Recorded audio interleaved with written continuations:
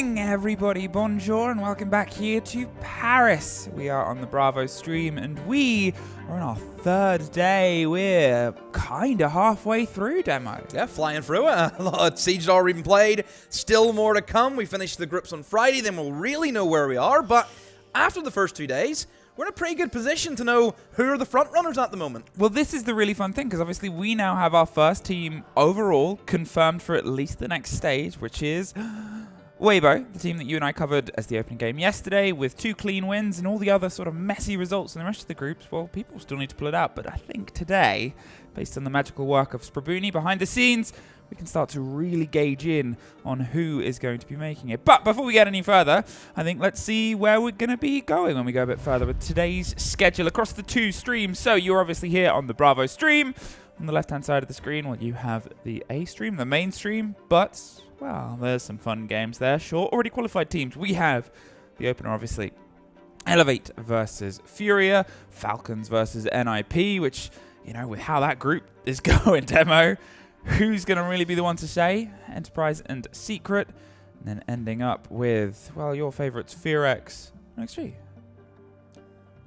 FLUXO, I noticed you.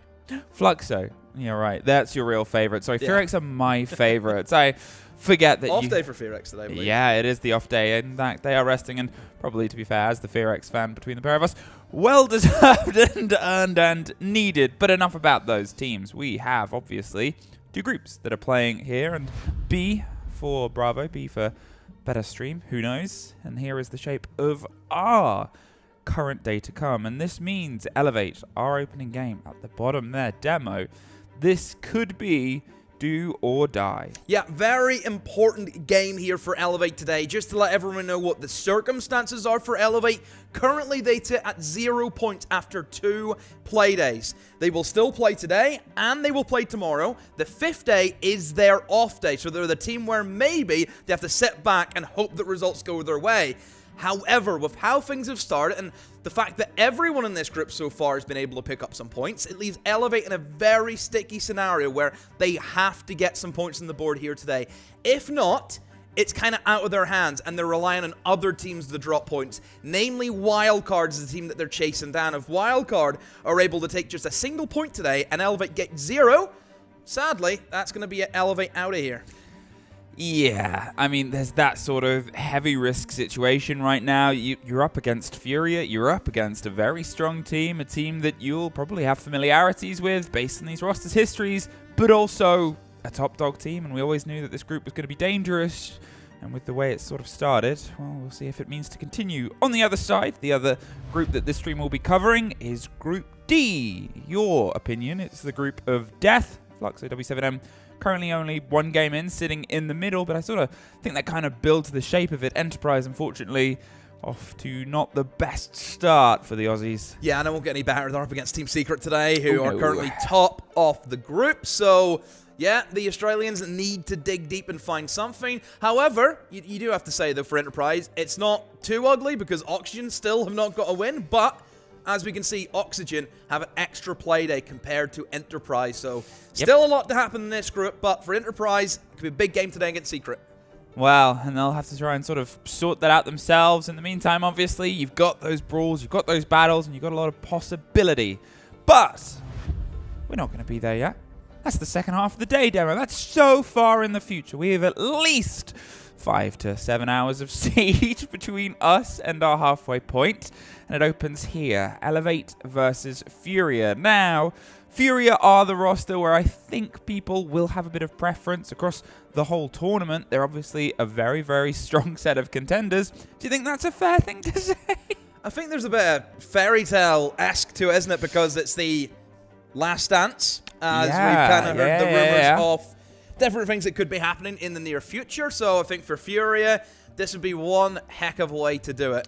As the last dances go in and win the hammer. And I mean, I was even speaking, some of the FALCONS guys, they say, believe it or not, it's actually up against us because this team always is going to be the one that I think FALCONS know they always have to be careful because FURIA, well, we've seen what they can do. We know what kind of team that they are. I think it's always the thing about having a team that has their accreditation, having a team that has their history, and having a team that has kept the competition hot after that as well. it shows the possibility, right? You have kill record breakers and setters. You have some of the biggest games we've ever had featured these 5 players. And this is still early doors for them. This is still, in some ways, a bit of a warm-up. And, you know, how hot can they get? The sky is beyond the limit. This is a team that can operate in space. Their opponents, well, they have a long journey to try to catch up with them. Elevate. Now, obviously, they, as you said, have had 2 play days already. They've had some long sort of work to be done.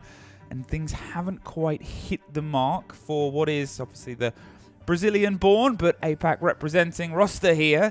Can they try and hang with the big dogs of their own home region, Demo? Yeah, I think Elevate surprised me. I thought that they would have at least got some form of point, but to get 2-0'd and 2-0'd in each of their series so far, it doesn't paint them in a great light. I mean, I thought the Elevate roster throughout the stage was looking good. Yeah. You know, we look at the players. We know these players extremely well. You think about the experience. Obviously, Psycho has lifted a hammer.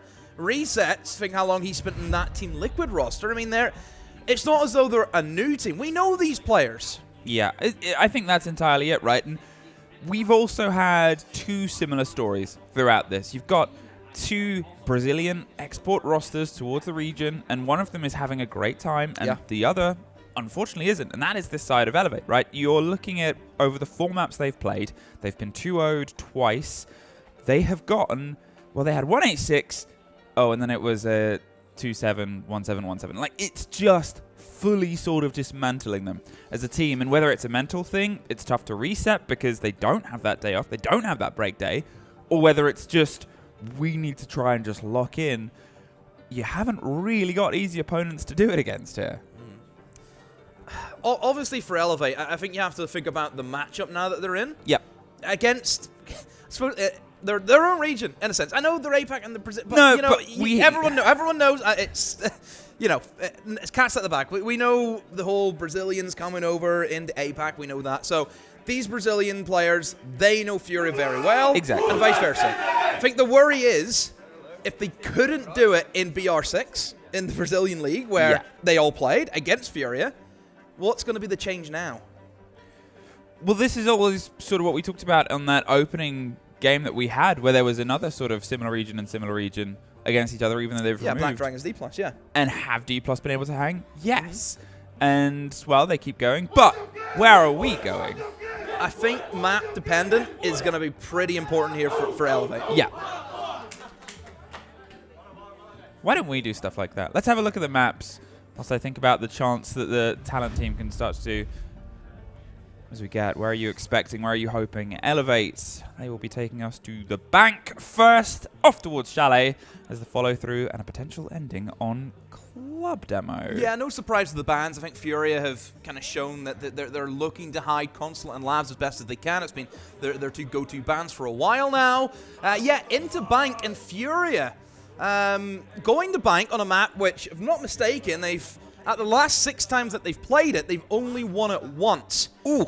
Do bear in mind, though, 2 of those losses did come during the Major, where it was up against Falcons and Team Secret. And I will say, or actually, it was Falcons yesterday, or the day before, whenever they played, it was this event. First day. Falcons and Secret, and just generally in EU, are all really good bank teams. So I'm not surprised that they go there and lose, but still a fairly close game. I still know FURIA, they love this map, that's why they leave it open. It's high preference for them. Yeah, that's the thing. In the grand scope of the year, it's an 8-5. But at the same time, for Elevate, 6-1. Yes, they haven't been tested as internationally as obviously FURIA have on it. They've, in a way, played tight for teams. Bank is going to be a big decider, but if it goes FURIA's way, I could see this being a 2-0. Yeah, no matter what, I think Chalet's going to go to FURIA. Elevate, not great on it. We know the top Brazilian teams on Chalet are just, wow. It's so impressive. We'll see that later on. You will. Oh, yeah, and I think if we get there, well, Club, that could be a bit of fun. But we will be starting with a nice, quick, early morning trip towards the bank where, you know, we make these deposits. And starting on the defense, FURIA, they'll be able to have a little bit more working for them. You're, again, piquing curiosity by seeing how much they remember about each other, right? Because, as you said, same region, you've got hammer lifters either side, you've got all of this old experienced pressure. Is it going to be something where they can rally, and is it going to be something where they can start to pull some bits apart? The roll. That's a lot closer than I would have expected, to be honest. Yeah, I think... Will it be fair? Probably. I think we might get... I mean, what does that translate to? A 7-3? Well...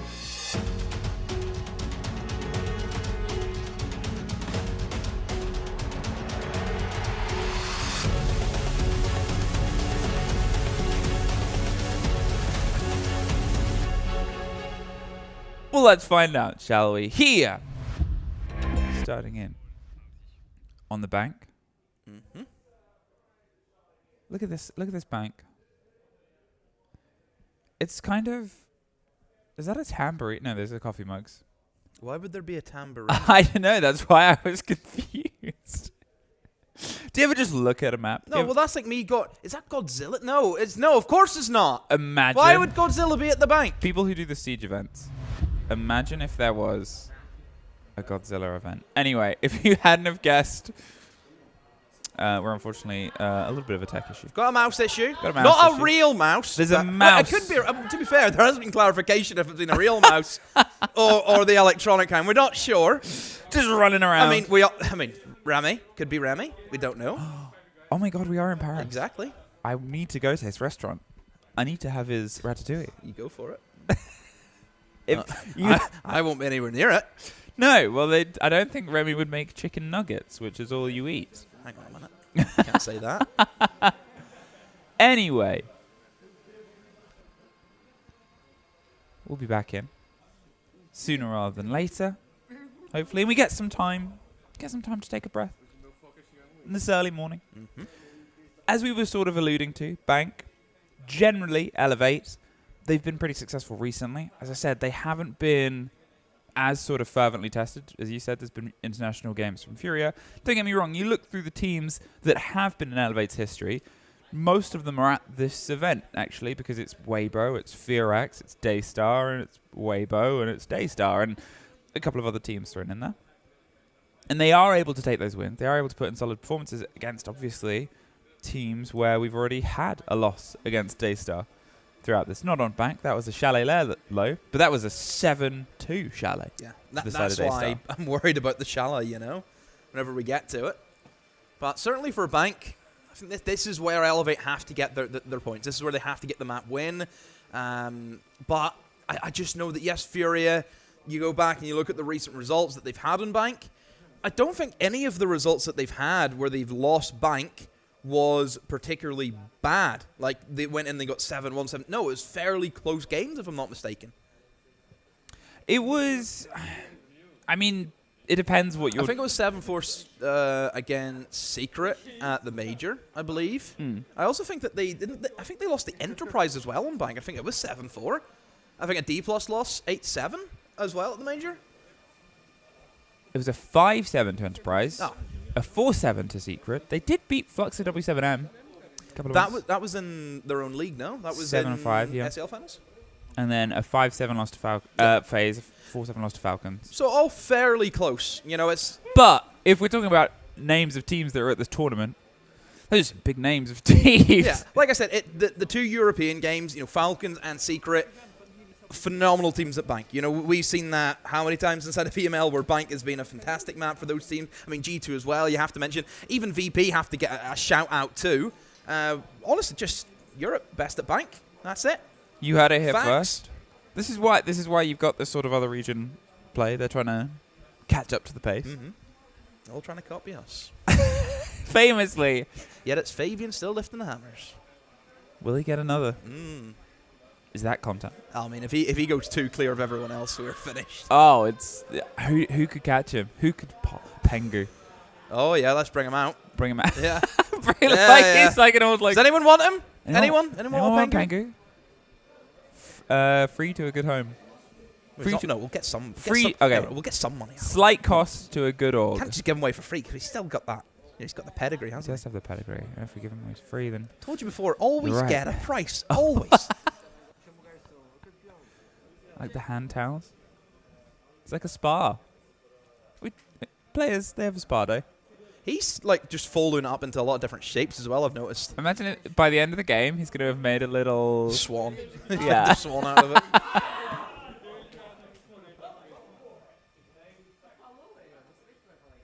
Big mouse. The issue. Trying to catch it, trying to get rid of it.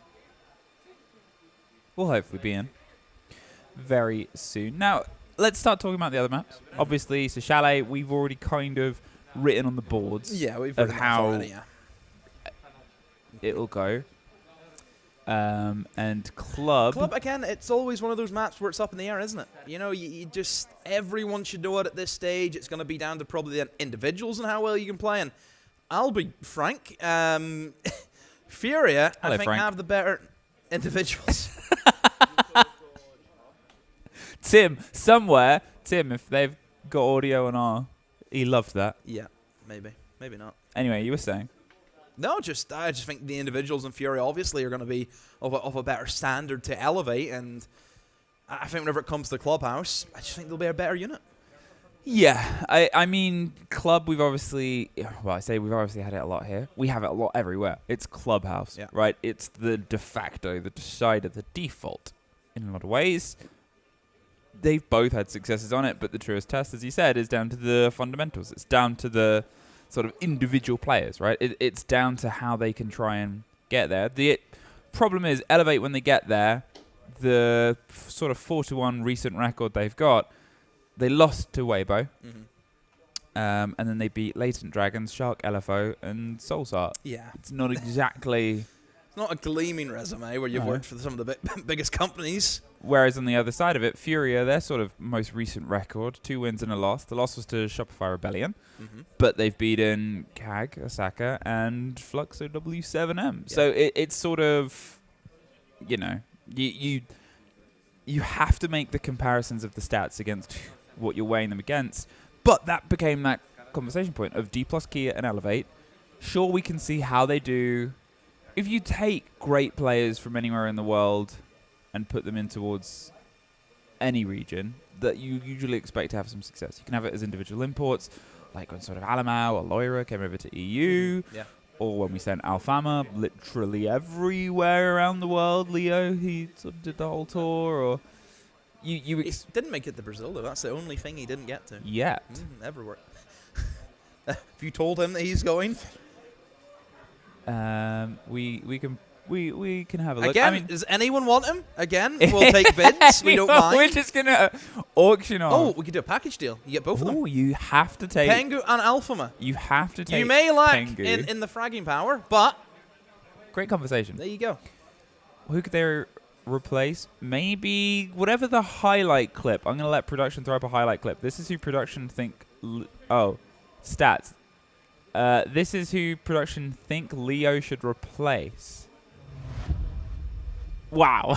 Production, that's crazy.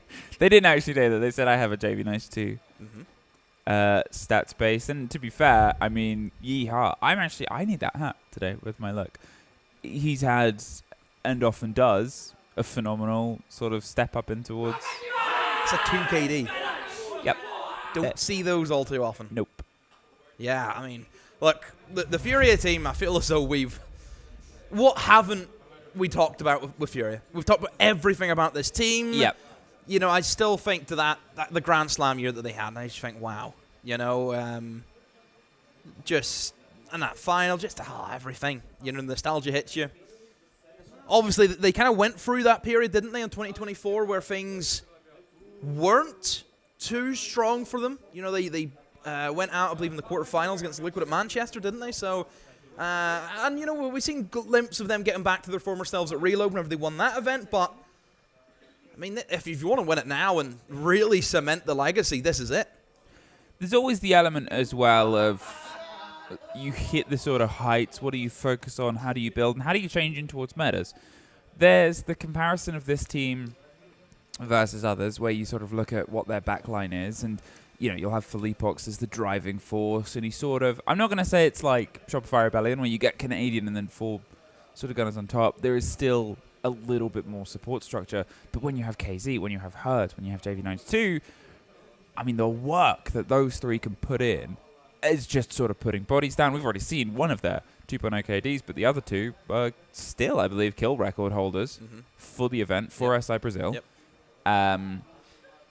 which is just a meteoric stat. The way that they can dictate a game based on that element, and then obviously, as I said, then you've got FLUXO, and then you've got Nade, and then you've got this backline support and structure that just sort of brings it all together. And to go back to the thing you just said before, what else can you really say about this team? Hey, there's Nade. I mean, that's a support player, by the way, and look at that. I love these images, by the way. I love that we got to do them. You refused to do one. And you're surprised? No, I'm not. I think what it would have been funny was if you just went there in your regular clothes. So then if they made like an on-air crew version of these images, it's all of us stood there in these like cool outfits and then you. Do you know who it really suited? Guz. That 70s sort of fashion. Oh, look at Casey. Look at that. We had Dez in that jacket. Imagine, chat, imagine Dez wearing that jacket. Right. I mean, we could just post the photo. We could just post the photo. You're right. And then Herds. Again, Herds. Where's he for? The racetrack? Yeah, he's you know, he's got a race to make. Again, 32 and 18. Yeah, almost. And more or less another 2. Almost another K2. Great entry statistic. And I guess we'll have to see how it compares with the other. I'm trying to work out, based on his expression, if that was working or not. Now it's okay, yeah. Good. Oh.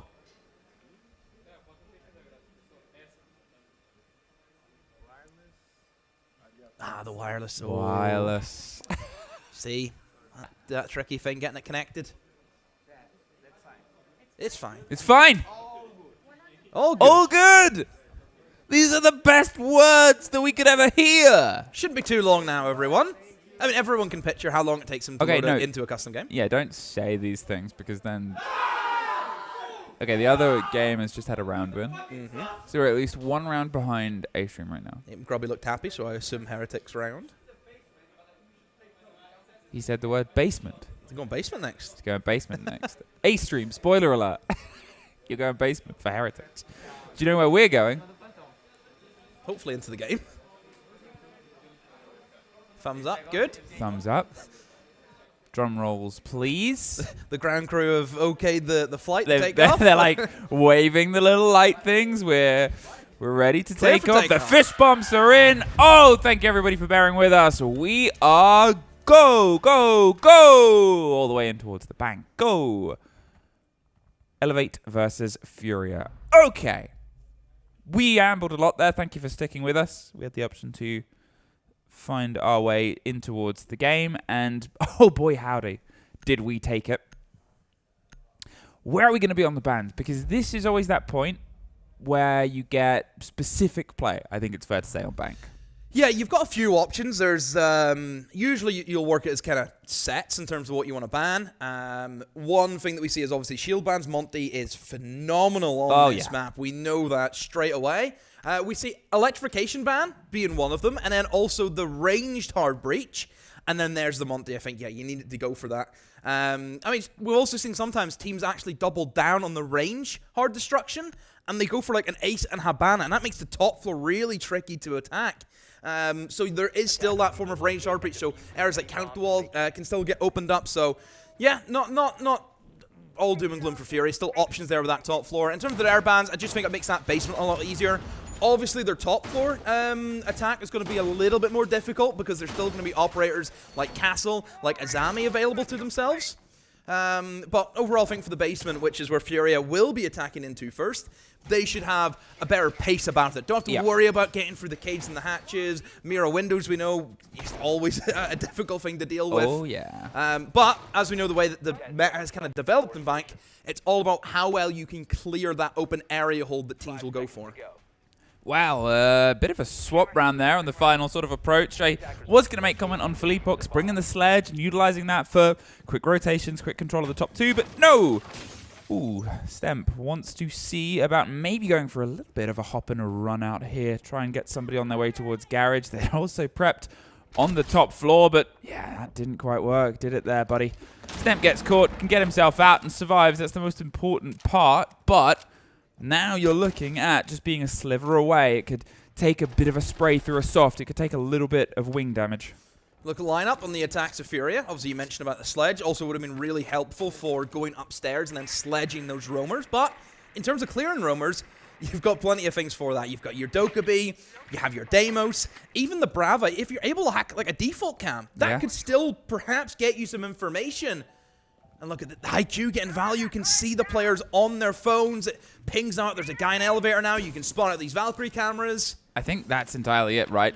Think about what is on the side of the defenders. You've got those Banshees, but you've got the double down of Intel, Valkyrie and Mozzie for IQ to play with. And don't forget, there is also a combination with IQ and Dokkaebi, where whenever the defender goes to switch off their phone, the IQ scanner can see them.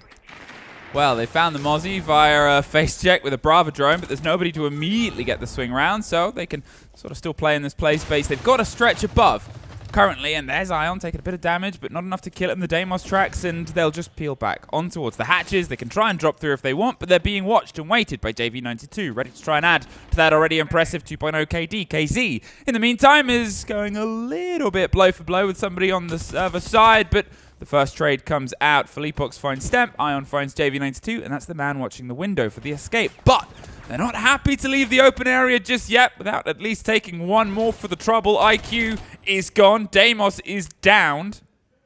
They're not going to go for the cleanup just yet. Can they get the pickup here, Demo?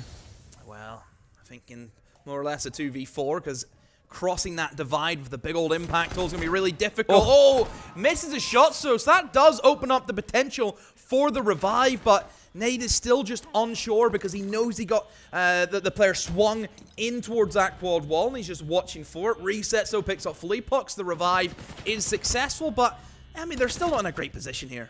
No, a bit more damage done. Obviously now the 3 versus 2, but they know exactly where they are, and they're still refusing to give up the territory. Keep it as a 2 versus 2. There's 20 seconds. They need to hit the site, but they're not going to see it. As Ion gets himself a second for the round, and Nade with the kit about to be rounded on from behind. And there it is. Wraps up the round. It's an Elevate opener. Yeah, I'm happy to see Elevate go with that style of play. Do not let FURIA in the game. Fight them for everything they're worth. And they did that. I mean, that's a basement. You wouldn't think it's a basement because we didn't see any basement played. But it was. And that was just a phenomenal roam. You front up the kills. You're playing off each other. I think the only thing with FURIA is you maybe needed to look for more options, because it was very just tellers and archives. That's where everything kind of stemmed from. There wasn't much pressure coming in from like kind of copy window, for example. That's always a good place to put somebody just to watch the rotations. Even getting somebody, you know, pushed up top square and then walking down square looking to challenge on the quad wall. You know, there's options too still for FURIA, but just couldn't get it going, just couldn't keep the numbers in their advantage. Yes, they were able to get some kills, but Elevate got more. False start. We'll find out soon enough as we get what is almost a full 5 rotation. Hibana is always useful. In the right hands, the gun is brilliant. Yeah, it might not have... Which gun? Okay. Even during its phase of having only 21 bullets, will always love the primary assault rifle. Yeah, ain't nobody using that. I don't care. I don't care. Ain't nobody using that whenever DMRs are a thing. Yeah, DMR. We are in DMR city nowadays. It just... yeah. Alright, I'm sad now. You've ruined my morning. JV92, to be fair, you could give him any gun and he'll still probably find a way to make it sing. Either way, the original point is Hibana. When you're looking at sort of the Kanto, the corridor angle, when you're looking at maybe if they're bringing a castle and you want to pop all of the castles as much as possible, who is better than Hibana? Yeah, and of course we know that Castle Azami were always going to be brought for this top floor. That is always going to be a given. You need that extra bit of kind of cover that you need to make for yourself, because Windows is the name of the game whenever we look at top floor. Castle barricades, easily dealt with, and it just exposes resets over towards the CEO, towards that front desk. I think they are looking for a spiral take, but what a peek from Psycho! Oh dear, nobody over towards lobby windows actually covering that angle. I mean, it's a risky take, you know, for Psycho to go for. He could have easily have died from a multitude of angles, but just catches him at the right moment. JV not in the correct position. Wow, Herd's locked out quite early. A lot of utility in the pockets of a player that will no longer be seen. And now instead they're going to see if they can try and drive the glass. FLUXO underneath just gets caught by Ion. Dodges either side. Another fight to find Ion. Connects a couple together, and even with the track, all you're getting is the reveal of who killed your friends. The grenade forces the play. Great little pinch from KZ. But fair enough, he's already done his work, Ion, and earned his keep. It's just the aggression, isn't it? It's really working for Elevate. FURIA losing a lot of bodies and just not trading back the kills. KZ and JV92 in the 2v4 scenario. Very separate from one another. You look at where both of them are. One pushing in towards square, the other towards main. There's KZ though. Oh, almost got the pre-fire, but Raps able to pick up the kill, and JV caught in an avalanche of pain as he walks up the stairs. Honestly, FURIA, they need to give their heads a wobble because this is not looking good. Well, how do you wobble? I don't know what that means, but no, that's incorrect. You have a timeout. FURIA have already called their attack timeout here, and fair enough.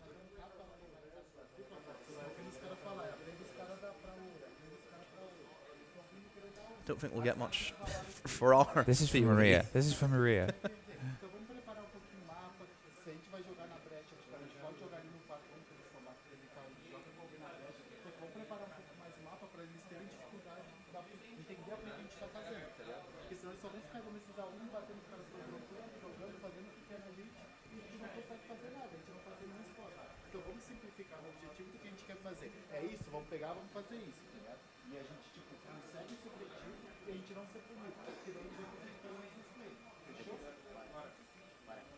Well, it might be for Maria. I mean, even then, even to be fair, if they're speaking a language I understand, it's still very hard to hear on the Bravo stream. But we will try and be quiet so you can get it. Unless we definitely can't hear, and then we'll just scream, I think.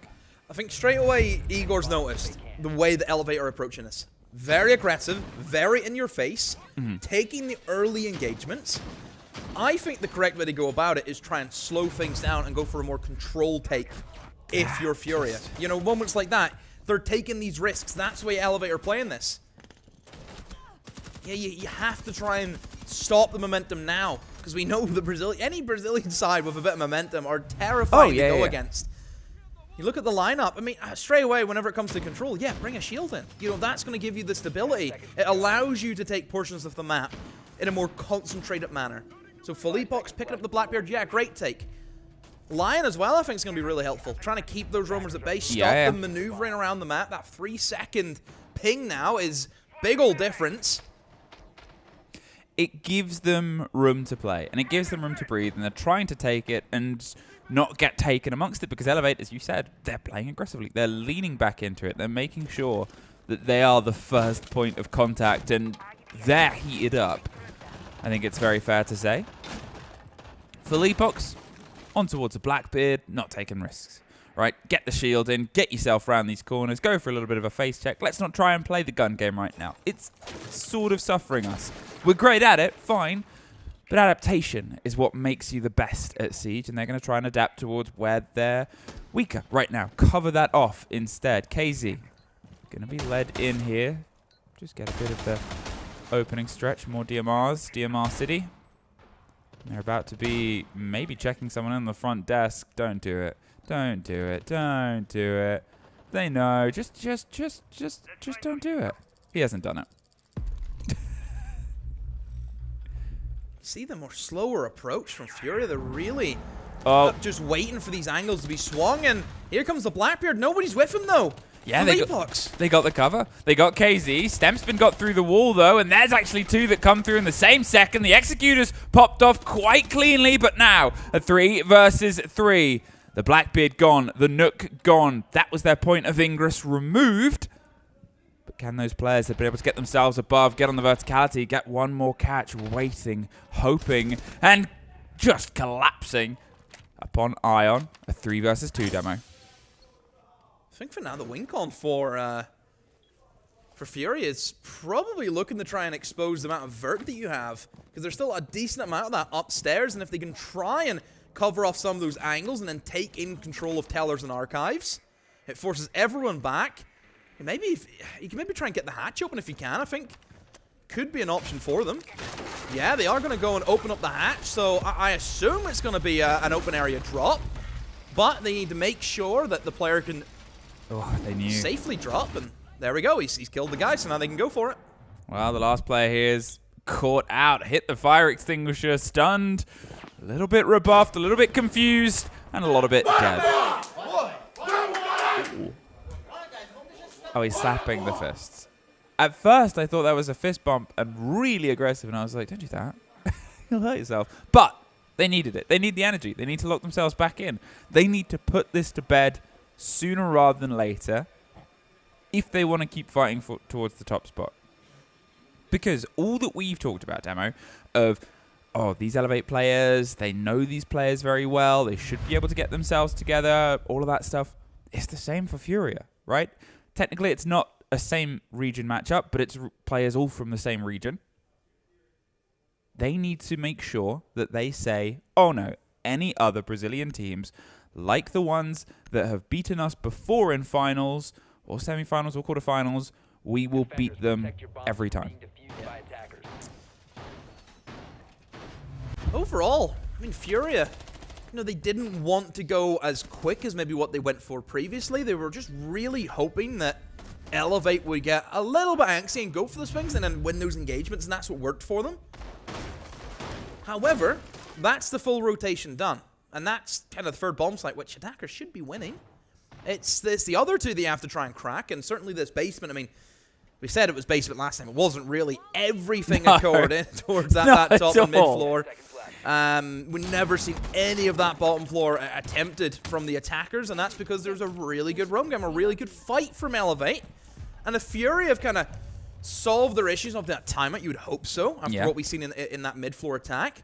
They can try and play that more controlled element to it. So this, because of the changes in dropping down and not being able to get your gun ready, he's happy to sit here and sort of propose, look, if you come down here, I will get you. Yeah, you can only drop a shield done that. Or you flash the guy out. Yeah, so he's trying to bait some utility there, trying to bait some attention, and they're just not playing that game. They're going to see if they can try and instead drive the Nook up. Once again, swapped over towards JV92, up towards Spiral. Now, we've seen attempted Nook plays, we've seen attempted Spiral plays. Neither, I would say, worked, though one in a round just did, but it wasn't really what they wanted to do with her. It's just a quicker, clearer chase onto, well, Ion. Two people invisible to each other's cameras. Who's going to be the one that can get the catch? Or are they just going to drive on towards green, get the person on Beeper's doorway? Are they watching towards this angle? They are. Ready for it, and that'll at least give the warning that, well, they're taking over the space, but Reset sets one. KZ sets it back inside the site. Herds putting pressure on towards it. You said, are they going to ignore it? Wow, they've driven themselves up on towards Gold Hatch, dropped down, found themselves in the vault, and locked off the rotate back round for Leapox. Waiting for the catch, hoping somebody else tries to show up, but they can't cross the divide whilst they have green stairs. There's one, there's two! Hertz gets himself 3 for the round, finds 4! And FURIA find that fury that makes them a top contender. Yeah, great play there from FURIA, knowing how heavy Elevate invest into that roam game. They've just sidestepped them, and they thought, let's go direct into the site. If we are able to take ATMs and control lobby, we then have that hatch available to us that lets us drop down into the bottom floor. Elevate, timeout.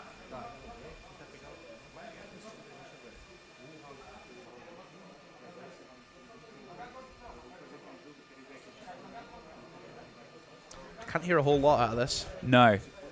I think even if you could speak Portuguese, It'd be difficult. very quiet.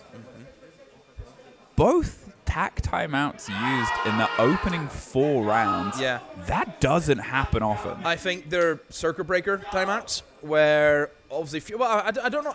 I think it's probably both for FURIA. It's one, stop Elevate getting the momentum, but then also Igor said, guys, look at how they're playing. We need to do something different. Whereas I feel for Elevate, they want to now stop the FURIA momentum. Yeah. You know, and maybe this is where they're going to try and adapt to the adaptation. And that's the whole mirrors that we're in. Well, all we've got ahead of us now is a lot of siege, really. This was really good as well from Hertz. Realizing, okay, what the play was. Let's go straight direct into the bomb site. We know there's going to be roamers. Where are those roamers going to be trying to rotate back into sight from? It's going to be down those hatches. Yes, and they're probably not going to take gold because they, or the vault hatch, because they know that somebody was in that position. Was in lobby, yeah. They'll expect that to be watched, so you go in towards elevator. You could try and go the other way. You could try and hit an open hatch, but it's, again, I would say the open hatch is a bit more worrisome because it can be watched, right? You know that they're in garage as well. They could have a cross on that as soon as you hit the floor. So where can you drop on a hatch that's quick, that isn't going to lead you into a firefight? Well, usually elevator, because even when you're defending it, you don't really have somebody actively watching it. Oh, the attackers are watching it. Who would expect such a thing? My lovely audience, my all-right demo, and my loveliest production crew, we're back in a timeout, unfortunately. Come on, I don't. I just wanted to... Oh, I woke up on the wrong side of the bed I'll this morning. walk and you can solo cast. All right. That wouldn't be the first time. Well, I had to do solo casting yesterday, to be fair. Yeah, okay. Maybe that's why. I woke up on the wrong side of the bed because I had to run around. I also sprinted.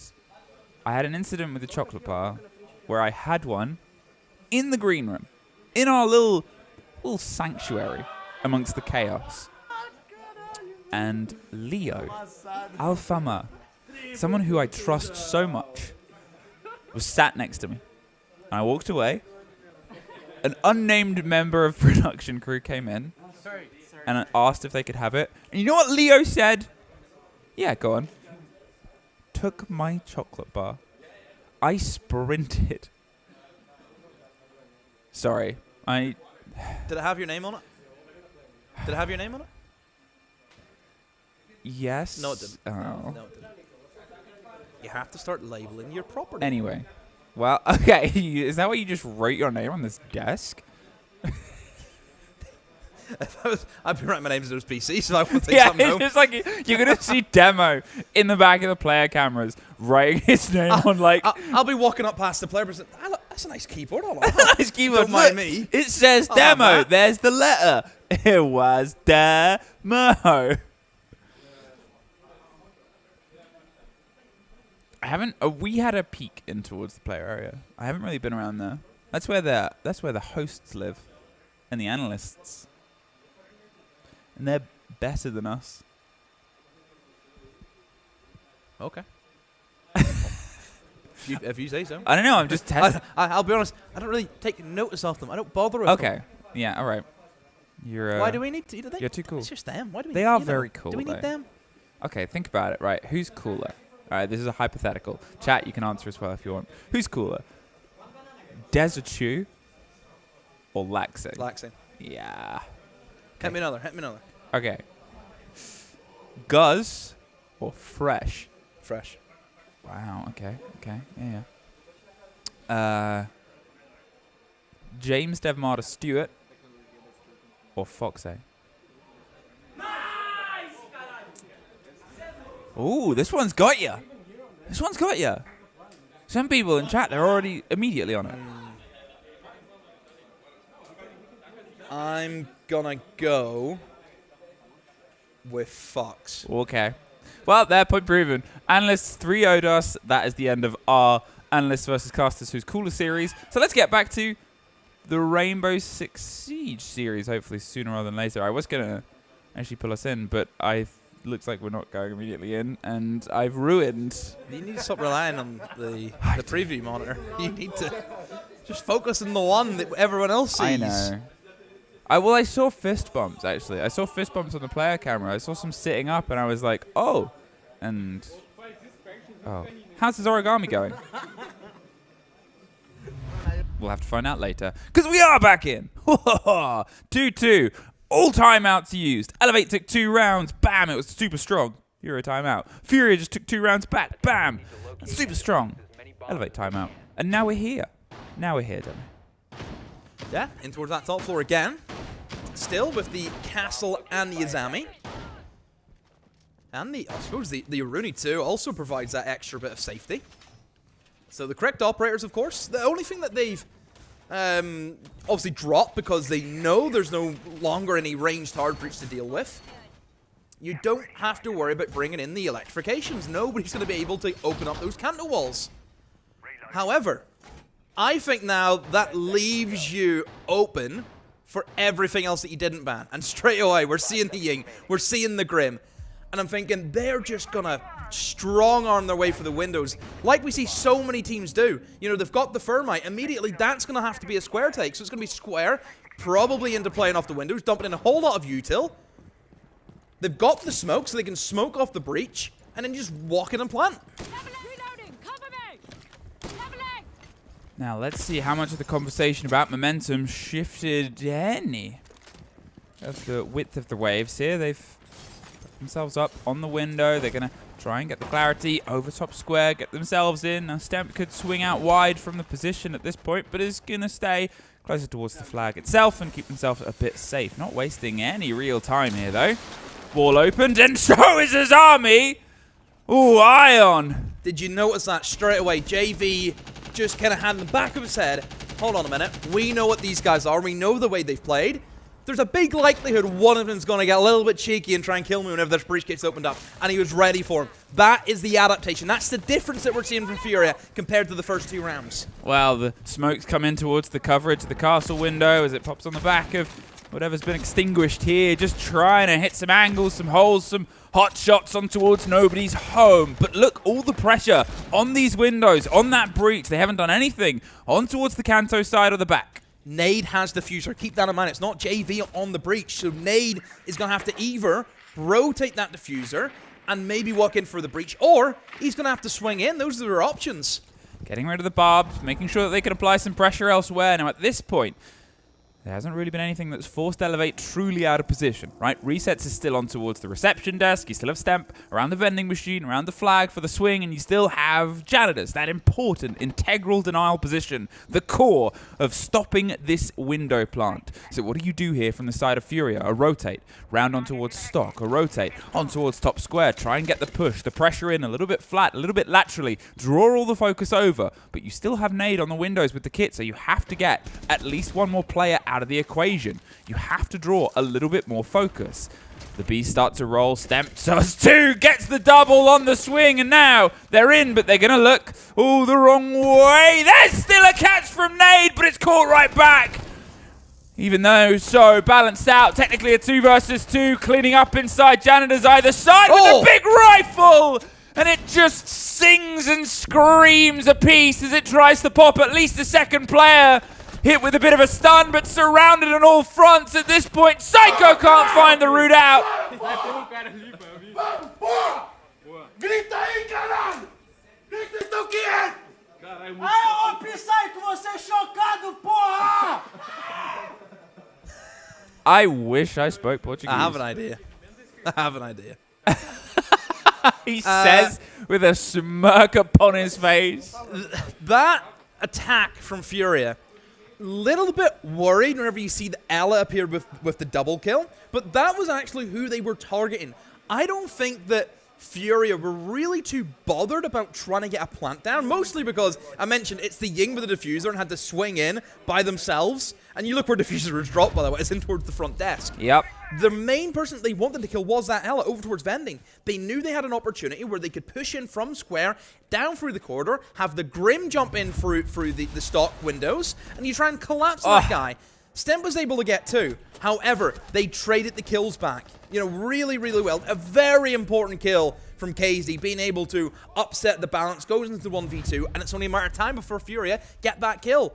Great 3 rounds in a row here for FURIA. Really good half already, and they still got another attack. Still got another attack, and also, that was the one after the timeout as well, and yeah, it was a little bit longer. There was the sort of tech pause afterwards, but still, the conversation, as you called it, the timeout was to stop FURIA's momentum, right? If anything, the tech timeout probably would have helped a little bit and slowed that even more and just put ice on the game, but unfortunately Elevate couldn't quite find a way to shake that out of their cup as fast as FURIA did. It was a fight.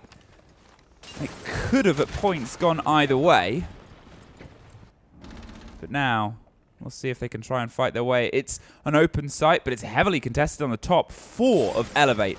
They're currently sitting on the second story, trying to piece themselves together, although I think one maybe just slipped their way down. They have the watch underneath. Ion, I think, is inside archives with the Solus. Yes, just down, reading all the player, reading all the sort of use of utility. We've seen Ying's played, and they're just making sure that they're one step ahead of any of these approaches from the Intel game too. Yeah, FURIA just opening up little portions of the map, putting pressure on the Elevate, trying to restrict that movement. We know that they're going to go with the shields. It's been working for them, playing that control-style siege. Great information being gained by FLUXO. They're playing aggro. Oh, not aware, though, of Ion inside of Tellers. Catches him as he exposes his side.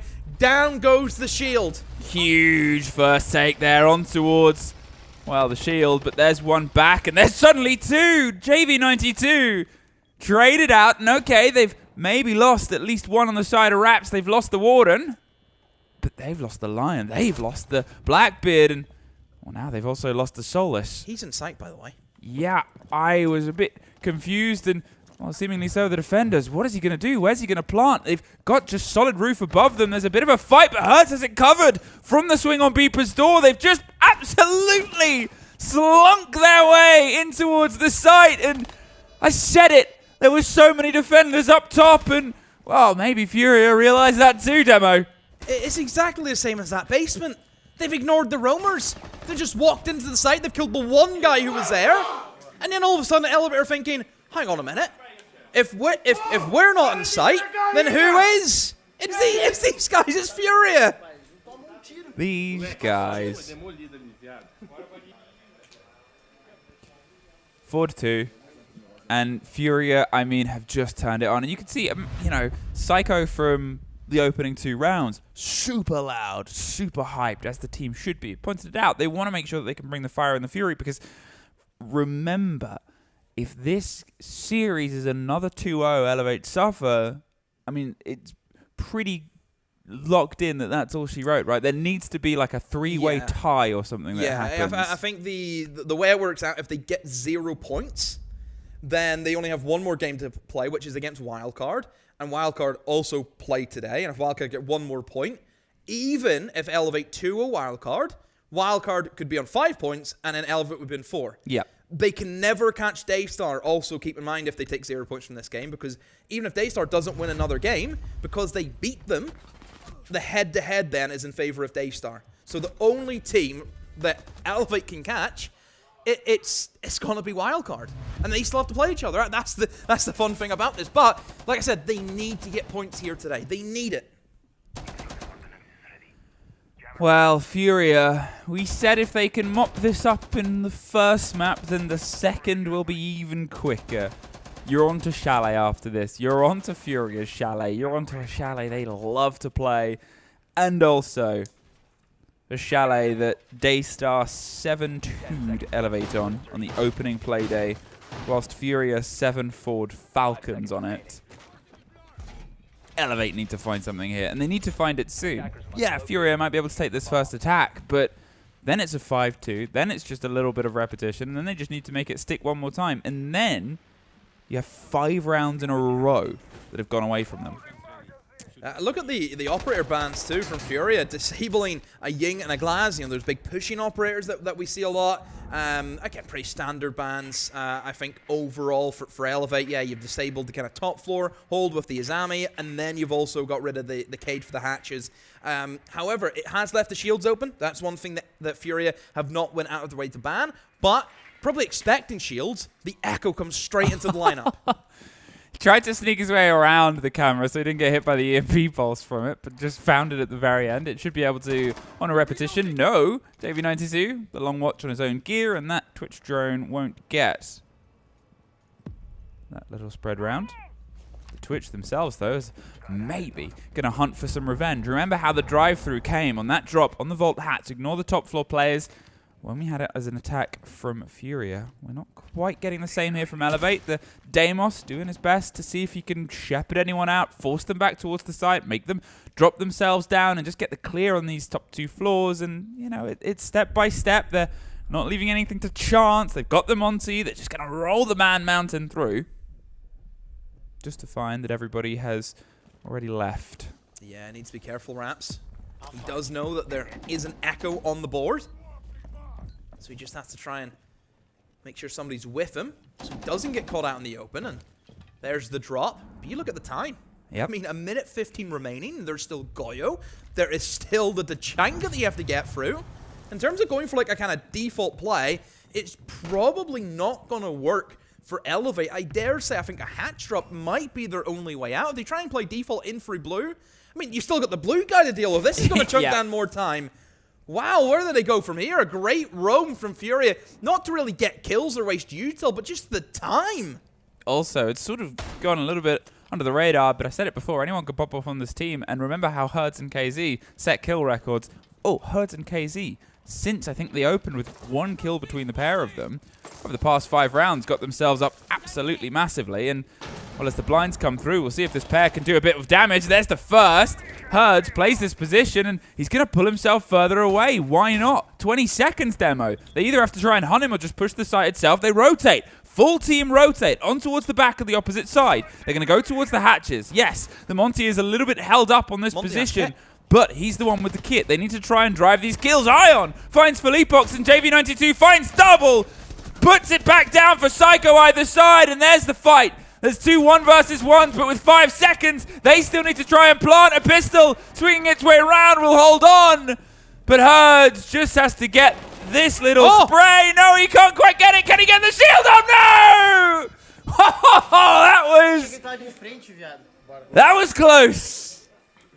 Oh, misses the mag with a ping. Woo! But able to get it with a shotgun. Yeah, a close affair. But Elevate, I mean, they just had the panic drop, didn't they? They just had to try and fight their way through, and they made a good attempt at it, but you just had that feeling. How are they going to kill them all? You know, it would just... it wasn't going to happen for them, and I mean, a great play as well from Herds. We knew that player in blue stairs was going to waste even more time for them. I mean, he just ran away. He ran into dirt and knew, if you want to push me, you're going to have to waste even more time, and I can still kill you. So there's so many variables in that round, but I think the biggest one was the time, and that's where Elevate fell short. It's also, if you sort of look at the bans, right, you're thinking about attacking that basement site. You've not got a Ying, so you can't really instigate in the same ways. And you've not got a Glass as well, which a lot of the time they'll try and dig in, get the swings around it on those sort of awkward angles. And those fights on the ground floor, around server, those are the tricky places to try and get yourselves in without those sort of, you know, swing round, get the blinds, and then push on the back of it ops. 5-2, though. And credit to them for how close that got. I mean, that they just had to send it, and it almost made the distance. With the clash pick up here from Nade, I'm wondering if that's going to be a bit of not a more panic response. They're a team that loves to play their own game, and they're 5-2 up. But just slow them down a little bit more, right? The same way they stretched the time of the previous. Do the same here. Move forward, move backwards, make them have to take stock, make them have to try and push you out of that flag position. We'll see if they take the bait or they end up with a little bit more time to work with here on the execute. Yeah, I think the clash comes in kind of the replacement for the Izami that's been banned away, because you still need that kind of fortification operator. And, you know, clash isn't necessarily that where you can place that cover. It's just not going to move. I mean, she's movable cover. Yeah. So you get what I mean? It's kind of the same, but not really. Which, then why am I saying that? It's alright, I do that all the time. I think I've puzzled myself here.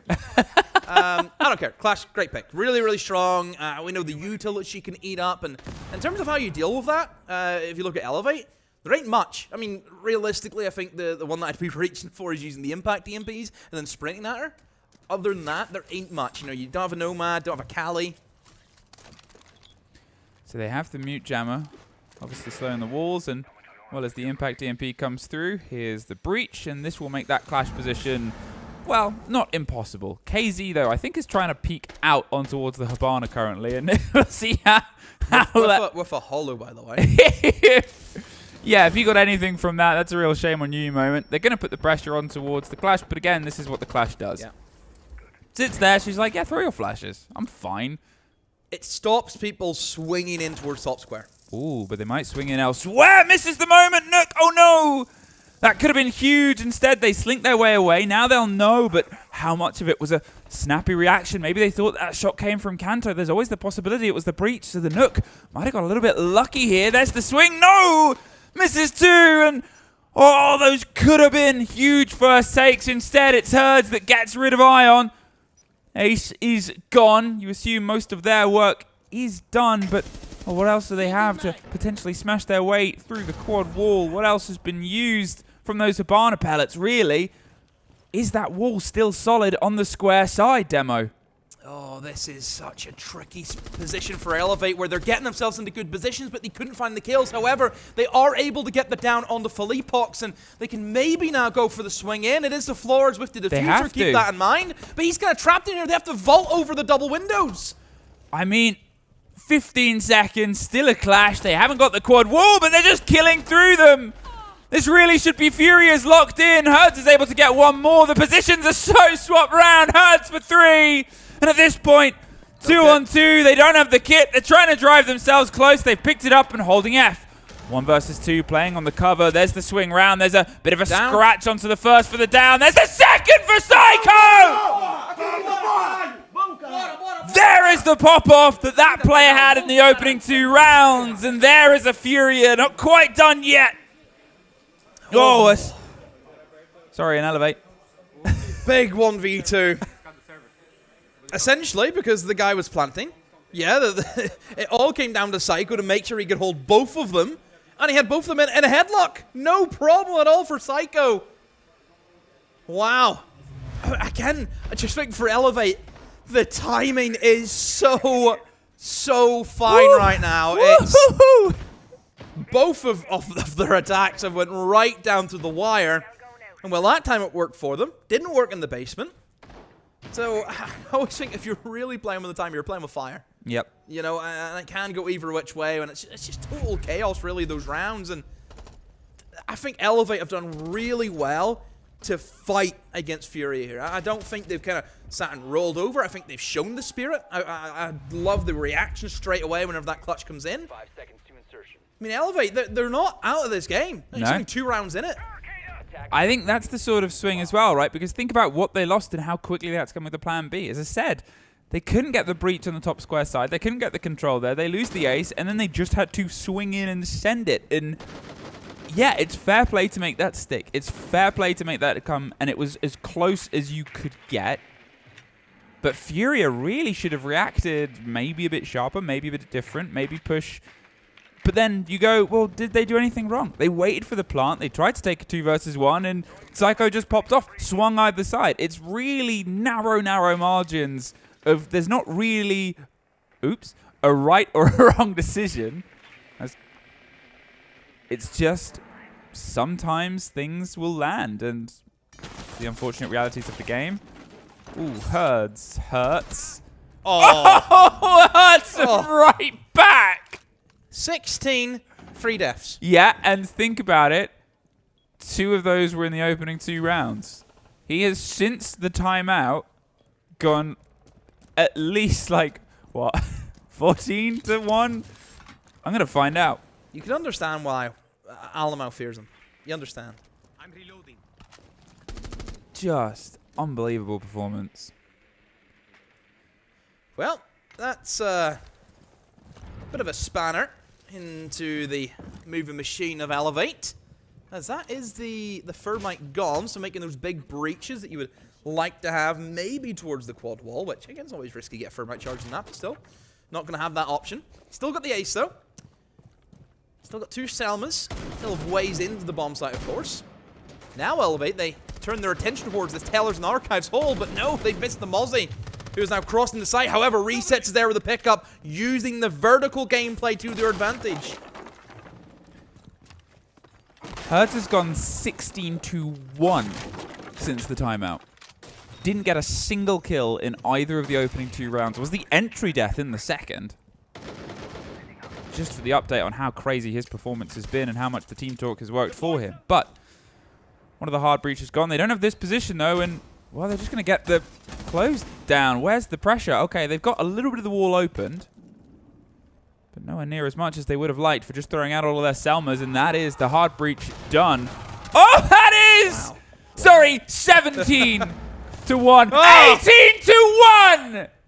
Since the team talk, the mental reset. Nate gets one. 19.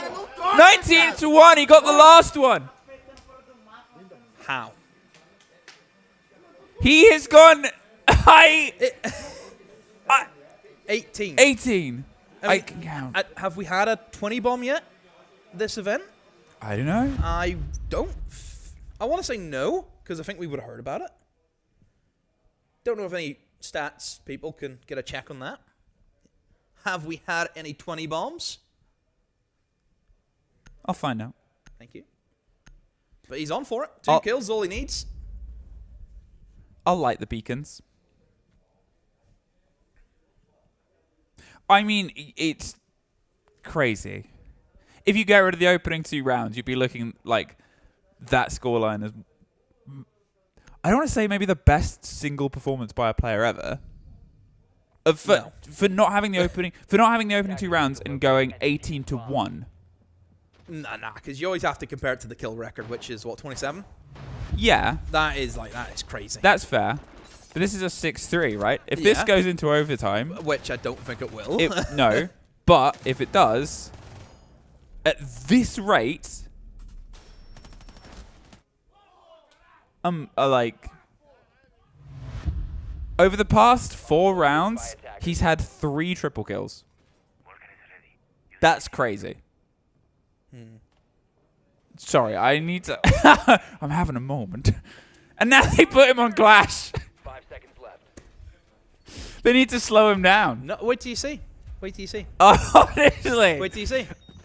Odds on at least 3 kills as a Clash. Oh, I like it. Using the Clash. Aggro inside of Dirt. Gains that little bit of information, kind of tells anyone on the attackers that that's going to be a no-go zone, unless you want to try and fight against that shield. See, for Elevate, I think they are going to try and want to go for that sweep and clear from top down. There is that open area hold, but as we kind of learn from the first defense of FURIA, they were just looking to waste a bit of time, not really after any fights per se. If that little bit of pressure gets added in, then yeah, they'll just drop and see a very early approach coming in from the Nook. I mean, the pacing here from Elevate is a lot better, and this is what they needed to improve on, because then it leaves them a lot of time for that endgame. JV92 gets the opener on towards Stemp. The Deimos is gone, and this could end sooner rather than later before Herds even gets beyond 20 kills. They've lost their chance at hunting down these loose players, and they're so cautious, right? They're getting themselves in and getting some of these breaches, but you know, you can see that pace, that ferocity that they had at the very beginning of the game is just sort of dissipated. Okay, just wait. Right. They get themselves through.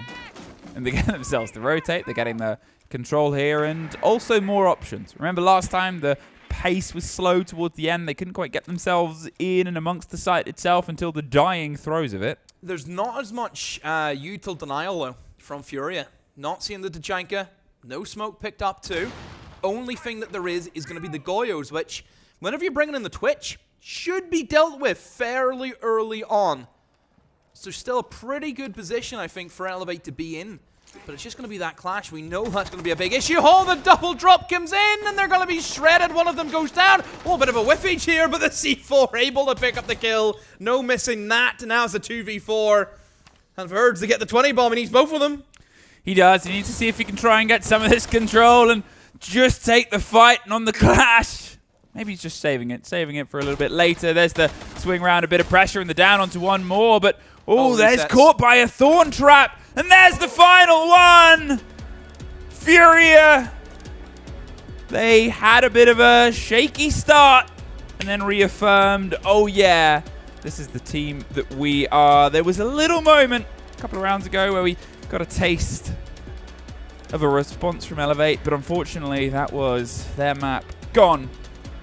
Now ahead of them, oh, might be frozen out from Chalet. 18-3, 18-1 since the timeout was called after round 2.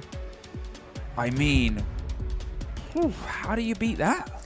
Well, you all need to try and find some kind of solution, but whenever a player is just on one, you know, and really heard he could do no wrong, he was killing everything that came near him. For Elevate, you're thinking, how do you beat something like that? It's like the Terminator's in there. How do you go against it? Yeah, I mean, it's one of those sort of performances, as we said, where it's, this is a player that wants to win, right? This is the player that has said, I'm going to take all of this control. Yeah. Multiple 3Ks, multiple bits of confidence. And you're thinking, hey, what's a good map for people who are confident in their guns right now and confident to move around about? Oh, Chalet. Yeah. You have a follow through. You know that sort of demon is about to get bigger and bolder. And fair play for the team. Obviously, it's a team game to sort of prop that kind of performance up. But I still can't get over 18-1. That's blow my mind. No, well, just all right. Just sorry, any other day for FURIA. Come on. Yeah, that's true. Actually, I thought you were going to say it's just any old day. I'll get that. Well, score. just because you haven't dropped 18 kills doesn't mean it's not real. No, my games were over too quick. I win in ranked 5 rounds. Anyway, 5 rounds? So not 4? No. 18-3, as I said. But you look at the rest of the team, right? We talked about this at the very start of this. That backline of Nade and Philippox, their job is to sort of support the team. And as I said, it's a team game. On the other side, it's not that the killing game was generally a million miles away from a few of the Elevate players. This doesn't, you know, sure, Stemp was a bit behind as an entry. It started off really well for Elevate. You know, I think they went out of the doors gunning, ready to go, but that timeout from Igor was really well placed. They then slowed their pace down FURIA. They knew what they were up against. We've seen a few times where Elevate tried to go aggressive, but FURIA ready for it. They were expecting that style of play. And then whenever we've seen the side switch and we go to the attacks for Elevate, it was the time management. That's what really done them in here today. Well, what's done us in? Taking a quick break before we're back with map 2.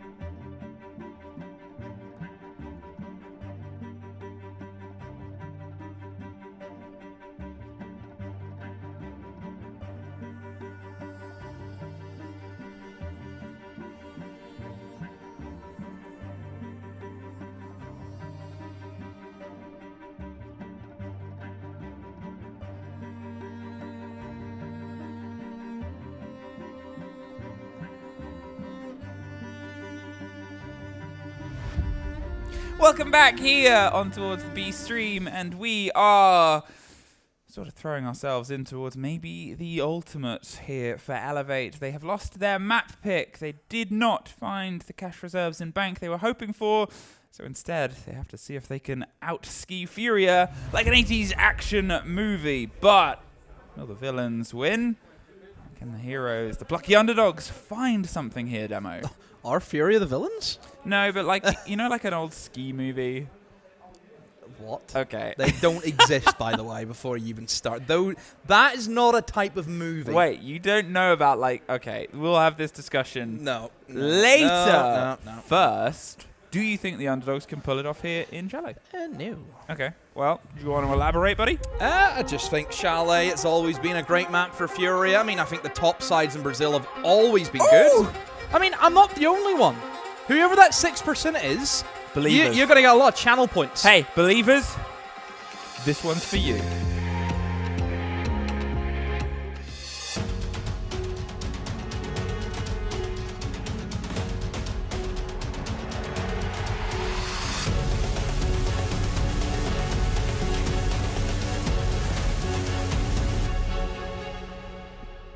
It starts, as every great movie does, with potentially impossible odds, with everything stacked against them and only 6% believing. That is not how every movie starts. The best movies do. No. Okay, such as? Lord of the Rings. You're not going to beat me in this. Lord of the Rings. Did you think that it was easy for the hobbits to get the ring to Isengard? Do you think that was easy? The ring wasn't supposed to... Whoa. I'm testing you. Whoa, I'm testing you, movie boy. Is anyone in the back who wants to come work with me instead of this? Because this is causing issues. I love the idea that you think me, Yep. the girl who dresses up in medieval armor and fights people, doesn't know Lord of the Rings. I can't even pronounce it. Doesn't know Lord of the Rings enough to test you on silly bits Wait, of you Lord of the do Rings. medieval fights? Oh, I do. Really? No Yeah. idea. Yeah, if you follow me on Instagram, I think it's all I kind of post. No. Yeah. I didn't realize putting on armor and fighting people was going to be so cathartic. Yep. When I got my Esports Siege Common D last year. You get that? Yeah, I hope. Oh, you didn't tell me. Oh, I should I have. don't think you've told anyone that. Well, I got the trophy. I'll show you the trophy right now. Here it is. I always bring it with me. I wish I was doing it then so I could have had that in the video, because I think that would be, and this is maybe the nerdiest sentence I could say, I think that would have been the coolest thing to have in the video, is fighting in armor. And there's going to be people that are like, that's so nerdy. And I'm like, I don't care. Okay? I don't care. I care. We're going to rehost again, if you hadn't have guessed why I've started this. I had such a cool build in towards that map, and then I had to throw it all away. You're a bit jumpy today, aren't you? I've noticed I you're a am. bit, I don't know. I didn't get a lot of sleep last night. I'm chilling. Like, this is just, just a bit of fury, you know? Do you know they actually say the third day of any broadcast or of any show or of any work thing, if you start a new job, the third day is the toughest day. Why is that? Because that's the day when you're just before your body gets used to the clock and gets used to the reset and the exhaustion of the three... What do you mean used to the clock? As in, like... Hate to break it to you, there was an hour time No, I'm not, difference for us. I'm not talking about You that know. clock. The I'm Australians, what do the Australians get? Like, just they have to suck it up? Yeah, they do. They should, and they probably will. I'm talking about like the idea of what a 9 to 5 is in this case, or like a day of work, or a day of a show, or a day of whatever. It takes 3 days. Yeah, but you worked 9 to 5 before this anyway. Not directly before this. Well, as in before you got into... Oh, yeah. esports, No, you're but I just mean, if used you to start this. any new job... Anyway, we're back in the game. But I'm going to finish my point. I don't care. If you start any new thing, the third day is the one just before your body has acclimatized to your new routine, but the exhaustion of the first 3 days of getting used to the new routine catches up with you. Also, I'm in my early 30s. I don't care. Anyway, we're back in Siege. Let's talk about Siege, shall we? Monty, Glaz, Ella, Warden. Gone. Bye-bye. We don't get a lot of Ella bans, to be fair. Well, Ella's seen quite a rise in pick rate, hasn't she? Yeah. I think for a few reasons. One, I mean, the gun has kind of been back to its best over the past number of patches and the changes that's happened. And then obviously the kind of the play with shields, where there's just been so much of it, and Ella being a great counter where you can get that shield bash immediately and get some pretty easy kills onto those shields. Yeah, makes sense to remove the Ella, you know, a very strong operator. Currently, just because it's the meta. Warden, again, just going to open things up for a Ying here. I think that's going to be the main worry now. Without that operator, the flashes are going to be a big worry. So certainly Elevate, they need to be careful of that. In terms of util denial, I mean, there's none from Elevate. They've actually went straight away for the Oryx, so obviously expecting shield to be brought by FURIA, and they'd be correct. There's a double shield setup, Blackbeard and the Blitz.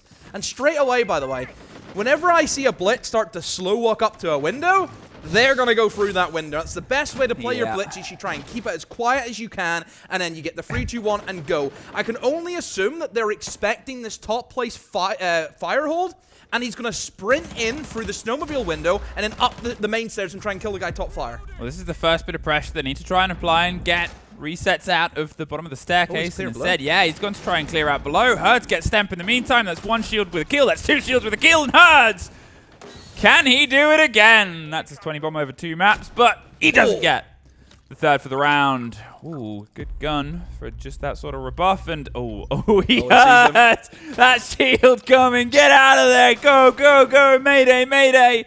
Via the wine, up West Main, and they're not quite in a position to catch the fleeing player, but only just. Psycho slinks his way back round. A bit of a run around. And think about where he started. He's not actually too far away from where they first drove him. But somebody is lurking. Somebody is hiding. Somebody is maybe about to make a friend with a big blinding bit of metal. And oh no, the worst time to pop up. Moves away from the blind. But there's 3 players coming in for the execution. Casey locks it down. 2 players left. But there's still 1 player left. And there's still no players left. They are no longer still trying to hold on. I love Blitz.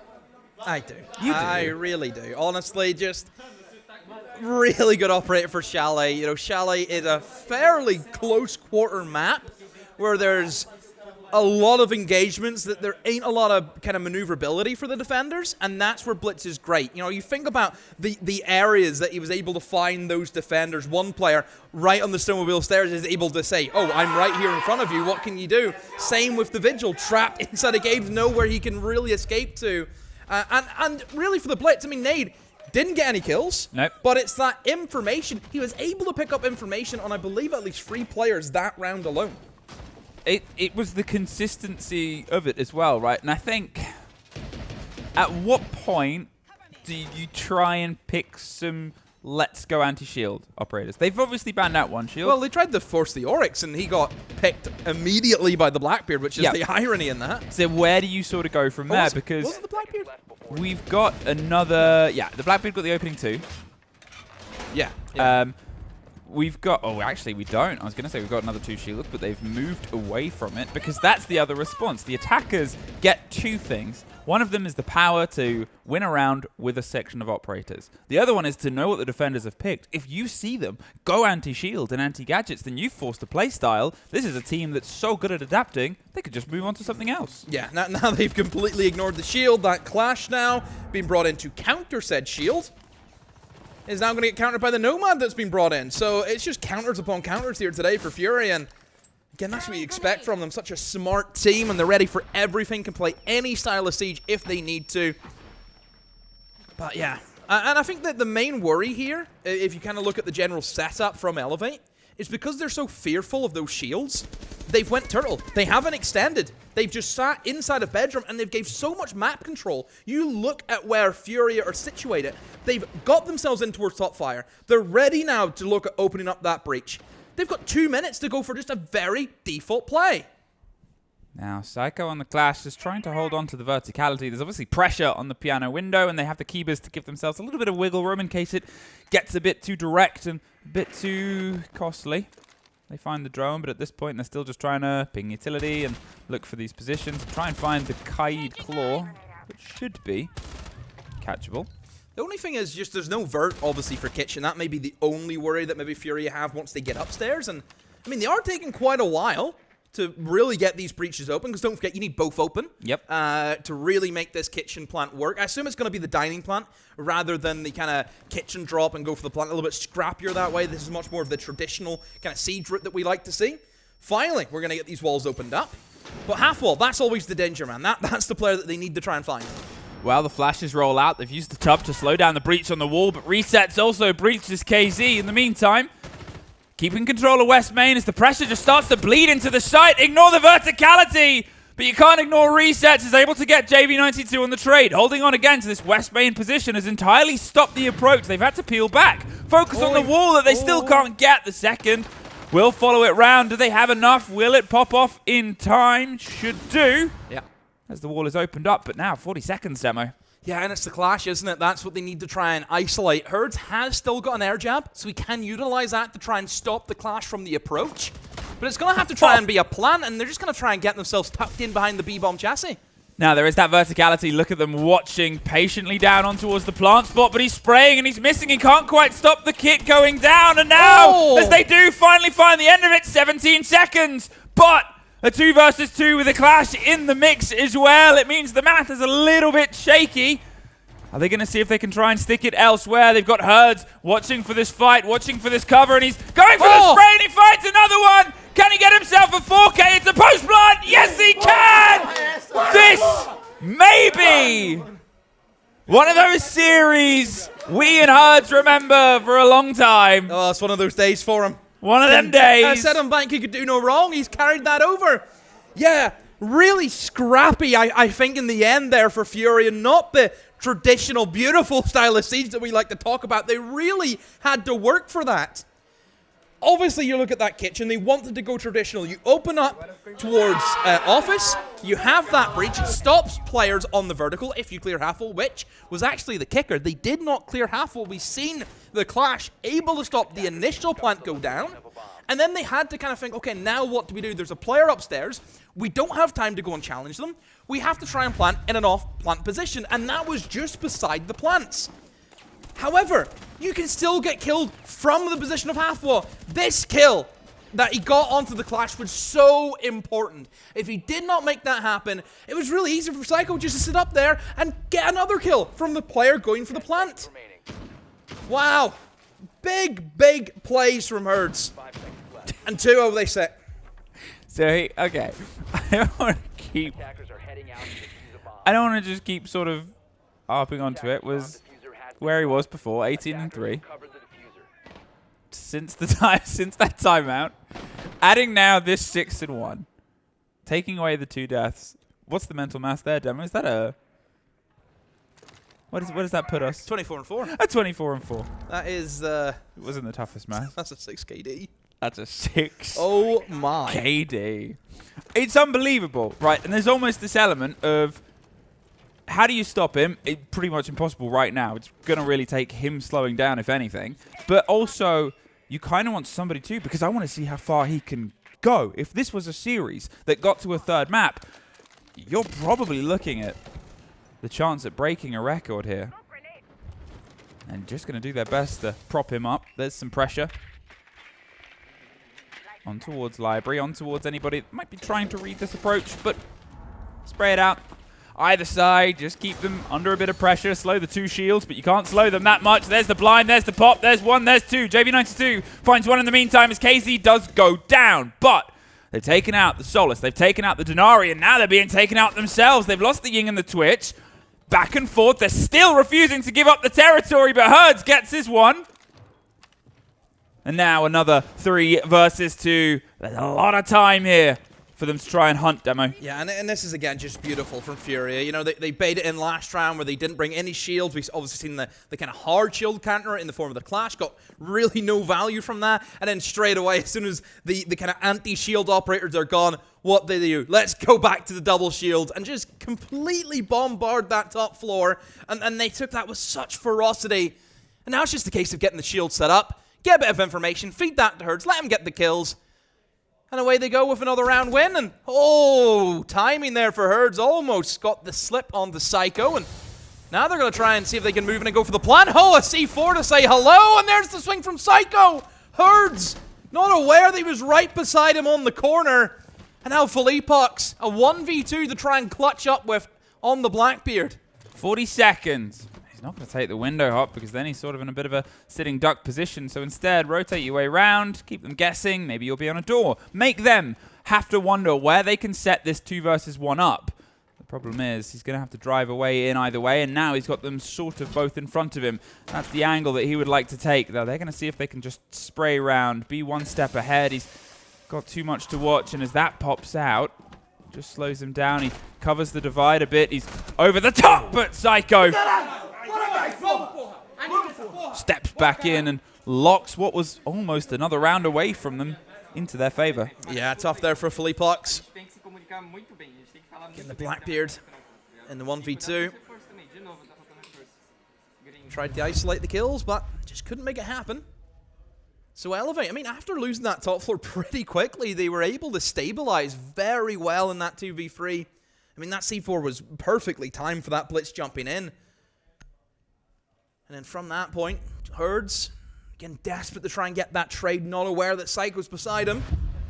And that leaves, obviously, FLUXO in the sticky situation. Elevate timeout. I mean, first of all, too quiet for us to even hear, even if we could speak Portuguese. Second of all, I think this was going to come regardless, but also think about how that round was at one point going to go away from them, right? That they were in the 3 versus 2. They still had loads of time, a minute 40, more than half of the total round, had a shield up, had all they needed to build, and then just went for the execute, and the execute was punished. Game still, over this entire tournament so far, especially the games that we've cast, based on how I've seen it in that, I'm confident to talk about other games, is the best site for defenders. Just has been so locked in seemingly throughout this, and also still not the first pick for a lot of teams. There's some that have sort of gone there first. I think Shopify Rebellion did in the game that we covered. I'm trying to remember. Anyway, but otherwise, it's the problem is bedroom and the problem is kitchen. Well, I will say I think Chalet is one of the maps where all 4 are viable. We've seen success from all 4. Teams will play all 4. But it is going to be attacker-sided. You know, that's the way this map just plays out. We've talked about the crossfires that you can establish whenever you think about the windows towards the kind of piano balcony area. Obviously, big window towards the top floor too is an issue. You've got top fireplace. Just so many different cutoff points that you can really abuse from an attacker standpoint. So 4-2 halves are expected, and at the moment, we're on par for that. You know, it's 2-1. If we have a repeat, then there's the 4-2 half that we're all expecting. Now, obviously, with that timeout, we couldn't quite hear, and even if we couldn't quite understand what was being said and put across there from Elevate. But you wonder what the conversation is. Based on the pickup, they've still got the Denari. Can play against the shields, can just cause a bit of a problem on the hop-in windows, obviously, and those are... Think about, you know, you're on towards Ivy window, you're on towards piano window. They're awkward bits to clear out first without taking a lot of internal map. You need to otherwise get your way up the stairs, you need to cross library, you need to cut your way across. There's a lot to do to get rid of small bits of gadgetry without just bouncing nades around, obviously. But that's not really how they like to play. You've got a lot of flashes and a lot of flashy players, and are they just going to go straight towards the site? There's some smokes popping in. There's a Nomad that is so tempted. Maybe they had the read that this is clear. They know that there'll be players either side, but they do not know. Oh, yes, they do. Herds off to the races once again. Psycho washed inside the bath. And now spraying through for the next. What are you doing? Wasn't listening. Was locked in elsewhere. That's 2 for Herds. But he's probably not going to stop there. He's about to be swung. JV92 is the cover. Herds, he's well aware he's about to have a fight, but JV92 has that support structure. KZ's caught. There's JV for Stamp, and that's just one more for Herds. Can we get a head check on Raps? Is the headset on? He was enraptured by something else. The guy's spraying through the wall right beside him, and he just, I don't know. Just no reaction. Get some new in-ears, maybe. Well, look, overall, whenever you think about what I said, where you can really use a lot of the windows and use those cutoff points, I mean, FURIA, they used that really well. I mean, they isolated those kills. They made it so Elevate had no breathing room at all. And I suppose now probably the worry here for Elevate is you've just used the timeout. And you go into that round and you get absolutely destroyed. I think that's sort of what happened in the first map as well, right? When we had the timeout called. That, again, it just... Hello? What do I always say? The lights are on? Somebody could be home? No, there's nobody home. Nobody's home. Yeah. So he's now 10-2 on this map. You are fixated on this Herds Because watch, I want to see a record broken. It's a kill watch right here. It's a kill watch. Yeah, this is this is the opposite of like a fraud watch or a hate watch. This is a kill watch. Because you have to pay respect towards what is possible, and what is possible is breaking records. And 10-2 after 4 rounds. At this point, you look at the rest of the team as well, and you're thinking, okay, Casey's got himself even, JV92 is in the positive, and Nade and Fleepox are playing the support roles. Yeah, but that's what they always do. But it's everything. I mean, one thing, the support players will not be bothered as long as they win the game. But this is what we talked about at the start, right? This is how we said this team likes to operate, is you have 3 of the best gunners in the world with a very solid backline. Yeah, you got Nade who can play like just any operator that you need him to. Yeah, and Fleepox obviously is at IGL. Wow. Big Nade. Big Nade. Oh, did you see that? The Yorick dash across. Oh, he's playing with him. He's dashing back and forth. He had to dodge the nade into the flames, and he goes back across again, but they're ready for him this time with even more util. Well, Casey's able to find one. In the meantime, there's somebody else picked off, but JV92 is caught. They've still got this territory. They're still trying to hold on to it, Elevate. You can see them stepping back in. They don't just want to sort of hand it over. Casey gets caught out. They've now hopped in towards Library, and good pre-fire. Yeah, great resets. Knew we needed to win it. Took a slightly different approach from the player that was further away, and for what feels like the first time in a long time, a man advantage in towards the favor of Elevate. Okay, good position. And you have a bit of limitation on what they can do, and think about where the site is.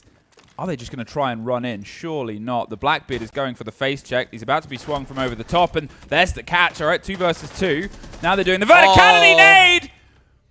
Gets the coverage, and now it's a 2 versus 1. Ion. All that's left was the top player on the first map for them. Can't quite catch the second, and now with a shield, it's a post-plant situation.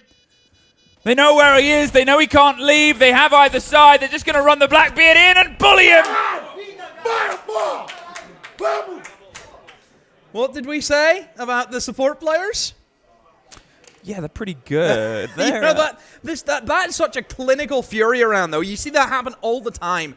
I think they are just absolutely spectacular whenever it comes to winning rounds that they have no right of winning. Whenever the odds are so stacked against them. You think about that scenario. Elevate with that aggressive roam game, which worked well for them in some parts during Bank. They went for the same approach. Good team play, using traps a lot better. That little bit of barbed wire as that player jumped in through Library, that helps. That pre-fire comes in. And then the 2 remaining players have no map control. All they have is what, I think it was Bar. Was that it? That's where they came in from. And they were very clever in how they went about that. They heard the rotations. They knew there was 2 roamers. They heard them rotate upstairs, back in through Piano, and they thought, as they're rotating back, as they're transitioning, why don't we just try and double up on the one guy in the site? And that's what they did. The Solus exposed himself, loses it, and then we see them in the perfect position. Those players are still running back to site as they are geared up behind that dining table, ready for the plant. And then from there, so easy for the Blackbeard to control that space, to stop that aggression. The shield work today has been so impressive from FURIA. And it's not done yet. Nade currently on the blitz. On the site that they did lose. Now, you said Elevate will be looking for 2. Here is time to make that come together. Obviously, they weren't a million miles away last time. It was a bit of a brawl on the site itself, and the plant was just swung round on, and, well, actually, they were in the advantage, and it was stolen away from them. Early removal of the Goyo canisters, of the utility, and of Wraps. KZ quietly making sure that he can get his one, get his entry, and put down who could be a problematic roamer later on. Raps has had these positional moments. He's been able to strike back, and now, well, he's out of the equation, which means that the catching of the rest of the map is something that should be a bit simpler. Yeah, I think having that opening pick for FURIA just opens up their options now. They can use that extra man to cut off different windows, different positions, hit a backstab maybe. I mean, Chalet's got plenty of those. It's a very large map that roamers have a lot of fun of, as well as the kind of lurkers as well. So we'll see what they want to try and go for. Obviously, we're going to be looking at this jump in through the big window, try and get the shield in the back and go for the plant. The only issue is, what about C4? It actually killed them last time, remember? The Blitz jumped in and just got annihilated and resets in the same position, ready with the C4. That's a clone. That's not real. Don't panic, everyone. It's not real.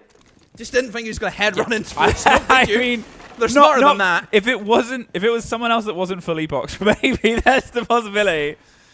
But they have some of this verticality. Ion has JV92 though. There's the Thatcher gone. There's potentially the chance at a C4 if they have the one. Yeah, that's it. The Thatcher could have stopped that, but at this point they can't. Stemp still has blue, still has this locked down. You can see FURIA are wondering where to go first. Well, Herds goes first, takes Stemp. That's that blue player gone. There's a close fight on the right. Does he know about Denari? Oh, does he know about the jump out? Oh, rotten timing, rotten location, and now the Blitz has to take the 1 versus 1. It's Nade with the kit. It's Denari with the gun! Gets the hit, and Ion locked it above. Now has the kit above a locked hatch. Psycho has Herds. This should be the 2. Based on the work, I said it before, Ion had been that top performer for Elevate on the first map and had been quiet up until this round. But what a round to find your feet. 20 seconds, KZ, and they are not offering him anything. They've got the dead man playing above. It's a locked hatch. He could try and rotate out double if he really wants to, but why would he? He's got the kit. He can waste time. Even if he dies, he's still got to come that way. But he won't go anywhere close. 4 kills for Ion.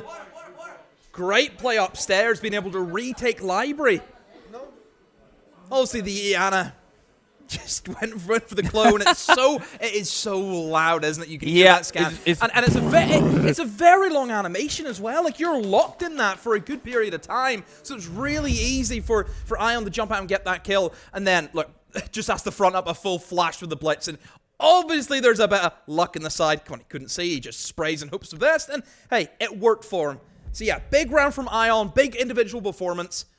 Elevate, even though it's not been a pretty sight in some of these rounds, 4-2-half, so there's still potential here, but their attacks need to be a lot better than Bank. Mostly their time management. That was the issue for them. Oh yeah, everything was late. It was late, it was a bit scrappy. It wasn't a million miles away at points, which is a good thing in some ways, because you know that, as you said, that time management, if they can find an extra 10 seconds, 15 seconds from somewhere else in the round, almost execute could become a great execute, could become. There are whole teams that have built on that mantra of, we just need that final 30, 20 seconds. We just need that little bit of time, and we've got everything there. I mean, it's also a long animation to get out of as well. That is probably the moment. Great read from Ion, stepping in, knows a shield is going to come his way, can hear it, obviously very audible, starts the knife before he's even hit by the blind, and then sprays and hopes, and sometimes hope is a nice thing. At this point, though, FURIA on their defense. Starting themselves on, as I said, the most successful site. As I said, some teams will opt to start with it.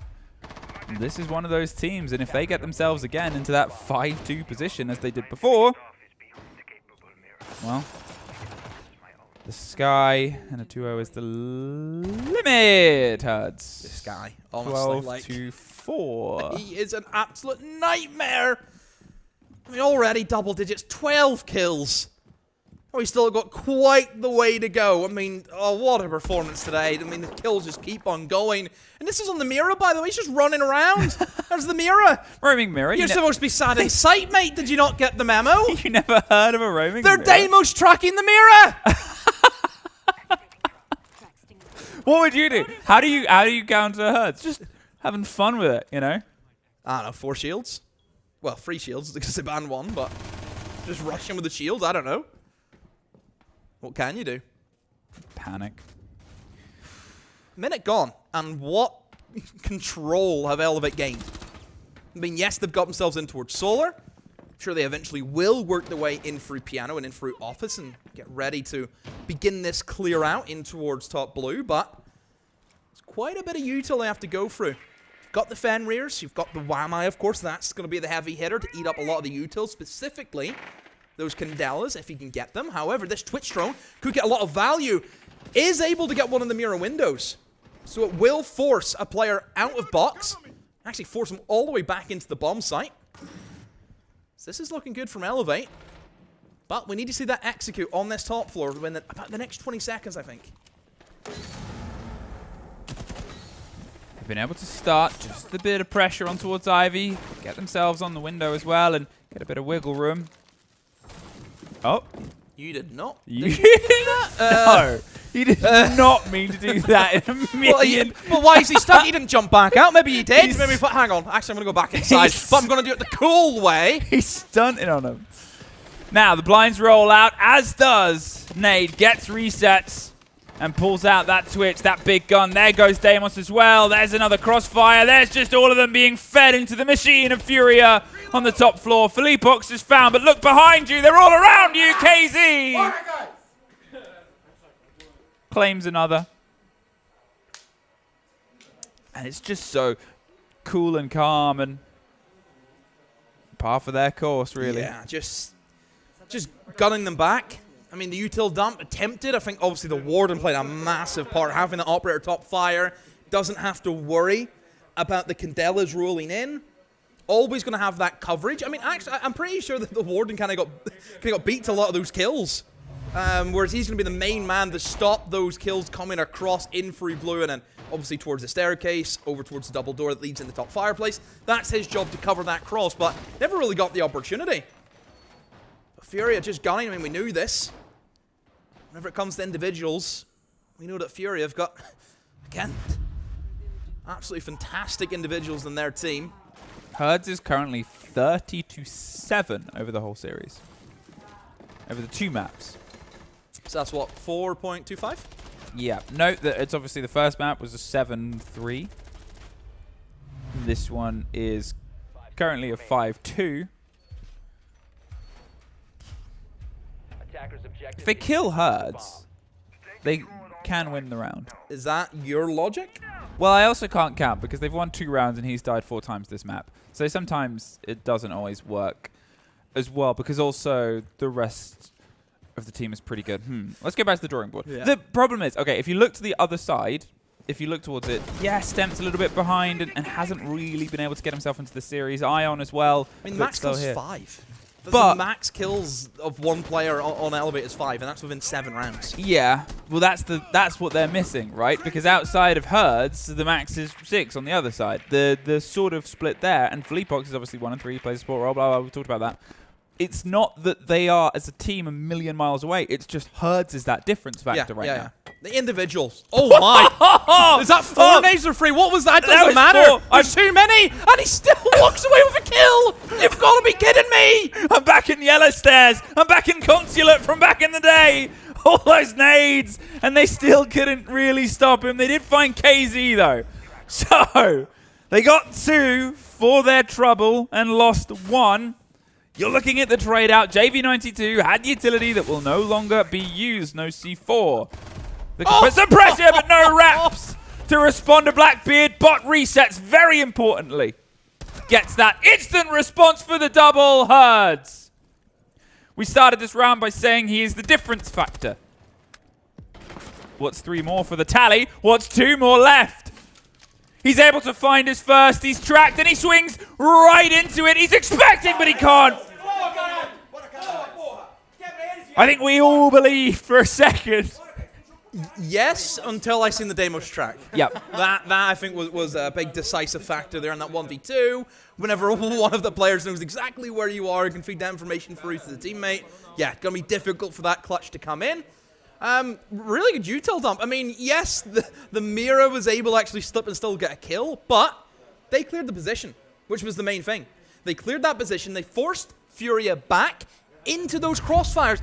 That's what I'm talking about in Chalet. You dump that util, players have to move, and because the map is fairly close range and you are going to be exposed to a lot of exterior angles, that's where you can catch them as they try and rotate off that util to not get killed by the nades. So yeah, very impressive from Elevate. They knew exactly what they wanted to do. They had that game plan. Everyone was in position. 3-2-1, in goes the nades. They have to pull away. They pick up the kills. They have that man advantage to overwhelm the remaining player, and they win that first attack for them. So Elevate, again, similar to Bank. I said it on Bank as well. They're not far off, and they can still do this, but again, FURIA, have they shown any signs of slowing down? I don't think so. There hasn't really been a moment, I feel, where Elevate has controlled the series. You know, if Elevate wins round, FURIA's straight back in it again.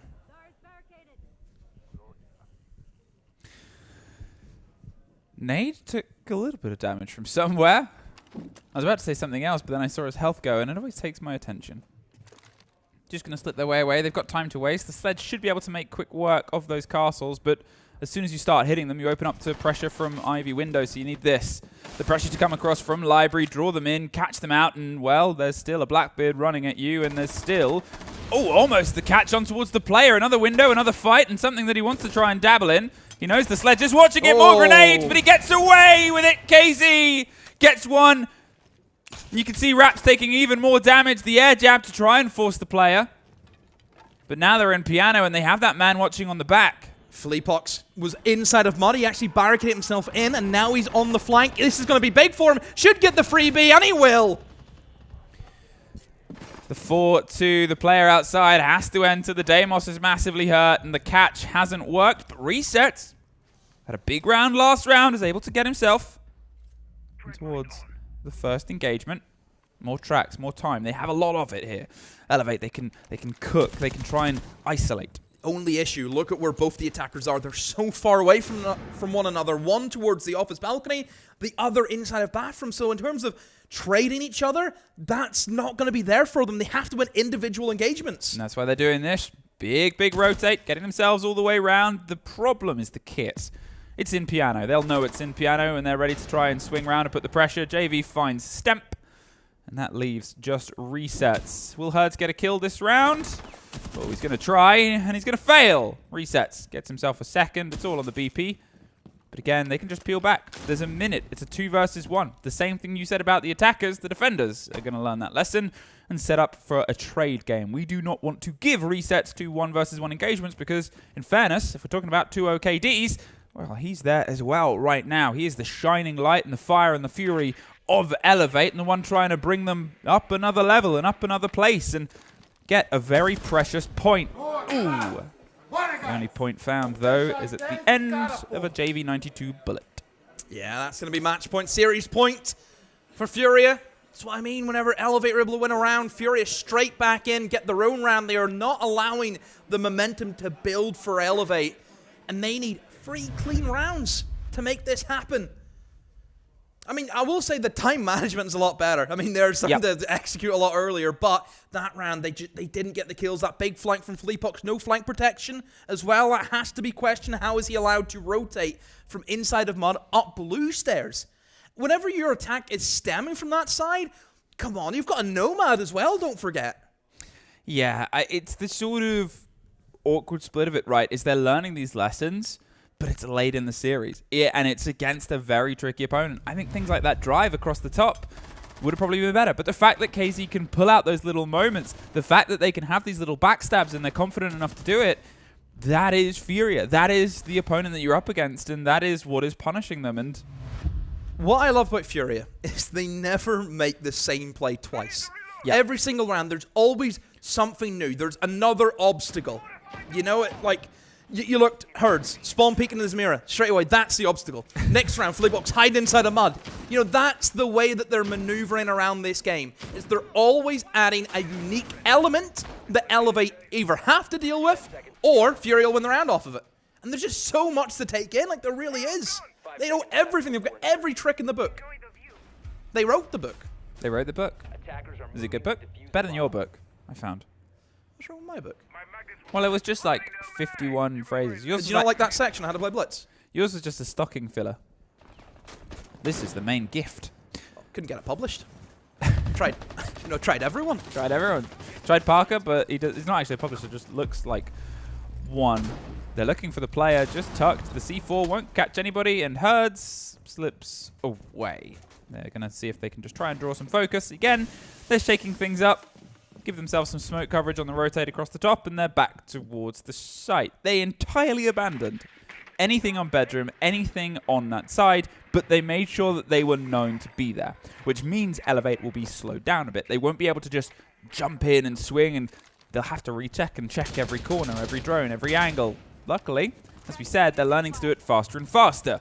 Is it too late in the day? We'll have to find out. But to be honest, this round and how he's gone the past couple, my eyes are going to be on resets. If he can get himself into an engagement early, if he can try and get that body down that he's been so consistent with, maybe they can apply some pressure elsewhere. They know there's stuff to steal, and by gum, Demo, they're going to start trying to steal it. Yeah, again, the bans, I think, are strong for FURIA. The demos, which did cause them a lot of issues, with being able to track some of the roaming potential that I think FURIA have tried to obviously exaggerate, and then Elevate. Yeah, get rid of Defender. It actually opens up then for your own backstabs if you want to go for it. So, and I think whenever you look at operators being brought in, like your Brava, like your Dokkaebi, if you can hack maybe like a Banshee that could have been brought in replacement for the Fenrir, you have the Dokkaebi call. Again, those Rat players could really shine. Ooh, there goes Herds, but KZ gets stamped right back, and JV92 is traded immediately. What a run! What a rush! And what a ride! Elevate have just taken FURIA on. Really good execute there. The entire team pushed what they needed, and they're not done yet. Yeah, and really good pause as well from the Gridlock, because, again, there's no traps, there's no Fenrir. Got himself into position where he was able to work that kind of kitchen corridor and overlook in towards blue, catch anyone who could have rotated down, and also in through the hatch. So a really good little setup where you're going to go for that 3-2-1, dump the util in. If FURIA try to drop off, there's players sat in the correct positions to catch those rotates. So yeah, great round from Elevate. FURIA just getting caught out there, lack of information maybe. Do they ever consider perhaps a Valkyrie could work for them? Just a little bit of extra info? They had a Valkyrie. Did they that round? Yeah, she was the first dead, and it was the hands of Herds. But they used. Probably what I didn't know. Oh yeah, there is one. There it is. No count for short then? There she goes. I mean, it could have been stolen by the Brava. It might have been sort of stepped ahead. It was a good response. To be fair, Valkyrie, a nightmare on this map. So I think if you're not bringing either an IQ or a Brava to deal with her, then you're kind of just giving them a lot to work with. Either way, this is now the moment for Elevate, obviously. It was the moment before, but they have been unable to thread 2 rounds together since the opening 2 of the first map. Since then, yeah, they've gotten a couple rounds here and there, but it's the consistency that has unfortunately plagued them. They've taken what is the most successful site on defense. It's the first time this game defenders have not been able to win out games. And now they're back towards the site that they got their first win on their attack, towards bedroom. What is going to be their MO? Will they try and shake things up? As you put it, FURIA like to change what they're doing, like to bring new adaptations, and you've got to be ready for that, and also ready for your own game to develop, or maybe as they get the read-through and the step into, it's the Warden of Herds. It's just going to peel themselves a little bit further away, waiting for the chance at a swing. Just need to keep an eye on this blitz. That's going to be the game changer here for Elevate, where they're going to utilize that shield. Looks to be West Main, and oh, he's got a drone. Oh, thankfully for KZ, he's been able to spot that out, or else he would have been a sitting duck, but still will be up against that blitz at some point, and they're going to have that pinch, and he's essentially trapped now. Never mind! KZ says not today! What a shot onto Ion, and that has just killed the round, dead for Elevate. They lost the blitz as well. Resets, though, as I said, he's been the man of the moment, and he's trying to make sure they keep fighting. Brings at least one of the bodies gone, but it's Philippox. It's that back line. Think about what they've lost, though. That blitz, you said it was the main worry, and they were too laser-focused on charging down. And unfortunately, they were just baited into the verticalities. An easy pickup from above, and, you know, they've fallen for a ruse, a bit of a trap of their own. Resets takes a bit of damage. But getting that kit back when you know it's being watched from above, you've already lost the man with a shield on it. And you are pressured and pressed for time. What do they have here? Demo. A buck, fine. 4 flashes, and then some bees and a call. They need to try and get Aggie. They need to get themselves in and up there. But all the routes are watched and well sort of trod. So instead, it seems like a bit of a Deeper rotate. Now they've got the kid out of there. They have to try and find what is a clear side, but they haven't done anything on the library side. They haven't done any of the clear on the far side. Everything's been focused on West Main. Need to try and find a pick. Maybe the buck from below could try and pick off the kill. I mean, right now you see the guy behind the bomb chassis. That is a sitting duck, but he won't know that. Maybe here's the call. Maybe he has an idea. Oh, just misses. I mean, look at this. From Herd somehow gets out of that. How do you do that? Psycho was on the window, could have caught the rotation, and he also gets the kill on the stem. You're not allowed to do that. Pre-firing the angles, but we won't see the rest of it. FURIA.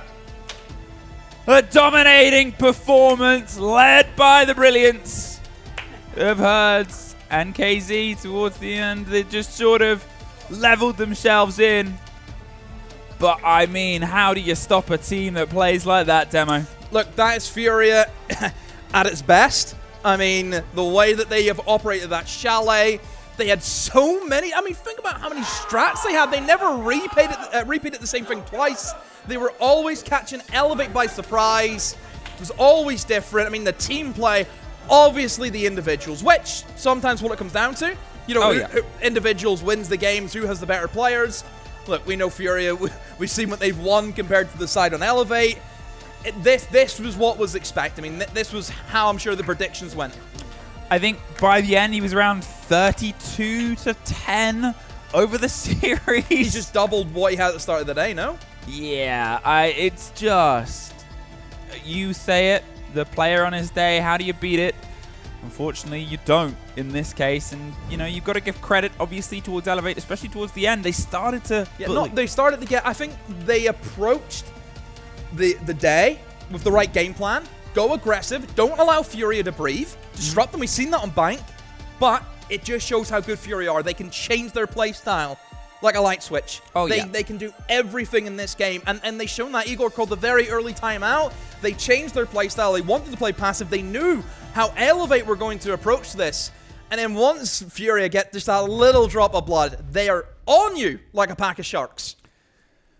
Well, although they fought, now unfortunately they're fraught, and they've got to just watch what happens next. Yeah, rough for Elevate now. It kind of sets them up where they need to rely on WILDCARD to lose. That's where you are. You're hate watching now. They're gonna be hate watching WILDCARD. They gotta be. To no surprise, 32-10. Our MVP is Herds. 162 EPS, by the way. The game heard all around this area, play space and hotel and world and everything else. It's just been a phenomenal game from them. And what else can you really say, right? This is, as we said, a statement game. And, I mean, it's probably going to get even worse from here. But from here, actually, where it's going to go is in towards a break before we're back with Game 2 on the B stream.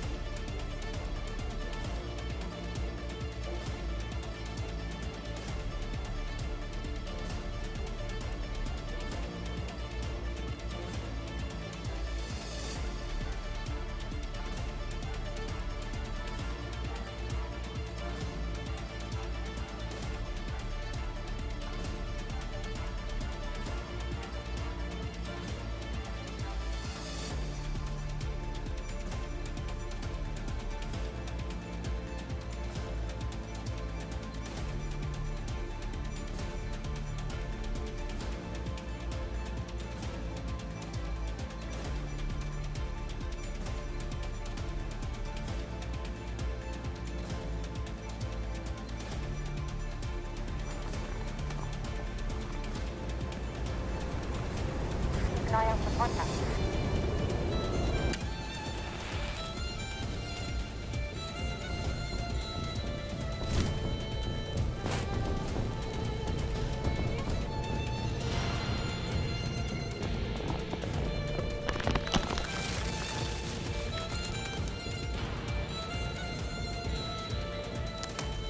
Available now.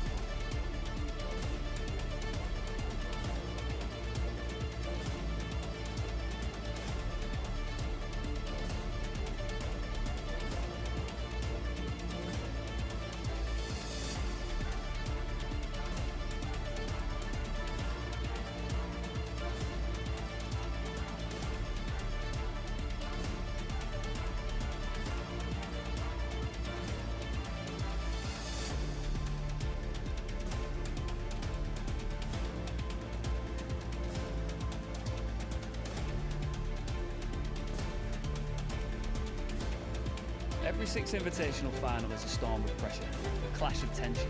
They leave a mark that doesn't fade. Boston, are you ready? The Six Invitational 2025 begins now! We need to want it, CSI. We need to want it.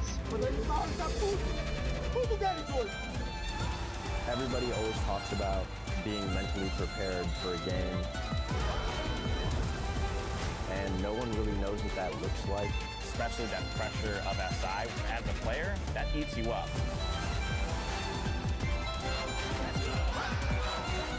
Everything is possible.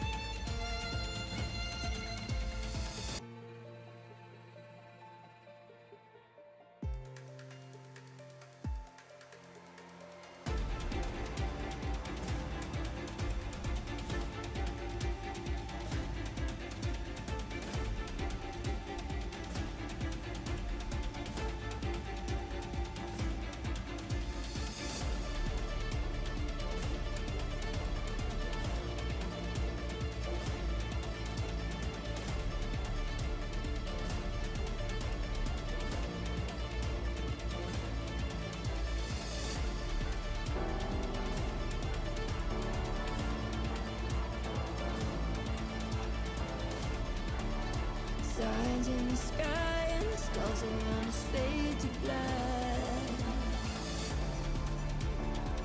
Running through the night and there's nothing that can hold us back. Just feel the thunder in my heart till the lights go out. If I go down into the dark, won't be turning now. I'm gonna fly, break on through, 'cause I'm human just like you. We get so high, bulletproof, 'cause I'm human just like you, like you.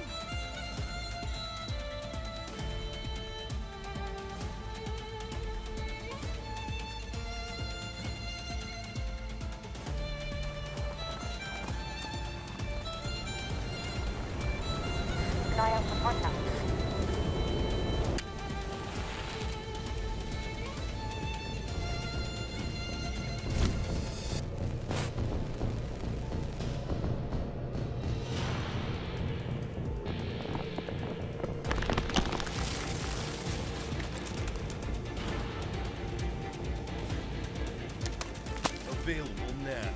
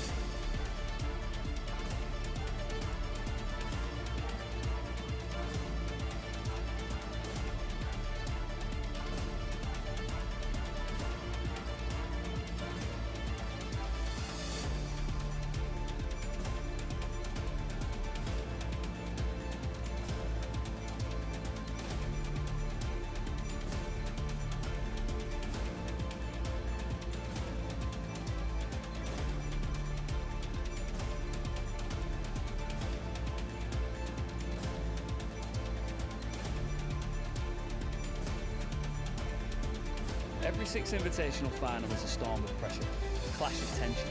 They leave a mark that doesn't fade. Boston, are you ready? Six Invitational 2025 begins now! We need to want it, CSI. We need to want it. Everybody always talks about being mentally prepared for a game, and no one really knows what that looks like. Especially that pressure of SI. As a player, that eats you up. Everything is possible.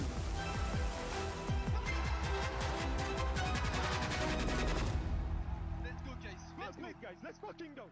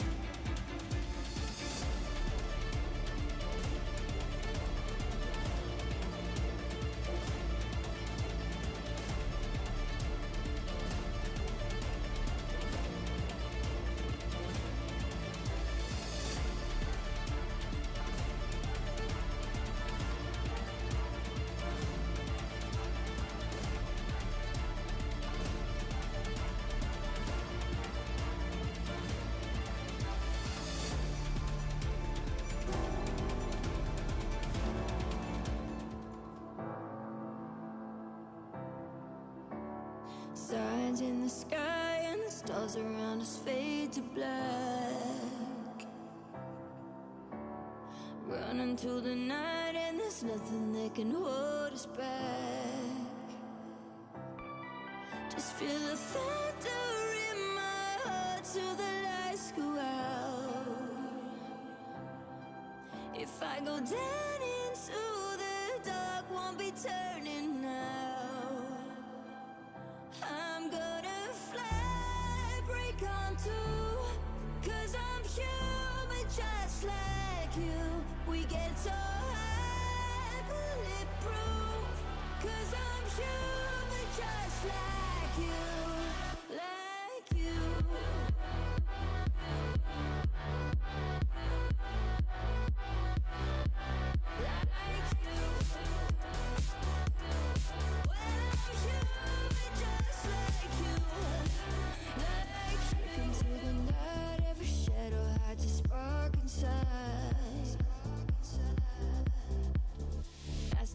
Disguise, we're becoming something more tonight. Just feel the thunder in my heart till the lights go out. If I go down into the dark, won't be turning now. I'm gonna fly, break on through, 'cause I'm human just like you. We get so high, bulletproof, 'cause I'm human just like you, like you.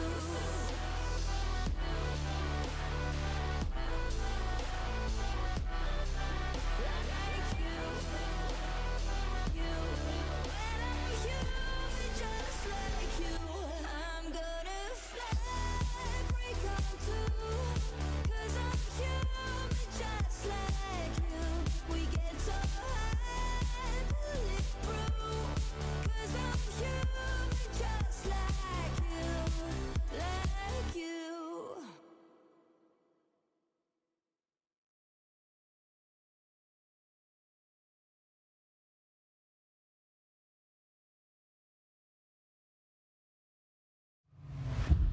We're officially about to be halfway through the group stage here at Six Invitational in Paris, and things are heating up. I hope you brought some water. I hope you brought something to drink, some food, some snacks, maybe some popcorn, because we have been treated to some crazy games, Nick, haven't we, so far? We have, and because we're getting so deep into groups, we're gonna start seeing teams qualifying, like Heretics just did, for example, and some teams starting to get eliminated as well. Ooh, and that's exactly what may well happen after this match that's about to start. Yeah, we're here in Group B, and things are already starting to look surprisingly clear-cut. That's right, we've already had a couple of matches earlier today. FURIA just took down Elevate 2-0, and that puts Elevate in a very precarious position. They're staring down the barrel of elimination, and it's out of their hands for now. We're about to have WILDCARD versus FALCONS right here on this stream, a battle of EU and North America, and it is a battle for first place in the group as well. It is, and the thing is, WILDCARD, we've only seen them play a single game so far at this event, so it's a big question mark. How good are they actually? But historically, we know they can put up quite some good numbers, some good fighting, making two top 4 appearances, both Reload and Munich Major. That's right. I mean, WILDCARD, they're heating up. They have a chance to not only jump over FALCONS, but even jump over FURIA, who currently sit in first place, should they win this game. So to simplify it, whoever wins out of FALCONS and WILDCARD will make it to first place in the group. In doing so, if WILDCARD are able to get even one map in this game, Elevator out of the tournament. They will be the first team eliminated from the Six Invitational.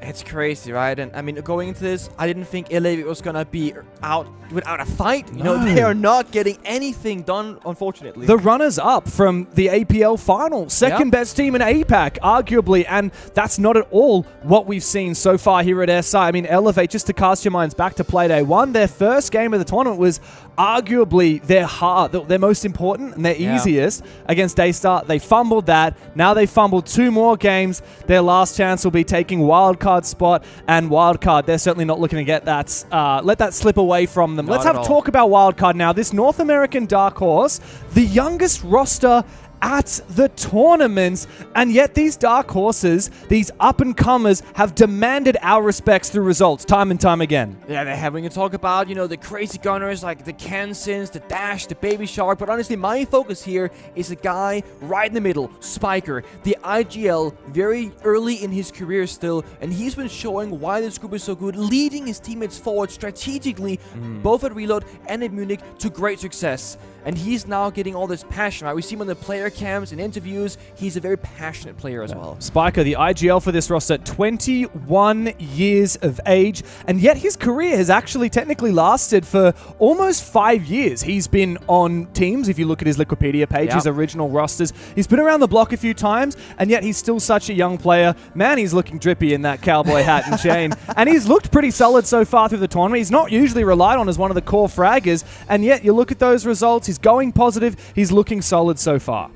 I mean, the roster on paper, you look at it and go, what is happening, right? They got Baby Shark, who's from France. They got Dash, who's from Brazil. And on paper, this shouldn't work, but it very much is. It really does. And we saw that with particularly, their first tournament on the international stage that we really talk about a lot is Rio. And people say, well, Reload, it was a bit of a different tournament. Those teams were invited by being Ubisoft partners, and so there's always this asterisk, and yet they got top 4 at that tournament. Now, they failed to qualify for EWC subsequently, come around to Munich. Not only did they qualify, but they actually managed top 4 again. Exactly. And that's where the story gets crazier and crazier. And had that not happened, I think we're just going to write them off for this one. But because they've had those big success stories already, now the question is, how far can they go at SI? Good question. And, the question that we've been asking this whole time about Six Invitational is, what about the Parisians? What about the Falcons? This roster has done just about everything you can do in Rainbow Six except raise the hammer. EWC champions, major champions. Shut up about your Pro League finals. It's 2026, Nicholas. All right. But Falcons, of course, the kings of being runners-up. How many times have we seen them get so close? And yet, no cigar. A year ago in Boston, they lost the grand final to FaZe. Just a couple of months ago in Munich, they lost the grand final of the major to M80. Now, everyone's looking at these guys and like, well, if you're not going to win in Paris, when are you? It is exactly that story for them, and the GOAT story for Schalke as well. Can you be the GOAT without the hammer? It's a talking point we've had a lot of the last couple of weeks. Some people say yes, some people say no. I'll die on that hill. There's no way. I think he'll agree with you and say, you know what? I will only be the certified GOAT when I get that hammer. And we're in Paris. Home turf. Third time ever. We had Paris Major in 2018. We had a Paris aside during the COVID times in 2021. And now we're here for the third time. Falcons.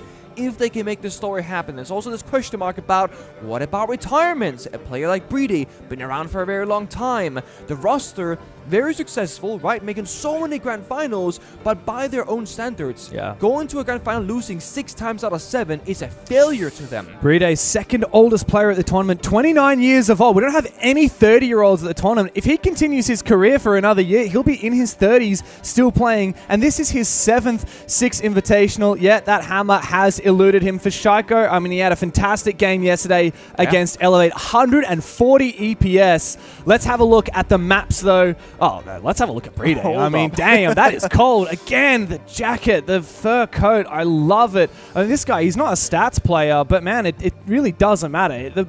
He had some value big rounds he provides to the team. If you recall in the last series against Elevate, right, he literally had a round on Border where his C4 single-handedly would win the round in a 2v2, and then you go to Lair, when the very final round on Echo, he gets 4 kills, and I think he finished the game with 7, so 4 of those 7 kills is the final round victory to secure that game for them. So let's now have a look at the map, Vito. We're playing a best-of-3 series here. You get 4 points on the standings if you win at 2-0, 3 points if you win at 2-1. If you lose, but you still win a map, you just get the 1 point. Lose with no maps, you're out of it. And for Wildcard, that would mean that they still are not out of groups. Now, having a look, what are we digging into here? Falcons get the second pick. Border for Wildcard. Man, that's going to be a bloodbath. Very interesting. We've seen a lot of border this event, I feel like, in general.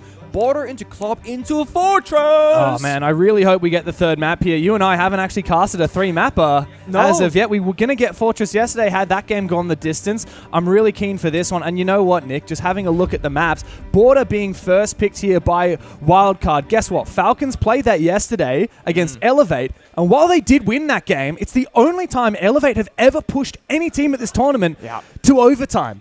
That's very scary for Falcons. It definitely was a bit of a vulnerability for Falcons. I think that entire map of Border kind of came down to Shaiko's efforts more than anything else. He was so good at getting the entry engagements, just being that free-roaming spirit, getting so much value for his team. If Shaiko doesn't have that performance and the rest of the squad has the same performance, that could be Wildcard easily taking away Border. Yeah, I really like this play from Wildcard. It's daring when you go up against one of the highest rated teams in the world, and the social prediction certainly agrees with that statement. Falcons, very nice result there from you guys. 69% of you reckon that Falcons will take the cake here, but Wildcard have their number on Border. Let's find out.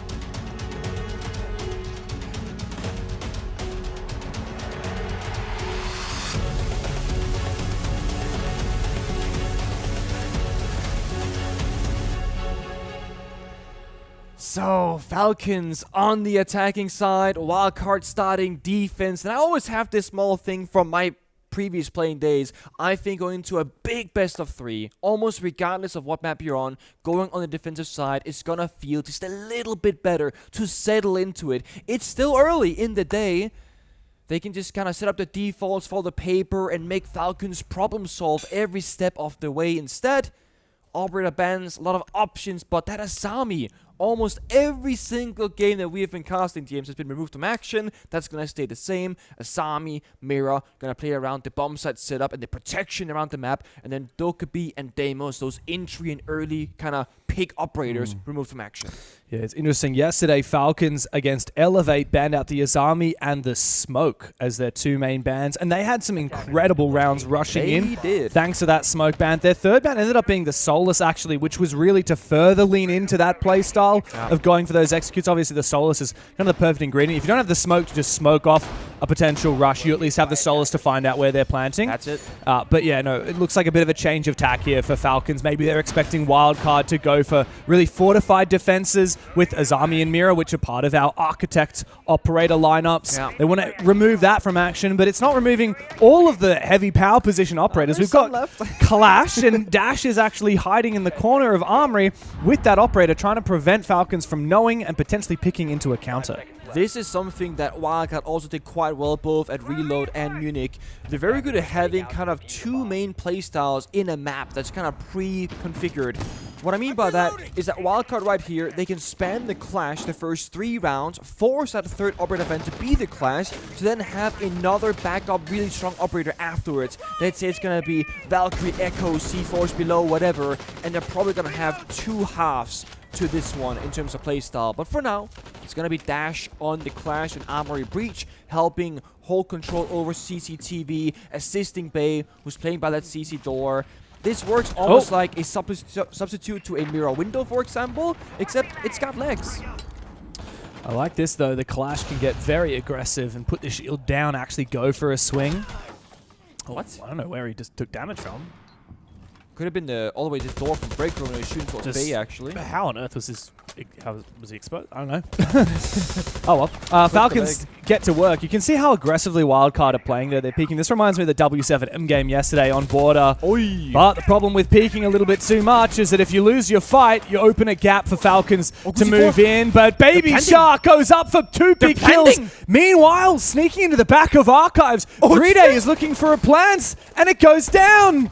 Completely caught off guard. It was Spiker's job to know about that plan on the Solus and deny it from below. But with only 1 kill on the board, Falcons managed to convert that plan, and now they look to try and hold it in the posts. The Clash here could be a problem. Just like Asami can block off an angle, the door or window, and go for a long arm defuse. But first, nice go shot. for a kill.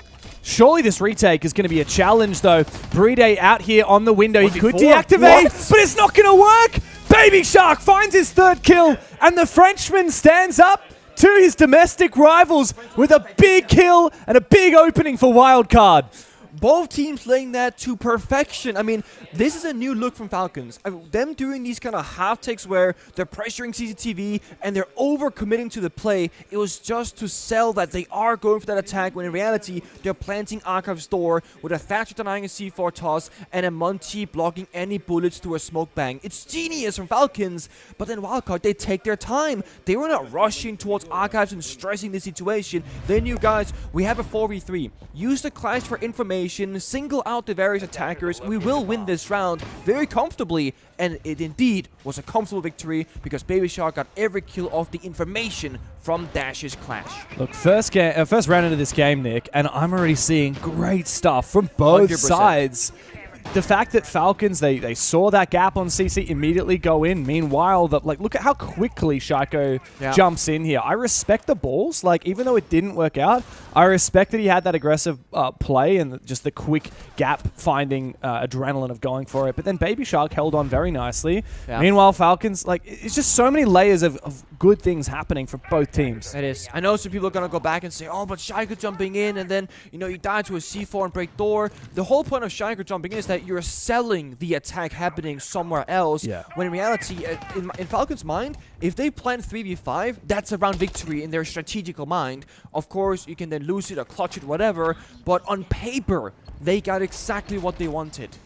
You said it, the Clash certainly helped a lot that round. Clash not picked this time around, though. Oryx. Yeah. Border. Oryx, Solus, Valkyrie. There's a lot of mobility here in this lineup. A lot of information gathering. Looks like Wildcard want to play loosey-goosey. Again, they're showing their various playstyles, the fast, the slow, the information gathering. And this is going to test Legacies more than anybody else because he is the brains of Falcons, calling the shots of where they're going to go, where they're going to push, when they're going to go plant. Nice drone. Phenomenal drone, but if you can't find the kill with it, then it's just information to kind of slow down the round. It's on site, though, so it's actually enabling Legacies to go for an early entry, but Baby Shark wins the fight despite there being info on his position. Thankfully, Shaiko can trade. He's deep here in supply, but he's not actually on the verge of entering into the bomb site. I think Falcons got a little bit baited by this info from users. I don't know why users is watching it. Legacies dead. He can just be watching that drone. Just gonna say the issue is now IQ is dead. Those Valcams, you're not gonna find most of them. I also think this is a case where you could red ping the Valkyrie to apply a bit of mental pressure as well, because they thought they had the upper hand, but Valkyrie didn't know he was under pressure. Baby Shark was like completely ignorant to it, right? Dude, how is it you have a drone on site, like full viz on the one site player, and you're still losing bodies like this? Very unusual for Falcons to be committing so many mistakes, to be losing so many gunfights, especially when you'd think that they would be favored. We gotta praise Baby Shark though. Like, they are shooting back. They are fighting 1-to-1 against the crazy gunners of Falcons. And this is gonna be plan B now. They're kind of resetting around, playing customs, playing first floor. The issue is, it's a full horizontal attack against verticality of both the Solus, the Valcams, and Baby Shark picking up kill after kill. This round, it has no teeth, James. Yeah, unfortunately it doesn't. Uses his low HP. He's trapped in bathroom. Nice consolation for Brede onto Baby Shark, but of course that just means he can sit on those Valkyrie cameras. Oh, wow. Very lucky flick there from Brede. Quick reactions. Bay goes down into the 2v2, but low HP on both sides. Spiker is the decisive player here because he's got that electronics detector on the Solus. He can play to plant deny in the late round. There is no need for Wildcard to overcommit. Planting should not be possible. Maybe there is a way if there is a will. Green Beast going out for protection for spotting of the verticality. Oh, they faked it. They've dropped the diffuser to make it look like they're planting. But they know. And that's why Spiker is not going for it. Yeah, he seems to be aware of the play. And now it's been duped out again. Brede can be spotted. The plant will surely be denied. And with that, Wildcard steal a second round. Very well done. Again, there was this brief moment there where Wildcard, on paper, or Shachidi, they had won the round. It was 4v2, that the verticality, the Valkyries, etc. And they wanted more. Popping hatches, trying to take down Brede with the camera information, with the Solus information. And then they lose a couple of gunfights and they say, okay guys, you're kind of throwing. But then we see Wildcard again, I think most notably with Spiker being alive, saying, guys, I can single-handedly win this, just don't move a muscle. And there is this thing in Seeds that I generally believe in so deeply, and it is sometimes doing nothing is doing something. Yeah. The simple act of being alive gives you so much value in a game, right? Let's say Baby Shark, he died to League Effect there in the beginning because he's looking for that gunfight himself. That means no one's on bomb side. Now a rush makes you vulnerable. If Baby Shark, let's go with mouse and keyboard, the guys above him can watch the vertical angles. Baby Shark's AFK, he's the centerpiece. Sometimes, you gotta chill. Yeah, 100%. It's all that perceived pressure that means so much. WILDCARD are looking really solid in the first 2 rounds here. They are. I'm still a little confused as to why Spiker knew that that was a fake plan. I thought that was a genius play from Falcons, dropping the diffuser in the side. He was looking, like maybe he just didn't even see it, because he was actually looking over on vents. He was looking at the complete opposite side of the bomb site, yeah. Ironically, if WILDCARD were a little bit more switched on, maybe that play from Falcons would have actually worked and they would have killed the Solus. It is a nice bit of cat and mouse game that we don't see that often, because with the Solus change that happened a long time ago, you can't see what electronic you're looking at unless you overclock the gadget, which has limited charges and a cooldown. And Spiker didn't overcharge, so he wasn't sure if that was a drone or a planter or whichever. But also, mind you, when you're playing on LAN in a very controlled environment, you know, there's no crowds, not a bunch of noise, your game sound is really good. He might just have heard that no plant was happening and knew they were faking it as well, but we don't know for sure. Well, 3rd round in for Falcons, and they're starting to get a little bit desperate. The pressure mounting. They didn't look too hot yesterday on this map, and today is, unfortunately for them, more of the same.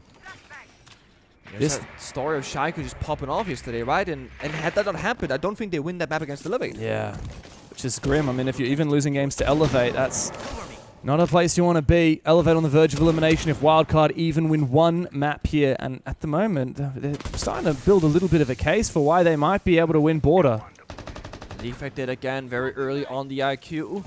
Thankfully this time, no Valkyrie comes to speak of. Uses Fine Spiker on the Soul. It's a very valuable target. And Kenton has burned all 3 Toxic Babes, just stalling Greedy out at the East Stairs door. So right now, Falcons, they are ahead of the curve because later in this round, nothing should slow them down. So once they get in, it's going to be guns blazing. It's going to be fast gameplay. That's right. Value from that Solus. Maybe we'll end up seeing it banned after this round, but for now, it's eliminated from the round. So what do Falcons do? Trying to poke and prod on CCTV. Here comes a big entry from Solotov, supported by the Blackbeard on the other side, who will go down. Dash gets the last laugh on this clear and actually manages to fall back to server as well. A 2nd kill now for WILDCARD. Falcons are left reeling with 50 seconds to play and not a lot of options. A lot of just 1v1 gunfights right now. Yes, Brede baited the entry for Solotov really successfully, but then Brede gets 1v1 by Dash instead of Armory. Kenton takes down Shaco bottom East Stairs, where Falcons, if they just slow things down a little bit there and Shaco gets a body with him, you can 2v1 Kenton and go for a trade. Too many individual ones happening. They're just a bit apart in the map right now, and maybe that's because League Effect dying early means there's a bit more separation in the server, a bit more chaos, but Baby Shark and Dash both very low on health with 20 seconds to go. Retaking upstairs, though. Oh, this is genius. They've got the numbers advantage. Are they being watched? No, they're not. Users looking down the hatch, and now Solotov is left in a real pickle. He's found her down onto the first one, but just around the corner, Kansan can lock the site up for WILDCARD. 3 rounds, and Falcons are left wondering, what the hell do we do? Honestly, right now, I think if you're Falcons, you gotta slow down the gameplay, and it's a bit awkward because Border we think of as a very fast-paced map, but right now they're getting punished. League Effect is 0-3 dying first every single round practically, and we gotta see them have 2 small bodies on the map. So I think slowing things down, playing the first minute 30 seconds, like 5 players alive, look for the play, make the play. It's that, or you speed it up for the players who are not already playing fast and get them with League Effect in the front. Falcons, after Arbiter bans, will call a tech timeout. I wish we could hear what they have to say. Oh, maybe if we listen really closely.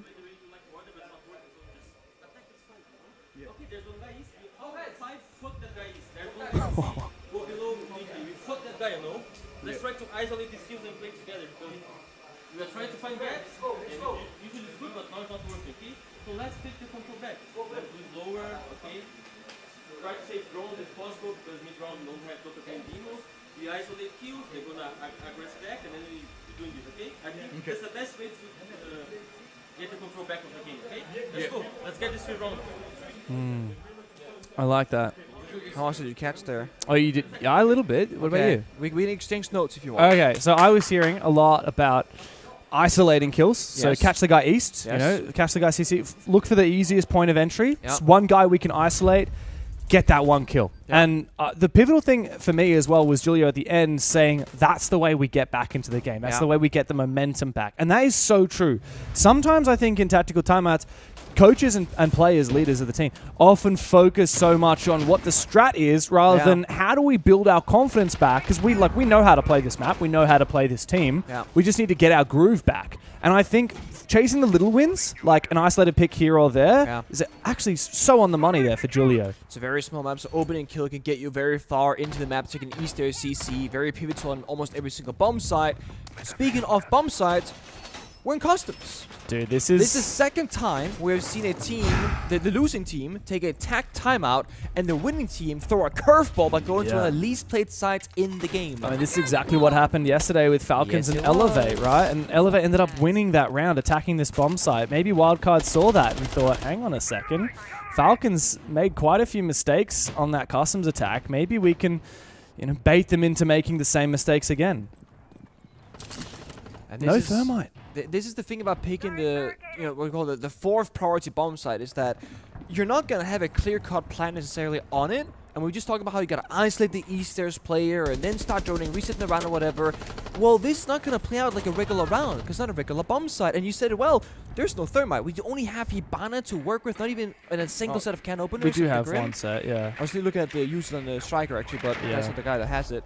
But again, it's very small holes we can make towards the bomb site, and that just tells me they're gonna go for heavy upstairs take, which they are right now here on these stairs in the CC door, because they don't have adequate heart destruction. So how are they going looking for individual players they can isolate? I think they did that for East, and, well, WILDCARD just forfeited the map control, which I think is a good move here, especially playing an operator like Oryx. I mean, Dash can quite literally dash around and get back upstairs through one of the hatches if he wants to in the late round. Falcons will have to make sure that they're very wary of their flanks. I do wonder if they know there's an Oryx in tow. They probably do at this point in the round. Another thing to note is the operator bans that came out just before that tactical timeout. Falcons didn't get rid of the Soulless. Instead, they went for that smoke again. Yeah, they did. And it's the thing, right? Okay, Lake High Club. I was going to say, without a thermite to pop the floor next to the hatch, I was worried about these Kite Claws, but Spiker, trying to get a little bit too much value, was tricking it rather than pre-placing it. Probably thinking that EMPs, but we know that they don't. Yeah. And the thing, Falcons, yesterday, when they were attacking this bomb site, they were doing it very much horizontally. Now they're actually taking the whole armory, archives, top floor portion, doing the verticality, then going for side execute. Now the lack of thermite makes a lot more sense because they're not going to fight on the breach. It's an entry pathway, but the C4, it finds Solotov and the destruction. That got the wall as well, now Bride is going to have to do the job, and a missed opportunity for Leak Effect there. He wants to go deep. There's actually a player just around the corner from him in Vents.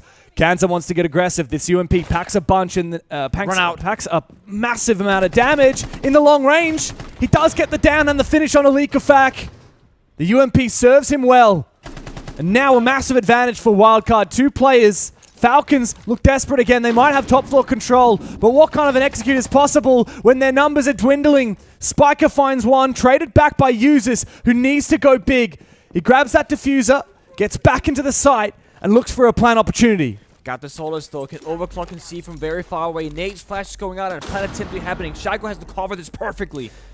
Yeah, but he might not be in position. They've got info on the plant spot from Baby Shark. The verticality won't be able to cover it, but if they just play this slowly, surely they can find Users, and another round for WILDCARD. Falcons cannot deal with the customs attack, and WILDCARD are running rings around them.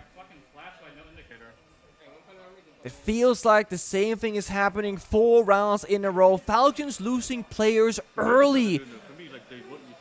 That was the longest 5 players had stayed alive, but the second they go for the wall on jail, the C4 happens. Again, they're playing 4v5. 2 lost opening picks in a row as well for Falcons. They keep losing, seceding these early round advantages. The entire strat that was called for Julio in that tactical timeout was look for the point of least resistance, find a player we can isolate, and go take him down.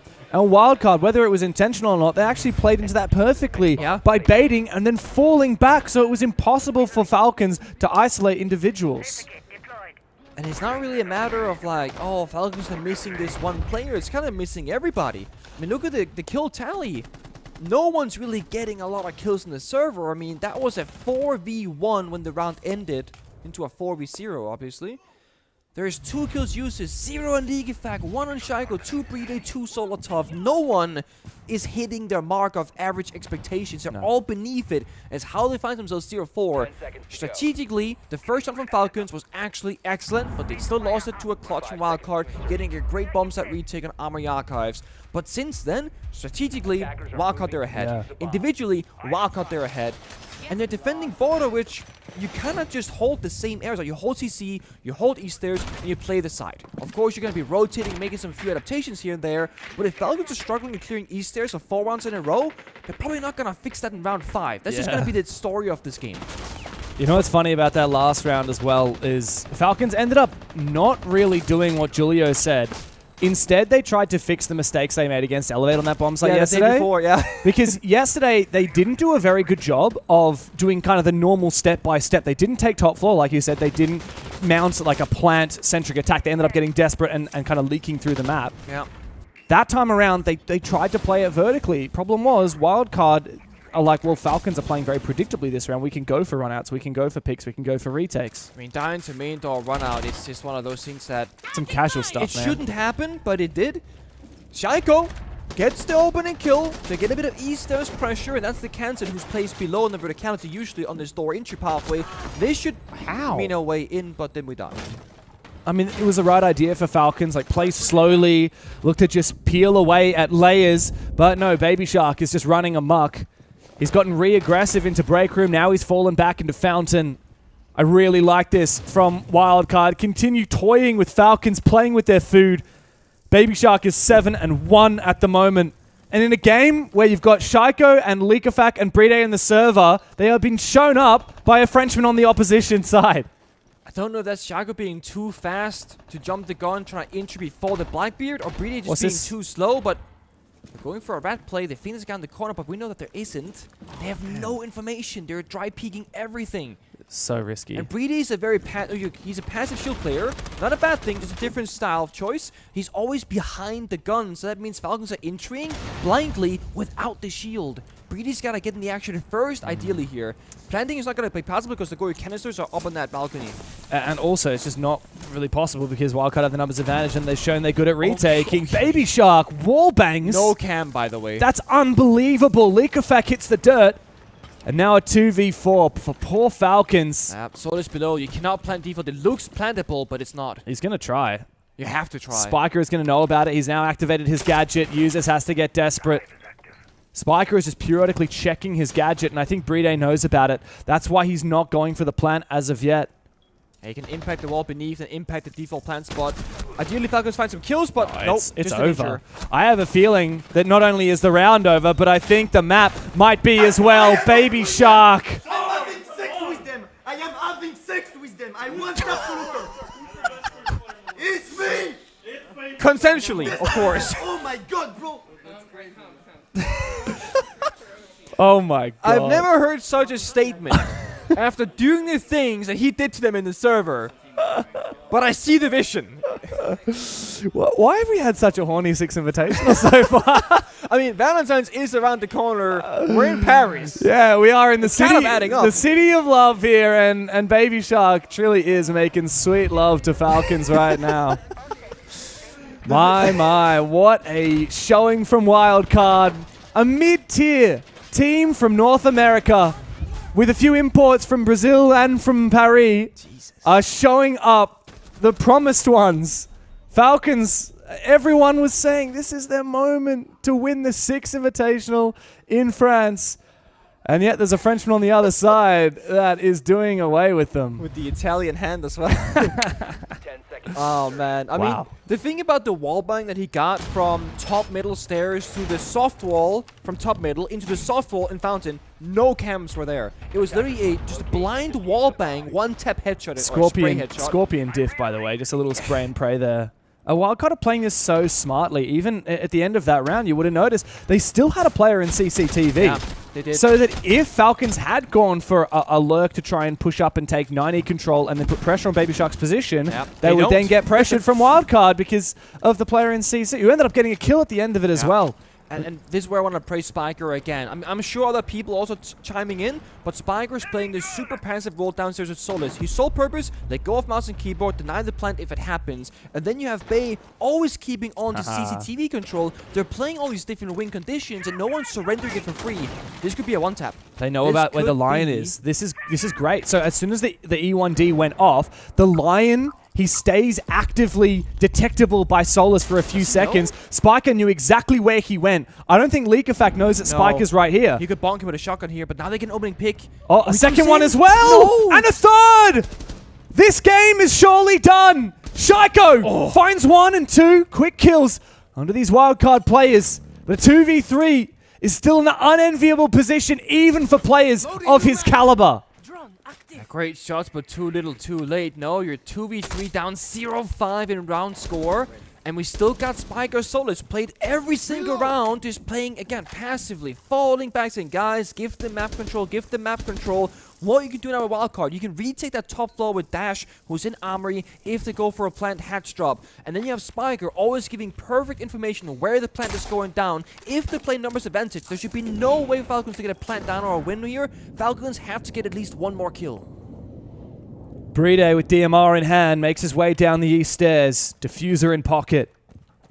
And yet he knows full well there's no universe where he can get that plant down, even if bomb site control is seceded by Wildcard. Not with Spiker alive on the Solus, but it's Dash they're focusing on for now. They know exactly where he is, and yet he still gets away with a kill! They had nades and Brede, 2 nades in pocket! Shiko goes down because Brede did not support him adequately. Shiko got too egregious, too advanced. And now the Clutch King must get it done in the 1v2. Good light wall, covers off one position, but an impact reopens that angle. Brede needs to navigate this perfectly into the crossfire as he jumps into the side. Lying in wait is Baby Shark! He makes it a 10k! And 6 rounds straight for the North American underdogs. There are some glaring issues in the server. A head scratch there from Shiko and the player cam. They are trolling, absolutely trolling these small scenarios. When you know you have a player stalked by the Bieber metal door, exactly where he is, right? You grimmed off his right, you heard him there in the area, he has to be in that exact location. You yellow ping it, you swing it. When you have 2 frag grenades in the pocket, you chalk on Bad Boy out. Either he moves and he has to swing you hold the ankle, he dies, or he stands still and gets exploded by the grenade. Instead, Shiko just swings it, thinking, I can just take the gunfight. And you can, but we talk about the risk assessment, right? A 50-50 gunfight is not good if you're already playing from behind. Because that 2v3 turns into a 1v3. That is unwinnable. You need to play it smartly with a high chance of success to get that 2v2, because then the round is wide open. Wow, man, 6-0 on defense for Wildcard. Now we move on to the attack. They themselves have banned out the smoke as well. They've taken a leaf out of the Falcons playbook. And what does that tell us? It tells us it's going to be execute. It's going to be aggression. Yeah. They're going to be everywhere all at once. Yeah, you might have your roamers pressured on one side, but you have no idea what Wildcard will be getting up to on the bomb side at the same time. Yeah, and it's like when you're up 6-0, you can make the most outrageous strategies, because if it doesn't work, well, now you're 6-1, you're 6-2, and for Wildcard, I mean, they've obviously expecting themselves to win here, but they would never expect a 6-0. That means they have so much more in the tank, so much more prep work, so many specific pocket strats that they have not even considered using just yet, because it hasn't been necessary. They run circles around Falcons, pretty much only utilizing the Solus as the main character. And I don't know. I mean, I've never seen Leakafact go 0-6 in my life, I don't think. It's so unprecedented. And he's first death like 4 times. I don't understand what we're looking at right now. Like, he's so good. Like, Leakafact is still in my mind the perfect player that I've ever seen. In every aspect. He's a fragger who can lead. Yeah. He's a leader who can frag. Yeah. Exactly. He does all the prep work, the strategies, the communication, the problem solving. Brede's one of the best support players to ever touch the game, one of the best clutch players. I mean, Usus, obviously phenomenal fragger. Solotov, great fragger, but also renowned for his comms. And Shiko is literally a fucking Shiko. He's that guy. He's on Mount Rushmore for a reason. And yet this game has not been theirs, and it's not about one specific person. It's just all the cogs working together, not really being in sync. There's small mishaps What's here and working there. together? The cogs. Oh, sorry. COGS. I heard something else. I thought you were. I'm not Baby Shark. Yeah. Okay, I'm not like that. Oh, here we go. I saw a Boss G active there for a second from Solotov. Who was that contesting him from the other side? Maybe Kansan? Solotov won Bay. this gunfight on the attack twice. He's going to have to win it on defense here for the first time. Bay is tempted. Oh, here we go. An opening kill once again for Wildcard. And it's Shaiko. He's not been the man of the hour today, not in the slightest. What do they do away with their advantage now? Good read onto that Nitro Cell. Gets shot out by Spiker as the fire erupts. The Dokubi call is a ringing. Falcons have not picked up the phone. Oh, they can isolate this player right here. That's the mirror. That's Legafax 06, right? Not a kill to his name. Should be easy. Wildcard, they can't go for a plant just now. They have no shield, no coverage. Just the smokes, too risky. If they get one more kill, they can just fuck the bomb site. That's a kill. Big sneak in from guess who? It's Baby Shark. Shutting him down as Leakafact to find his first kill. Nitro Cell comes out, and that claims a second. Spiker is down, but Falcons still fight from behind. Dash needs to get active now with the Deimos as he targets Leakafact. They're inside of Archive. Solotov not too far from him on the other bomb side, but Wildcard, they're split up. That means that they can surround them. The mirror window needs to be dealt with. Might be able to punch it. Good nade. And smacks the mirror as well. Leakafact needs to stand up big. Solotov gets aggressive, but gives away the advantage to Falcons. Wildcard! They have done it 7-0. A clean sweep, a royal flush from the court jester. Falcons have been embarrassed, and Wildcard have guaranteed that they will make it out of groups. Falcons have always been known to start slow at an event. We're talking about day one. Maybe that bleeds a little bit into day number 2. We're on the 3rd day here, James, and they have still not woken up. They're still playing at 50, maybe 60% capacity, and they are paying the price heavily right now. They are one of the fan favorites to go all the way to the Grand Finals and fight for that trophy. Go to one more Grand Finals, and right now, they do not look like they are good enough to go there. They were fan favorites in Munich to win it all, and yet they've stumbled at the final hurdle in the Grand Final. Everyone said at last Six Invitational in Boston, close but no cigar, they'll get it done in Paris. And this is their second time that they have lost the very first map in a series. They went down to FURIA on the first playday in a 2-1. Now against a team like Wildcard, they're struggling. This is dire straits for Falcons. We expected so much more out of them, not just to lose a map, but to lose it 7-0. The alarm bells are ringing. But you gotta praise Wildcard, because yes, Falcons are playing a little bit less than what they usually are, but Wildcard played that so greatly in so many different ways as well, right? Dude. And I generally believe they really have mastered the art and border of not doing too much. Baby Shark was doing a lot of things that game, okay? But the rest of the players playing 4 people together, and Baby Shark being a loose card, it worked really well. Yeah, oh, Wildcard, they've really turned up the heat here. Falcons need to get on their bike pretty quickly. Map 2 coming up after this. Let's see, can Falcons hold on?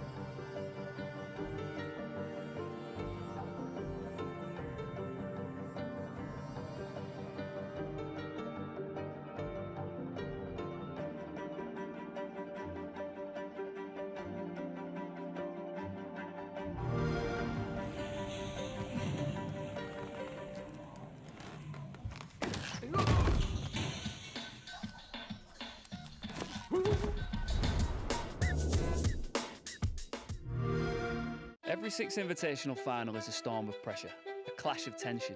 They leave a mark that doesn't fade. Boston, are you ready?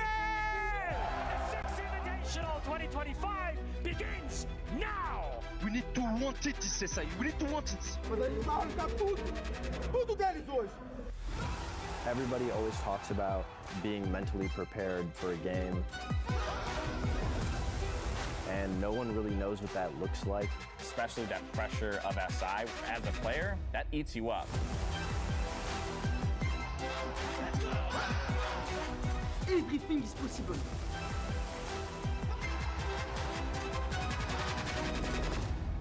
Let's go, guys. Let's go. Guys, let's fucking go!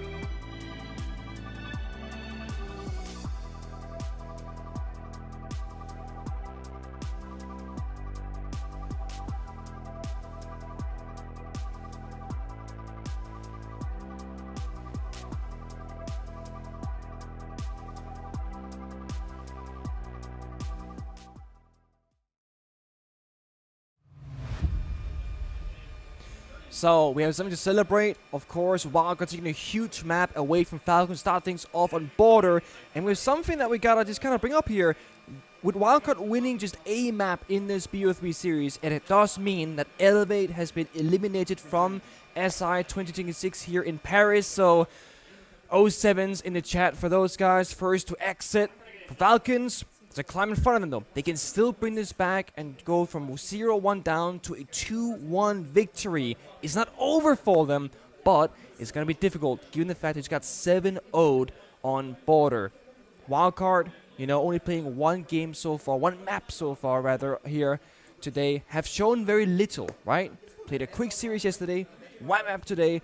FALCONS might not have the full picture of what to expect in this matchup, and that might just have shown on border. But next up, different map, right? Different story. Things can certainly change. Yeah, that's the question. Clubhouse, very different type of map to border. I'm just looking back at the results. We haven't seen either of these teams play Clubhouse as of yet this tournament. Looking a little bit back further, FALCONS didn't even play it during the regional finals. When was the last time they played Clubhouse? Didn't play it at Munich either. Wow, it's been a while. It's been a hot minute here for these teams, but of course, if FALCONS are going to get it done anywhere, they're going to get a few rounds under their belt and hopefully a map. It'll be on their pick, but have a look at how much that social prediction has slipped. WILDCARD are well on their way to winning the hearts and minds of our Rainbow Six fans. Time to see if FALCONS can fight back.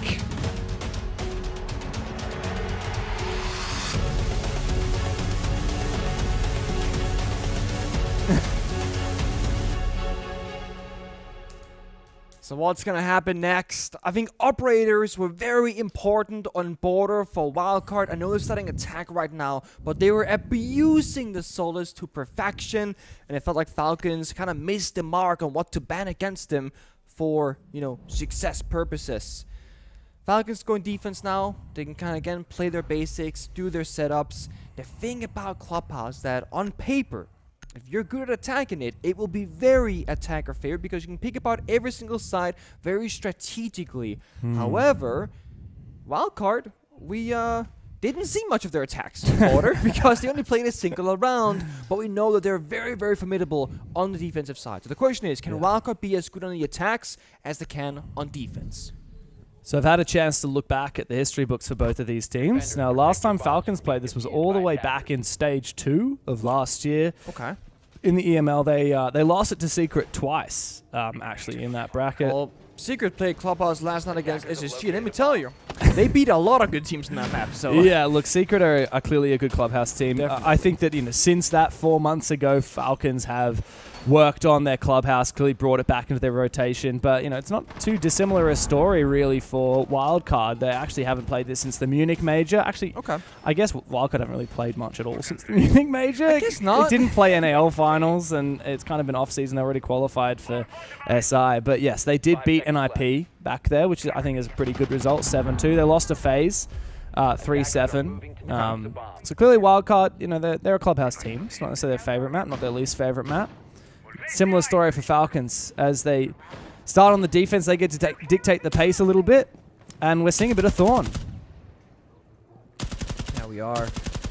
I really like the operator bans, by the way. FALCONS go for Grim first into Maverick. The reason why that's very important is if you ban the Maverick first, your opponent, WILDCARD here, can just ban the Kaid or Tubrau, expecting that to happen. Instead, FALCONS opted to ban Maverick go last, and WILDCARD then predicted that and banned Kaid at the exact same moment. So, good read, good setup here.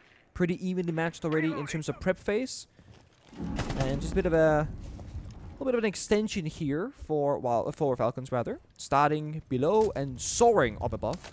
Holding office control, gym, master bedroom. It's a 4-man lurk.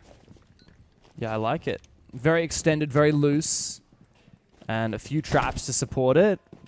Solotov roaming with the castle. I mean, these days, right, that UMP packs so much of a pump. You really can use it much more as a kind of roamer's paradise weapon. The dash with the Candelas will create that space, force him back. The castle barricade does protect Solotov as he falls back down. Oh, Nitro Cell could be big. It does actually get the down on the dash, finished off then by Solotov.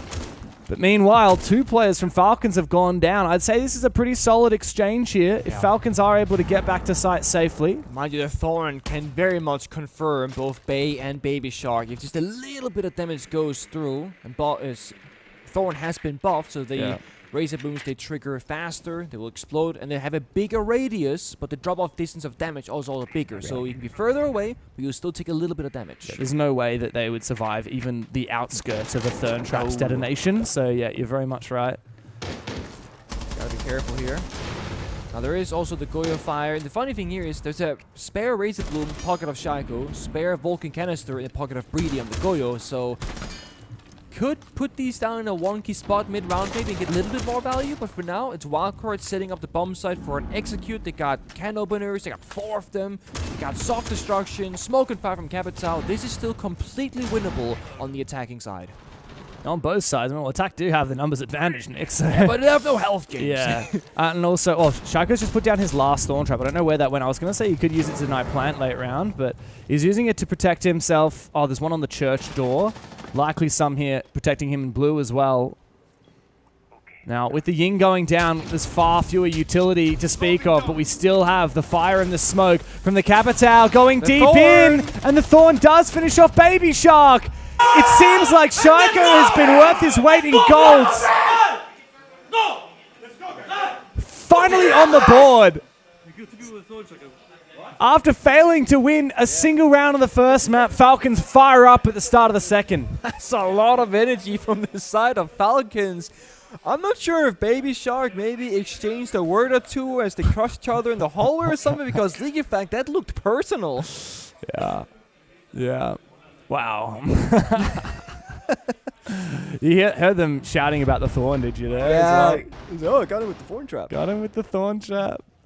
Yeah, that's so, like, right now, the Thorn change. If you are, let's say you're sprinting through a doorway and you never stop running, you will outrun the Thorn explosion. But if your ADS walking down a hallway and you start sprinting with the natural human reaction time and you see it popping next to you, you will get hit a tiny bit. That's what happened. Yeah. He scoped in, walking, started sprinting, got hit at the very end. Injured because he was obviously very low health. If you get hit at all... Oh, wow. Oh, 2 of them actually, wow. Yeah, I think 2 people died to Thorn Traps. If you get hit at all and don't get injured or die outright, you will get the same debuff as with Frost, where you can sprint, although for a much shorter duration based on how close you were. I think it caps out at 20 seconds, but I'm not entirely certain. Still feels pretty long, especially if it's near end of round. Yeah, I mean, you're pushing the bomb side, right? You can't sprint anymore. Feels bad, man. Yeah. Yeah, that Thorn is very powerful in the right situations. Yeah, that's it.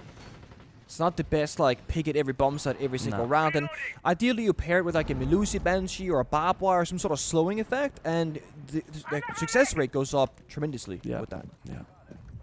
Well, a new round and a new chance for Wildcard. Falcons... New operator. Yeah, new operator as well with the Carly pick. Very unusual. It's going to be a top-floor gym bedroom defense for Falcons. Once again, using this castle. They're seemingly liking this operator. Castle and Azami, one of the first games we've castled where Azami hasn't been banned. Yes, that's very true. Also, fun fact, you can now electrify castle barricades. Ah, yes, you can. I haven't seen it once, basically, but it is possible. In this case, that wouldn't really counter the Kali, but it would counter the Ace. That is true. Also, you can now electrify counter as breaching charges, because that got cashed. Oh, here we go. This is going to be juggled. Yeah, it's easy. And then the clash blocks the window angles. This is genius. They can cheeky! Oh boy. The Kali countering the clash. That's not something you see every day.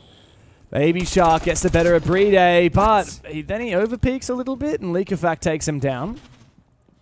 The thing is, they knew they had a Kali available because they used the Lance to destroy the castle barricades. So maybe lack of respect there from users, not thinking that he's going to go for the swing. Yeah.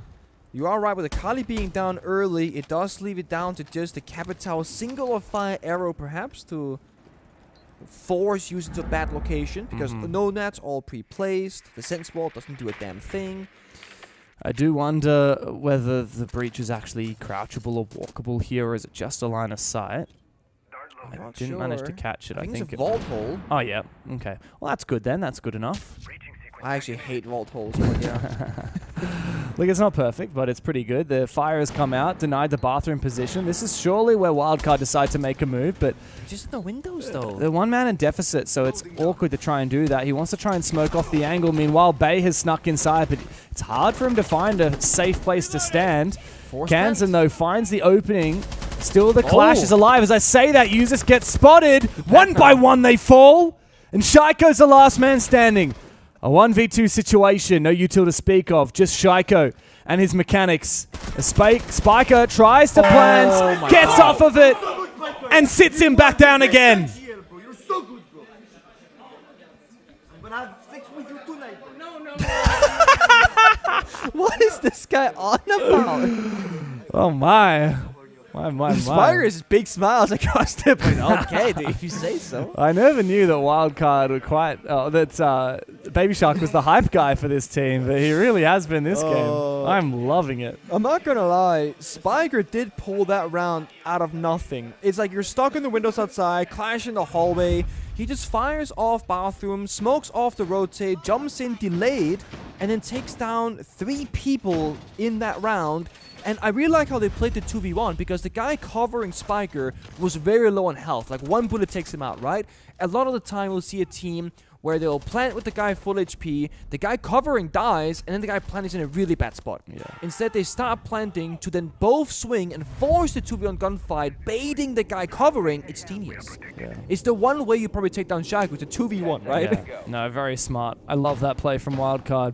I tell you what, these guys are looking like a really good team. Every event comes by, and we're like, oh, you know, WILDCARD, they've kind of like conned their way into a few results. Like, you know, Rio, for example, a lot of people call that event all kinds of words. A lot of people put an asterisk next to it. It's probably a nicer way to say it. A lot of people put an asterisk next to that event and say, well, the bullet format that we used for group stage was not the most competitive. It was very fun, but not the most like competitive integrity for a format. And then obviously it meant that the top 8 teams weren't necessarily the top 8 teams you expected. WILDCARD still made it to quarterfinals at that. Oh, sorry, semifinals at that event. Top 4. And yet they've really proven since then that they are not a Mickey Mouse team. Got a util set up here, right? The sense wall to block off CCTV. Then spinning frag grenades to clear out the cancer barricade. That's a very expensive way to clear out that utility. It is, in fact, the only frag grenades in the server, so they have no way to clear player positions, as Capital also is not being brought for this one, so they're forced into a master bedroom connector attack, because they cannot clear rafters in any capacity now. And Falcons will know this. So it's gonna be, you know, 1 or 2 people by the bomb side, and then 3 or 4 people roaming, fighting back. Candela's ring out. Nice entry from Kansan, looking for a second one. The AK-12 serves him well as Baby Shark up the main stairs comes in to support. WILDCARD now look to reset as Falcons are pushed back towards the bomb site. It's very well played. So Dash is on office hatch, Ying spamming down, then drops to the single con wall to cut the rotations in half. I like it. If the guy's in office, he's stuck, and if not, they can come back to support that player. They get 2 kills, they get back out, they watch the flank, and they reset the round. Plenty of time, plenty of utility, and they get the main breaches. Preday's not... Oh, he got it. Okay, nice. At the very, very end. Literally final tick, he got There's plenty of spare hard breach here between Kansan and Spiker. The problem is that Breeday will need to be forced out of position. Ooh. Oh, careful. Awkward. But yes, Falcons, I mean, they've done a good job of protecting that main wall, but into the late round, will they be able to continue doing so? I mean, you can, so if you get into connector, you can actually wall bang the soft wall between the sides and then deny the bandit from tricking. So if they can get into the con wall here and cross that barrier, it'll be fine. Dash using a can opener downstairs on stock door for a double red stairs push with Baby Shark, maybe? This is a different kind of attack. Oh, what is this off angle here for Breeday? It does get traded back. That means that the wall is now vulnerable. And Shaiko has been isolated. You're right. Bay, he's watching him with the DMR. Hits him with a bit of damage.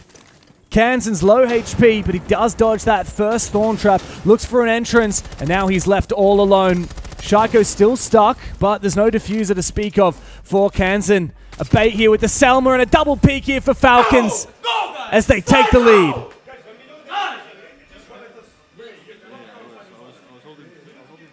Very well held there from Falcons, understanding the priority of what angles to cover.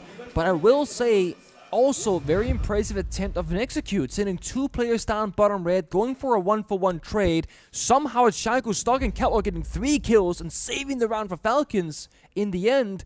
But it's a really good effort from both teams. Wildcard could have opted maybe for a default plant attempt on that single one connector, and maybe it all works out, but at the same time, you don't want to lose to a single C4 from the Bandit, right? So that's why they go for that other play instead.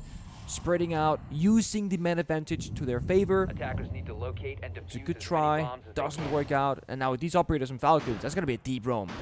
League effect on Scopo, you're getting a Capcan on the board, and an operator that we used to see every single damn round for a while, the Mute, makes a reappearance. Mute and Smoke, the SAS boys, having their, once again, time in the spotlight. Falcons, I like the idea. I mean, you got a bit of util on site, you got a bit of roaming potential, but I just don't feel like Wildcard are going to be susceptible to the Scopos Capcan play. It's kind of low-key cheese, and I just don't think just you wait. The way that Wildcard are playing, they're going to be vulnerable to it. And look, I'm ready to wait, Nick, but are you seeing these repicks from the attacking side? I am. They did also hide the Capcan on the entire prep phase there, so he's going to be running top floor, putting down those traps. But you're right, with his attacking lineup, they can go for a dirt kitchen, simple clear. They can go for a blue rush. They could also go for a full roam clear with the double shield Dokkaebi, then have glass for late round execute. I think this Are they lineup... Capcanning this? Oh, yeah, they are. I think Wildcard with this operator lineup... They're gonna leave the inactive shell in there so that someone sprints past. Is it just a full bait setup here, or... Okay. Yeah, see, they're gonna try and bait them into, like, destroying the inactive shell. I mean, and then the person's gonna run past the Capcan trap. This is absolute cheese to the highest level. This is like the kind of thing that I would do in casual, and it's definitely gonna work if Wildcard go for the clear. I don't know if Wildcard will, though, because we've got this Glaz Monty pressure inside of Dirt instead. So, this is the case right now. There's 4 smokes on the attack inside, but 3 toxic babes on defense. If they want, they can exchange those. 3 smokes or 3 smokes, then get full dirt control absolutely for free. Only leaving a single smoke left for bombs that execute later on. That's risky business. Here comes the second smoke. Toxic babe or fall back, your choice. That was a terrible smoke. Well, they fell back, so it did the job. Scared them away. They didn't take kitchen control first, though. That means the dirt players can fall back for free. But we see 2 players blue, 2 players dirt, and the 5th player, rather, somewhere else in the map. This could just be a brawl by the bomb site, but look at these crossfires. Where's the rest of the team here for Wildcard, though? Dash is coming from blue. He's about to be spotted by Leakafak, and an impact grenade will make things very awkward for him. The Brazilian taken to low HP, and then finished off on the feed angle by Shaiko. Wildcard do not have enough ingredients here to make this work. No. They need pressure from more angles than they currently have. Here's the 5th player, Baby Shark, on the main stairs, using bar/strip hallway the entirety of the round earlier. Last smoke to go out. They gotta go right now. What can you do, Kansan, here? The gas, it locks him out. Baby Shark needs to find his kill, runs straight through the barbed wire, gets deep. Flashbang might enable him to take the fight against Leakafak, and he wins it. What to say now for Wildcard when everybody falls but Kansan on the glass? No smokes in pocket, 1v3, and the diffuser is cold on the ground at AKs. Falcons extend their lead.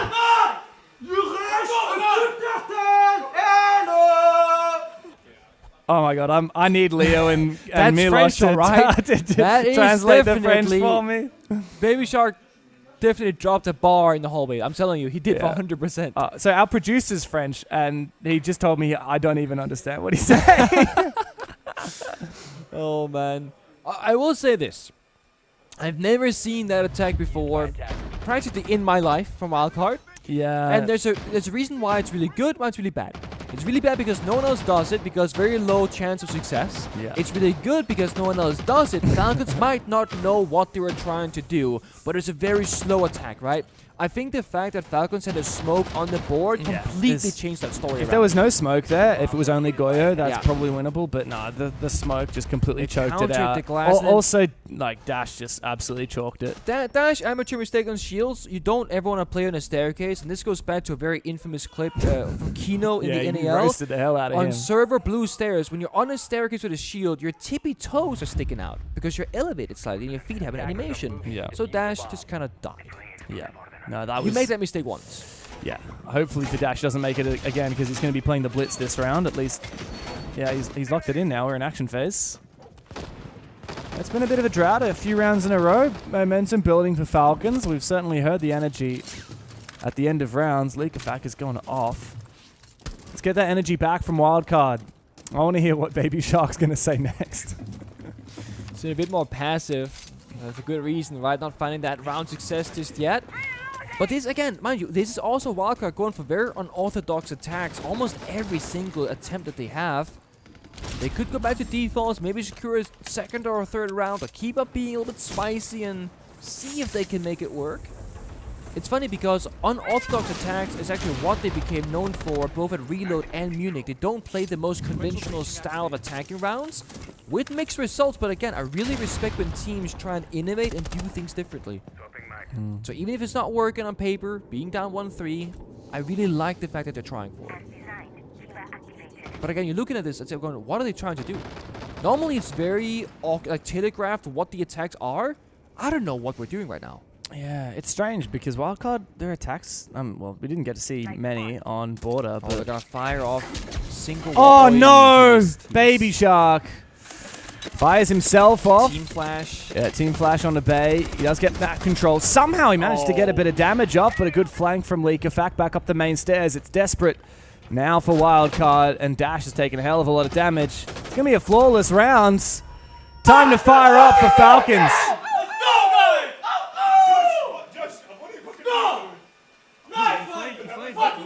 Disgusting! Disgusting! Oh yeah. Oh, I understood that one. This is peak, okay? Yeah, this is peak right now. Peak Leakafak. Baby Shark definitely quiet for this one. Come on, mate. Bit of a mistake as well, missing the Cats of Fire. Again, I think the attack on paper can work, but they take so long to set it up. It's so obvious that this rush is going to happen somewhere. True, and then, you know, Team Flash. Yeah, misfire, missing shots. Leakafak is the only one yelling. The rest of the team's like, alright, he's going at it again. It's like when your IGL starts, I know, think about the game, you're like, Leafy, could you please log in? He's meant to be the leader. He's meant to be the one with a head on his shoulders, and no, he's the one smack talking the most. Well, last round of the half now, and Nick, there's a very real chance we could end up 5-1. At that point, I think we're pretty much guaranteed to get... It's Fortress Map 3, is it? It is Fortress Map 3. Oh, man, I'm so excited. There is a reward for all of us at the end of this one if so Falcons were to win the map. New map. Second time ever played yes, in Tier 1 LAN. I didn't get to watch all of the other one. I saw bits and bobs, but... Had the pleasure of being on the analyst desk for that one. Oh, you did. Between Secret and SSG. It's a very exciting 3-mapper. If you guys are thinking, why is he just doing the top-bottom pellets? Well, the thing is, chat, they patched it.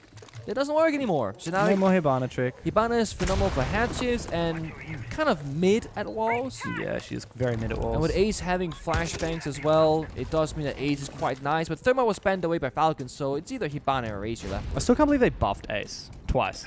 Like, they buffed all the hard breaches, right? Because Ace was really good, but they gave they gave Ace flashes, and they meant that he's immune to mute. So it's like, dude, why'd you buff him? He's already too good. All the hard breaches in either a small or a big way. It's definitely made things not different, but feeling better. Hibana is much quicker to activate the gadget as well. Doesn't have to like reload every shot, so to speak. Yeah.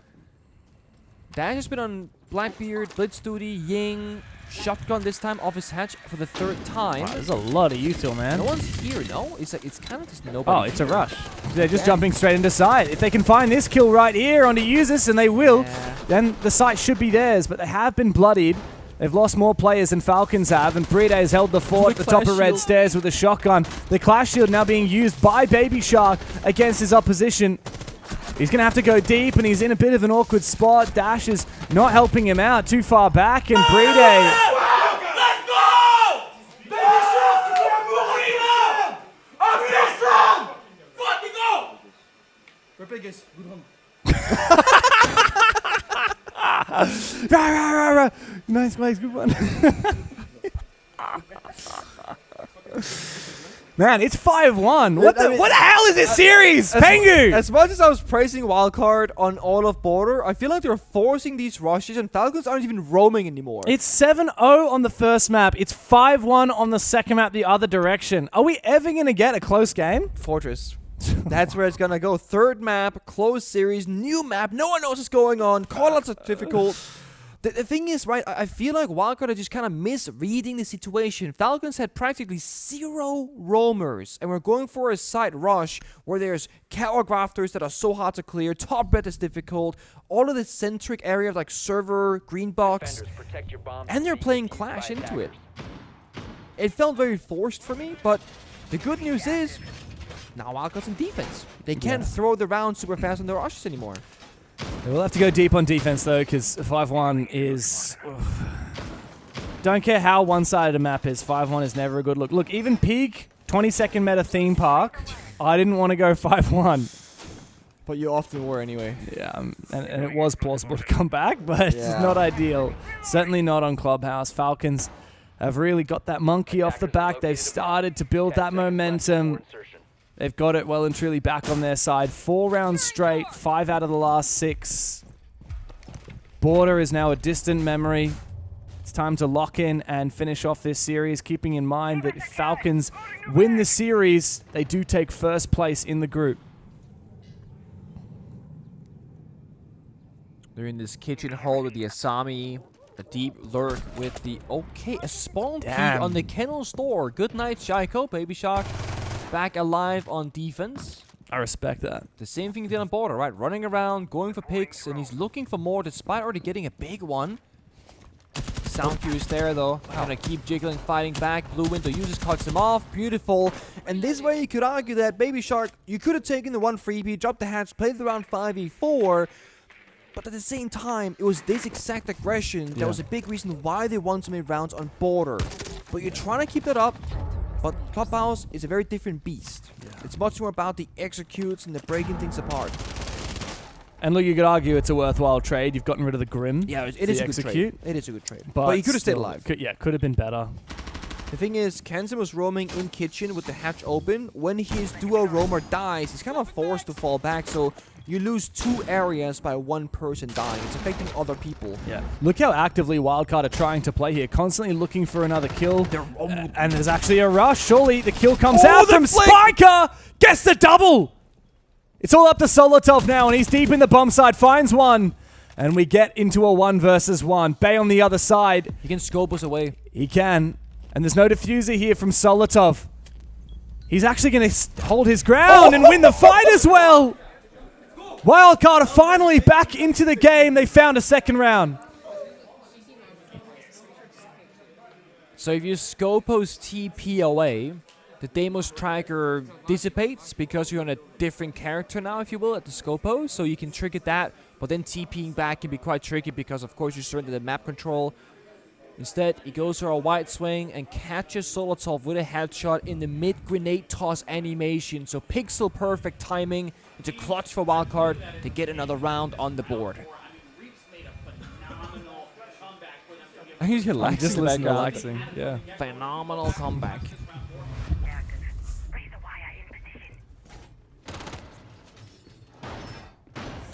Let's see here. CCTV up next. But that's how the thing started last round. This rush was actually really well paced by Falcons, where they drop kitchen, they go down blue, and somehow Bay hits an injure and a flick to really save the round for this team. Yeah. 10 seconds to insert. I know. Is it real? Is it possible? 2-5 comeback? It is possible. I still think the mental state of Falcons is a little bit vulnerable. And, you know, one annoying death here and there, a round slipping away. The tilt can seep in a little bit. The beauty about players when we talk about, like, let's say Ashen or Baby Shark or League Effect, when they're getting loud, is that you are in a more, in my opinion at least, vulnerable state. Because you're not having as much control over your emotions necessarily. And while it's really fun to watch as a viewer, if you're a teammate of League Effect in theory here, and he is very emotionally like, oh, you're gonna take down Baby Shark, and I'm gonna yell at him and stuff like that, you are gonna be focusing on other things than just the game if you're going out of your way to specifically target another person by yelling at them. At least in my mind. Yeah. Look, Falcons, phenomenal team. One of the best in the world, one of the best to ever do it. But if you had to like rank the best teams with the worst mental, they're probably near the top. I know that a lot of Falcons fans would hate to hear me say that, but I mean, that's been the final curse for a while, right? The mental boom. They set themselves. Like, the more that a game matters, the worse they're going to perform. It was funny because in Munich, we saw Falcons being very silly. They were yelling and making cat noises on stage and all these things, trying to loosen the mood. And they said in interviews that, yeah, they're having an issue with being too tense and the nerves getting to them. So now they're having a bit more fun, being more loose in the server. Then they play really well all of Munich, but they lose the grand final to a phenomenal MAD that was just powering up, right? And then this event, they're not as silly, but they also had a rough start. Shaco did first again. Falcons have looked far less dominant than they did at the start of Munich. Solotov deep in. Oh, wow. Wow, Usus is tossing this all the way from outside of Con down through the logistic hatch. He's not over-peeking, though. He's looking to just play the cutoff angle. On the other side of this is Bay, who's peeking from out of sight into connector. It's interesting because this is almost WILDCARD playing exactly like Falcons and vice versa on this exact bomb side. There's the pick that Usus looking for. I like this from Solotov on the Nomad. Pushing in deep. It's Usus. And surely WILDCARD are not long for this world. Spiker will go down. It's all up to Baby Shark, but he's made it a 1v2 with a big C4. Where's Bride? Where's Leakafak? Yeah, Bride's still upstairs on the roof. Comes around. He's going to spot Leakafak in just a moment. Surely Baby Shark gets a bit of bullets his direction. Bride can go for a plan. Leakafak to cover. No nitro cell remains. Baby Shark hears the plant going down, but he doesn't know where it is. And as the extinguisher gets popped, he has to get aggressive. He manages to cross amongst the smoke, but he still doesn't know where these two players are. Both on rappel, sees the first one, but Leakafak can hide. Bride's playing this perfectly as well, still on rappel. The only universe where Baby Shark wins this is when he hits two impossible shots. He baits the first one, tries to bait the shots, finds the first kill, but a refrag from BD. Map point Falcons. Oh my god. And Leakafak continues the targeted insults to Baby Shark. I don't really want to say what he said, but let's instead listen to Lagonis coaching the boys on WILDCARD.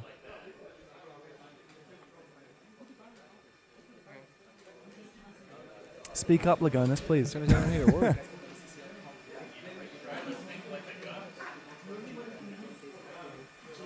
Very quietly spoken, unfortunately. I can hear Laxi more than Lagonis. I can't even lip read him because the chair's in the way.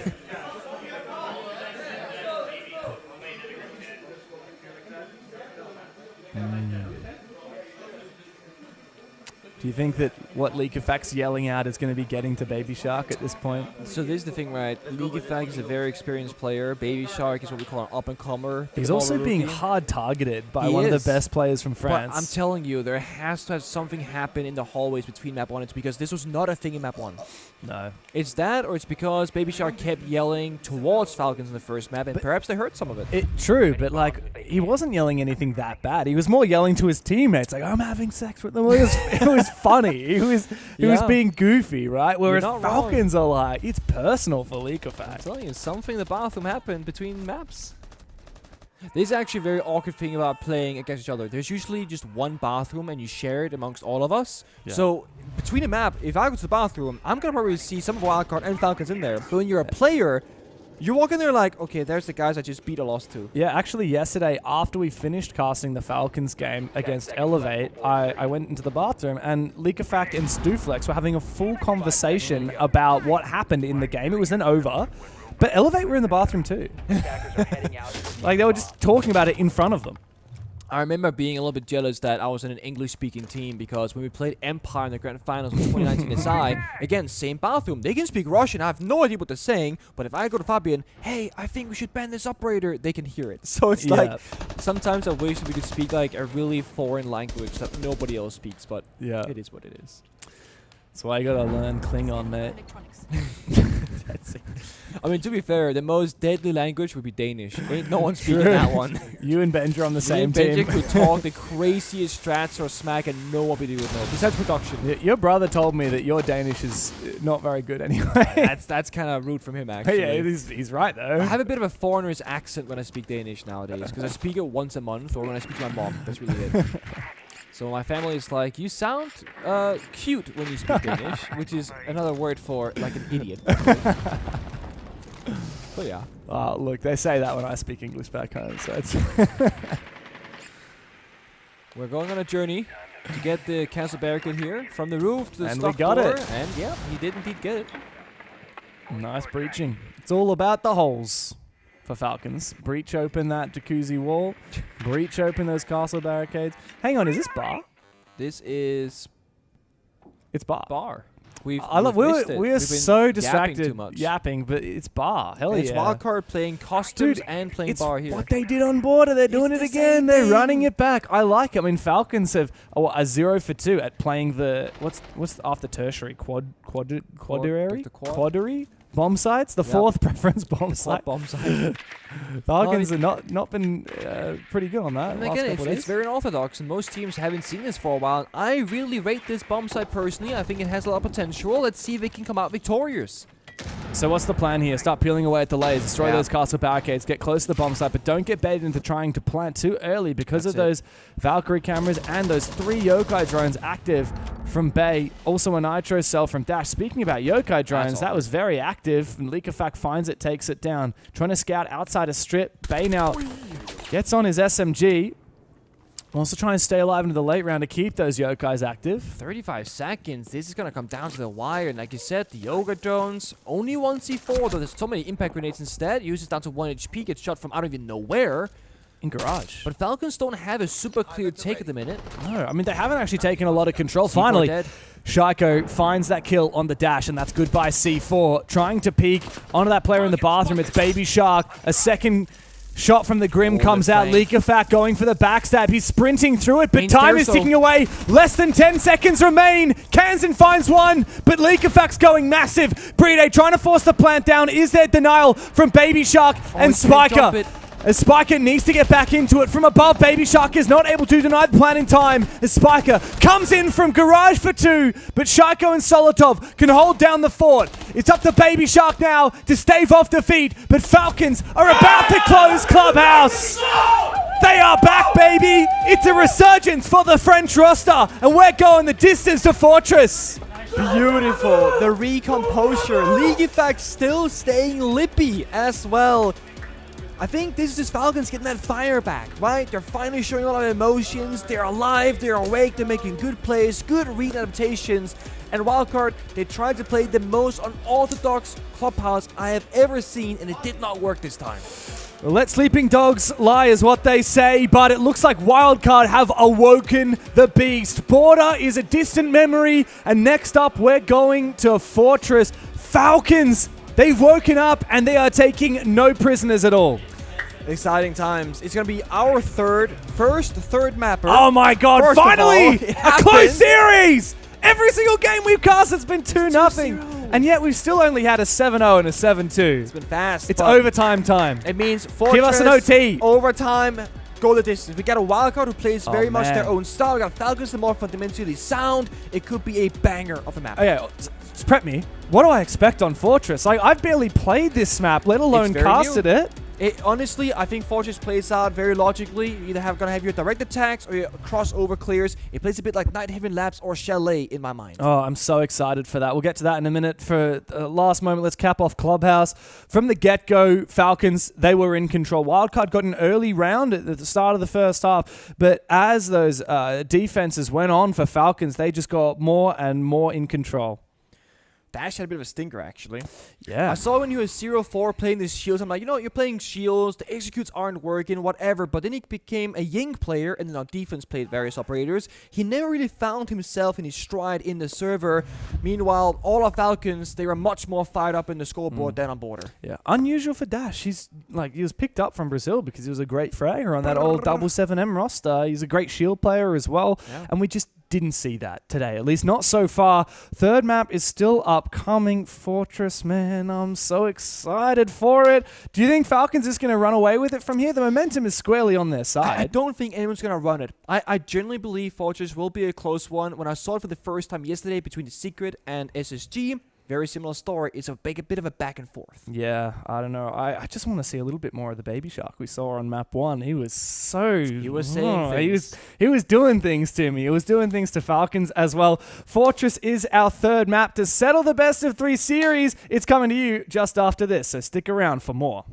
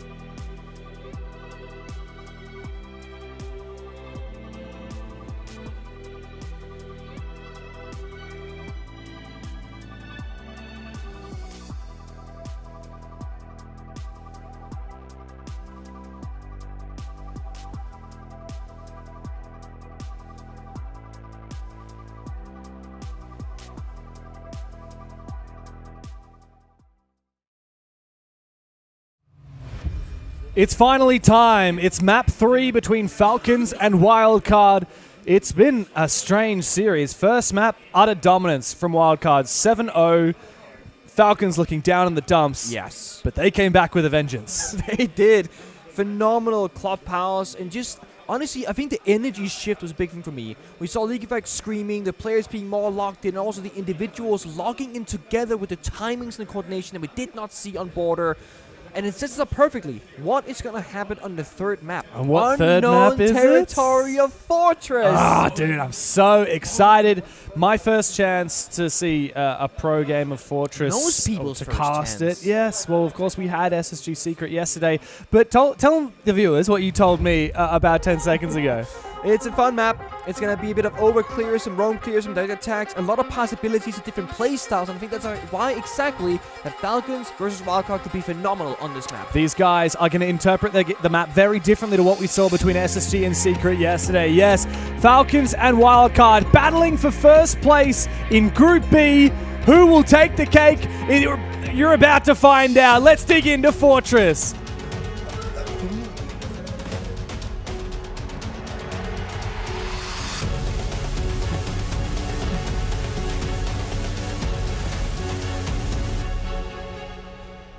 Good luck, have fun. In fact, League Effect only said have fun. No good luck on his side. He doesn't want to give any luck to Baby Shark after what happened on map 1. I'm curious if that's going to keep going or if we're even now, you know? Yeah, I mean, like you said, there must have been some kind of beef because League Effects, he's just vendetta against Baby Shark. He's not one Shark. to target people, usually. No, but he was. He was yelling at him in French. He was animated. Baby Shark. Disgusting! You are disgusting! You are disgusting. And he said some other things in French, which our producer translated. No one could figure out what that was. Oh, no, our producer translated some of it. Yeah, okay. but I just can't say it on broadcast. All right. Clash ban? Oh. Yeah, he said he was not a good player. That's a very nice, very much a PG version of what he actually said. There's like 1,000 ways to say that sentence. All right, it's time to dig into it. Falcons, they get to set the pace here. They get to choose the bomb site here on defense for the first round. And it seems to be we're going to the bomb site that is the most favored at the moment in both the pro level and in the ranks level. That's exactly it. And I think the first time we see each side, we can take a little quick kind of tour on what's supposed to happen. Like I said, I think this plays a lot more like your Chalet, your Nighthawk Lab. So you have 2 primary attacks. So you have the bathroom here in the bottom. On the right-hand side, there's a nice wall that's going to be very much reinforced. Beautiful green tile. A lot of people are going to take the bottom half of the map, kid storms, and push up into that area, breach the bathroom wall, and go for a plant. So this bottom half, that's the first attack. That's what we call the roam clear. Then we have the more direct approach. We go to the top-hand side of the map. You're going to see on the floor below us, you're going to have main lobby going towards lobby stairs, and then up we go towards this bomb site. Then you have on the right-hand side top, that drop from construction. You can walk down together with the lobby control and just start working the breach and, of course, the hallway into horse. That's the more direct attack. That's the 2 primary ways to see people in ranked, and yesterday between Secret and SSG attack it. But of course, they'll have a 3rd and 4th way, I'm sure. Yes, of course, and that's just for this bomb site. But notable that Falcons actually opened up rotate holes for both of those main bomb site walls that are reinforceable that you mentioned, right? We've got the one from top of main stairs, and we've got the one into bathroom, both of which already have rotation holes made by Falcons. And that's why I said it plays a bit like Chalet. You can close the walls, open the walls, play it offensively or defensively. And the funny thing is, Falcons have countered the direct top lobby attack, like you said, with soft walls. Meanwhile, on the extended roam on Kid Storms, they have double reinforced the wall, and they're actively bandit tricking it. This means WILDCARD, are facing 2 different problems. On one side, it's the breach where the Maverick is. On the other side, it's the long angles shutting them out. Oh, wow. It's a quick rush from Dash. In he goes. That should be a and he's freebie. right on the verge of Solotov. Good flash. And finds the opening kill straight into the games. But Leakafak will trade him back with the Nitro Cell. Also finishing off Solotov. Now it's a peel back from Falcons. However, they have lost the exchange. Good map control taken by WILDCARD. Very much worth it. Blitz is dead, but what is Blitz's job here? It's full map control, and they have accomplished that. Bandit fell back towards the bomb site, reinforced the final wall in bathroom, and can now actively go for a bandit trick. The issue is, they've probably recognized that Maverick is on the board for Spiker, so tricking is probably not going to be a possibility. right? If WILDCARD get the bathroom walls opened up, they are primed for a default plant on the wall and bathroom. If Falcons know this, they have two options. Since they've lost the C4, they either have to go for a kill or two by playing aggressively in the hallways or rely solely on breeding on the smoke to deny a plant. But there's a whole minute left. And Leakafat can just contest the hole as it's open. Spiker was caught in a bit of an awkward spot where he's vulnerable to the hallways to his right and now to the breach. WILDCARD have lost their advantage in the numbers. And now timer as well, 40. Good night, Shaiko!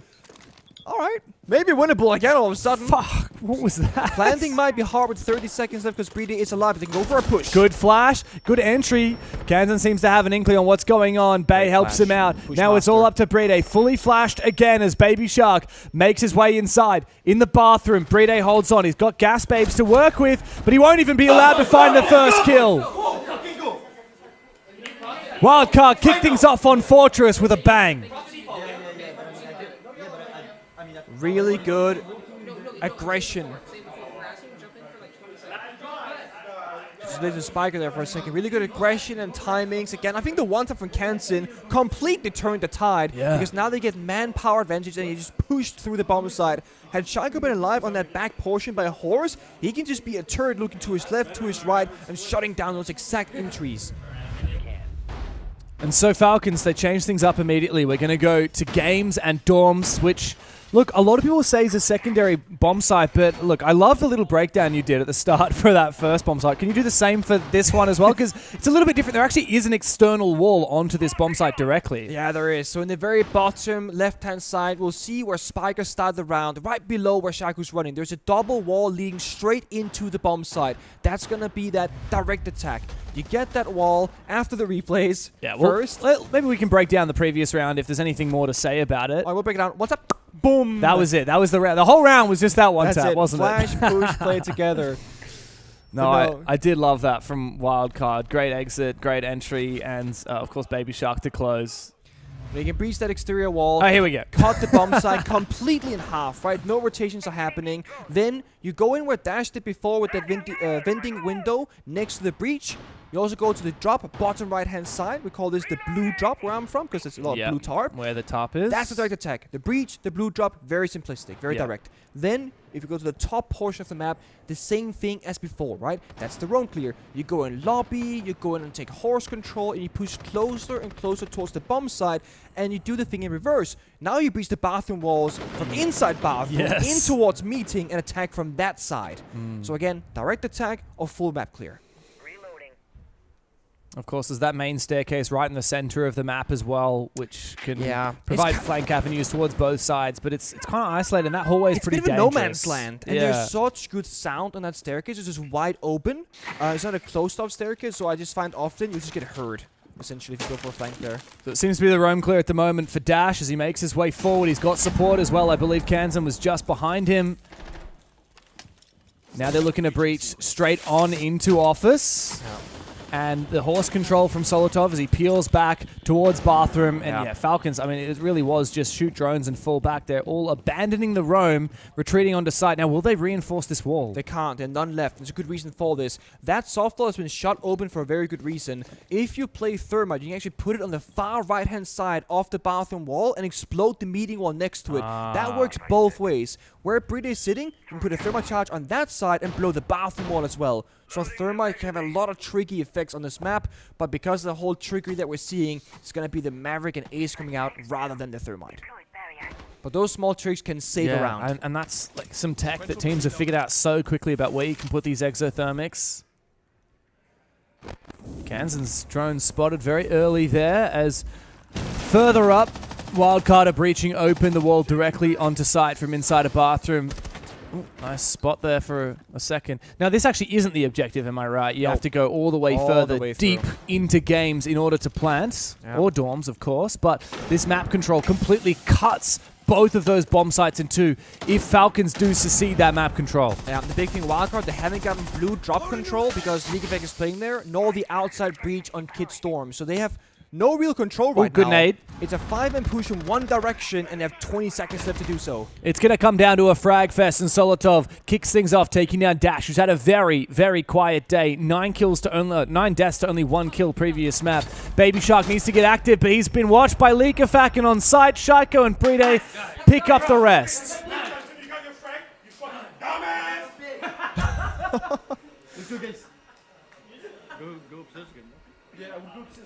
No more yelling at Baby Shark. No more yelling for now. We're locked in.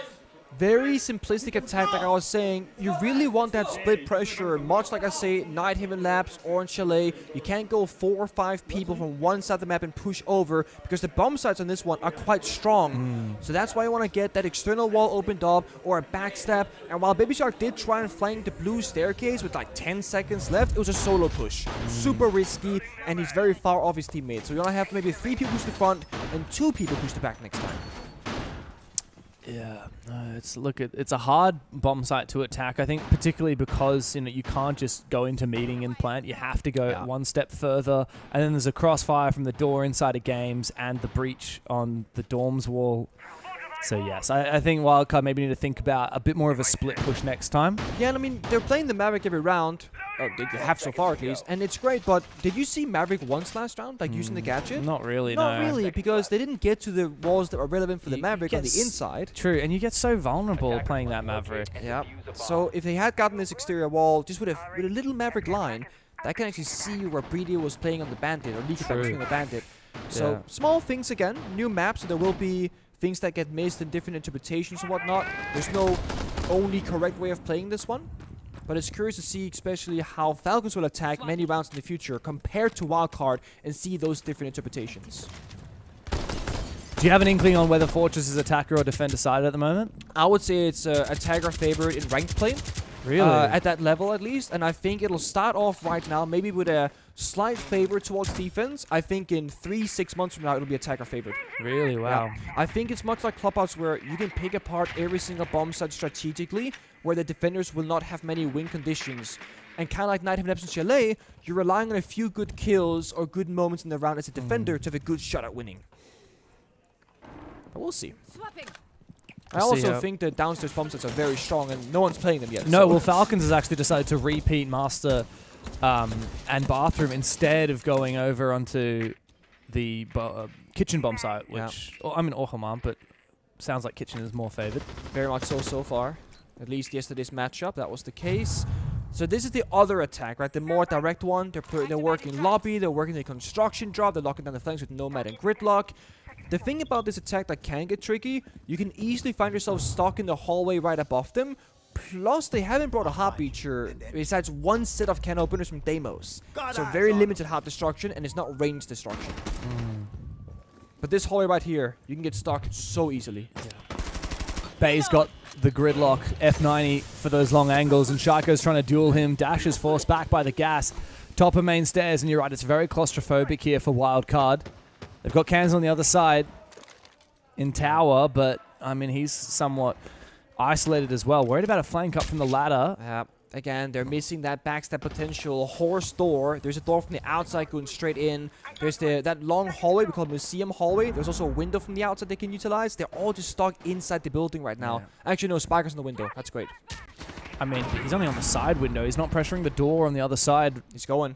Yeah, he is actually rotating. There we go. So he might actually be able to make an entry from here, but he's going to need to have a big impact because Baby Shark's gone down. Spiker misses his opportunity as a player sneaks right on past him. But meanwhile, elsewhere, Wildcard have found success. Bay can start making his way up this hallway towards Horse and to regroup with his teammate. He will take down Leakafak, looks for another one, but Solotov holds down the fort inside of Bathroom with a deployable shield to boot, but Kansan finds his number, and Wildcard erupt onto the bomb site. Great cover, great cross, and again, the rotations were perfect. We're just talking about how the window and the horse door is so important for the backstab potential, and then it came through.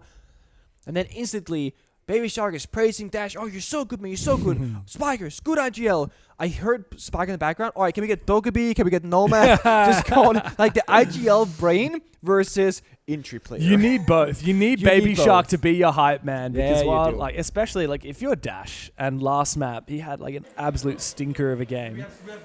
You need someone to hype you up. And it's a Falcons tactical timeout. Oh, I like it.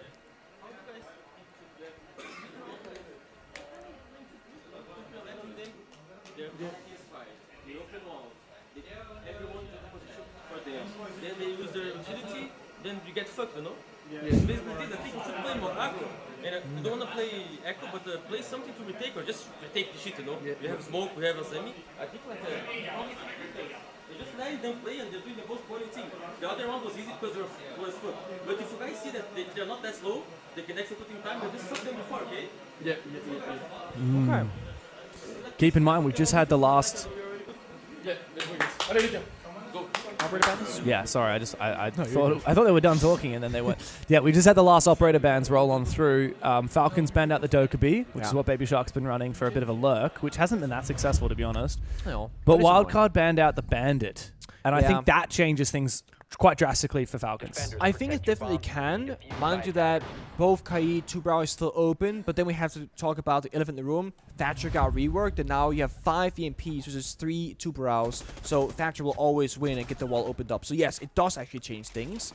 And we heard, not Solotov, Julio, the coach of Falcons, saying, guys, if they have enough time to go for the execute, we need to fight back before they get there. Yeah. And before they said, let's play further out on the map and fall back a bit instead of just giving them too much space at once. When you ban the Dokkaebi, that does make sticking around a lot easier. Yeah. Hard though on, if we go back to the previous bomb site, that's quite hard. If you go for a main stairs take, you don't need a lot of map control. No, that is the bomb site, right? Exactly. Like Falcons can't extend on dorms and fall back because they're not even pushing dorms. But that's where this tertiary bomb site comes into play. Kitchen and cafe, because this is going to be the most amount of map available to you for a bomb site. Think of Chalet Bar, where you can have one guy playing by the bomb site, just locking down the few entry points, and then 4 people roaming, starting, over in master bedroom, piano, solarium, then falling back and ending on mezzanine top blue. This bomb site works very similar. You can play extremely deep around the crevices of the map, and then slowly fall back step by step if you want. Quick entry from Dash. Breaching round used to open up dorms. Makes his way inside. Needs to be careful. There's a player on the main stairs. It's Leakafact. Spots out the Gridlock's tracks. Takes him down. Another thing that makes you really vulnerable on that stairs is there's a window just outside. So you never know if someone's watching you. There's 2 90-degree hallways to check the second you walk up as well. 3 angles. So there's left and right. And there's a door on Kid's dorm. So tricky. And I feel like right now, looking at Falcons, right, they opted for the Valcam C4 below and trying to play for, again, falling back with the layers rather than fighting for the live top floor. Because they have 2 spare reinforcements, yet they left the Kid Storm's walls to the exterior completely soft, which Dash breaching charged for free. Speaking of breaching charges, it's time to get to work on the vert. I mean, you said that Falcons could play quite extended on this bomb site of Kitchen and then fall back. But yeah, they've just given away the vert for free. I mean, you see the bomb site right here. There are some strong power positions, but it's kind of like most bomb sites.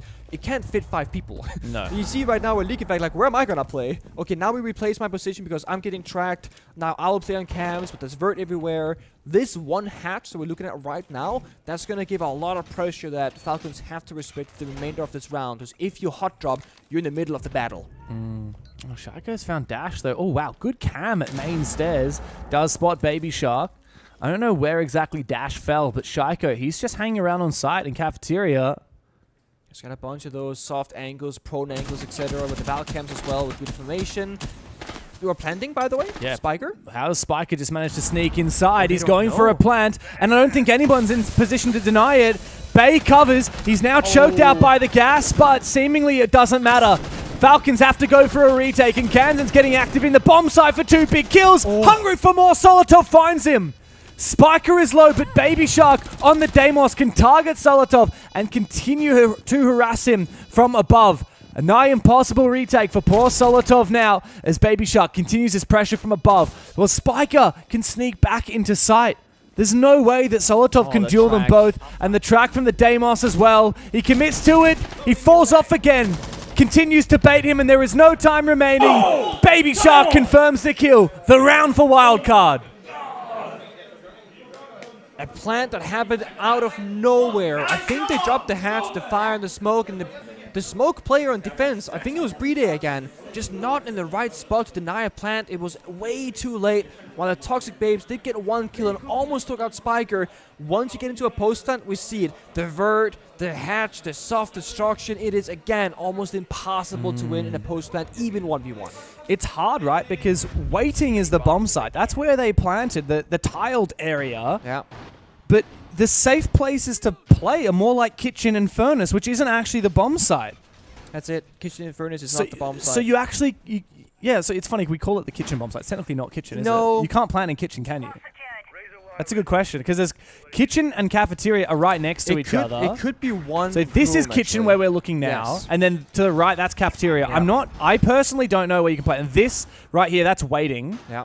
That or vending, whichever. Waiting, you can plant in there. Clearly, that's where they plant. You can't plant in Med, which is to the right. I actually don't know for a fact if you can plant Kitchen and Cafe, but I know for a fact you cannot plant Furnace because I've tried. Yes. I'm going to guess you can't plant Kitchen. But obviously, like Kitchen, Furnace are the two areas where it's easiest to hold. Cafe and Waiting both have vert. There's a hatch above Waiting. Yep. Surely it's actually quite hard to hold that bomb site. Maybe Hammam is going to end up being more That's meta. kind of why I was saying I think you need the deep roam and play the top floor much more. As if they didn't contest the top floor at all. They didn't even reinforce, as you said, the dorm's exterior external. walls. Yeah, if you ban the Bandit, I was like, okay. So if you ban the Bandit, you can still play the Kite or just like reinforce walls for starters. You just gotta slow them down step by step.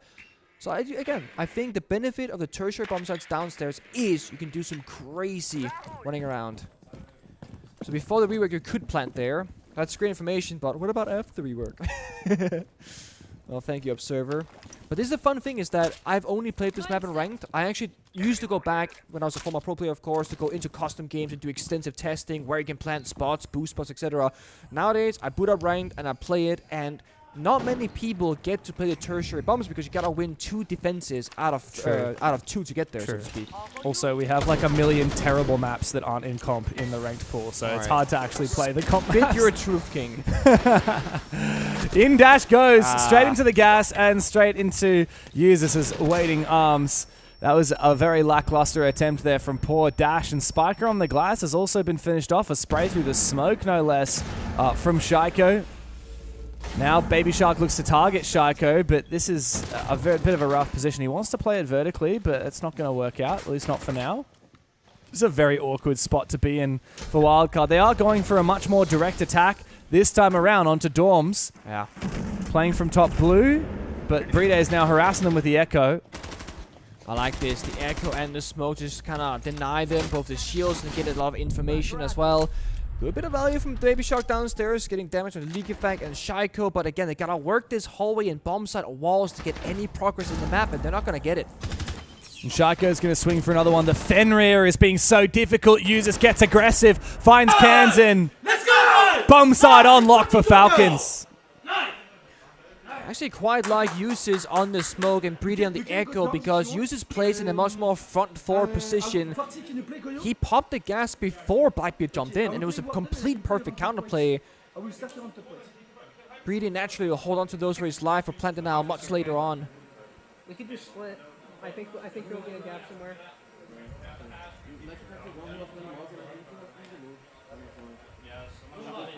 You know, it's not a bad call by Spiker, but you could make a meme template. It's like, tier 1 IGL. We could play split. We might find a gap somewhere. Literally the meta, though. yeah. It's just purely memeing here. Literally our top tier Rainbow Six. It's not a bad call, but it sounds really outrageous when you just listen to it out of context. Yeah, you know what's the funny thing is that is literally the current era of Siege. Like, if you're like IGLing your rank stack and you have this expectation that you have to sit there and be like, guys, you play here, this is how it's like. No, I mean, that's like, not the style sometimes a good leader is just like, guys, let's just like fish for a bit and see what's good.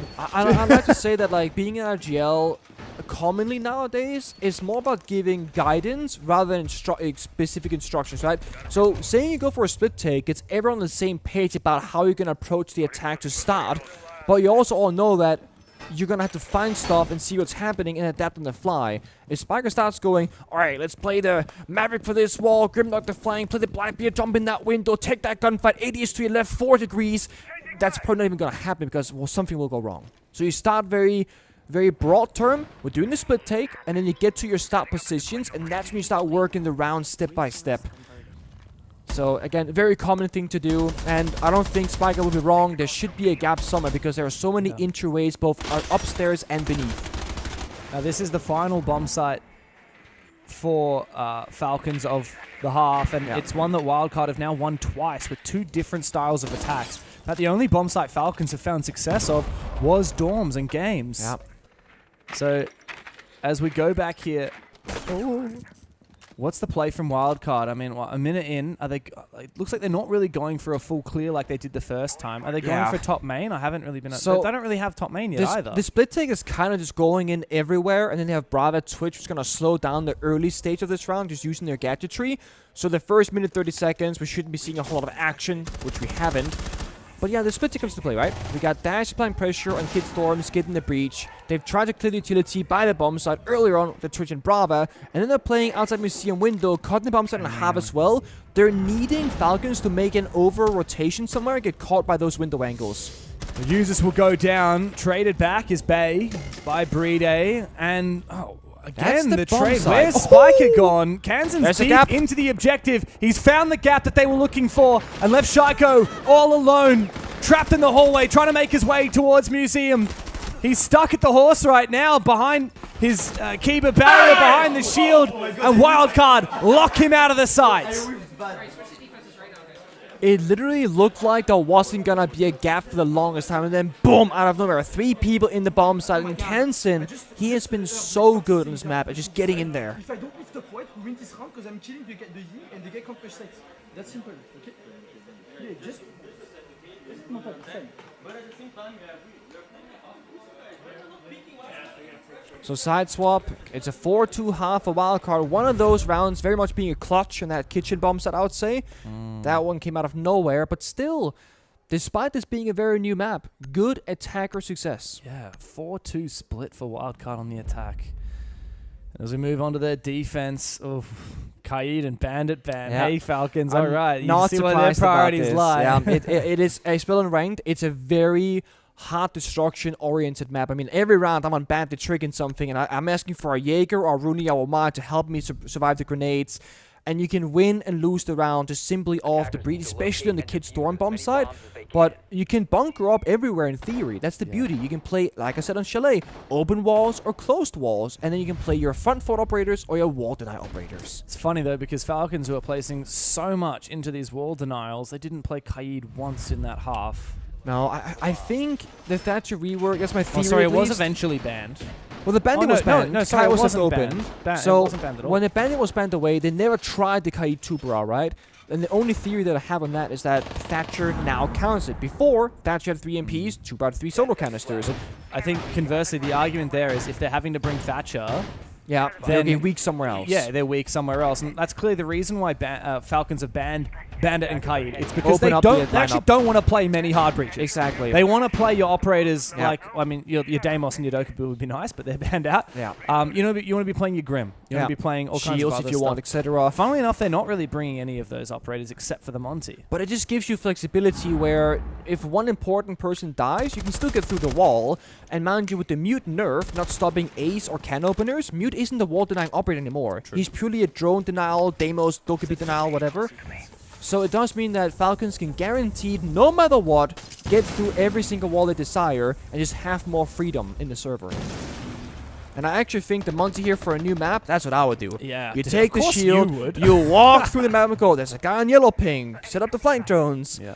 But now we gotta see Breede do something that he only tends to do when he's on the shield. He has to IGL and lead his team forward because he's the only one with eyes in front.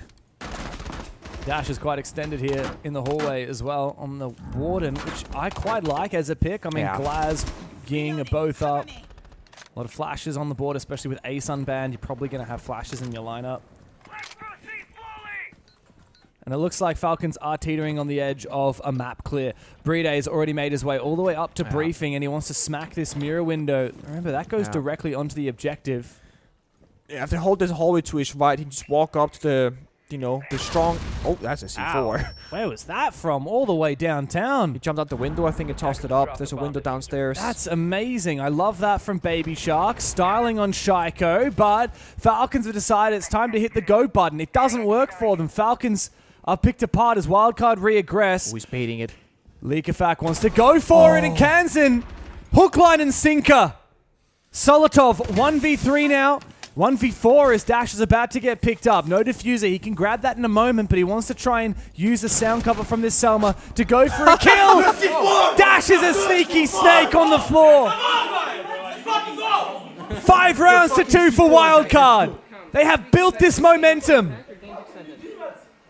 Not sure what happened to Brede that round, but he disappeared way too early. And Kansan again, the hero of a Wildcard. He's 11 kills. Oh my god. Let's go, guys. Didn't catch the beginning of that, but it could have been like we're screaming like it's the end of the world, but it's not. Comms issue, perhaps. Bit stressy in the server. Now, Falcons are by no means like on the verge of elimination. They've guaranteed that they are making it to playoffs, but that's not enough. Well, it's true. There's a huge difference, right? So 5 teams in your group. First place, you go straight into the upper bracket, and you skip around in the playoffs. 1 step closer to the hammer. Second and third place, upper bracket, so you have 2 lives, but you don't skip around. You have to play another very well-matched team. That's a hard spot to be. And then if you end up 4th in your group, which is likely to be Daystar or Wildcard, you end up in the lower bracket, 1 life. That's it. You get no second chances. Doesn't third pick 4th as well? The whole picking your opponent thing? I believe second 2 picks 3. Oh, 2 picks 3. Second seed picks the third seed. Yeah. Okay. Fair. Okay. But yeah, so Falcons, look, they're not on the verge of elimination, but you certainly would be expecting it's them or FURIA who are going to end up getting that bye in the upper bracket. And with how many games they've dropped so far,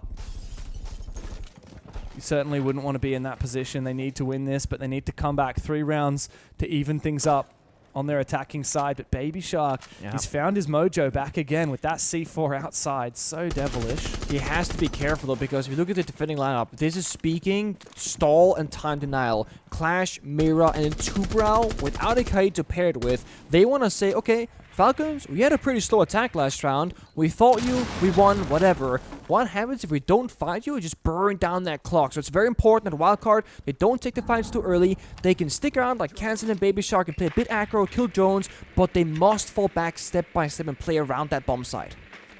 And Falcons, like you said, very slow last round. They're trying to expedite things this time around. Even the barricades, that shows that Wildcard are trying to slow Falcons down. That just adds, what, 2 or 3 seconds of smacking that. Solotov makes his way further. Drones up. Takes down a mirror window. Keeps on peeking. But guess what? Yeah, they're going to DMI. reinforce it. Oh my god! Style points for Wildcard as they fortify the bomb site further. But Shaiko, he snuck his way up. He's got revenge on Baby Shark, but now he meets his maker in Dash on the Clash. This is my fear. Baby Shark, he's a great player, but he's also usually just a little bit too far in the front lines. So eager for a fight. Could have played behind the Clash, playing safe again by that bomb site, but he goes down early. And he got a kill. He's the hero. Tubrau. Right now, he's the villain. Tubrau goes out. They can stall for 36 seconds of total time. If you stack them back to back to back at the max duration of 12 seconds, that means that when this wall gets opened up, Falcons have less than half a minute to work with to make all the plays. Oh, big nitro. Oh, he's frozen in the thing, so it freezes him as well. He can't pop it. Unfortunate for Spiker. Solotov wants to keep on peeking. He's Another going to reinforce it reinforcement. again. Not again. Another nitro cell. This one will land on Solotov. Can't confirm. Falcons, they cannot find their way into this bomb site. And even with Solotov picked up, Wildcard continue peeling back the layers and refortifying the bomb site. Still 1 Tuberau canister in pocket as the wall attempts to get breached. Kansan will just freeze it again. League Effect might have a flank here on the blue drop. There it is. There's a Clash shield, but they're not watching it. This is a perfect gap with the right timing. And uses, he makes his way forward, but the Clash shield gets activated. Leak Effect goes down. Dash is holding down the fort with the Clash. Well, Solotov finds his entry on site. Shaiko will join him, and Wildcard at the drop of a hat just rely on Spiker. He's just around the corner. round! Let's go, boys. 9 seconds left. Had they stalled for 9 more seconds, that play from Spiker, ratting in the corner, will win the round on 0 seconds. But they were quick enough to the punch. Perfect timing from that flank from League Effect, applying that pressure, making Clash look in the technically wrong correction, saying, hey, look at me, I'm the focus. We also saw a new mechanic that came out last patch. It is how EMPs have been reworked recently. It used to be the longest time that, let's say I am a smoke and I toss a smoke canister. You would have to EMP the canister itself so I can't pop it. You can now EMP the smoke and disrupt the signal from the other direction. So when you had the two-brow, or the mirror rather, in the two-brow freeze tossing out the C4 wasn't jammed. The mirror was. Yeah, because she the can't mirror, activate. she has to leave the freeze to pop it, but had you tossed the C4 into the freeze, you also can't do it because now the C4 is blocked. So the signal can get disrupted from 2 different directions, and that's very new. Yeah. Only a few weeks old. Yeah, and players are still getting used to that. You saw the confusion. You kept popping, like, why is it not popping? Exactly. No, it's funny. It happens like back in the old days. You couldn't get on your cams while you were next to a mute jammer. Yeah. Because it's being blocked, right? But now that effect is universal for all gadgets. Yeah. And applies to the freeze as well. Look, Falcons finally get themselves around on the attacking side. But they are still trailing behind by 2. And they can only afford to lose 1 more. Otherwise, if WILDCARD take the series. And with that, I believe they'll also take first place, depending on round diff. I think they might lose out on round diff to FURIA. So I think FURIA will actually end up at first place. Yeah, I think honestly, maybe if they win this literally 7-3, they might just etch it out, but it's very close. Yeah, I think I'm not sure. I think FURIA's got their number on the round count. But of course, what really matters is just winning this game for either of these teams. There's 3 points up for grabs. The loser will still get 1. But the winner will get that triple threat. Falcons, I think, not so much the points, but it's the mental game. I'd be like, okay, we're in it. We don't have to worry too much. Like, they're not worried about getting grouped, but they are worried about being good enough to keep hanging with the better and better teams. Because every game at this point, we can start seeing more and more teams get eliminated. If you're in the bottom of the group, we saw goodbye to Elevate when WILDCARD won the first map of Border. So they're going to be going home as the... Oh, that's a nasty wallbang from Leaky Fac. That's a tilter for Baby Shark. I could hear Leaky Fac yelling at Baby Shark in the room next to us where that game is happening right now. I mean, Leaky Fac, he has a vendetta against this man. And Baby Shark dead really early, 2 rounds in a row. Again, I said it, it's like... The big strength and weakness of this team is how he can get a couple of kills and pop off early and have a lot of value. He dies with nothing to his name and he is useless, worthless, just watching the cameras.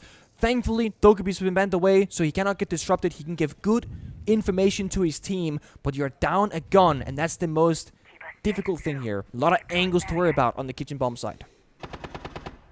Still good damage on Shaiko and Leakafac, though. Yeah, that's true. And Falcons are once again very slow on their attack. But they got 4 Candelas. They got a Blitz that's been undetected. They can just pop that go button and they're not going to know what hit him. Yeah, but you need to make sure it lands, because if it doesn't, if these Candelas don't give Falcons an in, then WILDCARD will claim map point. Dash tucked away in the corner. He's got a solid spot. He'll also have that one-way angle using the Kiba barrier. He's beneath the window. And if Uzis jumps in... He's going to die. I think Dash will get him. Yeah. They seem to have an inkling. Shaiko's watching the position. He's going to go Bay's right now. hiding under the window. Goodbye to Uzis. And with that, Falcons, they're sitting at a standstill. A second one jumps in. Bay doubles down. Bride and Solotov now desperate. Does he go for the plan or does he look for a kill? Bride needs a little bit more, but Bay is still lying in wait. Solotov covers for 1. Bride continues to try baiting. Back and forth. Bay knows where he is, but Spiker from the other side. Let's go. WILDCARD! So good, bro. A reprisal and match points over Falcons.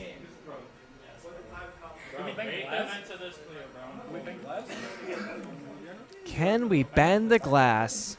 Now, that's a question because I ain't seen a glass yet. Interesting. Final ban of the game. What is it to be?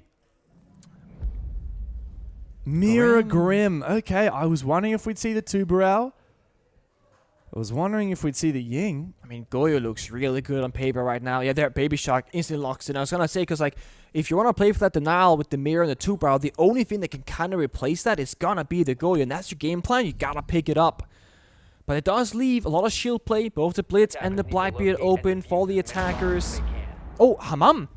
It's happened. It's done. We have seen all 4 Dude, bomb this sites. is classic. Yeah. This is It's again Wildcard. from Wildcard. They play every They did it bomb on site. They did it on Border. Play customs. They played customs. They did it on Clubhouse. Played they bar. played bar. And now here they're playing Hammam, which I mean, I guess we didn't see this in Secret SSG. Do you happen to remember? We did not. Oh, it's the man. first time, unless I missed a round. The first time at Tier 1 LAN we are seeing Hammam on Fortress. I mean, this is so exciting. And Falcons, they have shown that they are really bad when it comes to playing the underplayed sites. So I don't want to talk about the exact map pushes like I did with the other bomb sites because I'm not too familiar, so I won't go into detail. But there's one thing to look out for. If you go to the B bomb site downstairs, that wall, that's the site. And there's a little half wall on the right-hand portion, so you can breach the exterior wall, walk into the close right, and instantly go for a plant. That's the cheese plant. That's the big vulnerability. If you're roaming too far off or don't have planted out like a C4 or a smoke, that is how you lose the round instantly. So just keep your eyes peeled for that. There's a Goyo, there's a C4, there's a smoke. It shouldn't be possible, but who knows? We've got Thermite as well on the board. No Kaid, no Bandit, and no Tubarão either. So that wall will be breached very quickly directly onto the bomb site. Now Kansan's going to have to stay nearby just to call for the team. Dash also can look through the smokes on the Warden, so he's nearby. Wildcard are wary of a rush. And, you know, they spoke about, should we ban the glass? But they said, no, let's ban the Grim, play the Warden instead in case they bring it. Very good foresight from Spiker, indeed. And much like all the bomb site downstairs kitchen, it is about playing around the map and stalling for time. Hammam as a bomb site is not the strongest if you're playing 5 people on it. It is much as I keep saying, like Chalet, like Night Haven Labs, extending around the rooms, around the bomb site rather, to maintain control and maintain crossfires. And they're doing a good job at it. They've surrendered top floor entirely. They're all playing on that primary floor below, but they're looking for a flank up a staircase, watching those doorways. Shaiko wants more low on health as well. This seems to keep happening for Shaiko. He gets shot from an off angle he hasn't figured out yet, and then now he's 20 health. Definitely needs more time to get used to the map, get used to the angles. It's hard to be entry when the map is new. If you're a droner, you're just droning. Oh, this is clear, this is clear. Exactly. It's an entry though. You're fighting unknown angles. The vert from the Ram here is great. You already see a lot of the bomb site. Problem is, it's not the parts of the bomb site where Wildcard are actually fortifying and playing. Yeah. And there's still a lot of roam game. See, all of these Wildcard players have fallen back into Hammam itself. Yeah. Still, they have the ability to protect the B bomb site. Yeah. Should an execute come through, Solotov makes his entry. They can plant outside now on that breach that I said. Brady can walk in from the outside and plant by that half wall with the breach cover. But is the smoke going to be in position to deny this plant? Where is Kansan? Trying. The plant starts. He missed it. The smoke misses. He's going to have to go again, but Bride He will be stick it. able to confirm the plant. Oh, the impact and Impact is ticking away at the damage. But he will get the plant down before he falls. Solotov covers for a second, now looking for a little bit more. He's maintaining control as the Nomad air jab goes off. Bay can't land the shots. Big multi-kill for Solotov. And Falcons refuse to go down without a fight. You know, I just pushed from the opening because they play like, I don't know, they play so weird. Like, too much opening on the shit. Let's go, boys. Get the 6. They play so weird. Again, I think the biggest thing we're learning right now is just how much that top floor push matters because the verticality is so strong. Wildcard will call it tag timeout because they need just one more round.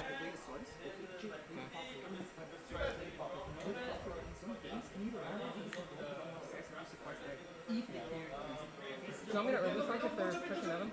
I think it's fine. Yeah, or yeah, it's fine. Just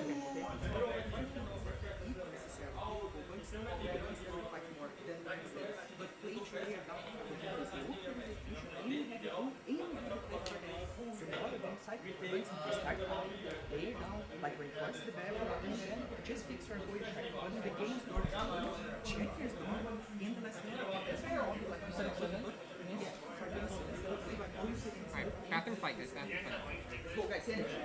Let's go. Let's go. Let's go, boys. In. Let's go. I didn't make out much of that, unfortunately. Not a damn thing, I gotta be honest. Trying my best to listen to Lagonis. All I heard was like, oh yeah, wait, that might work. And it's like, wait, what might work, bro? Tell me, please. What is it? It's funny because I can hear Falcons clear as day. Yeah, well, everyone... So, when I was on the analyst desk yesterday, I was obviously in the player room because that's where you do the desk from, and watching and listening to SSG and Secret, I'm standing 5 feet away. I can barely make out what they're saying, and they're not like yelling, "Oh, flank!" They're like, one guy flanking main stairs. All right, got him. Good. They are so disciplined in their comms, despite it being a super back and forth game. Falcons are a passionate team. Yeah. Falcons are a passionate team, yes, and I also think when you're coming from your native language in English for the primary 3 players, right, Brede, League Effect, and Shaiko into English, I also think that affects just your discipline in that language. It's a foreign language to you. It's always tricky going away from native tongue to a different one. And I think for Falcons, back when they were BDS, it was a very big decision for them to make that, because when you can speak the international language, you can pick up practically any player. Exactly, yeah. When you're stuck in French, you only can pick up French players or French-speaking players. They could have picked up Baby Sharks. They could have picked up... I mean, I think Blast to BDS was a big question mark for the longest time, and it never happened. No, I think most of, if not all of the big French-speaking players now playing on English-speaking teams. Gen G would be the only exception. Or former ex-Gen G, I should say. Oh, true, yeah. Yeah. Boom. Oh, 2 match points still for WILDCARD to get it done after the 7-0 on the first map. In their favor, they stunned us. Falcons replied in tow with a 7-2 on Clubhouse. Fortress was always going to be the question mark, and we've already received quite a few answers. The last question being begged is, can Falcons hold on? Just waiting here for the first push to come through. Again, Falcons, risk assessment. You're down 4-6. You cannot afford to make any mistakes and die early in these rounds. That's why Brede also is back on the Monty for his second attempt. C4 tossed out. Brede, half HP. Solotop takes a little bit of damage, but everybody stays alive. We can reset the round now. WILDCARD back on their signature operator of the Solus. They have perfect information if and where that plant goes down. Falcon have to problem solve and lightly play for bombsite control and play for kills. And Shaiko is just trying to deal damage from that doorway outside, but it's it's so awkward. You can't... Whoever makes the first move will die.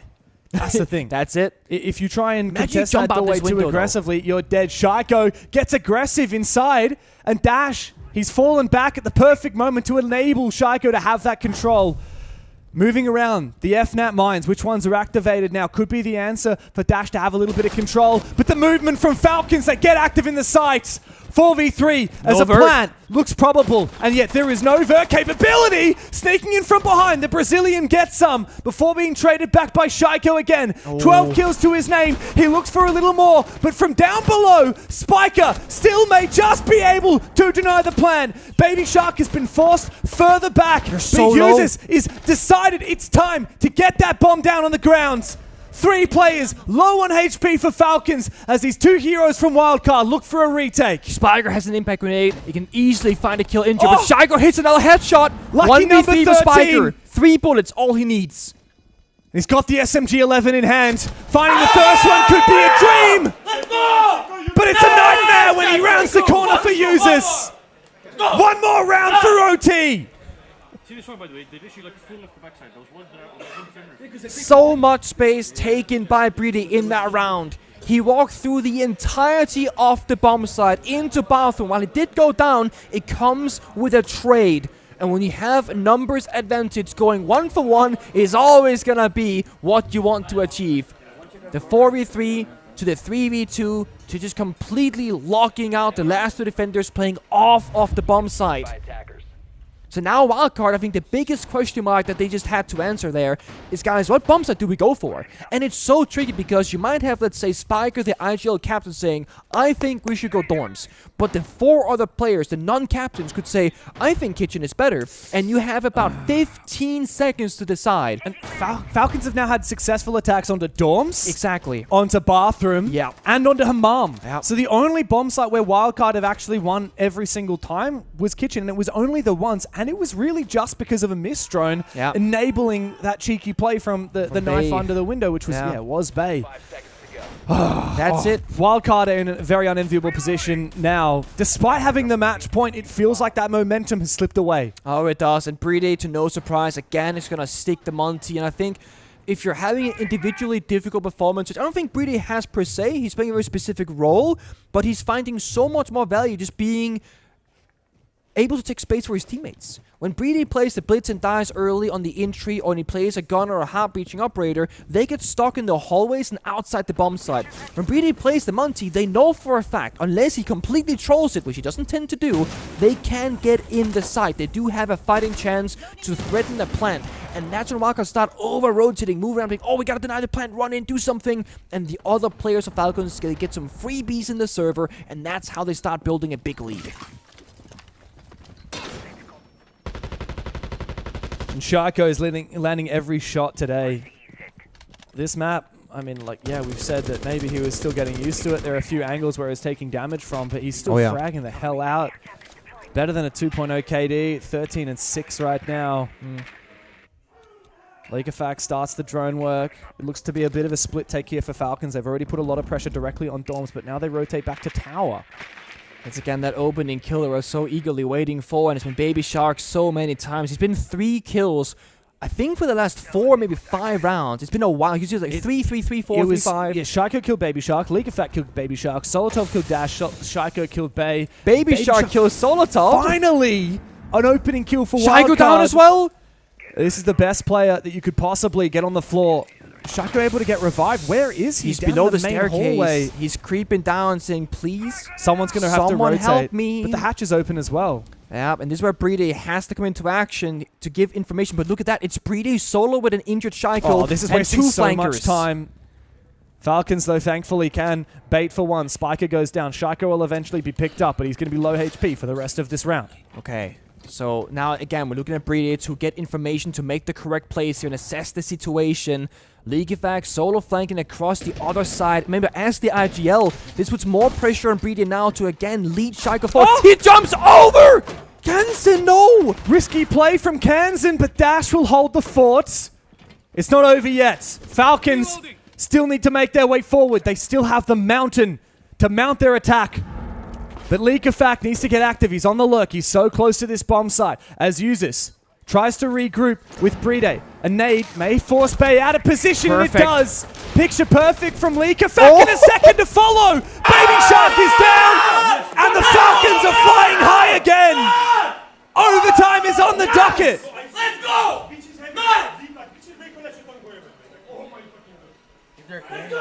The most important round in a while for Falcons. They need to make that comeback a reality.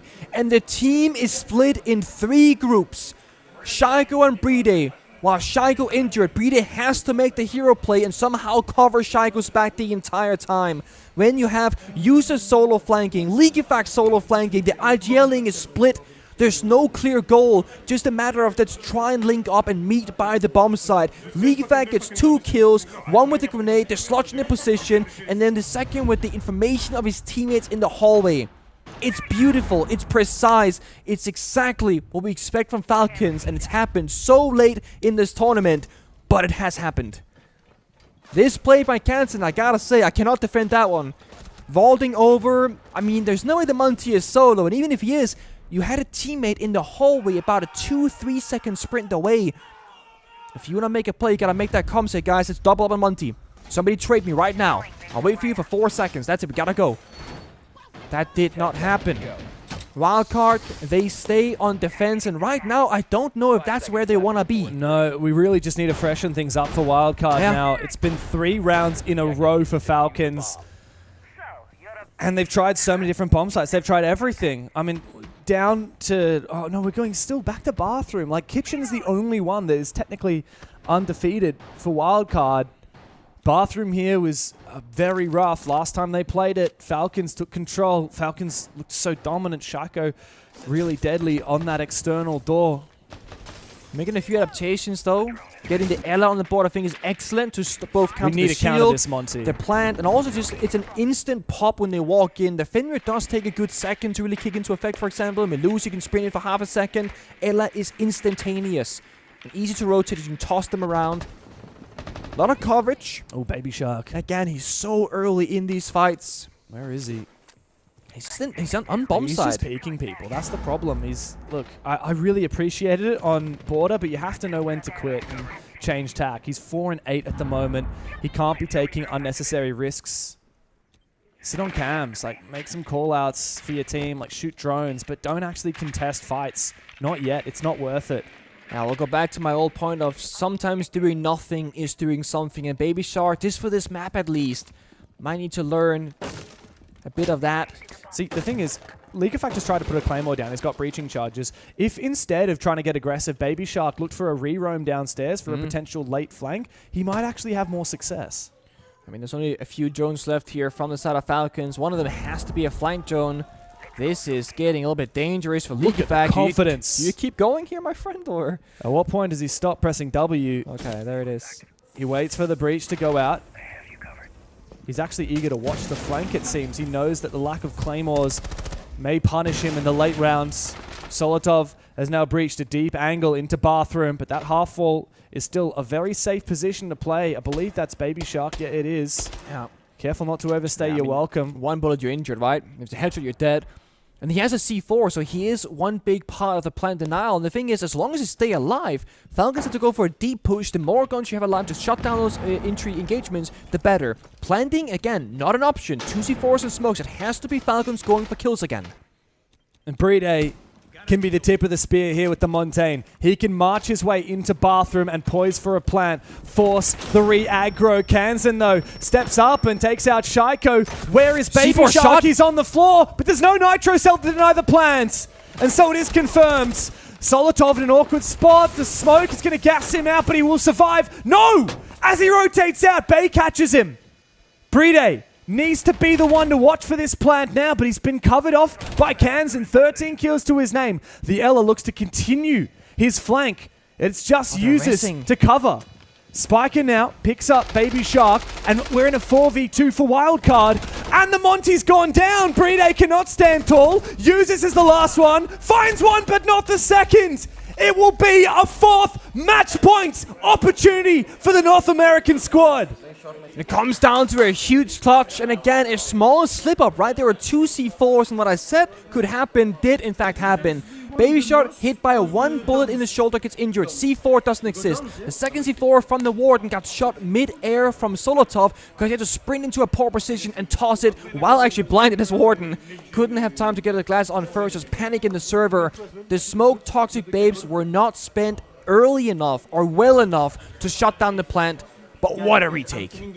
And here we are. Finally, Wildcard get a defense. It's been a while. It's been a real drought. 3 rounds in a row. They struggled. And their reward is to switch onto attack where they were loving it. 4-2 half, if I 4-2 recall. attack, yeah, at the start of this game. We need to see a little bit of a resurgence of players like Baby Shark. I mean, again, he's made too many poor decisions. 4-9 now. A real far cry from the domination of the first map. So it was 4-2 halves for both teams, actually. Yes, it Getting was. us to that 6-6 That's how scoreline. overtime works, my friend. If one team gets a 4-2, then the other team also has to get a 4-2. Otherwise, you don't go to overtime. I have no counter. I surrender. I have no counter to this point. I was thinking, well, we've got 5-1. You don't got to go 4-2, right? But then Well, there's then a it different wouldn't point. be You go overtime, 5-1. Yeah. I have no. Yeah. I surrender. My only point with this, before I got completely distracted by me being on the wrong side of this You one, just got owned, bro. Is I gotta own it now. Is the theory at first was like this map might start off a little bit different in theory because it's so new, but most Not people at that I've all. spoken to would say in a few months it will be, no matter what, attacker favored. Yeah. That seems to have shown up earlier than expected. These teams both know how to conjure attacks on this map, and I think that's really telling. You can go for your really direct structured attacks, but you can also clearly do a bit of split theory. I hate that word. You can do split pushes, right? Yeah. Both seem to work on this map. Definitely. The only weakness of this map, if you were to get really nitty-gritty, is I think, much like Nighthaven Labs, in 2 years from now, we'll see very similar attacks that we do currently. Yeah. And I think that's where the weakness is, the longevity. But you could make a small change here and a small change there, like we have to Coastline, Bank, and Border over the years, that could then refreshen up that map. But that's a story for 2 years from now. Right now, I think this map is, generally speaking, top 5 in the entire map pool across Ranked and Pro League. I think it's phenomenal. I love it. And I honestly am so impressed and surprised you could make the old Fortress, that was a disaster of a map, into a super playable one. Yeah. So, kudos. We've Great been job. treated to a great showing of it as well between Falcons and Wildcard. Quite a different game to what we saw yesterday from SSG and Secret as well. But only one of these two teams will walk away the victor Yeah. I will say Falcons need it more than Wildcard, that's for sure. Falcons have done the thing that I love the most. Uses on the smoke, Breedy on the echo, and the reason why I love it, I said it earlier, Uses plays more in the front lines with the smoke canisters, using them to stop a push and do damage, whereas Breedy is more plant denial oriented. This means the smokes are likely going to get used before things get bad to give Falcons an early advantage. And Wildcard going to attack for the first time in a while, they're a bit slower than usual trying to get back on the pace. And this Dorm's bomb site is the one that Wildcard failed to attack both times. It looks like Falcons are taking out a leaf out of the Wildcard playbook, and they are peeling back the layers and reinforcing the previous rotate holes on the bomb site. I'm a little surprised I haven't seen a thermite. Like, it hasn't been banned away yet. No pick rate whatsoever, and it's so good here to get both of the walls opened up. Mandela goes out, no real follow-up, but they are in meeting room. Here comes a secondary. Good breach. Hard destruction, and now Falcons are stuck in a tough spot because the main wall outside has also been opened as a crossfire. Baby Shark, what are you doing? Again, he's caught with his pants down, and an aid really pushes Dash back as well. Spiker has gone down. Breeday's gone for 2. It's all up to Kansan to stave off what could well be a flawless round. He finds the first. A mere consolation prize. We're going the distance here. Pengu, we're seeing all 15 here on Fortress. It was hard to call when Falcons made the comeback on Clubhouse, but we both said surely overtime is on the menu for the third map, alright? We've gotten there into OT. We've gone all the way to 7-7 scoreline, and we are digging so deep in the strat book in terms of adaptations, small things they can fix around, and counterplay. It's been a tasty treat, this match. A real morsel between Falcons and Wildcard from the get-go. 7-0 on the first map. I'm still reeling from that. Wildcard. Nobody expected this level of fidelity from a roster this young. The youngest team at the event. Yeah. And it's, funnily enough, it's the oldest on the roster, Kansan, who's got 15 kills right now. Experience, man. We saw a bit of young blood on map 1 with Baby Shark, but he's really struggled in the last few. Falcons have come to life as well. You can't deny. I mean, Clubhouse was a great showing. A lot of Fortress has been as well, especially on their attacking side. And that is where this game will end. One way or another, we settle it in the next 3 minutes. Falcons look to attack. Wildcard have tried time and time again. Which bomb site is the right choice? It looks like finally they've decided to go back to Cafeteria. There is one big difference from this attack of the previous from Falcons. There is no shield play in action from Breedy's. Back on the Ying like before. And if you look at it like historically on this map, Breedy has had the most success by far when he played the Monty. The plans are either going down or his teammates are getting good value around the Monty operator. So I am curious to see what they want to do. I heard one thing from League Effect. Oh, what? I heard one thing from him. He said, I was going to flank these guys and play solo on the IQ. He is literally dead in the first 20 seconds as he entered the building, caught off guard by Dash. That is the worst round, the worst moment to lose League Effect early. He's a playmaker. But this time, he's going to sit back and call his shots from the grave. He's the energy of this roster as well. He's the leader of this roster, and now he's leading from the grave. And again, you don't have Breedy on the Monty, so getting in 4v5, it's not gonna... You're gonna need Jagger to pop off right now. He has to go full crazy on the entry. We've seen it. We've seen it before, and we could well see it again. He's been in form today. He's been in form on Fortress. But it's been hard to clear Medbay here, where we're currently seeing Bay hold on. Yeah. The verticality comes through from Falcons. Solotov with the hammer. He needs to isolate some of these players on the bomb site. Yeah. He's got nades to work with as well to flush them out of these corners. Medbay's going to still be hard to clear, but inside of waiting on the A bomb site, I feel like he could have a little bit more success. Yeah. Medbay is kind of like Office on Clubhouse, the backbone that combines the entire site together, and there's no verticality. It's on the roof upside, so you can really only walk in the door or the 2 windows or work the hats next door.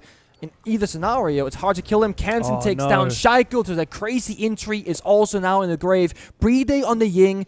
Maybe it's his turn to carry this one. It's looking desperate for Falcons here. Wildcard are just sitting back and relaxing, waiting for them to make their move. It's Breedy against the world.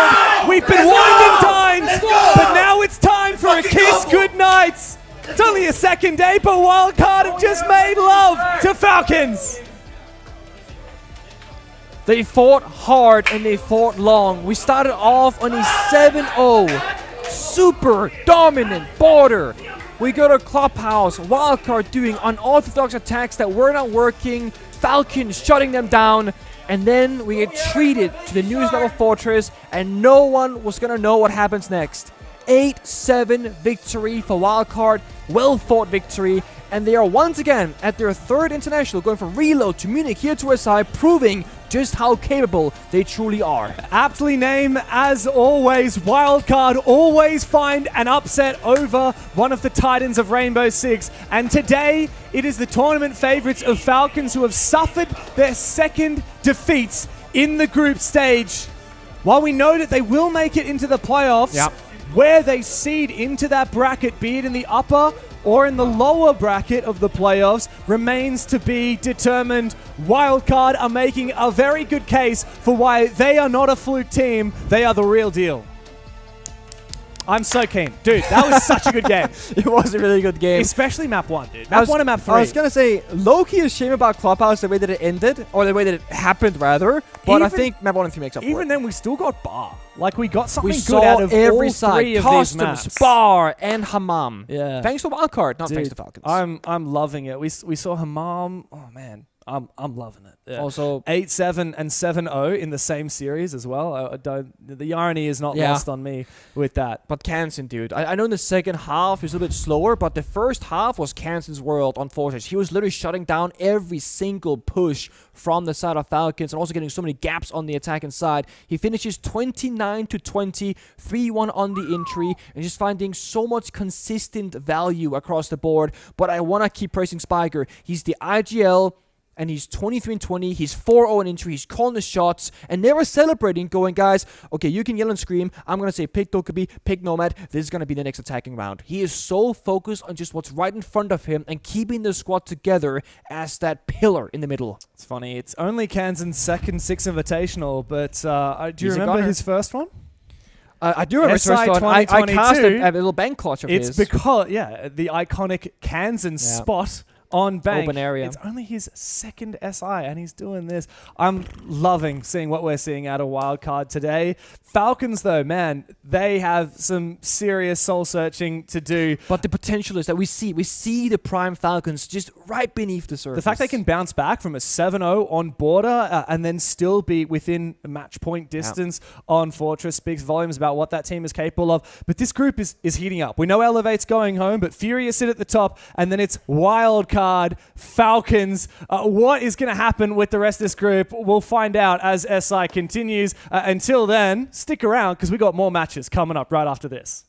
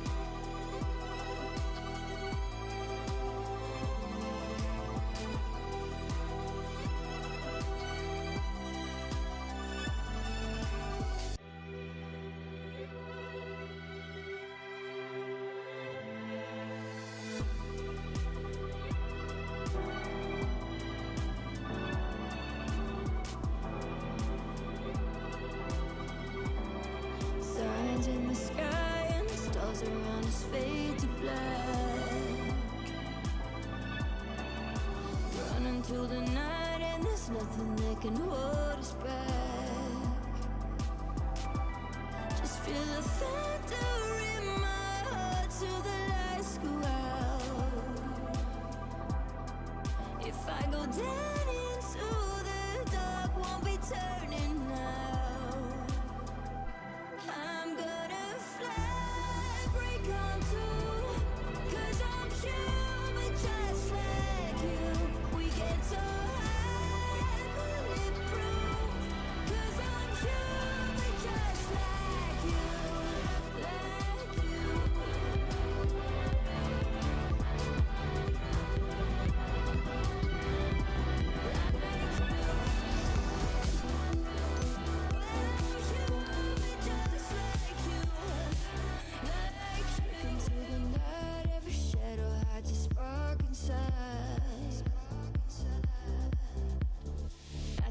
The skies, we're becoming something more tonight. Just feel the thunder in my heart till the lights go out.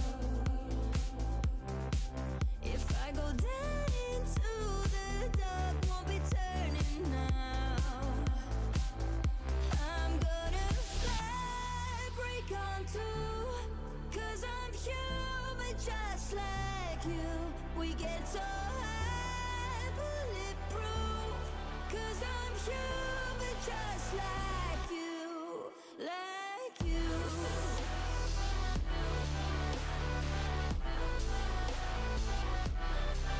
Like you, you. When I'm human just like you, I'm gonna fly, break on through, 'cause I'm human just like you.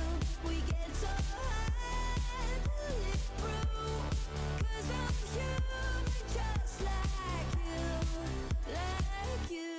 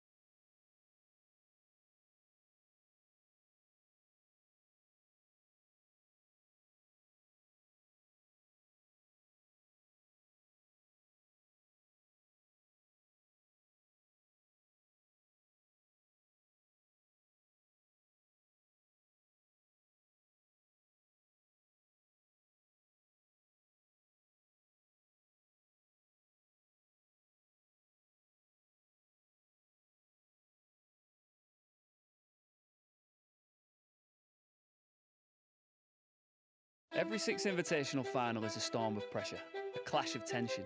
They leave a mark that doesn't fade. Boston, are you ready?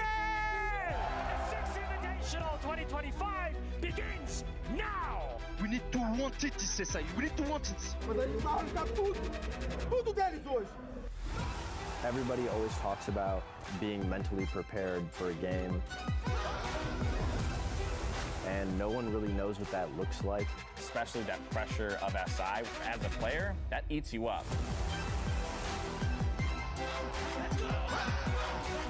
Everything is possible.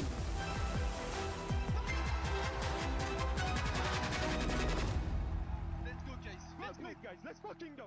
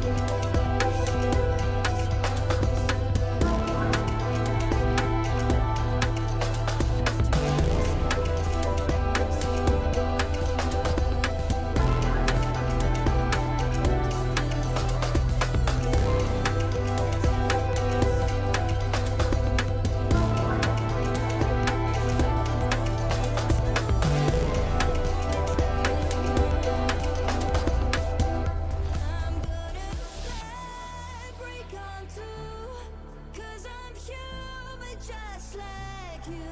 We get so high and bulletproof, 'cause I'm human just like you,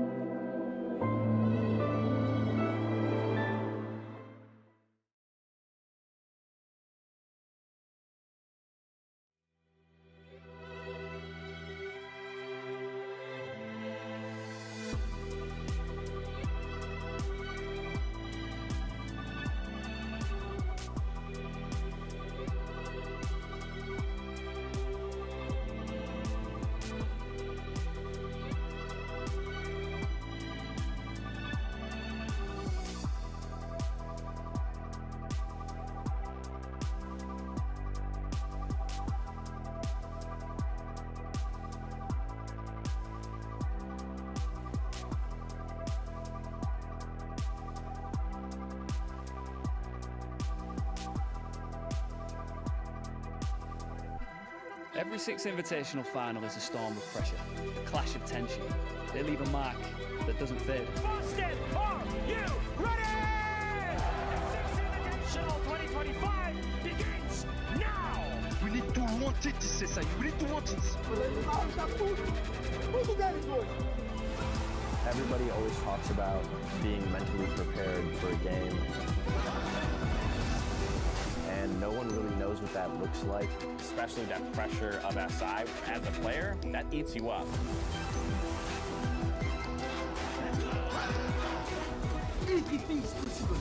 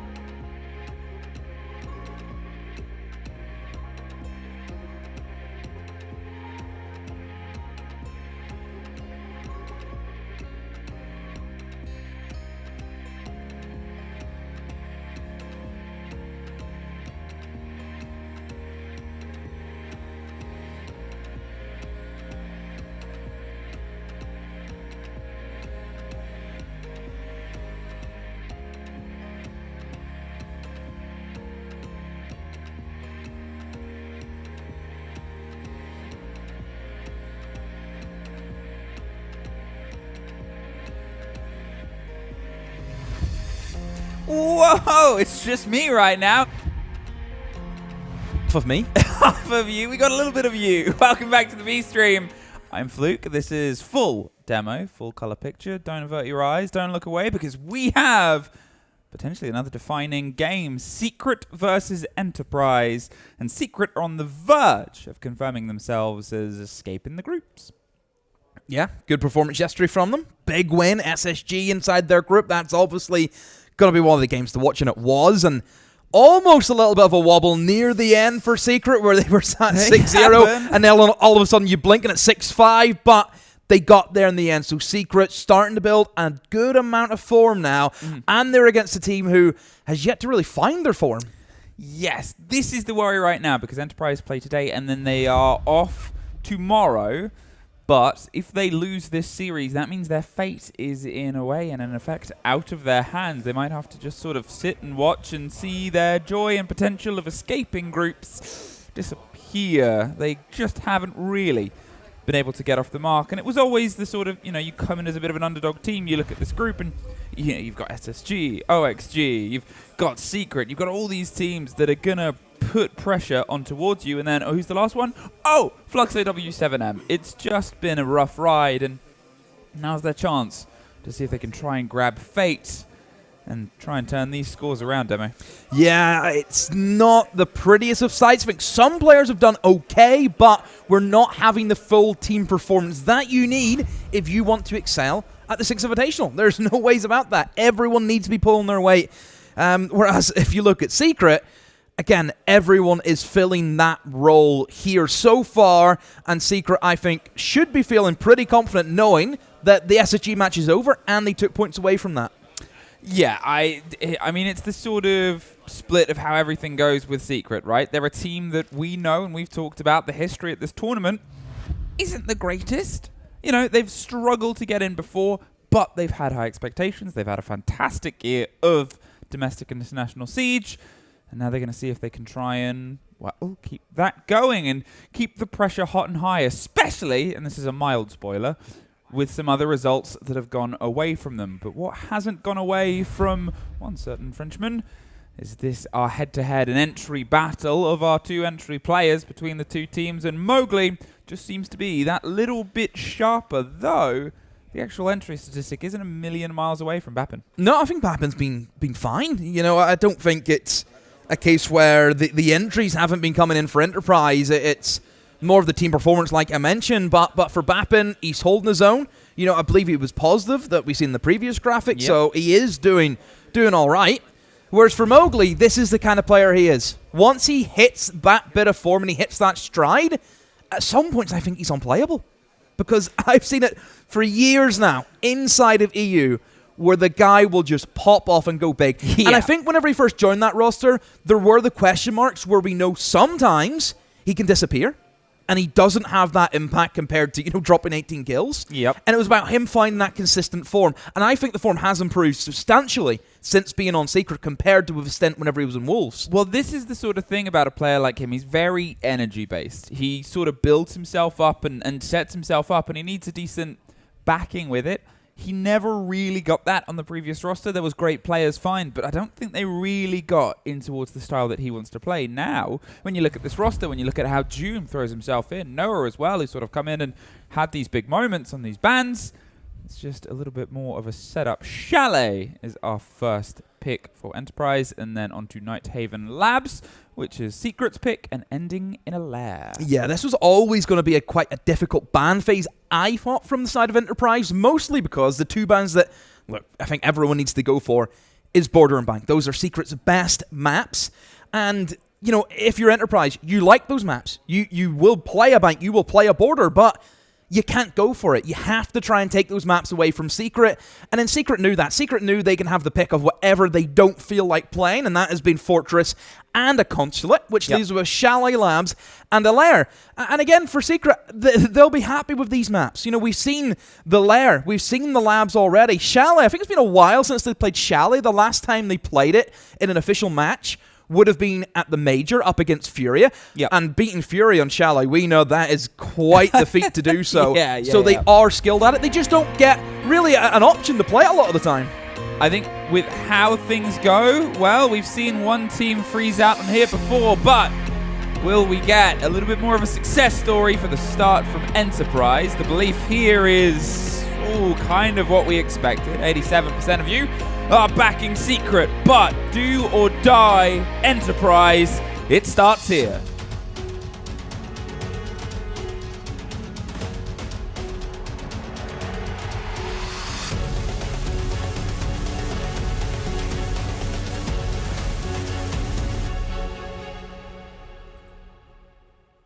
Now, you did raise the point just before the turn of the break that it's a map that had been won by Secret up against FURIA. The other statistic on the side of that is, within recent history, in a similar sort of stretch of time, it's the map that Enterprise's one loss on this is. They have a 2-1 history, but that divide is their loss was against FURIA. The loss that Secret suffered against it was against Wolves. You know, the arguments of what team is more likely, what team isn't more likely there is impossible. It's cyclical in some ways. But getting that sort of test against a team like that, if we're going by the FURIA barometer system, theoretically Secret better than FURIA, FURIA better than Enterprise. Okay. If that's the logic you want to go for, then by all means. It's the logic I'm putting in a certain order. I'll happily disagree with said logic, but what? That's because it's me. Okay. Wait, what's wrong with what? I've shown my working. I've shown my working. I don't think that's correct. Oh. Don't think the astrophysicians? Is that astrophysicians? Is that not? I'm not going to take anything seriously from somebody who says the word astrophysicians.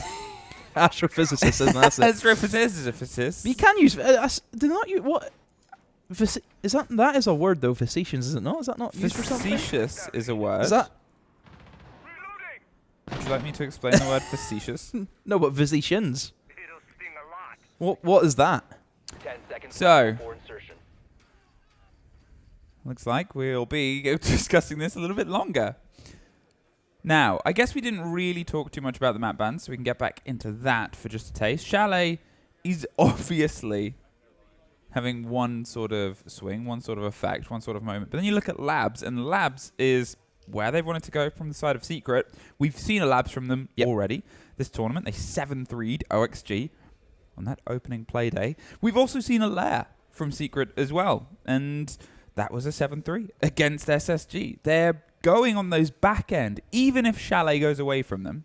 They've shown the other two maps. We haven't seen those maps from Enterprise throughout this tournament, at least, which does put a bit of worry in. Have you and I had the most rehosts? Is that something that you keep count of? Someone probably does. Do you want the pride of that? There's probably a Reddit post somewhere. We had the most rehosts. No, I'm not saying I want it. That's like whenever Tim and Des keep up, we had the most overtimes. Nobody cares. Well, they really care. They really care about that. To be fair, it's on a drone skin. I think people care. They do. If you could have anything on a drone skin, the demo drone skin, what do you have? I think it's obvious, is it not?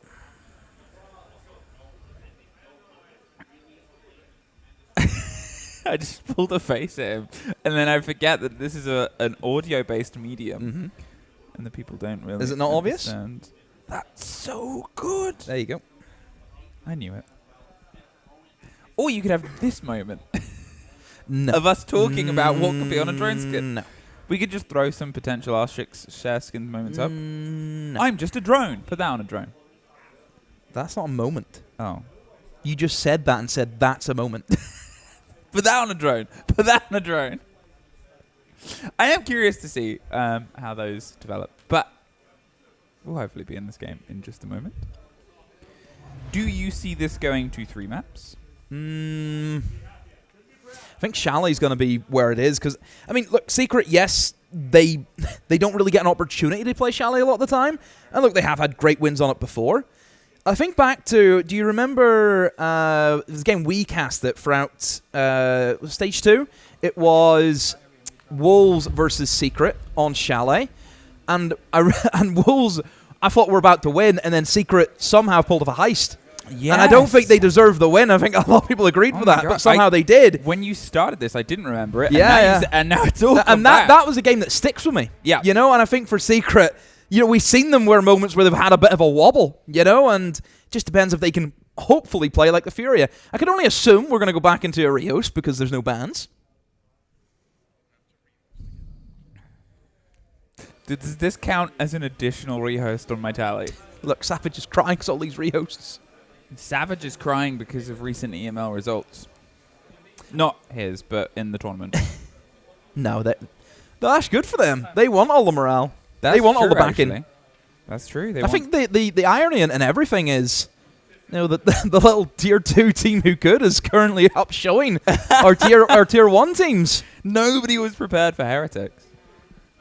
It's amazing. It's fantastic. There was an intense game that was happening on the A stream as well, which has ended, and I know this because the door that connects our two rooms, Xenox just poked his head through, and I think has slightly broken the door, but that's unrelated. There's the man. Yep. There he is. Love the guy. Shield player. Close to my heart. Savage is great. Savage is fantastic. Got brought onto that roster a very long time ago as a very young player. Just came straight out of the tier 3 circuit, straight into Secret. And he was put in that team number. There used to be teams of, you know, like Keenan used to be on that, and I think Sleben as well. You know, he's played with a lot of people.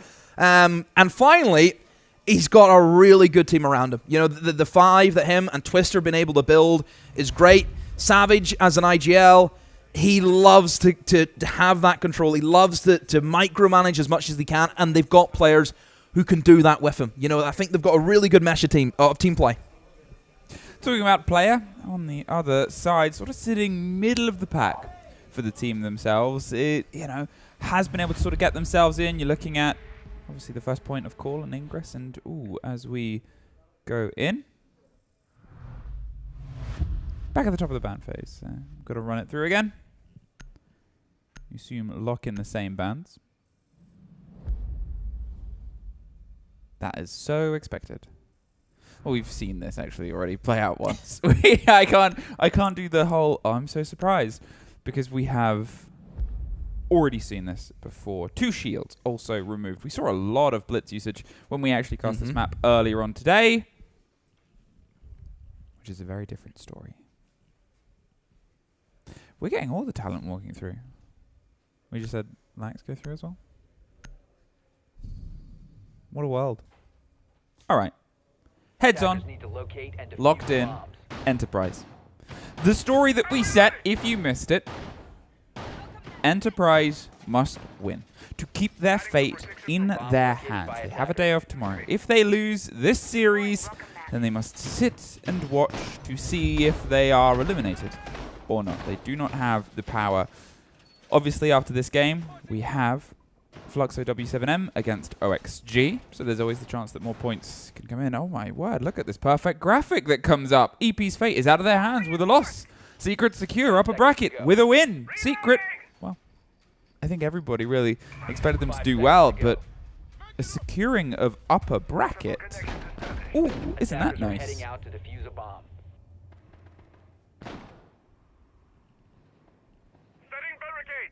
You're thinking, you're staring. Just have a look.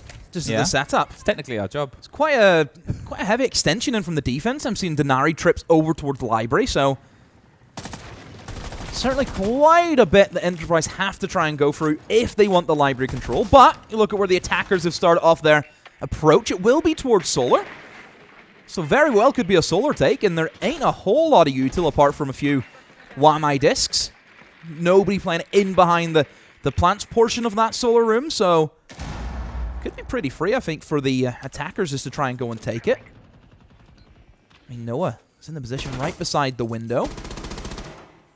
Can't really move because, again, I'm sure that big window player will just restrict that movement, and it is going to be the Glass who is a little bit worried of the runouts, which can happen from either Trench, or we've also seen big runouts in through the main door, for example. So, yeah, just have to be careful in that position. Getting themselves the smoke coverage. Release gets the first with Doom and Noah biting back almost immediately. That would have been the swing and attempt. The smoke will cover the actual approach on the windows. It's still a brawl. Close on the door itself, and all try to escape the Ranger player, but unfortunately the width was just not there. So what has been taken? Bappen's getting some pressure inside and down on the outside. Sprays a bit too high. They should be able to get the player up just in the safety of the Solarium stairs. But Noah, more than ready, waiting and willing for them to try and push their way back up. The kit if they know about it. Stuck just around. But with a minute 10, the glass still on the back end window. They're waiting to see if they can maybe get a lucky pick. The problem is, Demo, no more smokes. Everything was thrown for that execute. And now, with nothing in their pockets, what can they make stick? Yeah, they've got nothing. No util. And really just the general vibe of the solar take. It has been pretty limp in terms of util and taking this ground. This is where a shield would have been great to have, but sadly they don't have it. They have to try and play with kills, and somehow June misses out on that. But Noah is there with the trade. Bappenho goes down to the smoke canister, and a glass in a 1v2. Player has it all to play for. Well, that's not going to help fill his lungs with any hope. They know exactly where he is, they know exactly where he needs to go, and they know exactly what kind of operator he is. You just have to make sure he's not able to get that quick swing pick on towards you. 2 versus 1, and yeah, how else was that going to go? Instantly locked in, instant start. You got to give credit there, obviously, Enterprise. They went for something a little bit sharp.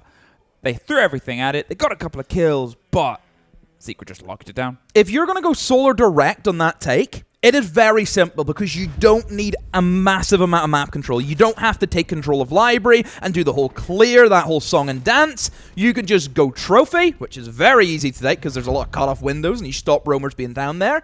And then you just sit on the solar repel. But if you want to make that work, you need to have a great sense of utility and also players who can play on the crossfires. You think about the cut-off points, big window, over towards bathroom, over towards piano, even a backstab towards the office door, in through the balcony. Those are weak points that you need to put pressure on. If you're only fronting up from solar and just pushing one way, it's so easy for defenders to sit there and just hold an angle. There's no the util that they've tried to stop the defenders playing in that bomb site is a gridlock. Yeah. Gridlock thrown just in solar, it makes no difference. Secret aren't going to enter into that. They're just going to sit and use the lines of sight that they've made. They need to do more. They need to put more pressure on Secret. That's too easy for them. Talking about making things too easy, and probably the game that you and I talked about and covered in Stage 2 that adds a bit to this statistic, Secret. Their attack and defense rates on this map, only 27% on defense on Chalet. They cannot really find the strength on this side of things. 68% on their attack. They know the side of this map that they prefer. They know where they want to get themselves locked in. Do you know what I love as well? You've basically just described the 4-2 split on Chalet, which is what we're used to. Yep. You know? So, yeah, I think for Secret, the more defenses they can get, the better, because we know how good of an attacking side they really are. And that's it. Unfortunately, it's a little bit more 50-50 from the side of Enterprise. They're looking at about 57 on the attack, but technically better on their defense, 42. So they're split. They're probably after at least that 3. See if they can try and put the pressure on and try and keep things a bit more stretched away, whereas Secret are happy with 2 as their opener. You can see all the pressure coming in. They're trying to get Noah. Look at them shepherding him onto that opening, but it's Mowgli that gets player. We talked about the importance. We had the graphic comparing the 2 players beforehand, and, well, now they've got to peel away, pull back, and where even did that happen? Mowgli took a little bit of damage, but they've lost the Twitch. I believe he swung from kitchen corridor and was able to pick off the Twitch. Again, I believe the Twitch was inside lobby trying to make sure nobody could go for the ace and the sledge who were attempting to open up that connector wall. But as you can see from Secret, they're not really bothered about connector wall. They still have this full hold upstairs in towards library. They found another pick in the meantime. A great drop there from Savage because he knows danger was going to be coming towards them, and it would have been those fire bolts. And yes, Secret now with a 2-man advantage. You just sit in sight, just sit in your hands, hold your angles, play your crossfires, have the trades. That's the main part of Chalet as well. It's awkward to get into. Awkward to get into those windows. There's usually more threat coming from outside the building. The traps that you can lay as you force people to cross big open chasms of space. They don't have that working for them. Instead, they're having to be a little bit under the radar, slipping their way up blue, trying to get this take from Snowmobile Stairs onto the player up top, but worried because of the cross angles. There's the first. That's Mowgli down in the basement. Or in fact, up from the basement, Bappin pushed his way up. They just missed a stock player, but they found an angle, but no, Doom and Adrian won a piece. And not even the trade out. Great network there from Secret. Yeah, again, Secret just didn't really move. They didn't need to. Enterprise, I feel they need to try and force the mistakes here from Secret. They need to try and make Secret panic, I think, on both of those rounds. Secret have just been so comfortable. You know, they've used their util. They've got the picks when they need to. They give them that advantage. And then they play it safe. Just not a lot happening for Enterprise. Would you like to know a fun fact about the stats of this tournament so far? No. Oh. Go on, then. All right. Now, this doesn't this may obviously include the games that have already been played today, but currently at the start of this, the EPS rating, Secret, are the only team where every single player has at least 100 in the EPS. The entire team is over that threshold. Pretty good. Just shows how well they work as a team, as a sort of 5-man strike force. These networks, these trade games, every single aspect of it comes together to create something that is, we're seeing right now from Enterprise, very tricky to find a way to dig in and start to pull players out of it. Weibo aren't a million miles away. Speakeasy is the only one that isn't there. But he's only 4 off, 96. Can we give it to him? No. Okay. Oh, go on then. Oh, congratulations, Weibo. You also get the accreditation.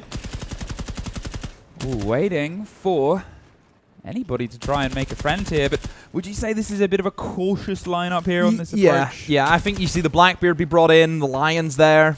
Just going to give that a little bit more of a control to it. Even the Deimos, to see if, if somebody's been droned out. You can spot somebody, you get the Deimos, he give you that active information.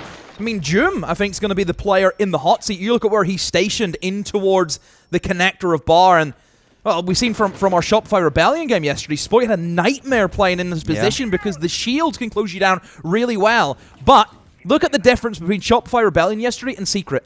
They're playing together.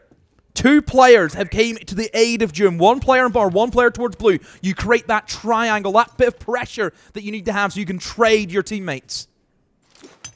Ripped and ready to go. There's the track on the back of it, and just going to see if they can force any utility out from the other side. The Deimos knows that he's on the prep line, and this wall, this breach is a pinch, but how much attention will be paid towards him?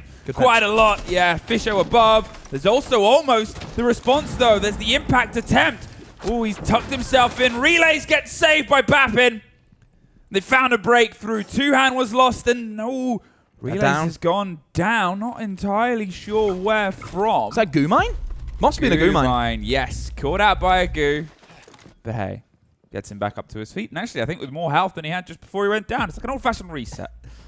Well, I've been at 15. Mowgli able to pick up 1. And don't forget, he's the smoke. He can still try and stall out a good portion of this round. But now for Enterprise, it's where do you go? You've been able to take above, but remember, it's a kitchen bomb site. They still have to work their way through the bomb site at some point, and I just don't know if they have really the time management to do so. Good pick, though, onto Noah. Oh, Adrian has to see if he can maybe rotate and go for the reinforcement. I mean, that is a bold play, but it's worked out for him. I mean, that he's been able to pull that off is impressive, but they're inside the site. So, how do you find a pocket and a safe place to plant? They're looking at all the verticalities, trying to get rid of the bulletproof, and then the idea is Mowgli! Oh, no, the shield! Maybe drifted a little bit too close to the sun, and like Icarus, his shield has been shot. A 2 apiece with 25 seconds to try and connect this, but they don't have the kit. They're just having to drift underneath and hope that they can slip on by the vertical angles, but they're still having to break their way in. Mowgli gets his 3rd for the round. He's come down the stairs. There's another Goo Mine just to put another needle in the toes of the problem. The shotgun popped and locked. You've still got Adrian above with the DMR. He can swing that hatch at any point, but look at the positions they've taken. They know he's got to come to them, so sit back, relax, and I'll take another round. Yeah, time not with them. They make the panic play, and Mowgli just sits down, just has a lie down and waits for him to come to him. I mean, that was a big kill at Mowgli going to the Blackbeard. Had the elevation. You could see over the top of the shield, able to get the pick onto the Blackbeard. And once you lose that shield, who would have been the primary candidate to go for the plant, hesitation sets in for Enterprise, and that's where the mistakes start to happen. I mean, overall for Secret, it was all about that roam game, waste as much time as you can. I thought, again, Adrian, done a really bold play going for that reinforcement, but then that gave them the security to go upstairs and then just play the verts.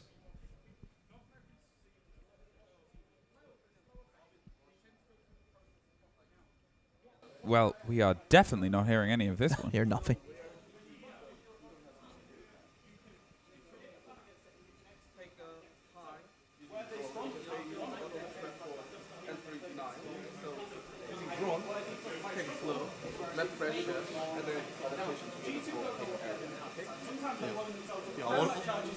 pushes. You're gonna have to like pressure map to like clear util a lot. So it's gonna take ages to keep people ready up. We'll still try. So, heard a little bit about pressuring the map, pressuring the util a little bit earlier. It's good. I mean, we said it at the time, at the start of the previous round, that they're playing cautious. Look, it's not simple stuff. Simple stuff that can be rectified very easily from Enterprise. I think their positioning is good, the way that they're actually supporting each other, but they're just missing that little bit of a trade game. That util clear, obviously, which they mentioned themselves, but again, nothing too disastrous. But this'll be the big round to see if that timeout's going to be successful to get them back on track. Or if not, Secret, you know, could be walking away with 4 defense. I mean, 3 already is great if you're Secret, because we know how strong that attacking half is going to be for them. But right now, with 3 defenses, could be enough already. And they could still get more. That was the sort of win con that you and I put down, was Secret, usually 20% of their defenses, usually get that 2-4 split on towards their attack, and every compliment paid towards them, their stats, how they work as a network. He got his one. Got his one. Got rid of Bappin as well. There goes the sledge. There goes your grenades, or at least half of them. And there goes a player after a timeout. I mean, what a way to try and shake the mental, right? Yeah, and a lot of teams will do that, is after a timeout's been called, they'll do something stupid to catch the opponents by surprise, because the opponents have obviously heard a timeout, and they're going to have the game plan in their heads, and then that happens, and it's a bit of a demoralizer. It is the sledge. Don't think it's a massive miss of an operator. You might be missing the nades, but you've still got the backup from the Deimos. I think one of the things about the nades, which also sort of ties into the Flores, the conversation about trying to get rid of utility, right? Nades are great, especially on this map. Talked about it earlier. You're thinking about, like, anything that's under a window, hop-ins, just getting the bounce around. It's also important to note that that would be their main way of clearing somebody out of the half-wall position, which, as we know, is typically quite an issue for a lot of the attacking sides. Doom is caught. Player on the glass has been able to have pretty decent moments, unfortunately. Still needs a little bit more, but now with this man advantage, can they try and thread this into a network? Yeah, that's some of the utility they were trying to get rid of. Well, you kind of hope that they double down on that. As I said, stuff inside the windows, those hop-ins, those quick moments, they're the things you can limit and control. So I think the danger operator here for Enterprise that they have to try and spot out and find is going to be Savage downstairs on the Solus. So if you want to try and go for a plant, that's not going to happen. Him downstairs with the gadget, with the impact grenades, can make short work of anyone wanting to plant that diffuser. So it just comes down to, is the drone work going to be strong enough to spot that Solus? The other 2 players, they're just going to try and waste as much time as they can, which then helps Savage in the long run. The worry is we fall into the final minute, and they're still going to try and find the Solus underneath, and they're just going to solo go for the fight itself. Savage is moving away. He's expecting it, anticipating it. He knows there's nothing on Solarium's side, so why not? They still have a player ducked in behind this half wall, this position we talked about, but 2 nades might be able to do the distance. They also still have 2 smoke canisters. Sorry, they have at least 1 less flash now as they go for the swing, but Mowgli has the coverage now. Where are those doors going to go? Nowhere, because Savage knocks 2-hand out of the equation. The Glaz, though, as I said, he's good with it. He proves he's even better than that. They're either side. They're going for a push from both ends, but they need to try and isolate either Mowgli or Savage here. You can see the pings are coming through. He's expecting the swing either way. There's Savage winning his one. Mowgli, can you do the same? Yes, you can!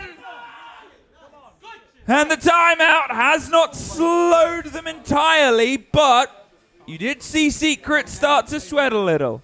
Yeah, again, very close. It comes down to winning those engagements, which could have went either which way. Yeah, for Enterprise, they're going to look at that and think, we had the man advantage and we let it slip. I mean, they've done the correct thing. They put that pressure on the Savage below. It forced Savage back upstairs. But that all-important swing, that kill right there from Mowgli to shift the tide, that's one of the players who would have been covering for the plant on the breach. You know, we talked about half wall. I mean, Glass just walked in and killed him, so that was that sorted. But other than that, I mean, it is going to be another lost round. Enterprise are thinking, we need to be playing better than that. If you have that man advantage, it needs to be better. You need to close them out. Yeah. Because you're sitting 4-0 and you still have the bad side to come. You have to go on the defense against Secret on the attack. Enterprise. Can they still try and take lessons learned, right? You know, it's a game of 2 halves. You might be able to get yourself a bit more familiar on your defense. They aren't statistically too much worse on their defense than on their attack. Yes, they're going to have a very tough team to hold out against. Secret is secret. They're brilliant on their attack, especially on a map like Chalet, where you sort of do have a history of it. Mowgli has been on, obviously, rosters. I always think French rosters are great at attacking Chalet. He's been on 2 teams before Secret, and that's it. Yep. French teams, then. Wolves was one. Can you name the other? Ooh. Can anyone name the other? What team was he in before he joined Wolves? I can't. Totem. Oh, I remember the name.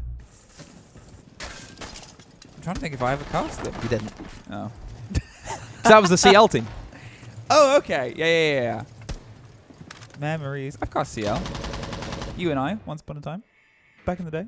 Very long for you. Not as much for me. So I'm still doing it for a bit longer. Hey, listen, we're both here and we're both back. All right, baby.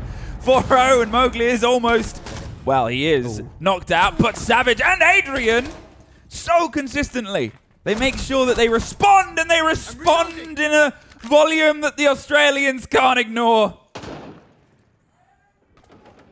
4-2, and players the next to take a scrape. But at this point, how do you build? Look at what they've lost, Demo. Yeah, I mean, they've tried to play really fast with the clear. Don't forget that we're dealing with a bar here. And they've tried to come in fast and furious, in free trophy, in free bedroom. But you look at the positioning. You look at that structure from Secret.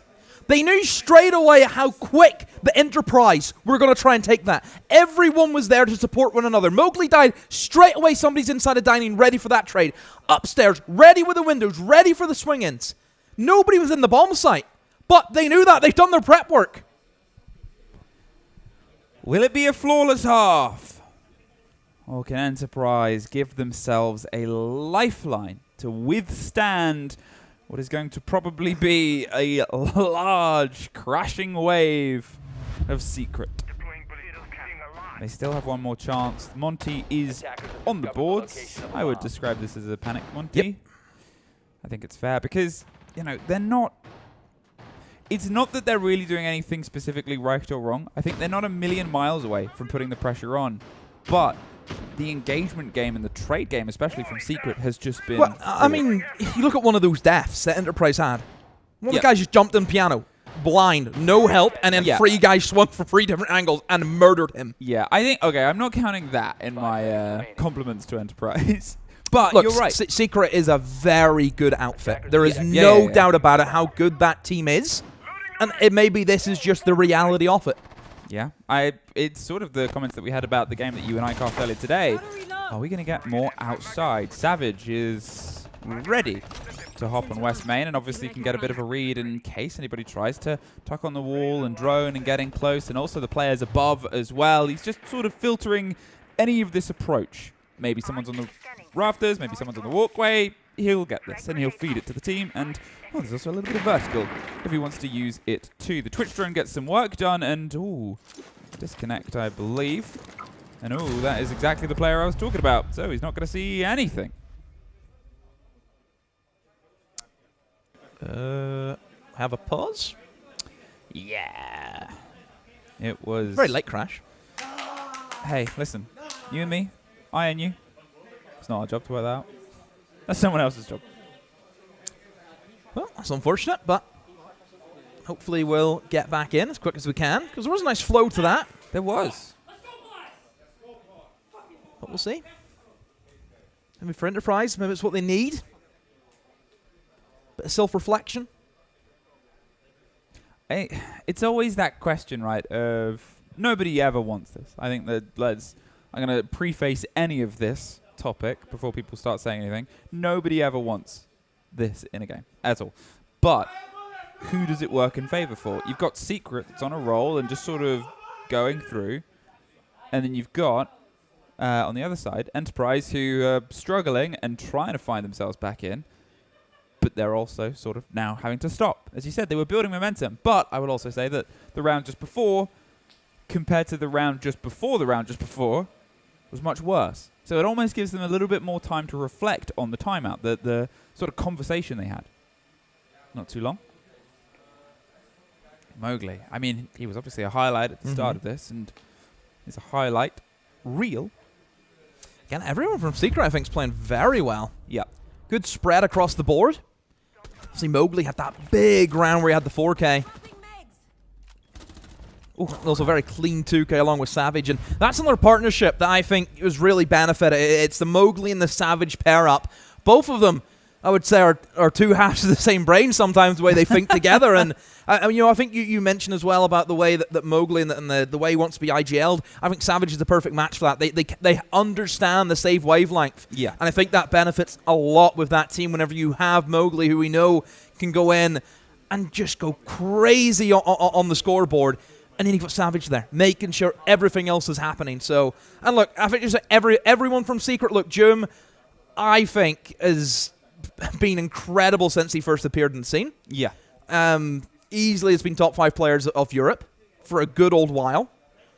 Noah, I mean, the redemption story, by the way, of Noah Urs, just a shout out for that. Yeah. Noah Urs' first stage inside of EU was miserable. Horrible. And then we see the stage 2 and the turnaround. And look, I think Kangaroo Kenny has to have a play because the coaching always, I think, really drived him with that.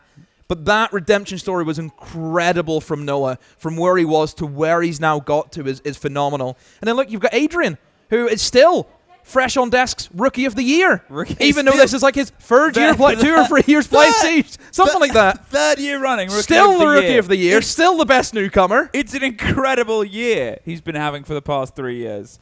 I think the thing about Adrian as well was always brilliant online, and then would hit to the live stages, and he had a really rough start to his Secret career, didn't he? Yeah. But since then, since the team's come around, again, from the brilliant, support staff behind, obviously Twister, but Savage, I think, as an IGL, you're looking at this as a sort of mix of personalities. And as I said, the point was about Mowgli, where previous rosters, maybe he wasn't really gelling. And I also think on the previous roster for Mowgli, he was that guy on that team. He was the guy you look at. Yeah. You know, very similar to kind of the comparisons we made with the old BDS team with Shaiko. Yes. Where it was kind of him and then everyone else. Whereas now, Mowgli's joined this. You know, Mowgli's not the star player because it's a team full of star players. Exactly. But it's a team that's developed together, right? It's a team that if you had these players individually, you'd be like, yeah, they could be great. Yeah, and again, you can look back at the history of them, and there was a point in all of their careers where there wasn't a lot happening for them. You know, think about Savage. We've already mentioned about the Grubby story. Same with Savage. Played at 2 SIs, never had a win. Yeah, and now, wow, what a perfect end it would be for what has been a brilliant year of Rainbow Six for this roster. On the other side of it, obviously, still kind of unfortunately struggling throughout the showdown. You've always sort of got the questions on individual regions, on OCN, on APAC North especially, and on these sort of ones where you can get these star teams' potential, right? You can see them sort of take over a region, dominate. Well, yeah, they dethroned Chiefs, didn't they? Who were Exactly. the team who, Team Bliss kind of who were always at these events, but now it's these guys who have appeared. And then you kind of want to go, okay, well, let's see how they can shape. Let's see how they can, sort of grow and sort of improve. And we had mixed story, I think is the best way of putting it. They beat Weibo back in Munich, but then when they were sort of pushed to the brink, WILDCARD was a loss. Yeah, you're looking at a loss from W7M, but then you're looking at the FURIA game. They took a map that it could have been something, and it's still, you look at a game like this and you're like, yeah, okay, FURIA could have been something, Secret could have been something, and you want to see those teams spark somewhere, right? You want to see something happen. Doesn't always happen. There's a lot of hope that I had for FearX based on earlier on from talking about APAC North teams and support. And obviously Kagasaka had an amazing start to the year. Yeah. And then the rest of the year kind of happened to them. And they were left with D+. Yeah. Of all of it, which is the crazy one. It's what they've been able to do at this event. We're back in. Back in. 5-0 at Secret. They are off to the races. They have been locked in on their defense, and we have but one more swing of it. Defenders, protect your bombs from being defused Because by I attackers. believe the ruling is finalized as if 45 seconds into the round, I Attackers believe. have located 45 the bomb. seconds. So 2 minutes 15. But I think because all of the operators were already locked in, they have to. I think if it happens during Yeah, the it prep phase, you should. can Yeah. change things. I can't entirely remember the ruling on how it plays on attackers, so I'm not going to pretend to. I'm just going to trust that there's people. We don't do this job. This is not our job. I've read a few rule books over the years, and occasionally I'll blur them together. You know, we got up to 7 rounds now. Actually, wait. When the last time you and I were casting an international event, would have been OGA Pit back in 2018, 2019. Was it 7 rounds then?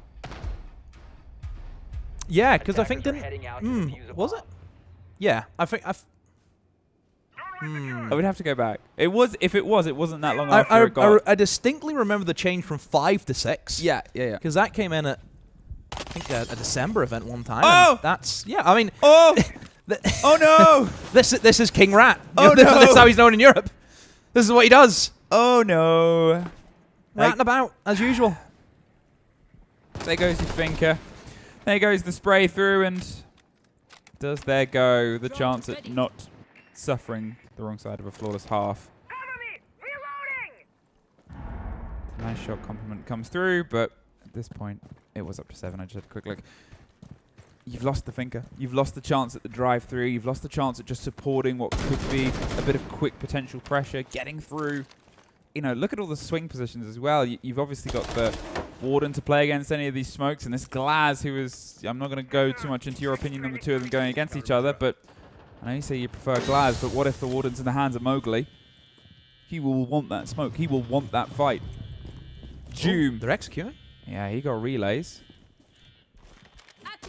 Are they executing? I mean, there's not a lot happening. I thought they were. I mean, they're throwing util upstairs and nobody's really pouncing at it. They're still outside. Again, not doing a whole lot. And I don't get why you're not sat 3v5. You don't have much to play off. I mean, in terms of util, Doke will be calling a few smokes and that's it. Oh, he somehow got out of that. Slipped his way around. Doom's on for 3 this round. As Tuhan is found, and that leaves just Player and Bappin. Nope, just Player. And it might have been a flawless half, but it's a flawless round as well. The cherry on a delicious cake for Secret is cooked up, but unfortunately no Tim Tams for the Aussies. 6-0. Defensive half on Shalai. You don't see those. Have we ever had one of those? We have now. My word. I mean, honestly, trust me, doing that is very impressive. It really is. On a map like Shalai, where we've already talked about the benefits that the attackers have, with the amount of crossfires and the util up and how strong that is in combination, where you can set these cutoff points and pinch players as the util comes in. I mean, Enterprise has basically showed us that they did not do any of that, and that's been the difference. Yeah, I think it's... I'm wondering how it's going to sort of translate to the other side, because at this point, Secret's been running as a very well-oiled machine. Well, here's the thing about Secret. They've got so many cheese rush strategies that eventually one of them will stick, and that's all they need. That's how they work. Do you think we're going to see 6 potential cheese rushes? Do you think... At what point do you think they would stop trying the cheese rush? I mean, they'll just try anything, really. Right. They'll get it eventually. Of course they will. But I will say, similar scenario yesterday against SSG, and they almost had a wobble. So yeah, it's the only thing you can say about Secret is they've been in position like this already yesterday. They know. Less than 24 hours, and they almost choked it. They know how to lose their own games. And, you know, Enterprise just needs to try and find a way to tighten and punish that. One of the things that sort of... Well, one of the things that brings a little bit of worry, I'm not going to say is the thing that could be the end of this, is the only 2 kills per round we're currently getting from Enterprise. They haven't really been able to push too much further. You've got obviously Bappin and Player have gotten themselves a bit closer, but otherwise, a team-based 2 kills per round is just, on a map like Chalet, not quite putting the pressure on. We'll see now if the Blackbeard is going to be the read-through. They're waiting to try and bait the hop out from Mudroom. Just, they've got time. They can offer support. They can make sure that they have all the coverage. I mean, 2 hands in here. There's a leg. There is a leg. There's a foot. You see him. Oh, they got the ping. There we go. Oh, and they've got 2-hand. It was a Noah. I was worried. Noah with the revolver. I was worried. I'm the one dressed like a cowgirl. He's the one that pulls off the yeehaw. But that's 2-hand gone. You're now looking at a Blackbeard that's even more emboldened. Sure, you've got those Alamines, the Grismots to try and find your way around, but otherwise, there goes the Legion, there goes the Slow, and it's a high risk. Unfortunately, no reward play. Now the Buck, free to get in underneath. June, start getting some structural work done, but they've got another catch here, Dining. Oh, Bappin, beautiful swing. Really important pick as well from Bappin to take out that Buck. The way Secret would have been wanted to set up was have everyone in the windows, and the way I mentioned about the way you pinch players, you use that Buck to clear them out of those positions, you force them into the crossfires, and you get very simple kills. And Bappin! The confidence to go for that great pre-fire onto Adrian Savage, though, was hunting. So, hey, at least you're Bappin. You were able to get another kill before going down. So now you leave your team in not a bad spot. I mean, it's 3 versus 3, and still, I think for Secret, it's not having that man advantage to have that collapse now may be the issue. Looking at big window, that's where somebody may need to rotate to, but I don't know if they're going to go for it. I mean, Mowgli really can go anywhere if he wants to. Now, there's also the element that you've got rid of 2 big structural players, right? You've got rid of the Capitals. You won't have those bolts. You won't have the fires to force positions or the smokes to cover the plant. You've also now not got the Buck. So, the verticality. Savage is the man taking over the mantle. Not sure if they've got a secondary shot in the pockets of Mowgli, but they're just trying to force the space with what they have instead. And there's the rotate round on towards the balcony. Pressure on the bathroom window. Yeah. They're trying to pinch out this player, but 30 seconds. What they're going to do, cut across bathroom, maybe get the cross on the angle, maybe draw on piano side, and then just plant in on the inside of the soft wall. Denari trip. This is going to basically stop Mowgli from entering here. Relays gets 1. There's the Blackbeard trying to bait the fight. There's 1 C4 still in pocket as well, and he's hoping they find attention. There's the destruction of the Denari. Mowgli's just got to send it. There's a shield in, not for very long, and now, well, it won't be a flawless. Relays gives them at least 1. And they get themselves off the board. Yeah, good value there from the Denari. You know, Mowgli knows he can't jump in, because if you get by that, that's the slow effect. You move so slow if you hit one of those lasers, and pretty useless at that stage. But still, for Secret, look, they've got a lot more chances here to close it out. And the top floor's gone. Has there been a blunder from Mowgli the way he said that? It seems as though he's discovered something that he didn't know before. That was so. Yeah, I mean, Bappin played big here. Beautiful shots. Great shots. I'm wondering if he swung the double door because he knew or he heard the Blackbeard. Yeah, he knew he was going to get killed anyway. So he was just like, got to choose one. Would rather take the fight in a guns-up fight to the person who expects me to go for the Blackbeard. Yeah, I think it's easier to kill somebody without the shield in their face. Sometimes. From my experience. Depends how good the shield player is. I thought you were a big shield enjoyer. Of course. Of course you are. I'm surprised that Savage hasn't pulled out the Blitz, because I think Blitz is fantastic on a map like Chalet. And obviously, whenever Enterprise where he's shown, they're roaming. Yeah. Isolate them. But I do know, from speaking to him, he prefers the Blackbeard. That's the only thing he has over me. Okay. He'll admit this. That's the only thing? Because he's just changed to prove you a point. Look, we've had this discussion. He said that I can't operate the Blackbeard, and I said I'm a better Blitz, and we both agree with that. Okay, well. So, 1 apiece. So, we'll see what he does with the Blitz. Are you going to criticize Savage's Blitz plays? Of course I will. Okay. Yeah, maybe Savage, if you watch the VOD back later, maybe he doesn't. Don't worry. Maybe I've asked him. He doesn't watch the things back. And he goes, oh, did you hear my cast? Oh, no, I listened to it muted, so. Ooh. So do I. Relays is gone, unfortunately. They've lost the Mozzie. Now the Pester you assume was trying to be a pest, get outside the building, try and shake things up. It's decent game on Chalet. You know, take the risk. You have to make sure that you're meeting them with aggression. Unfortunately, that engagement doesn't quite meet the favor, meet the balance. Instead, Secret. They get themselves in. They get themselves at least some grasp on the building. You can see here, Player and Bappen, they're just going to double up, make sure they don't get caught out. Ooh, Noah does, though. Player finds one. There's Dream getting Fisher Guy. In the meantime, they're waiting for somebody to swing on this door, and it's still a shield reading the information. Mowgli's there for support. They've rotated up, but Bappen hasn't. Serves one up in the bar! Bappen! Brilliant two-piece yet again. Two-hand finds Adrian. And now a Sledge with not a lot of health. It's going to start trying to open some angles, but look at where the kid is. They've still got players vertically and flat watching it inside the bar. It's an awkward recollection. He slipped his way past the first angle. He's expecting a swing from the second, and good premonition, but, well, they can just sort of waste that. 2 rounds. Yeah, good trades. Really good trades from Enterprise, and catching Secret by surprise. I mean, Mowgli looked stunned whenever he got swung. And Savage went for the pistol. Didn't work out for him. Down goes the blitz. But yeah, for Secret, I don't know. Maybe just dragging their heels a little bit. Yeah. Maybe not having everything checked before they make their attempts at going for the clears. It feels like Enterprise are obviously... You know, I mean, they're going aggro. Yeah, like, this is a very aggressive playstyle that Enterprise are bringing into this. They're not allowing Secret to set up. Like, they have to make sure that they're making them uncomfortable, because... Yeah, look, it's very high risk, because if you lose your engagement, then you lose the round. But at the moment, it's working for them, so just keep going. Just keep rinsing the same thing again.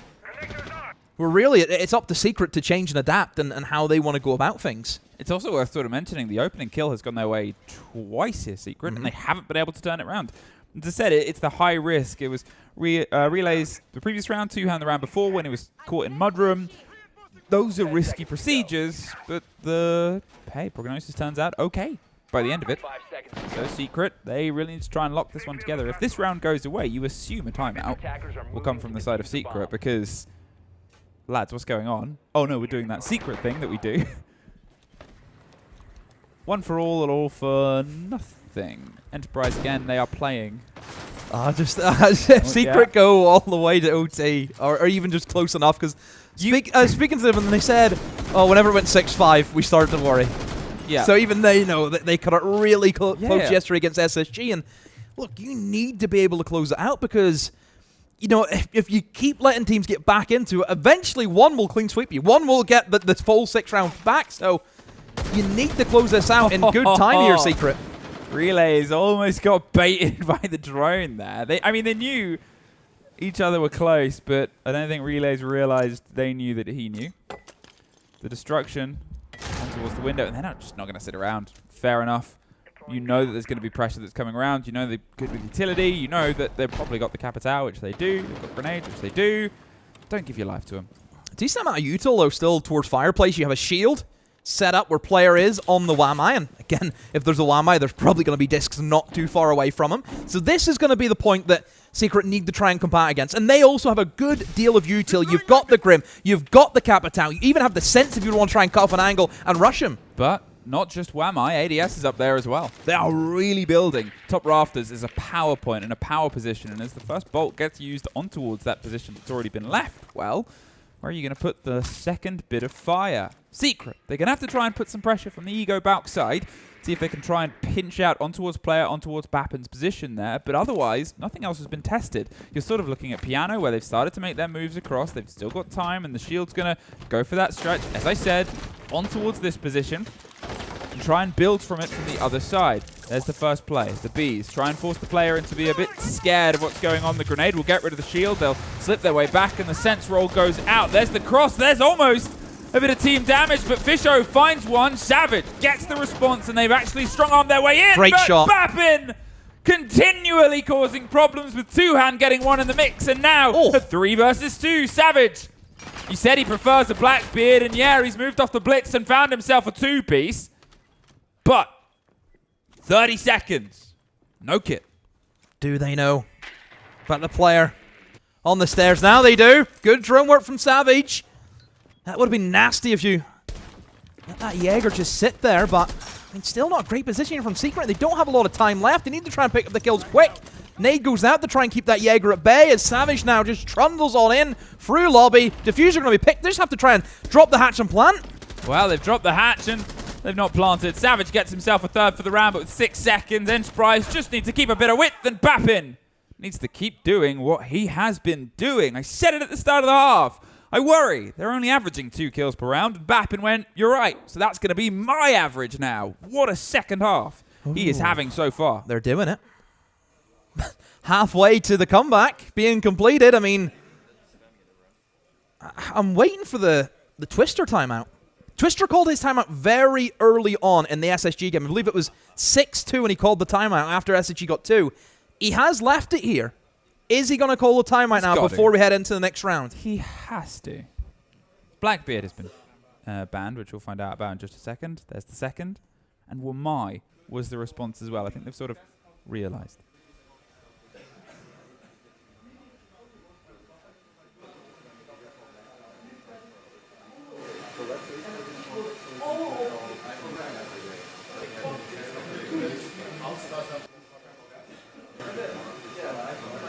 I'm getting nothing. I don't even. It's not even the case of we can't pick it up. It's just I know the timeout with Twister. He will kneel down beside Savage and just kind of speak to Savage and just look at him, and he talks very quietly. So that's why we're having a few issues picking it up. There he is. There we go. Knelt down. But it's just very difficult whenever he's like that. But you get the general idea. I mean, I assume it'll probably be the same kind of timeout he did yesterday, where it was. I think the phrase he used was, "It's not. It's a marathon, not a sprint." That was what he said, and it just take their time, go for the motions, and we'll get it eventually. And they did get it eventually, even though they left it very late. But again, for this team, for Secret, they are starting a bit of a trend now, where they play really well the first half, and then they start dropping off. You know, and it is that choke element to it. So just something I've picked up on.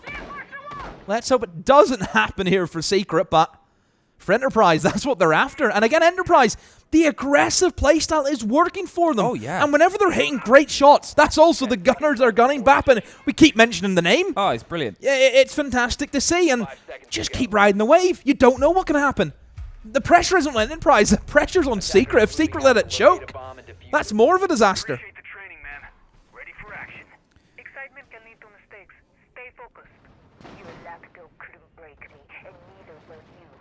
Sorry, I was listening. The voice lines are still They're still going.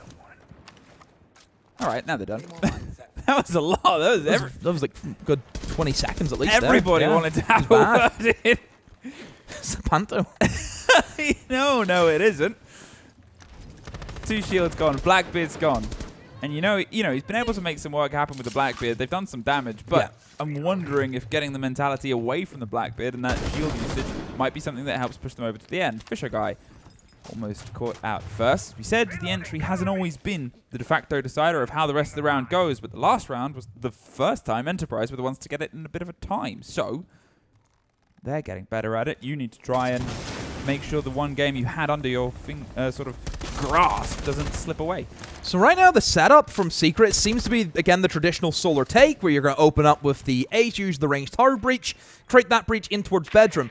However, they also have a backstab in the form of Mowgli. He's currently towards library by himself on the Dogby. A great operator go for the backstabs. He's thrown himself in. He sees an opportunity. And a great pick from Mowgli. That is going to disrupt the lineup from Enterprise. Oh. And now Secret are starting to pile on the kills. Doom gets the second. Bappin, the sort of savior of the second half of this game, is gone. But Two-Hand, Fisho, and Player have all been able to have their own impacts. And now they've got to have the biggest one of all. And what a way they could have a response for the timeout called from Secret here. 5 versus 3. Secret aren't rushing to anything. They're still holding on to the windows. Savage isn't going to be the first point of call. Let the Deimos get some work done, and let's see if we can try and make things a bit easier for ourselves. He's Deimos tracked him, so they know he's inside the bathtub, and this is a sitting duck place for a nade to come in. Brilliant from Jim. Very simple. A 2v5, and you just don't see Secret letting it slip from here. Oh, that was nice. Can you try and do it a couple more times? The calls are coming through. There's the awareness. They're still underneath, obviously, with the revolver. There's still tracks coming together. And now the swing round. Player getting aggressive. A 2 versus 3. The track was on the player on the far side. Two-Hand. He's waiting to see somebody pop a head up. If he gets tracked, he is dead because they've got the watch on the window and they can just try and drive themselves up in 2 fights. More Grimbees. Again, high risk. Oh, again, they know where you are. And again, they might not be able to make it count. He's sort of putting holes everywhere. He's seeing feet, but look at the timer demo. 20 seconds. How long can you play with the man in the corner? Not much longer. And not much longer at all to this map as Secret. Don't let it happen again. Oh, a little bit sketchy there in the 2v5, all of a sudden a 2v3, but they still make it there in the end. Great value there from Jim from the demos, picking up 2 kills from below. Great work from him, but Secret, look, they got the job done the first half. That's the main thing. What a stellar performance, but Enterprise, not a bad attempt of a comeback there. No, I think that's the sort of split of it, right? Is it was a weirdly sort of put together. Chalet, statistically, a flawless defensive half doesn't always happen, especially with these teams and how they like to play. But just maybe too much of the game was away from them by the time. If If it had swapped the other way, who knows how it could have gone? Well, we'll have to find out how it keeps going after a quick break.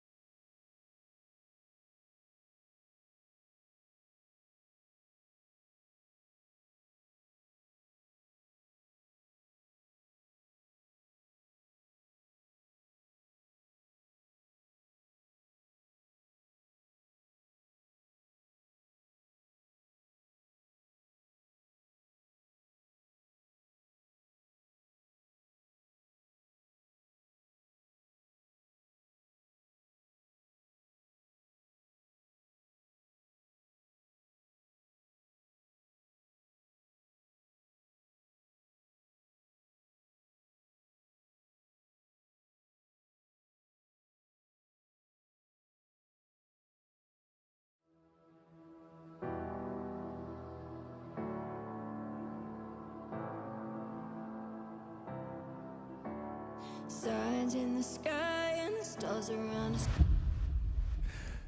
Well, welcome back to what could be. No, you are not allowed to. Wait, is Mingo subbing in? Imagine. No, not going to happen. No, we have maybe one more map left for Enterprise and their hopes and dreams of SI and going beyond groups, or maybe 2 more maps and we get a massive rise of the Phoenix. Brand new Enterprises for us all to have a look at. Either way, Nighthaven Labs will be maybe try and piece it together demo. Well, it's going to be a tough map for them. Into Labs, which it's important for Secret to get this under their belt.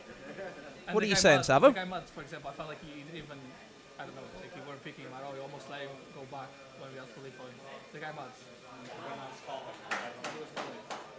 I was so confused, like, I didn't know you could him much. I like how they're just talking over June. Yeah, well, Jim's just there, isn't he? Jim's just there, isn't he?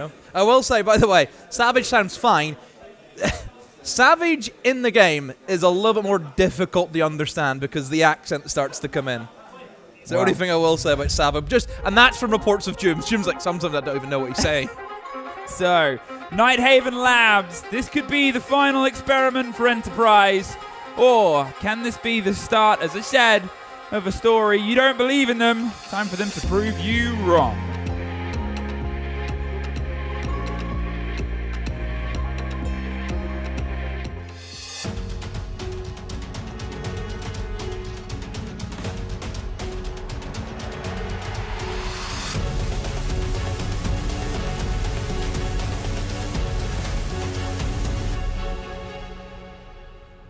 We had a very defender-sided game previously. Obviously, flawless from Secret in the opening half is going to be something that dictates that. But one of the points sort of brought about it was, well, if Enterprise had started on their defense on Chalet, they weren't looking too shabby. They put a few rounds down before Secret hit the panic button.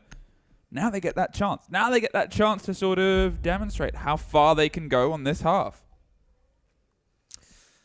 Well, let's see how it starts off. I mean, already with the bans, we see the double electrification bans. No bandit, no cage. Should make these walls pretty simple for Secret to get in and get it opened up. I mean, there's still ways around, of course, we know, with denying that wall access. Most of it's going to come from probably a mirror. We've seen the kind of awkward breaches you can make. You just plunk the mirror window right in the middle of the wall, and it means that FURIA has a pretty torrid time. And to be fair, sometimes so does Ace, because then they struggle with the impact trick that is still as common as ever. And if you look at the lineup, oh, look at that. There's a mirror and 4 impacts. Yeah, it's going to be that sort of attempt at slowing down the hard breach, limiting what they can get. Obviously, the walls aren't going to be electrified. You're playing with what you've got, as you said. You've got these other elements that you can bring in, but as we've seen many, many times, it's not the easiest trick even to pull off. You know, you can say, oh, this is what I'm going to do, but it doesn't mean it's going to happen. I've seen it missed a few times already this event, where, you know, you really do have to catch it. I mean, if anyone remembers the old impact tricking where the radius was massive, the good old days where you could impact over the top. Easy. And, I mean, this was actually a map which had a lot of issues with that, where they used to have the, you know, the wood paneling above, and just the impacts were crazy in this map, but obviously that's all been changed, and mirror has had to be brought in. Also note that they've placed the second mirror window looking in towards garage, so a connector take might actually be pretty strong for Secret, because you're not up against that mirror window that typically is going to be on that wall. Getting themselves in, quick use of the hard breach. As I said, they've got the swing angle, and well, they've not got anyone on the other side of it. That was just preliminary checks, making sure. I like this from Secret already. Straight away, you know you're not dealing with any of the electrifications. Get in there, open up all of the breaches, and then you just kind of take your pick and you do your drone work, you spot a bit of a gap, and you go for it. So, yeah, not bad for Secret at the moment. For Enterprise, we know that the struggle will come whenever all the util starts to get dumped in, and again, there's a decent amount of that with that Capital being brought in, and don't forget the Thatcher EMPs are available. And there can be quite a bit of util picked off. You think about even the Elemines, for example, it can be disabled. Potential crouch walks up a backside could also be on for them. Thatcher with that funky new cannon supplied by Dockerby. Gonna get rid of the ADSs for the Capital. Just gives them that drive up on towards the rafters and make sure that they can put the pressure much quicker than they probably expect. Bappen Oh, I like this. Oh, he's in, and he's in, and he's in, and he's across. There's 2 for the trouble, but that will just alert the rest of the team. The diner is open. They're serving up players. Oh, that fish is apparently hard to chew. Fisher guy was able to at least get one more on the back swing. Oh. They're almost suffering from the same thing. They took our territory. Let's just bite back. The C4 can't get one, but the player sure does. Downed out on the rafters. And finished off. What a weird way for us to start. A major stall from Secret. I mean, Mowgli made such a great play. That's what he's designed for. And you thought that Secret was going to play off that and explode into the bomb site, but they didn't. And they've almost left the door open. And well, Official Guy and Player, they've been able to bash it in and get themselves into a 2v2 scenario. And now for Savage and Doom, it's what are they going to push? Where are they going to go together? Connector and E-Box has been the choice. They're going to see if they can try and move around on the side of the shotgun, but it's tight. They've got obviously 2 smoke bolts to go for coverage. You can't beat him because you have to vault in, so you're dead. So really for Fisher Guy, he wins it off the back of himself with the shotgun. They've got to try and double up, go at the same time. There's some of the coverage. The shotgun's either side, but they get Player through the smoke, and they're down to the pistol, waiting for the shotgun to come, and there it is! What a great little pinch and play. Lucky to get the mirror, but the follow through, brutal. Oh, Fish, you have to be swinging that E-Box door. You have to. Look, Player got caught out trying to rotate through the smokes, I think, to try and get himself into Pillar so he could assist his teammate. But whenever Doom is gunning down Player, Fish needs to swing. Now, way too late. He actually missed the shot. He did miss the shot, albeit. But, look, we've seen plenty of times. A shotgun has killed like 4 people from that position before. Yep.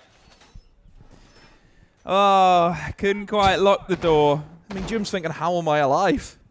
I'm thinking the same. I think Mowgli was probably thinking that at the start of the round as well. Look, great little heads-up play. Oh, he just thinks, hang on a minute. I've gotten this close to the IT door. Nobody's really shot at me. I can maybe just walk in here. And away he goes. I think Fresh would describe that as a waddle into sight. Hit him with the waddle, com. 10 seconds left. Secret. Well, I said this could be a chance for Enterprise to prove defense is the best offense and the only one between these 2 teams. Unfortunately, not the best way of starting it. However, for what could have been an absolute tragedy of a round, being able to get it into a 2 versus 2 where you have in some ways the upper hand, there's still that spark, there's still that momentum, there's still that idea. They're going to keep the rotate at the site's hot and move down towards the bottom. How much of the stretch of the map are they going to try and hold on to here? We've already seen how good Secret can be at closing down and how Enterprise love to play aggressively, love to stop them setting up. It's a bigger play space here. There's a lot more places for Enterprise players to lurk, to cause problems, and it might slow Secret down a bit, or it might isolate Enterprise players even more, give Secret space to set up. It's a really hard balance the 2 have to strike now, as you can see, obviously, going for the full check and clear, on towards Connector, on past Jungle, on towards Electric. They've got to make sure everything is safe. And currently, so far, it is. So now let's focus on the mid floor. Yep, just slowly finding their drones. See if they can spot out again the weak points. We already seen Mowgli expose that. You see, oh, well, there's nothing here stopping me walking into the site. And again, they're going to try and do the same. However, Bappin has been spotted out on the Vigil. Of course, can counter Noah. And oh dear, Mowgli does a little prone in the middle of the corridor. And Bappin able to pick him up. Again, Bappin he has been the guy, hasn't he, today for Enterprise? Yeah, and obviously that was the comparison we had at the start of the day. It was that entry game, right? It was the battle between Bappin and Mowgli. And this time around, Bappin's the one that can be that extra. The Blackbeard, what are you doing? Relays doubles down. And Bappin gets the zone. This has been an absolute slaughter by this pair. The roaming duo. There's one, at least. And Adrian gets on towards the second. He's expecting a third, and it makes sense. But I think they just left them to their own devices, right? Enterprise have played as well. They've all gone back to the site. Yep. They don't need to. 2 players on their own have just taken out most of the team. It's still a 3 versus 1. Just sit in your hands. Lock it down. You don't know which way he's coming from. It's pretty obvious now. Opened up in towards the Animus hatch. He has flashed out the player behind Animus, but We know there's a player right beside him. Actually going to see if he can maybe try and go for the floor bang, I think. Oh, almost finding one, but it's the time now, isn't it? You know, 30 seconds. He doesn't have time to sit and check every vertical hole. Drops in. There we go. Easy kill for player. Enterprise. I mean, just a pretty standard roam, and Secret struggling with it. You know, but again, Bappin causing issues. I think that, I mean, for what I was talking about before, of how Secret are great at sort of setting up and closing down, did they pay enough respect towards those two players? You could see they came in very wide, right? We had, you know, the first was a 1 versus 1, maybe 1 versus 2, depending on how it shapes up down the corridor. Then there was another isolated fight. The Blackbeard going almost a step too early, gave their life away because they gave them the ability to go for the knife, and it just was a little bit hodgepodge. It was a very British phrase. And they're going to instead rotate their way back up towards the top and see if they can make it stick here instead.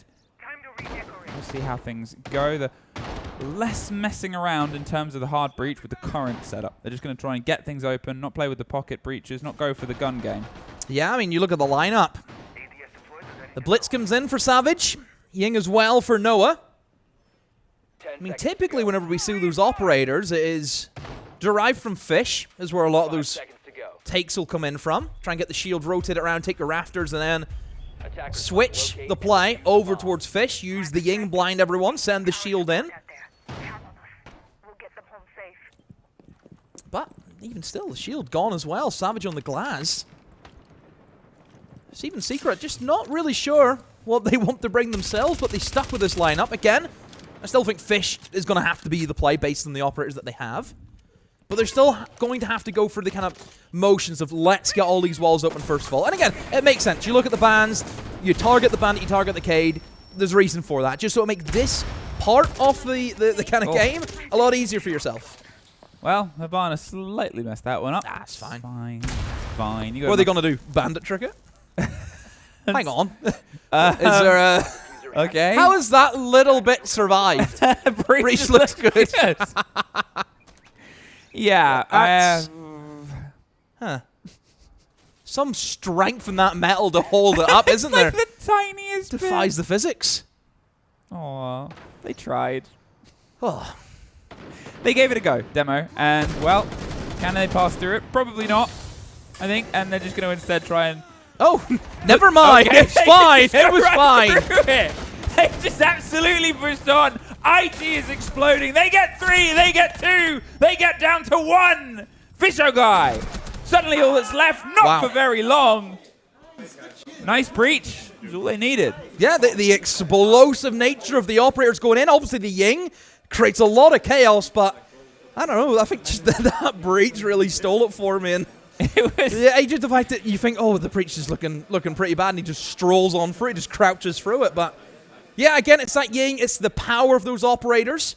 I think that the next ban now for the attackers is going to be pretty important in terms of what they target. Plenty of options, you know. You can go for the shields, or yeah, there's the Ying. It goes, and also for Secret, what was the issue that they had, you know, with some of those walls? Yeah, it was the Mira. So get rid of that operator, and you're good to go.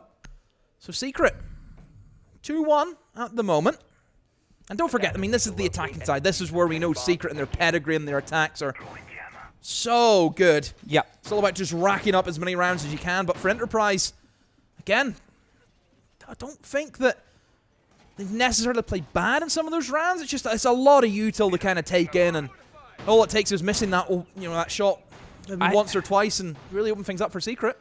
The thing about this top floor, right, is twice in a row, it's looked quite thin from Enterprise. Secret are a great attacking side, but think about, obviously, you know, we went from laughing about the breach, 20 seconds later they're inside the site and everybody's dead. Yeah. And the narrowness of a site that needs to be played in the rotation worries you, right? If this is something where they're just going to continually have it to keep going here, yes, if they win this, they can go back down to the basement, then they've got to go somewhere else. And you're not going to go to kitchen. Nobody goes to kitchen. So, what can they change? What can they try and adapt on the other side of things? With the mirror gone now, walls, well, I mean, they made it look difficult in the previous round, and, well, they might still find a way to make it look difficult. but no Yings. At least none of that immediate drive through with the combo ban of the Grim. Who are they trying to close down on? This is where we saw the sort of fall from their first, or from their round win, even, Enterprise. They were able to pull apart the players that entered on the far side of the map. And as I said before, I think Secret just didn't really pay enough heed or aggressive respect towards those two roamers from Enterprise. This time you assume maybe more lessons learnt. Dokkaebi will stand out the call. No kills that came off the back of it, so that's more of a call just to get them into position.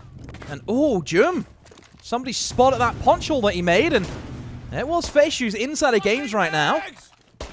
Needs to be careful because we can see that Jum is still in the surrounding area over towards the 90 corridor. Oh, Baffin gets tracked, and oh no, he turns away! The worst possible time! Mowgli's able to get revenge from the round before, but with Fisho going down as well. Look at the gap spotting as again from Secret. The way that they're using the drones to see what's the weak point, and then they target that one player.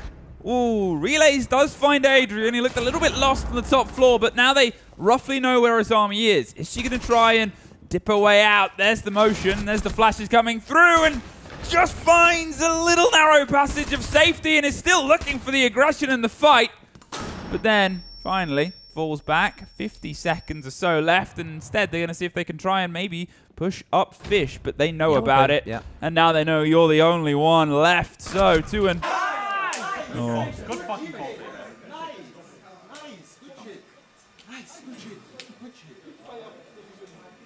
Secret Machine. Once again in the opening half, turning pretty well there. It's the calls for me. You know, it's apparent to see the way that they're playing this game, where they're not committing to any one side. It's not a traditional way where, again, you just think, okay, we're going to do this take. It just feels as though that Savage is saying, you know what, guys, let's just get set up all around the map. We'll do a bit of drone work, and we'll see what comes up. And again, it's using the players in the right place at the right time, being able to explode at a moment's notice. You know, 1 minute Secret are doing nothing, and then you look away, you blink, and they're there. It's like a weeping angel. You look away from 1 minute for Secret, and they're there. Now, the entry statistic is one that we kind of had our eyes on at the start of this, and generically, it's been in the driving seat for Secret. 2 has struggled, I think 0 and 4 across all of it, but you're just having that first body on a map like this, I would say, in some ways more than Chalet, it's so important to have that extra person to go for those big, wide closedowns. Right, look at how many different fights have happened on those bigger sites, not the top floor where everything is very close together. And you sort of get a bit of a painted picture of how this can go. We'll see if they can try and maybe find the success as they did last time, but I think the lesson isn't really a structural one in terms of like how they approach it, but more a mentality one of we need to make sure that we approach this in this way. It's going to be maybe a shield driving in towards the site. You can see they're just checking it, hoping that those roamers, that pair that was so successful last time, won't get involved. I wonder if they're going to try and go for a main breach plant. I mean, Adrian's down here, and it's something that's pretty common where you just smoke out the entire room and try and just plant on the breach, but whenever you have a warden that you're up against, it is risky to go for that. I mean, Savage is with him, so it makes sense having the shield, and I think Savage may be ready to go in here if he can. There goes the Dokkaebi call. There's the smokes. The Goyo's they ran through it. Relays gets one. Savage gets hurt. They're going to see if they can stick the plant, and they breach the top of IT as well. Draw some focus. It's a post plant with at least a 4 versus 4 tucked behind the shield, and Mowgli is caught out by the end of it. But 2 players left in a post plant situation. 30 seconds. One on the vertical gets the first. Noah steps in, makes his presence known, and sees how much of this he can control. They've got to go for the 2 versus 1. Here's the rotate. Relays waited. Now either side, he's out. He's off. He's going to leave it to a 1 versus 1 below and make sure that Adrian, he's got the cross. He's cool as anything. There's a big gun waiting for the swing, but they need that vertical. They need that coverage. And this is the fight that could dictate it all. Oh, and he doesn't pay it enough. There's 1, there's 2. There is the round. Secret. I just want to make note of that. Just that tiny little adjustment from Adrian. You see that he was a little bit deeper holding onto the bomb chassis, or onto the diffuser. He then steps up and plays hard right off that breach. A position that typically not a lot of people will play in because, again, a C4, you're going to be exposed, for example. But because it's so, oh, nobody's going to be sat there, it then catches Enterprise by surprise. So really well played from Adrian, just that little micro adjustment. But again, the shot calling right now from Secret, they're getting everything right. The correct call. They see it slight on sight. They can see there's a lot of roamers. Open up that breach, smoke it out. I mean, obviously, they would have had to have known that the Warden was upstairs roaming, or else that take would not have happened. Oh, yeah. But they had the information, and they went accordingly. They smoked it out. They used the blitz as the bait. Adrian just had to stick the diffuser. Yeah, brilliant. Love it. I said, what's going to be the change? It's going to be a take, and it was. I did say, are they going to pay the roamers more respect? And in a way they did. They said, we're just not going to mess with them this time. Let them have the rest of the map. Let's focus in. We'll do what we need to do. And I love the fact that they put the pressure on IT the second they went for the take as well. So that vertical player, who did get at least one, couldn't then focus on anything else. Because if he dies, then they lose a big bit. He has to look up. A retake is more possible than no take. And now, 4-1. This defensive half of Enterprise has slipped away and probably dreading getting onto their attack with how it went on towards Chalet. But technically, they are better on the attack on Labs. They've got more of a preference for it. Unfortunately for them, Secret, much better on their defense here. 62% is their defensive rate against, to be fair, Enterprise's 69% attack. The second half of this could get spicy, but it's down to the mentality, I think, of Enterprise. Bappin has been one of those players who's stepped up when they need to. Pulls away from the flash. He's not going to get his life taken away from him this early. But he's desperate to get this opening pick, and that's the confidence you need. A drone rolls by. The Warriors, if he goes down these stairs, he will get caught. Oh, he just missed out on the drop player. He's being surrounded, and relays goes. He's about to be droned, so now he's going to go down these stairs. Buck says hello, puts a bit of damage in, goes for the flash. You assume the player on the top's coming, and great collapse there. Yeah, you can see that that's the difference there from Secret. Whenever they struggle with a roam game already, it's the only round that Enterprise have won was based off just roamers running around. This is the flip side. This is what I meant by the risk versus reward with the aggressive play style that Enterprise go for. If you don't hit your shots, if you don't get your kills, which, let's be honest, at the end of it, this is what Siege is. You have to kill people.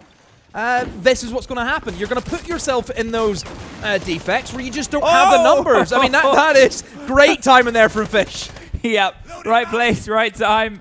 Right guy. There goes at least Savage, but, well, they'll be calling the play from the afterlife. The Buck is still getting work on it. Because it's the 4 versus 3, they have the man to be able to do this. They can try and set the air jabs up, force them back out of Electric. Now it's a shotgun in this position, and we said it could have won them it before. Very tight angles being toyed with through the verticality. Fish is happy to try and swing into them. They're well aware of some of these locations based on Fenrir. Look, they're retaking on towards E-Box, but oh, I looked away on the Mowgli. Back and forth, just to and left. Swings out with a pistol, does get one, but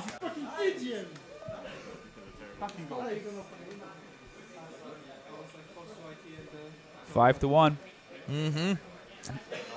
It feels like, as a way of putting it, it's just lessons learnt here by Secret. I mean, it's a great half again. I mean, same with Chalet, very dominant. Not the perfect 6-0, but still close enough. And now for Enterprise, have to go on the attacking front, and I mean, they haven't won an attack this series. That's probably the worry, is it not?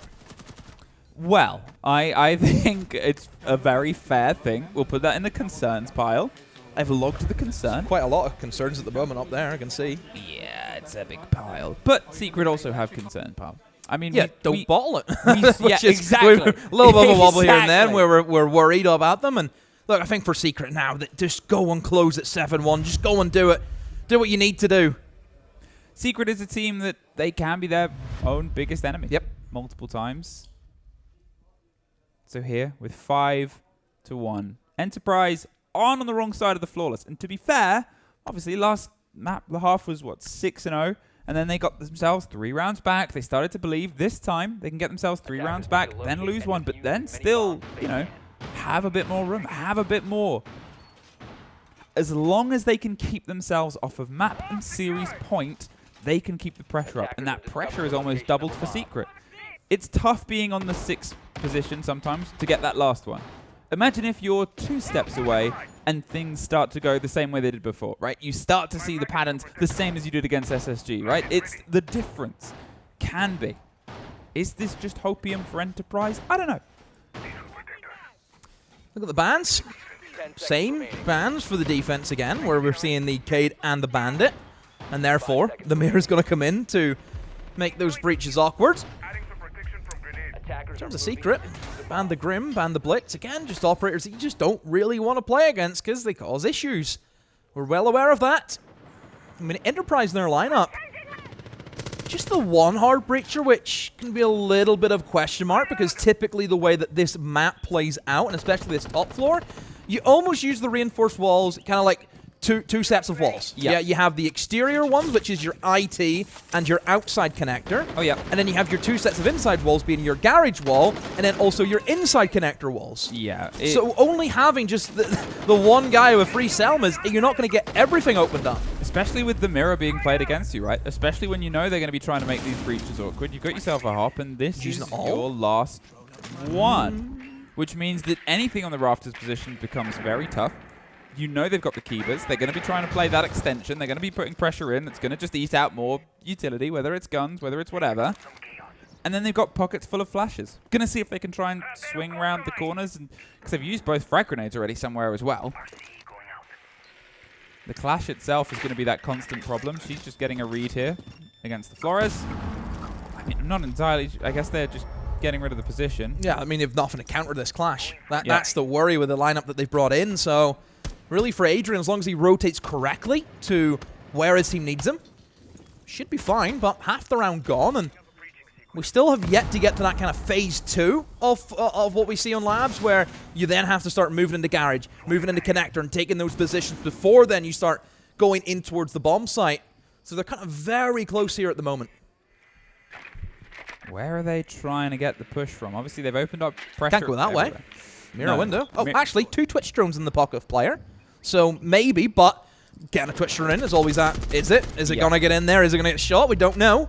Another E1D. Puts pressure on the player here in E-Box. Maybe going to try and bounce the pressure over the top and cut this in half. But player, oh, beautiful take. Doom unfortunately gets Fisher going the same second. They have rafters now.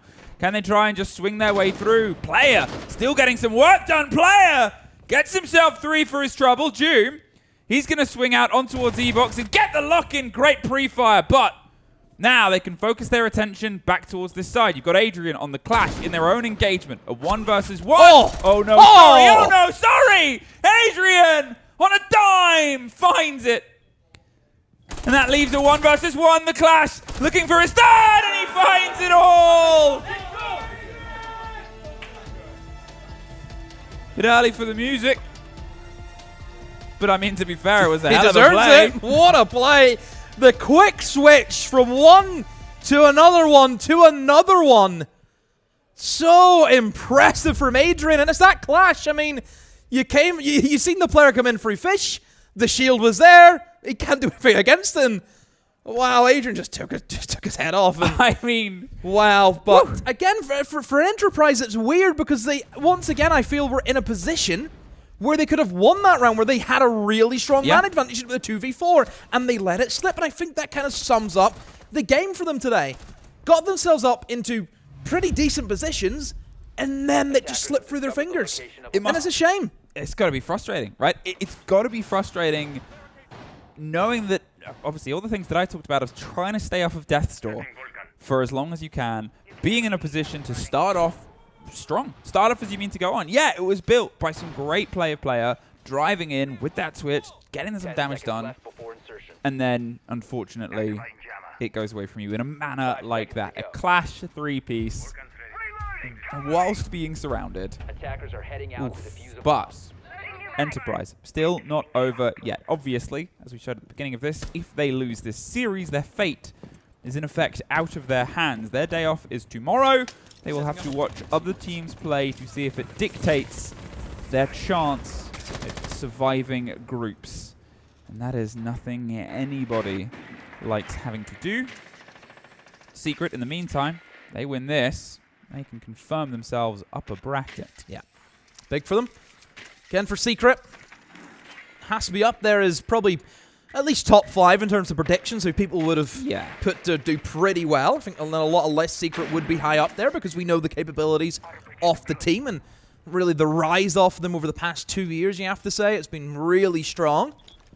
And again, see if they can just close it out here and now. And for Enterprise, I mean, pretty swift in towards this top floor, looking for that pinch. But Joom has the hatch open and he's gone. Only wasting a minute, and almost Joom gets caught out by the verticals, but he's alive for now. And Enterprise have got what they've wanted. They've been able to gain that top floor control, and now they can continue the sweep in towards the mid floor. Yeah, they've peeled themselves back. It's been quite quick, but they're not entirely giving it up yet, Joom. No. Got himself tucked on the inside of the kitchen, waiting for anybody else to maybe go for the pressure, and actually he's still kind of confident. He's going to rotate up. Joom's going to see if he can go for a sneaky backstab. They are watching for it. Yeah, Bappin, I think, is watching for it, isn't he? Yeah. Yeah, watching and waiting. I'm not sure how aware they are, but as Tuin gets Mowgli, that just puts more pressure on Joom, whether to move and try and go for the fight. Oh, Joom, you're dead. Oh, what? How? Oh. How? Joom. I don't understand. His reflexes are so fast. He has just 180 turned to burn that guy next week. I just watched that and don't even understand. My brain can't put that one together, but Joom sure can. I mean, tragedy. Oh, I feel so sorry for Bappin. He sat there for so long. And you see Joom look away, and then Bappin swings. He moonwalked at him. He moonwalked at Bappin. Not good, no. Sent him to space. Okay, 4 versus 4. And they know that there was a loose threat player.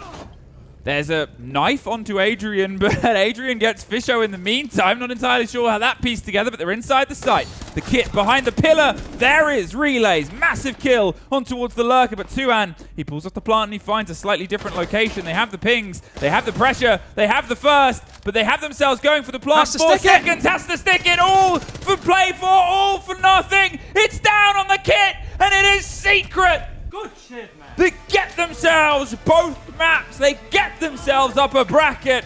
And Enterprise, unfortunately, get themselves the worst seats in the house tomorrow, where they have to sit and watch to see if their fate is sealed by people that aren't them. Secret, big old win. They close out in good fashion, a 7-1. Fantastic from Secret. That's how you come in today. Get the job done and go next.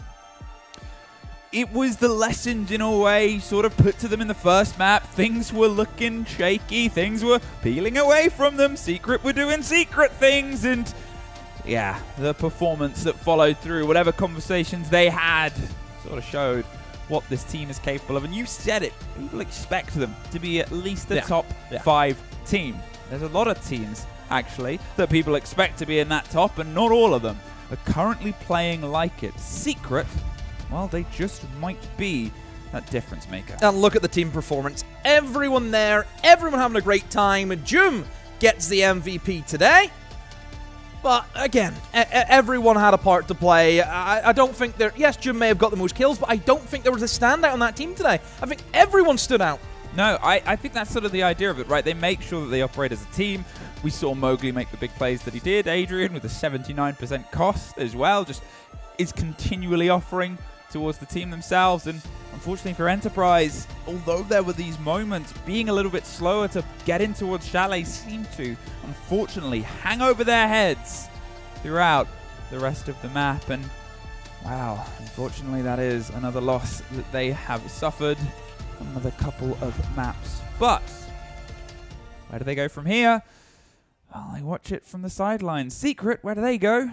Well, probably to celebrate and cheer, and knowing that team, prepare for the next game. Yeah, if we know Twister, there'll be no celebrating. Job's not done yet. Job is not done yet. Not for a team that wants to be in the top 5, but for you and I, actually, for today, our job is done. So we'll be going to a quick break before we're back with the final game of the day on the Bravo stream.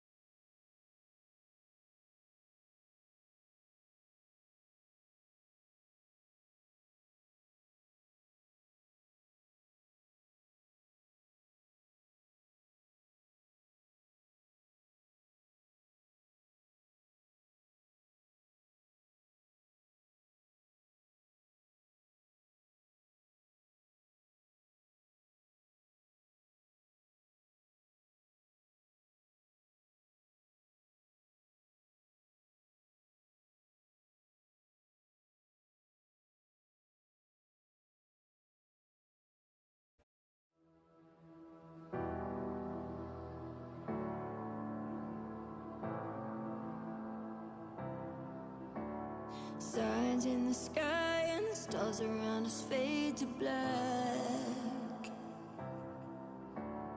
Running through the night and there's nothing that can hold us back.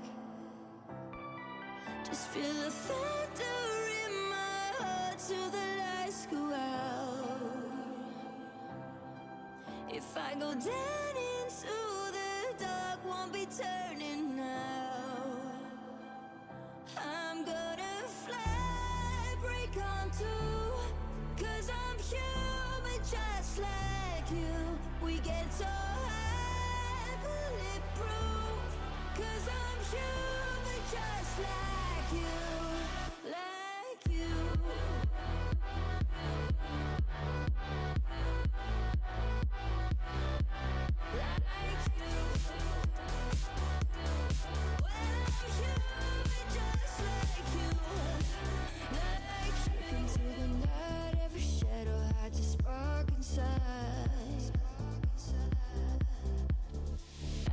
Up the skies, we're becoming something more tonight.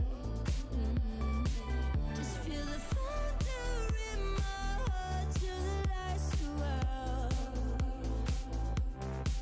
If I go down into the dark, won't be turning now.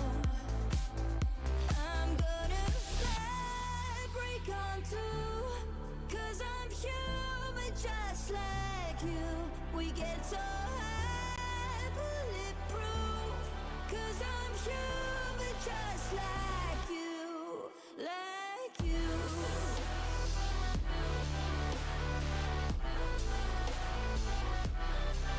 Like you, you. When I'm human just like you, I'm gonna fly, break on through, 'cause I'm human just like you. We get so high, bulletproof, 'cause I'm human just like you, like you.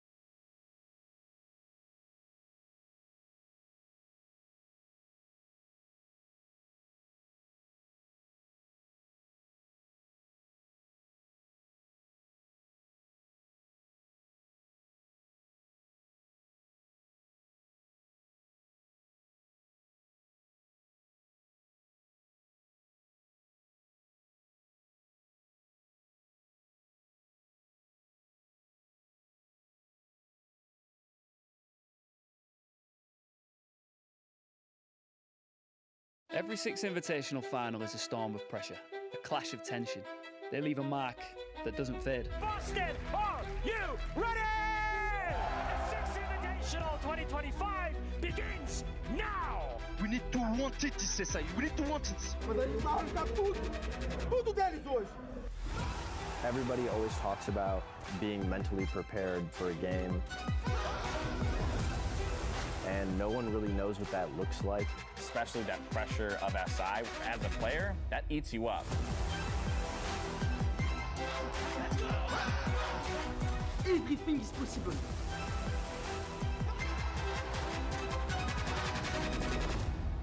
Let's go, guys. Let's go, guys. Let's fucking go.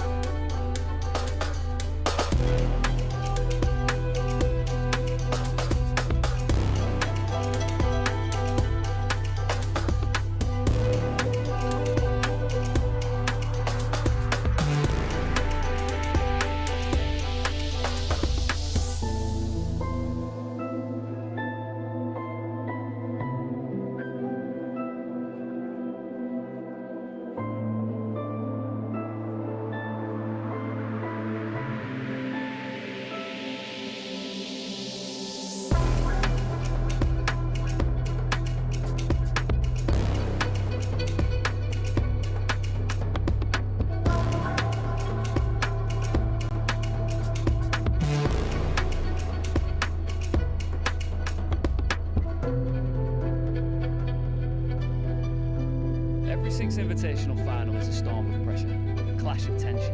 They leave a mark that doesn't fade. Stand, are you ready? Six Invitational 2025 begins now. We need to want it, c'est ça. We need to want it. Everybody always talks about being mentally prepared for a game. And nobody really knows what that looks like, especially that pressure on that side as a player that eats you up.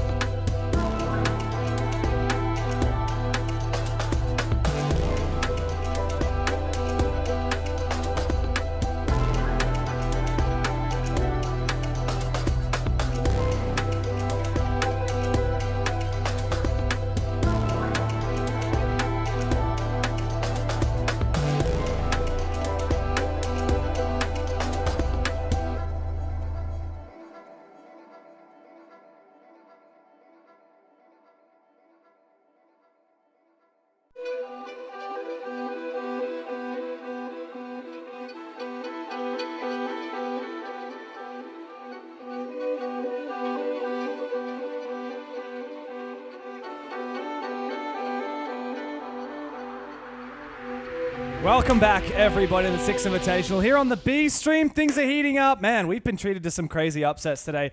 I was just saying before to someone else off screen while I was playing a little bit of not me, yeah? table tennis. Yeah, I was talking to someone from Ubisoft. How crazy is it that today we've had 2 upsets over 2 of the tournament favorites, right? Falcons lost to WILDCARD, M80 lost to Weibo. Yeah, I was watching the Weibo game going, Fabian's getting smoked. So I did him, ha ha ha, Apex pretty good, huh? He goes, no, we absolutely trolled. We should have won 7-1. They're dog. This is what everyone says as soon as they start losing. It's not that they played well, it's that we played badly. I mean, come off of it. Well, Weibo actually played really well, I gotta say. They did. It's time to lock in for this game, though. We're heading up for FLUXO W7M down from Brazil against the North Americans in Oxygen. This could be promised to be a great game. Look, we saw FLUXO play yesterday. You and I casted it against Enterprise. These guys were deadly. They were, but there was also a little bit of a side dish of ego that was served in that matchup. And I feel like if you go into this game against OXG with the same ego, over-challenging, over-peaking, not respecting your opponent, I do think FLUXO W7M could lose either a map or the whole series. So I do want to see a bit more composure from them today. Well, they do have to be careful not to get complacent. Of course, Palu, as you'll notice, we talked about yesterday, he's changed the spelling of his name to Paolu. A shout-out to, of course, he has announced that he and his partner are having a baby. So he's going to be a father. Very exciting. Of course, on their opposition, we've got the North American roster of Oxygen. Now, Nick, I know what you're going to say. Well, these guys came from the LCQ. These guys should be a bit of a walkover, but they are a dark horse not to be underestimated. Yeah, they've been mid all year in NA, but every single time they go internationally, they make it big. Top 12, top 8, top 6, and top 3 are the last 4 events that OXG have achieved. And in fact, last year, they were an LCQ team into their side. They beat SSG. They knocked out both Shopify Rebellion and G2 from SI last year in the playoffs. So definitely do not take Oxygen for granted. Also, just watch Forrest there, middle of your screen. He's actually torn off one side of the jersey sleeve to have that bicep out with the tattoo looking all nice and cool. Here are the stats, though, and actually they played 2 days ago. You might be thinking, these look pretty horrendous.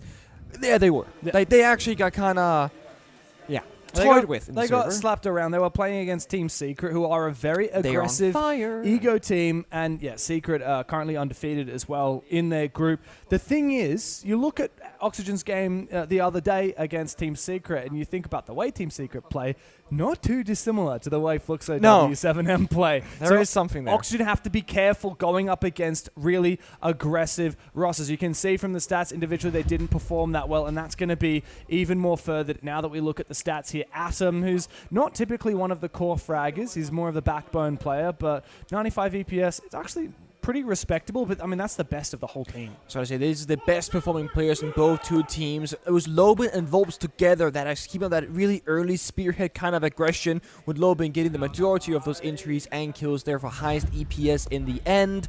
But as we said, that same challenging with the spearhead was the same reason why they were struggling with some of the rounds and why the FLUXO game got a little bit too close. So again, we want to see a little more respect from them, composure, discipline, because when you face the better and better teams, you gotta up your own level as well.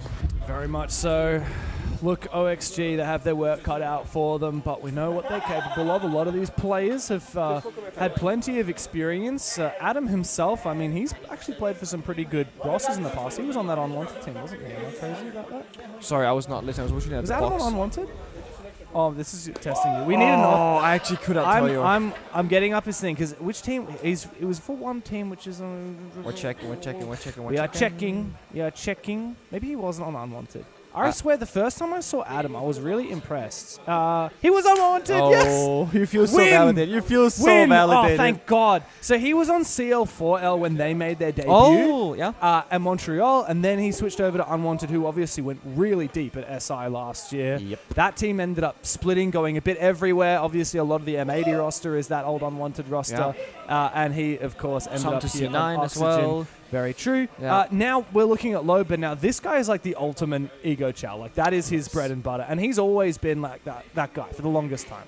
It's funny because, you know, Brazil when they first entered Tier 1 Siege, it was a lot of like high sensitivity, fighting playstyle, overly aggressive, and then it wasn't really working super consistently, and then it became more of like lower sensitivity, a bit more structured, but still aggressive when they had to be. And I think FaZe Clan actually, speaking of Brazil, they mastered keeping the Brazilian aggression when they have to go crazy, but still being structured more like a European or North American team. See Fulps right now, he's typing in He's the old spamming chat. in chat. You guys see that? So we have on a second monitor, we can see the game lobby right now. Forest and Volps are in a verbal battle right now. Volps was saying, you guys can't even win a major.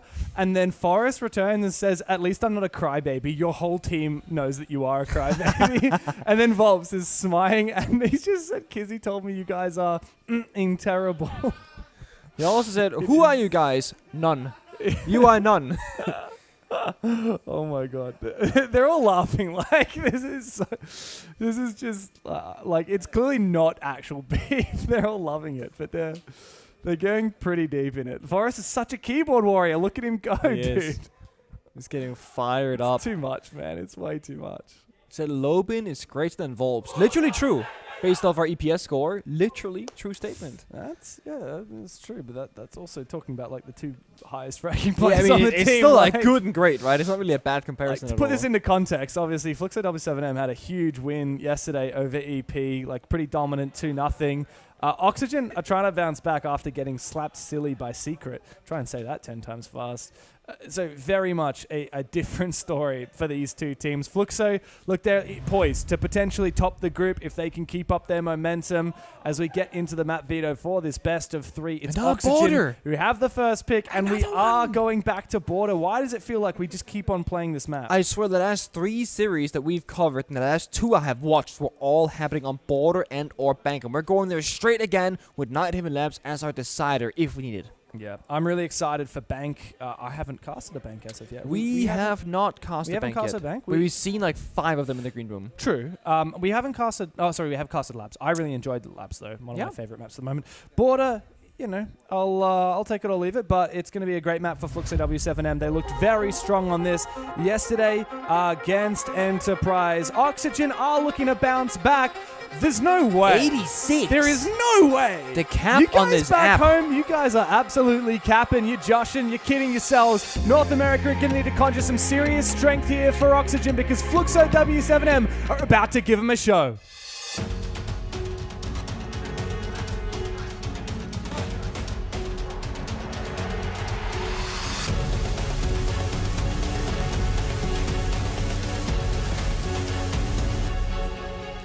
There we are. FLUXO W7M starts on defense, and they are already going full Portuguese in in-game chat. Vamos. And Flora is saying, obrigado. Obrigado. Boa boa. Oh! It's all we know. It's all the I know something else, but I can't say that on broadcast. No, not that. Maria's been teaching me some Portuguese. Yeah, you keep saying, oh, I wish I could speak a little bit. I'm working on it. I've been on the French Duolingo while we've been here. I'm still terrible at like that. learning French? Yes, trying and failing, but trying. Trying is doing, and doing is all we can do. Je parle français un petit peu. Oh, okay. Speak a little French, yeah? Yeah, thank you. Glass and Ying. Oh, wow. Nice ban. Lol. Well played. That's an ego move right there. I mean, Oxygen are like, let's ban the water, and then they play the Glass FLUXO read it to perfection. I love that. We're actually seeing a fair bit of glass ban this event, and it's funny because if you go back to the last 6 months, we've barely seen any glass whatsoever. but it has a place for certain teams and, of course, very specific matchups. OXG can't get first place with a map loss. FLUXO secure upper bracket with a 2-0 victory. Okay. That's very exciting. A 2-0 win here for FLUXO, guaranteed top 3 in the group there for upper bracket. And of course, yeah. You know, OXG's stat isn't that bad. They can't get first place with a loss. You know, it could be worse. Being locked out of first isn't bad at all. Genuinely, it's alright. You could be Elevate where if Wildcard get a map, they're gonna get eliminated. That's a much worse stat to be facing. Yeah, look, of course, right now in the group, it's very open. This group is Team Secret first, Space Station second, FLUXO W7M, Oxygen, and then Enterprise at the bottom. Oxygen are potentially at risk of elimination from technically, SI. If they lose this game, then it'll really just come down to their last game, which is against Enterprise, and whoever wins that will stay alive in the group. And they have SSG right before that. Oh, sorry, they have There's 3 SSG games as well. Because OXG had the day off already. If they go 2-0 in 3 series, they will actually be first place, assuming that SSG and Secret both lose some games. So they could go from second last / last tied to first place if they go 2-0 here. Very true. If they keep it up. I will see what happens for OXG as they start to mount their attack. They're poised around a couple of different spots. Grixer here on the AC balcony. CC's getting droned pretty well as well. Oh, that's a run out from Volps. That's a decision made. And here comes the Finker to boost up. It looks like Dotas is trying to keep the Blitz at bay with that Nitro Cell, but it blows for nothing. In goes... Oh, wow. He what was that one-tapped shot? Somehow he finds the shield kill, and amidst the chaos, W7M get themselves back into it. Here. But not before Forrest is inside with that diffuser. Loban and Dodes looking for a retake. Loban coming from Fountain, Dodes now from Metal, and they manage to isolate Grixer. 2v2 into the retake, but Forrest is low HP and finished off. A shot to the foot from the DMR is more than enough. Gomez looks to clutch, but Dodas has bees. Has that DMR. They know exactly where he is, though. There's plenty of info. And a big rotation from Gomez. Dodes needs to get right on that diffuser before too long. Gomez is poised very well, though, to swing him very quickly. It's a bait!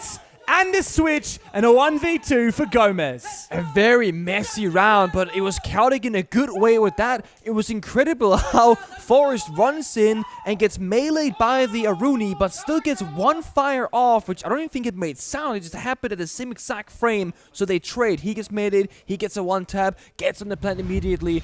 Right here, look! He gets meleeed, fully got broken, and still, it's like frame perfect. I'm telling you, like last never frame. Seen that, Same. Dude.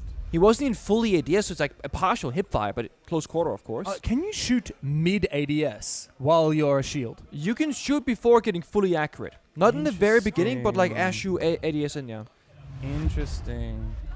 These guys are continuing to talk smack in the all chat. I mean, clearly FLUXO know Oxygen's typical game plan, right? You know, Forrest is saying, you guys are counter-stratting us, huh? Because of that Glaz ban. And then they said, we run new strats. You guys are being counter-strat Carls. They also called Volps a baiting Barry. Okay.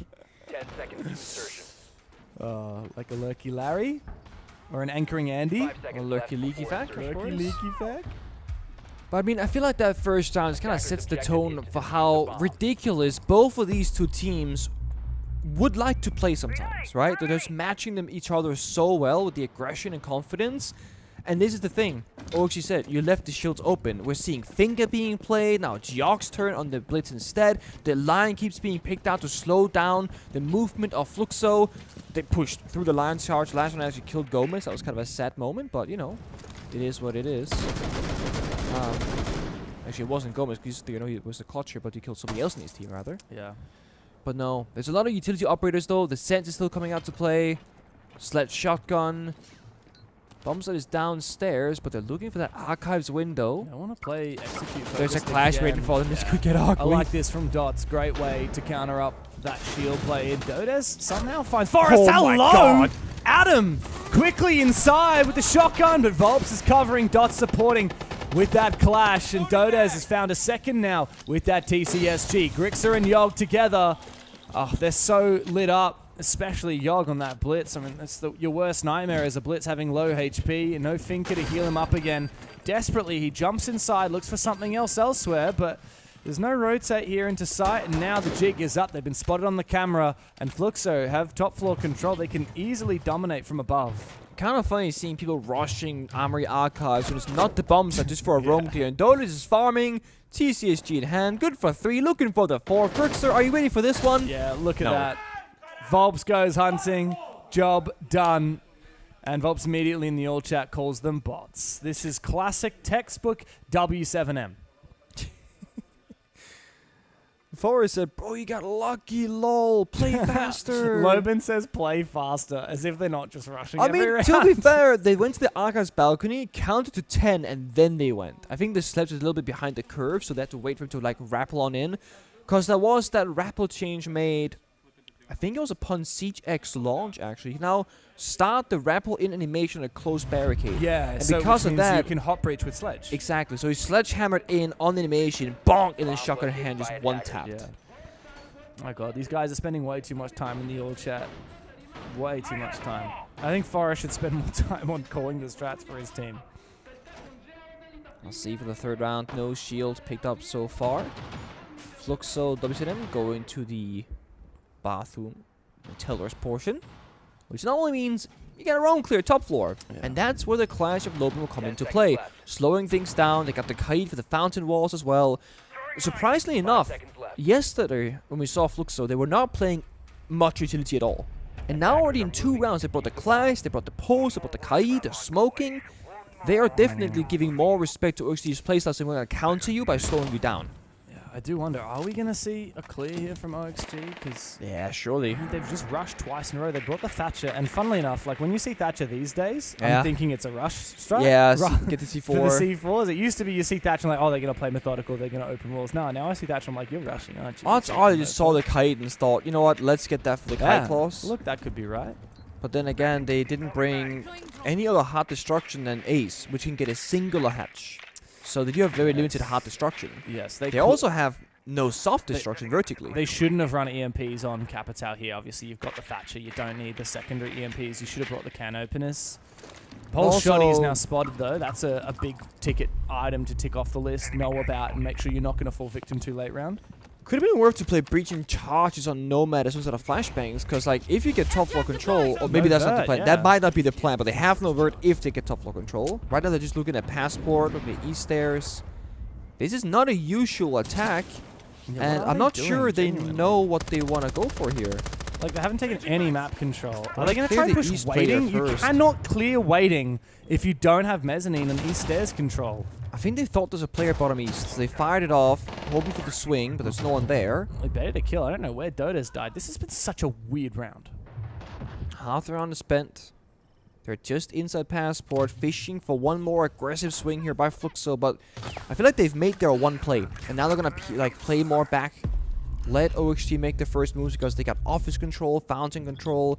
The only area that OXG have is passport and east stairs. Those are great starting points, but it's not great end points. Well, they're going to keep finding picks. That certainly makes it easier. They haven't looked at pressure workshop. Dodds is still holding on. Where is the play here? Oh, here we go. Forrest is just waiting, biding his time. Dodds absolutely deletes him. And OXG start to falter a little bit. I mean, yes, they found 2 early picks, but what's the idea here? They haven't fully taken top floor. Now, Adam with the Thatcher could potentially counter that clash. Yeah. It could be plantable, but I don't want to see the Thatcher being the planter with the gadget, right? Yeah, and he is actually going to start to go for the plant. No one's smoke, denying. no C4? Volps is just around the corner. Volps is going to straight up swing it and take him down with the SMG-11. Yeah, I really have no idea what Oxygen are doing right now. They might be able to win the round regardless just by fragging it all out. It all comes down to Volps, and they know exactly where he is. They shoot him, and that is the round done. But I'm still just so confused what the hell that was. That was a very scrappy round by both teams, but I mean, if you're OXG, you take it. And you can argue that they're playing it pretty well because they're kind of just punishing FLUXO from being so aggressive in the server. They keep swinging, so they keep getting picks. Let's call them, what was it, baiting bunnies? What was that? Baiting Barry. Baiting Barry, that was one. Baiting Barries. Yeah, I don't know. Like, I don't think Volts was baiting. I think he was playing Plantanile on the objective, and he was never cleared. Except for the smoke canister, you know? I mean, he could have used a smoke canister. He didn't need to. He just killed the planter with his gun. Yeah, but it's like in a perfect world, the guy is covering that, right? So you should be able to walk in and take the kill. But you know. True. I think that's an Oxygen problem. I mean, that is. I think it's funny. Oxygen is calling Volps a beta when they're the ones that like literally sold their planter at the market at a discounted But they won the price. round team, so it worked. Yeah, sure. I don't know how, again, I don't know how that. They had 2 early picks. They had a numbers advantage, and then they just somehow pushed. Bathroom and Workshop found the other kills at the end of the round. To be fair, I mean, FLUXO did just abandon the top floor. They did. For seemingly no reason. Well, they were worried about the bomb site. Right? Yeah. Yeah. I know, this is just a weird... I feel like we've seen a lot of border. It's just this that is it's a not the weird usual norm. Yeah. This is a weird border so far. We're used to people seeing always like fighting for Easter, Fighting for CCTV, CC, doing the fighting for clears. break. Yeah, exactly. The whole like 3 people passport into bomb site is a new one. Yeah, that was weird. But weird could be fun. Sure, and look, this is FLUXO's map pick too. So if Oxygen continue this, 2 rounds out of 3, keep that going, keep that pressure on, just maybe they could find their first win of the tournament.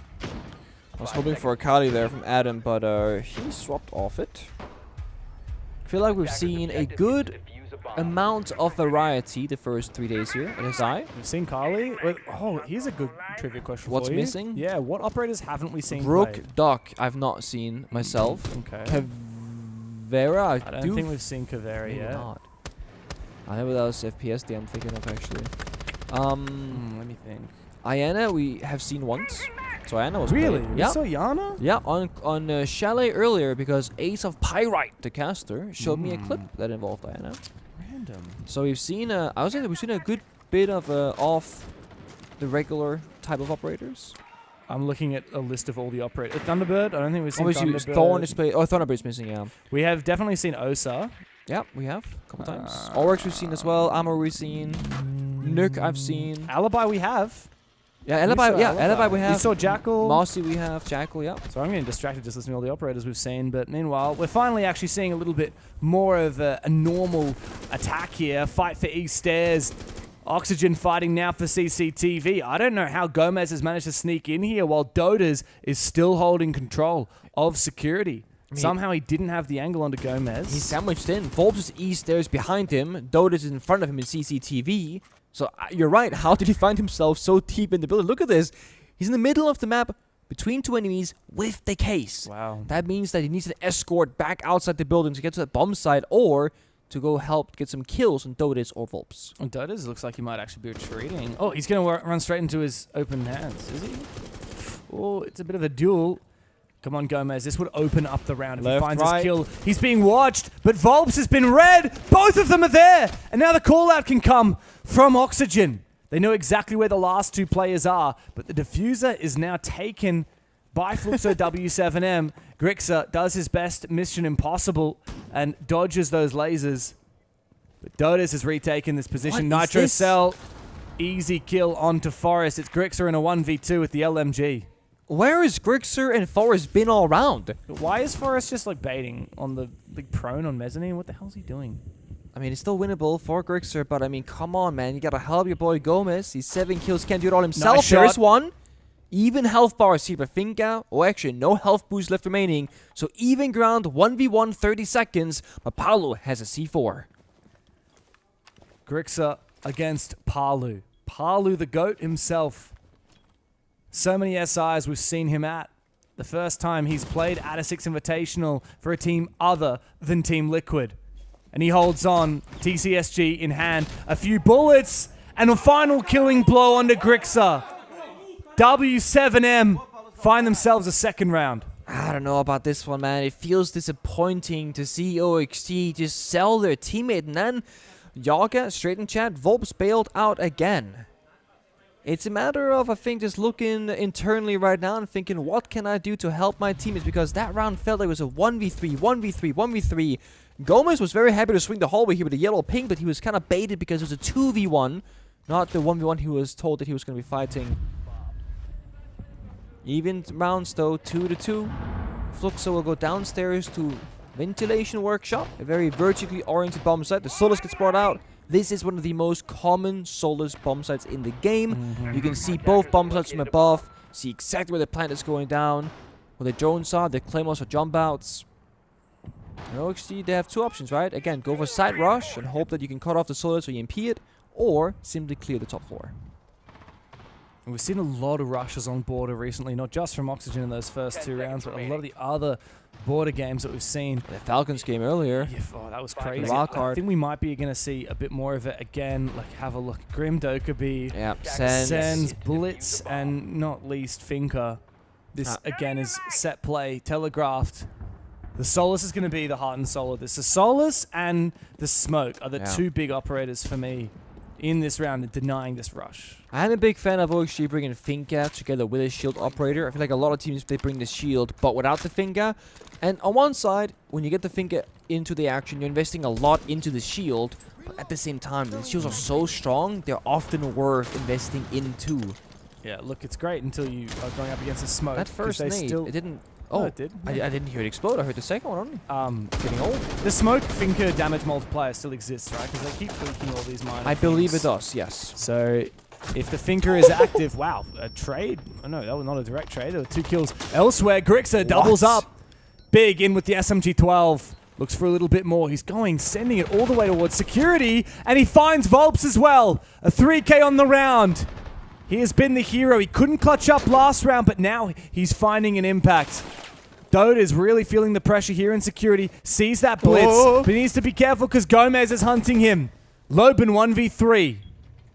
Much better take, right? That was the OXG players playing together. 3v1 against the member in security. And the funny thing is, before that push even started, they dropped the diffuser practically in spawn, so far outside the building that nobody could risk dying in a bad spot. That means they're going to go for kills, but that's risky. In close range, Forrest should have Loban's number, but he's already low HP. And keep in mind, Loban's UMP now packs a serious punch. 2 bullets to the leg, and that will be Forrest down on the ground. Don't give Loban the chance, because he'll take it and run away. Grixer, he's found 3 kills this round. He must find the final one as well to close it, to take the lead through OXG. But Loban, he's feeling so good right now. He's just turned a 1v3 into a 1v1, but Grixer will not let that slide. Cold, calm, collected, a big 4K. The K's outside main double door, and they're thinking 3v1, let's start walking at this guy. He's shaking on the bomb site. Nope, it gets way too close for comfort. Grixer, the hero, from the very beginning to the very end, finding entry after entry, and of course the entire round clutch at the end. But it does show a couple of weaknesses here from OXG. There is definitely some sloppy gameplay. There's aggression, and there's calculated aggression. And, you know, they did such a good job in the very beginning, only to then get overconfident at the end. But they get the round victory. Yeah. And in the end of the day, that's all that matters. They are 3-2 now. Yeah. I like that. Oxygen have now showed us that they don't just have the ability to rush, but they can also go for essentially like a top floor clear, but with a lot of momentum, and it's still very fast paced. We're just missing the diffuser. I feel like if you get that 3v1 and you get the blitz in with the case and cover, or you get the blitz pushing the glass guy with 2 guns aimed in the same direction, that's really clean gameplay. But the whole Gomez with Grim walks in first and gets headshot, and then Blitz shows up and dies after while Grixer's in a drone top floor, that just feels a little bit too uncomfortable for me. Yeah. But yeah, going back to operators, Thunderbird, Rook, and Duck, that's all I can say. Yeah, Thunderbird, Rook, Duck, Cav. And Cav. I've seen Maestro. Funnily, that's all defenders, so that means every single attack has been played. I will be honest with you, I have not thought about every attacker, but... it's funny because, yeah, I'm pretty confident. I haven't seen a Fuse. Yeah, we saw a Fuse. Okay, we've seen a Fuse. We've casted Fuse. Okay, we've seen a Fuse. You and me have casted a few rounds of Fuse. Okay, come on, dude. On this map. Yeah, we've seen a Fuse. Okay. It's funny, once upon a time, it was the attack that had... Oh, Zero. Have we seen Zero? I haven't personally. But it was funny, though, because Zero is totally a valid operator, you might see. Apparently, our producer says it's been played on Bank before. We've seen a lot of operators, yeah. It's funny, once upon a time, Attack had so many operators that were just fully out of meta. You know, like Sens, Grim. Yeah. Even Fuse is a shield back then, yeah. Like, there was so many operators just, like, unplayable on Attack. And now, Yeah, teams are really changing things up. And look here, Sense Wall off the triple to get some protection, get some self-destruction going. Has a DMR, of course. We're planting. All We're right. actually doing it. Let's get it done, There's boys. no one here. He's snuck in the backside. genius. He's forcing the plant down. And in the 5 versus 5, FLUXO have a bit of a wake-up call. It's time to answer the phone. Time to figure out where the hell Oxygen have put that diffuser down. But the post plant is too strong. A first kill, a down. Loban finally brings something back, but Gomez is locking this down for Oxygen. 4v2. Palu and Volps are finally making their way into the bomb site, but Palu has still got to deal with the Blitz, who's still inside of Tellers on the site. Palu is way too late. He's about to get a face full of Forest, who will find him with that Blitz. A quick chuckle, and the North American squad have another round on the board. Now that is a nice round from OXG. They've been playing this roam clearing style for so long. At the very end, their final attacking round, they'll just hit the site directly, knowing that FLUXO have been so good at giving up that space, expecting that very aggressive roam clear up above. That is counterplay. That is foresight. That is calculated. That is so much better. And they get a clean final round victory on their attacking side. 4-2 up.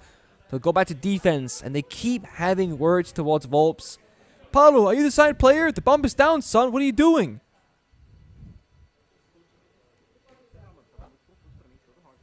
We're down into another operator ban phase as we switch the halves. These guys will not get out of the all chat, man.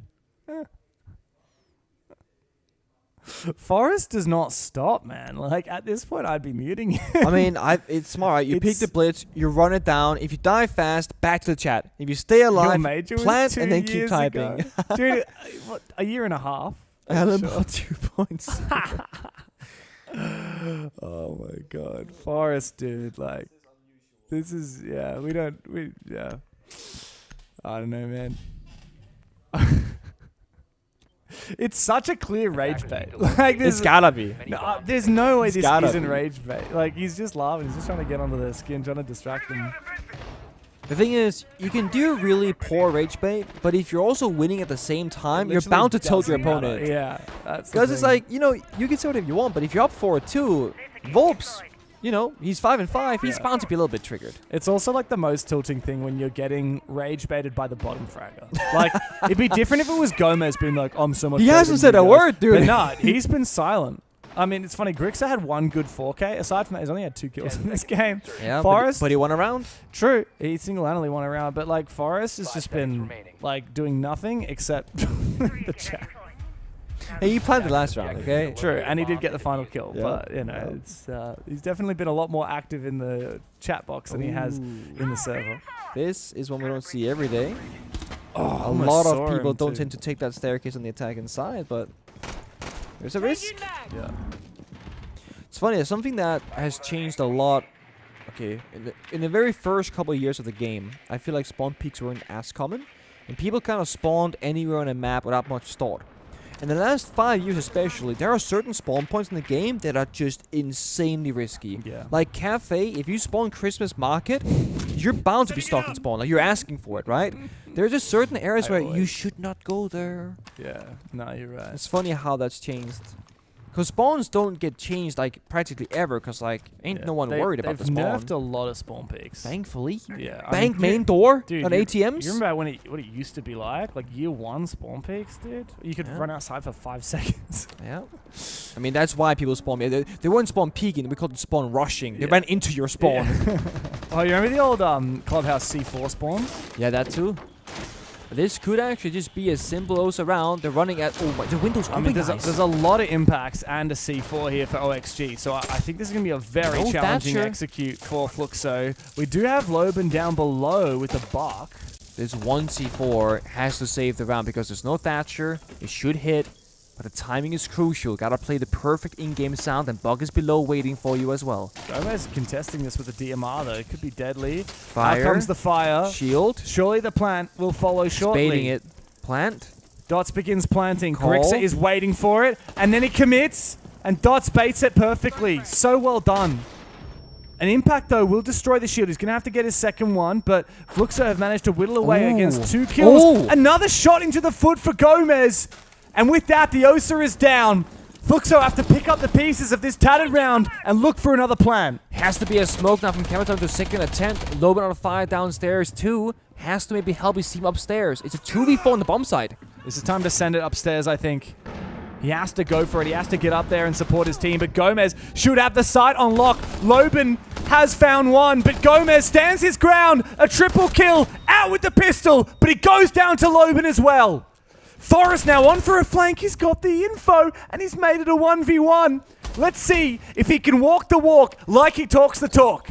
Palu to force down the plant. Diffuser halfway done, but he baits it. Forrest knows about it. Scorpion in hand. Palu peppers a bit of damage, and Forrest clutches it.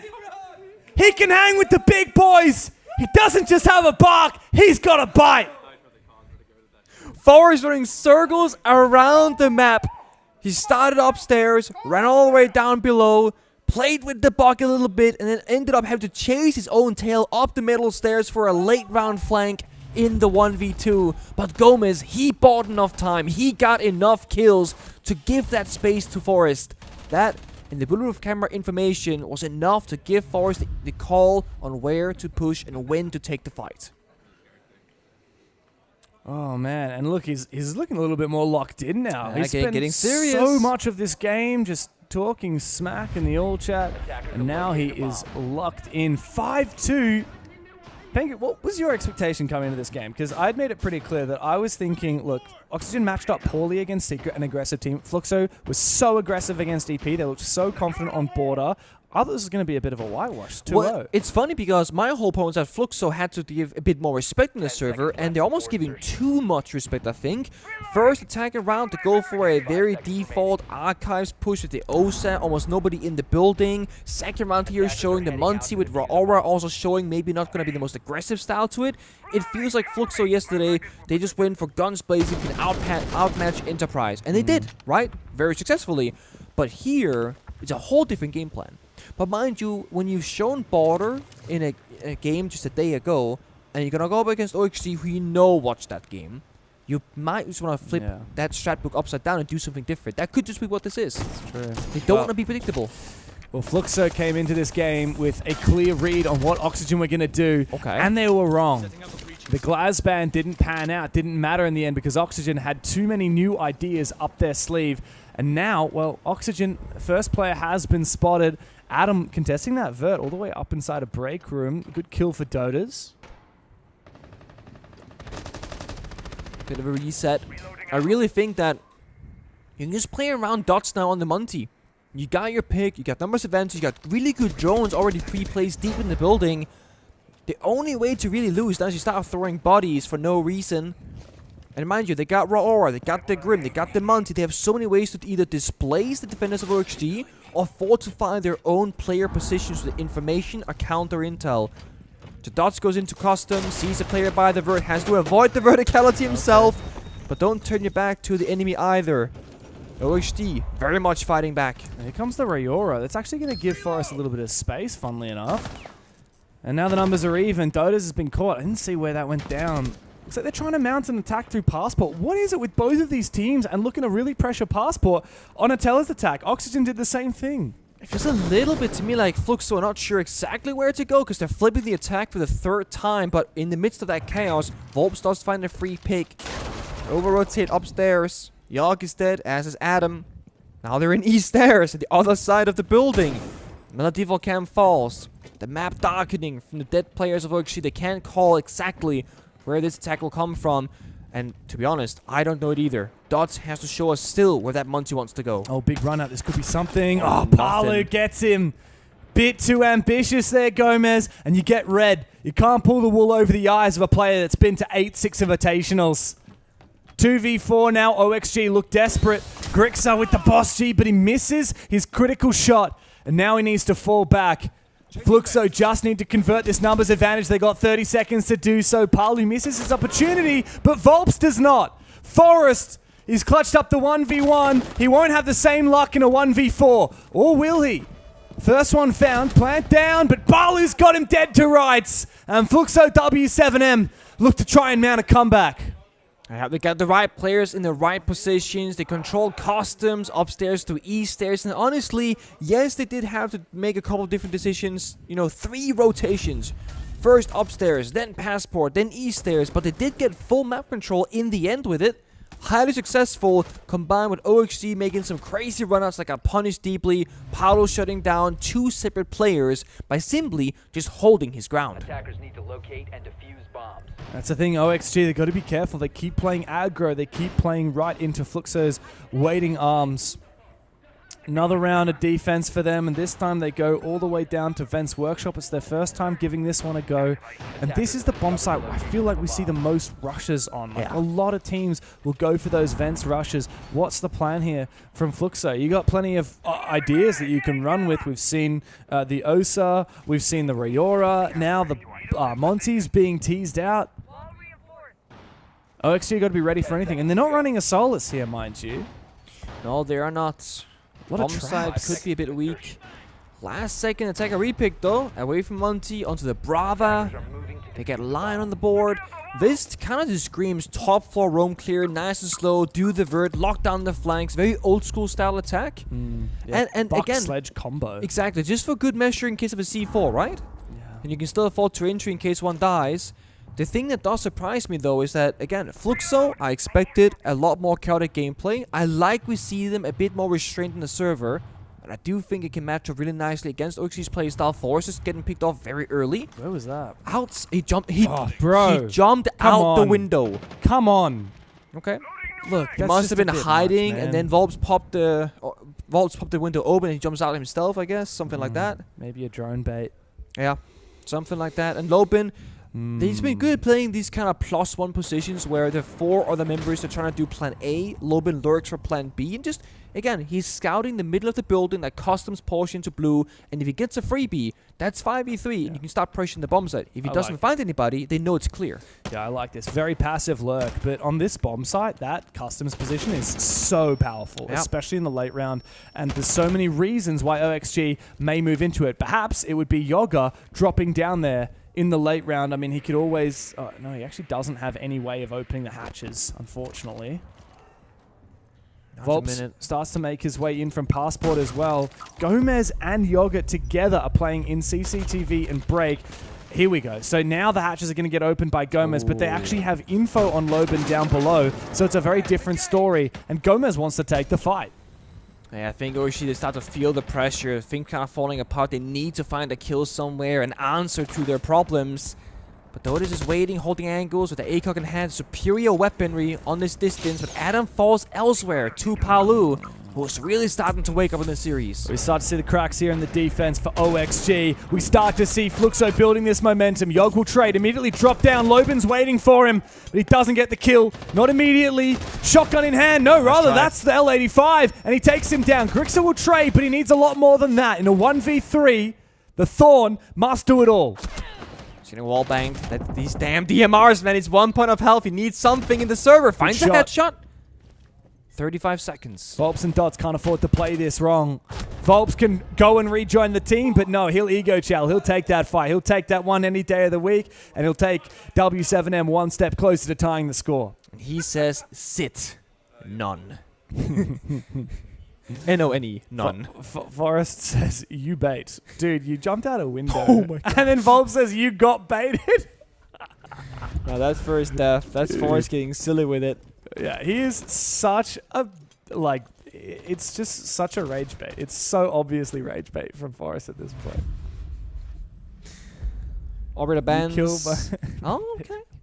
Oh, Warden, here we go. I really like the fact that both teams have read into the Glass Warden ban and the Warden Ying ban at the same time. It's so funny. And here, the thing is, I was going to say this. When you ban the Warden, they can ban the Ying, you get the Glass. Or you ban the Glass, you get the Ying. That should be the train of thought here to utilize the power operators.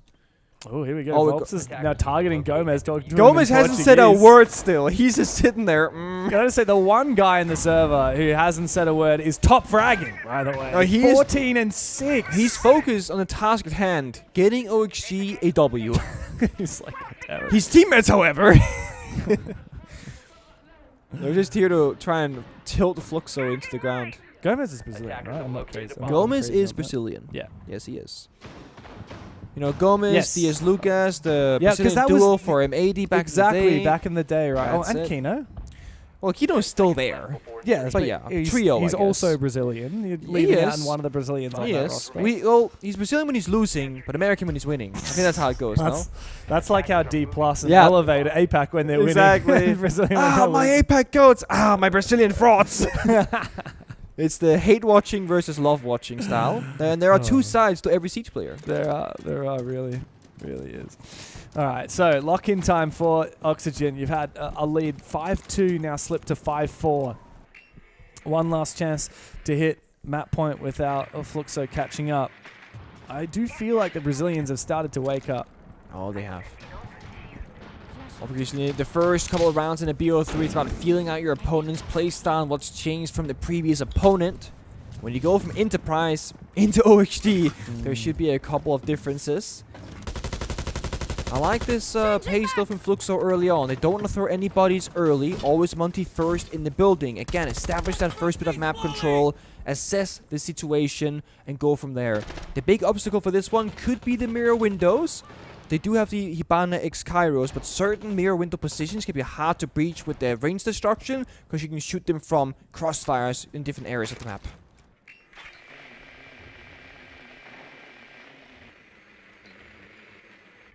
Such a quiet round. Yeah, just a lot of measuring before making the first incision. Defense is keen to peek. I mean, Gomez is playing security with the DMR. That's the pivotal position. Yog's also got long-range capability with the Boss G. He's playing security as well. So it's a lot of investment here from OXG into maintaining control of that position. Not to mention, you've got your mirrors. Yeah. You've got your Wamai magnets to protect you as well. Yog's also going to be hard to drone. Well, never mind. Don't need the drone. It's just kill him, Nope, dude. he's dead. Oh, on the Pixelify as well. That's why you bring the Boss Chi. Dodas is hungry for more, though. He's looking to catch up with Gomez. I like this from Dots. He's pushing into security Ooh, to, wow. again, Damage dislodge done. the defenders, but Gomez is ice cold. He does not care about the Monty at all, it seems like. Until now. Now he's feeling a bit of pressure. Impact actually damages himself. Bit of teammate damage. Volbs will take one down. Gomez is going to fall as well to Dodas, who controls the 90 hallway. Grixa with it all to do. 1v5. A consolation frag, but he's got a lot more to do. Nitro Cell goes to waste while the Monty is still at large, marching into side. The Deimos will track him. Oh, it's just a matter of time before he goes down. And FLUXO W7M tie the scoreboard. This is where I'm going to get a little bit worried about the operator bans, right? The Monty has been so good every round it was brought out by FLUXO W7M, and yet they opted to ban the Ying. And I just feel like, well, first of all, it's going to be an OXG timeout, but I feel like it's only going to get harder from here because FLUXO has figured out OXG's pace. And so what do OXG have to say? If we're really lucky and really quiet as a mouse, maybe, just maybe, we'll be able to listen in. Not a word. No. I think there is no microphone in that room right now. Oh, wait. Oh. Yeah, we're trying. So it's actually... Oh, here we go. We might be able to hear Kizzy. Dude, can I take Blitz round, bro? Let me get the job done. Let me get the job done. That's such a forced thing to say. The thing is, I feel like... I love that guy. He's so fun. Forrest reminds me of my old teammate Younes in this case. Because he's what we call the perfect soldier. You say, go in and 1v5. And he'll go, yes, I will get the job done. I will do my best. I will do my best. And he might fail, but he will do as he is told. It's a classic case of, let me get the job done. I got this one, boys. And then you might troll the play entirely, fail, whatever, but you genuinely believe that you can get it done. And I think that sense of, even if it's false confidence or if you're just delusional confidence, whatever, I think it goes a long way. In this case, it was about the vigil. Forrest said, let me play the vigil. I will get that job done. And it's playing that disruption game where you just kind of like running around, gadget pop, they don't know where I am, shoot a bit, run away, whatever. Just annoying your opponent a bit. Pair that with the Mossy from Gomez, it can be damn tricky to get your drones in and get any active, relevant information all of a sudden. Yeah, so unfortunately we didn't really get much of an inkling on what the plan was, but yeah, second last chance here now, I mean, on defense. If you look at the lineup, right, it could be a matter of denying them the information and then playing some traps to weaken the attackers, but the problem will always come back to this. There is no single solution for the Monty. So you can play Vigil, you can play the Nazi or Mute, whatever. Monty will still just walk in face first and go, this room is clear, there's an enemy here, enemy over there. And that's the problem with the Monty. It is a sole operator that does a very specific job that no one else can really replace. Banning the Blitz just means you ban some of the aggression and the injury capabilities, but you can still injury with Blackbeard, with Monty, with Fuse Shield, with Osa in theory. So there's nothing really you can do against a Monty walking up to you unless if you have a specific piece of utility to deal with that. Echo could be pretty good here, but it's hard to draw on a border. Hard to justify sitting on your cams on such a small map. It is. Maybe the Ella, if Yoga keeps a few of those Grismots in pocket, might be able to fight. Maybe the impacts from Forest or Grixa or Gomez's C4 could help. But we'll see. The way FLUXO used the Monty last round was devastating. For me, something I'm really watching out for, Pengu, is at the start of this round, who finds the opening kill? Every single round that FLUXO have been on the attack, they've been the ones opening up with a first kill. And it's because of this reason right here. They're playing very slow early on, very methodical, very precise. There goes the C4. Big piece of util wasted. Flashed as well. Forced to fall back straight into his grave. It's just so textbook. It's just so well played.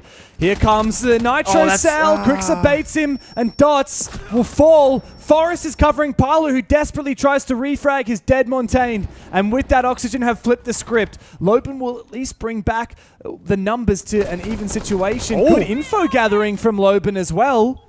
There was a ping on Forest position, and now numbers have flipped again. Yogg and Adam to try and do their best at holding on in the 2 versus 3.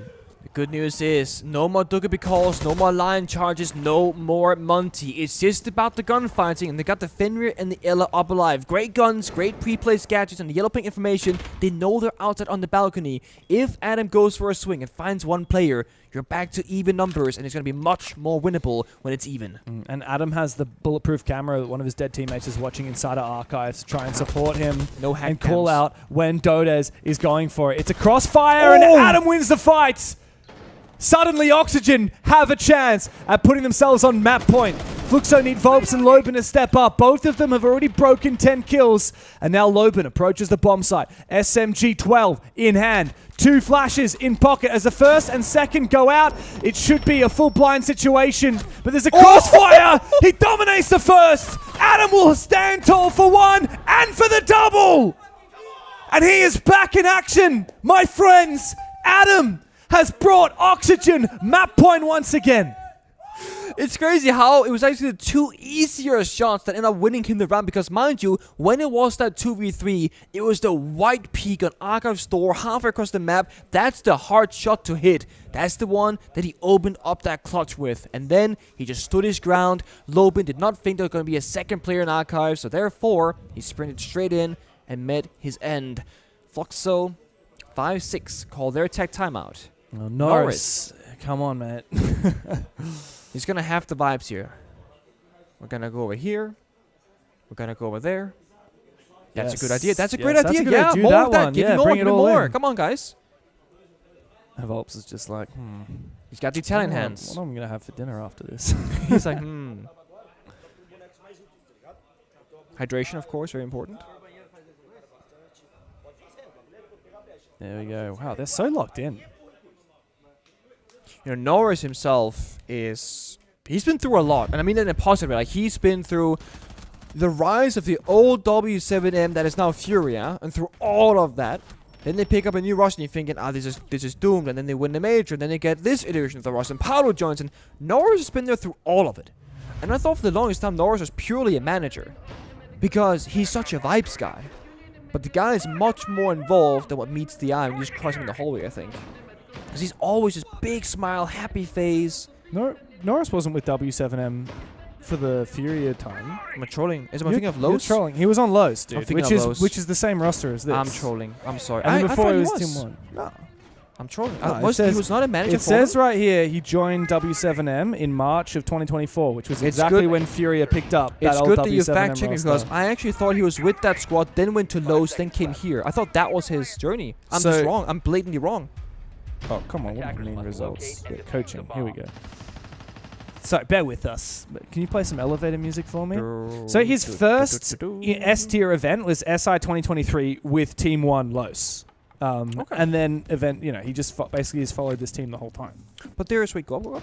Oh, that's 2025. It's not in order of dates, yeah. I have to sort it by dates. So you can see his first... No, you're right. So if you scroll really far back, in 2022 he was with Team 1, which eventually became Los Maybe I plus got one. my wires twisted. It was actually the one roster I was thinking of and not the W7 roster from way back. But look, that Los roster was actually really good. Let's not forget, they went he's still been around. They went to SI23, got top 12 there. SI24 wasn't so great. But Atlanta, of course, they were the runners-up. They actually lost to the then W7M, now FURIA roster. And yeah, so Norris has been through a lot, but he's been... But for different teams. Yeah, well, for this team. Through not, and through. Not the FURIA team.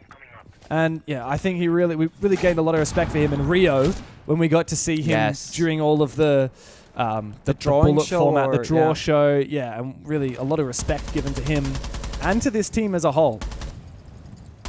So a slow start though. The boys had the wisdom of Norris, and I don't think too much is going to change. We're again expecting them to punish OXG by them swinging first, but I think one big shakeup here, Grixer on the Clash. This is the all answer to shut down players pushing you, to hold onto a specific area. Especially with that Monty that we've seen so much of. It's not picked this round, but we've seen plenty of it. Oh, Lobin's very low on health as well. This could be OXG's round.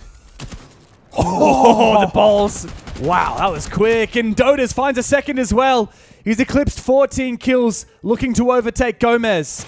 But Lobin is very low. Oh my god, Volps. You had a chance, but he's worried about the bait. No. Surely not. Palu comes to support. It's going to be a kill for Volps. Gomez shut down. Grixer now on the Clash is all alone. Forrest tries to support him from deep on the side. It's all up to Grixer as he makes his way back. He needs to sneak on through, but Palu closes it. It's a big round for Palu. Double kill with the AR-33. This game is going the distance. Paulu's everywhere. I'm telling you, all these attacking rounds, he finds himself in the right place at the right time to save a teammate or save a round. And it's funny because in the first half, he's nowhere to be seen. Then he just spawns in and says, I'm going to be the hero. Time and time again. OXG, I was praising the Clash, but there was no one even remotely close to the operator. They were trying to flank from office into east. There was just read easily by FLUXO. Spread very far apart for a very small map. Those OXG defenses, and things will not change in OT. They stay on the same side. I liked the idea for Oxygen here, right? Clash has got info on this one isolated player of Volps. Let's send two guys after him. Problem is, Palu was there waiting. And with him and Volps holding that crossfire, neither of those Oxygen players could breathe. Volps is now talking mad smack. 3 and 12. Oh my, he says. That's Yogg. Once upon a time, Yogga was like a young up-and-coming fragger in North America. Yeah. He's now been around the block quite a few times. He's been to, let me double-check my numbers here. Is it 6 SIs? I was going to say 6 as well. Oh, I've got it written somewhere. Wait. 6 invitationals for Yogg now. And he's recently transitioned into an IGL role for this roster. And look, from what I've heard from people who know the North American scene well, they wouldn't typically imagine Yogg to be an IGL figure. And he's struggling in the fragging department. It's a lot of extra pressure as soon as you have that leadership role. It is. It definitely, like, it's very few people in the world that can take the IGL role and not have a 20-30% decrease in individual performance. Yeah. Because there's so much more you're thinking of beyond just yourself. But Yogg has had a really rough first game 2 days ago and a really rough game so far here on Border. But with that being said, OXG as a team are a bit disjointed and keep dying solo, peeking windows, jumping out and doing silly things, and that's not going to make Yogg's job easier because it means he has less people to control around him to get the job done. This is looking perfect here from FLUXO W7M. You've got the Brava in the site to clear out a lot of utility. You've got the Glaz as well. He's got to find the bulletproof camera first, because that's what's just EMP'd his Yeah, but other now he's drone. got 2 drones, so one of them is going to work, right? Yeah, there you go. Got to hack that. Okay, nice. Get this. Nice. There's just no way that this isn't an easy round for FLUXO. It looks really easy, right? You got glass smokes, you hack the BP, there's practically no plant... In fact, there's no plant denial, no intel. This could just be an Archives Where plant. are Oxygen? There's one in security, one in 90, and 2 in office. Okay, here we go. Adam is the only player in Archives right now poised to try and But he prevent can't stop the a glass. plant. He has a beep boop. That's it. Yeah, he doesn't. He doesn't have a Look, nitro they're cell. gonna walk up with Dots on the staircase. They're gonna toss it in the smoke. They're gonna plant probably by the window, and then they're gonna start laughing because it's OT. Warden ban coming into fruition here for FLUXO W7M. Dodas, though, gets distracted elsewhere. I really feel like the Brazilians could just be focusing up on Archives right now, and yet they're still distracted They're with deep the in other Archives. side of the map.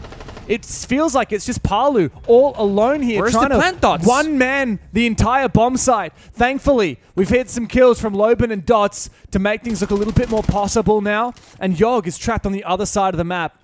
Loben is cutting him off. Dots, though, patient. He doesn't force the plant down too early. And now there's a rotate from down below. Grixer has an impact, but you can still plant safely on the concrete in the bomb site. And there's 2 players ready and waiting to cover. Oxygen have to spring into action now, into the retake. Do they know where any of these players are? Because, well, Palu's gone back outside. Dots is in Archives. And Loben inside of Fountain. He's been spotted by Yog. But with that, it's just Yog left. Palu outside, Dots prone on the floor, and it's an easy finish to a long game for FLUXO W7M. 7-5 is the scoreline, and Oxygen... Oh, wait. Oh, my God. It's 7-6. 7-6. Wow, it had to have... It's hard. It's man. not easy when it's hard. Dude, I thought that was it. Oh, yeah. I don't know if you noticed, but I actually thought the game was over. No, I thought you were just hyping up the moment for what it No, was. You know, no, it's a big moment for FLUXO. I was like, why aren't we cueing the victory music? Brother. This has just been a chalked map. You know, just go with that. It's been a chalked map. We can do better. Okay, OXG can do better. And FLUXO can do a little bit better too.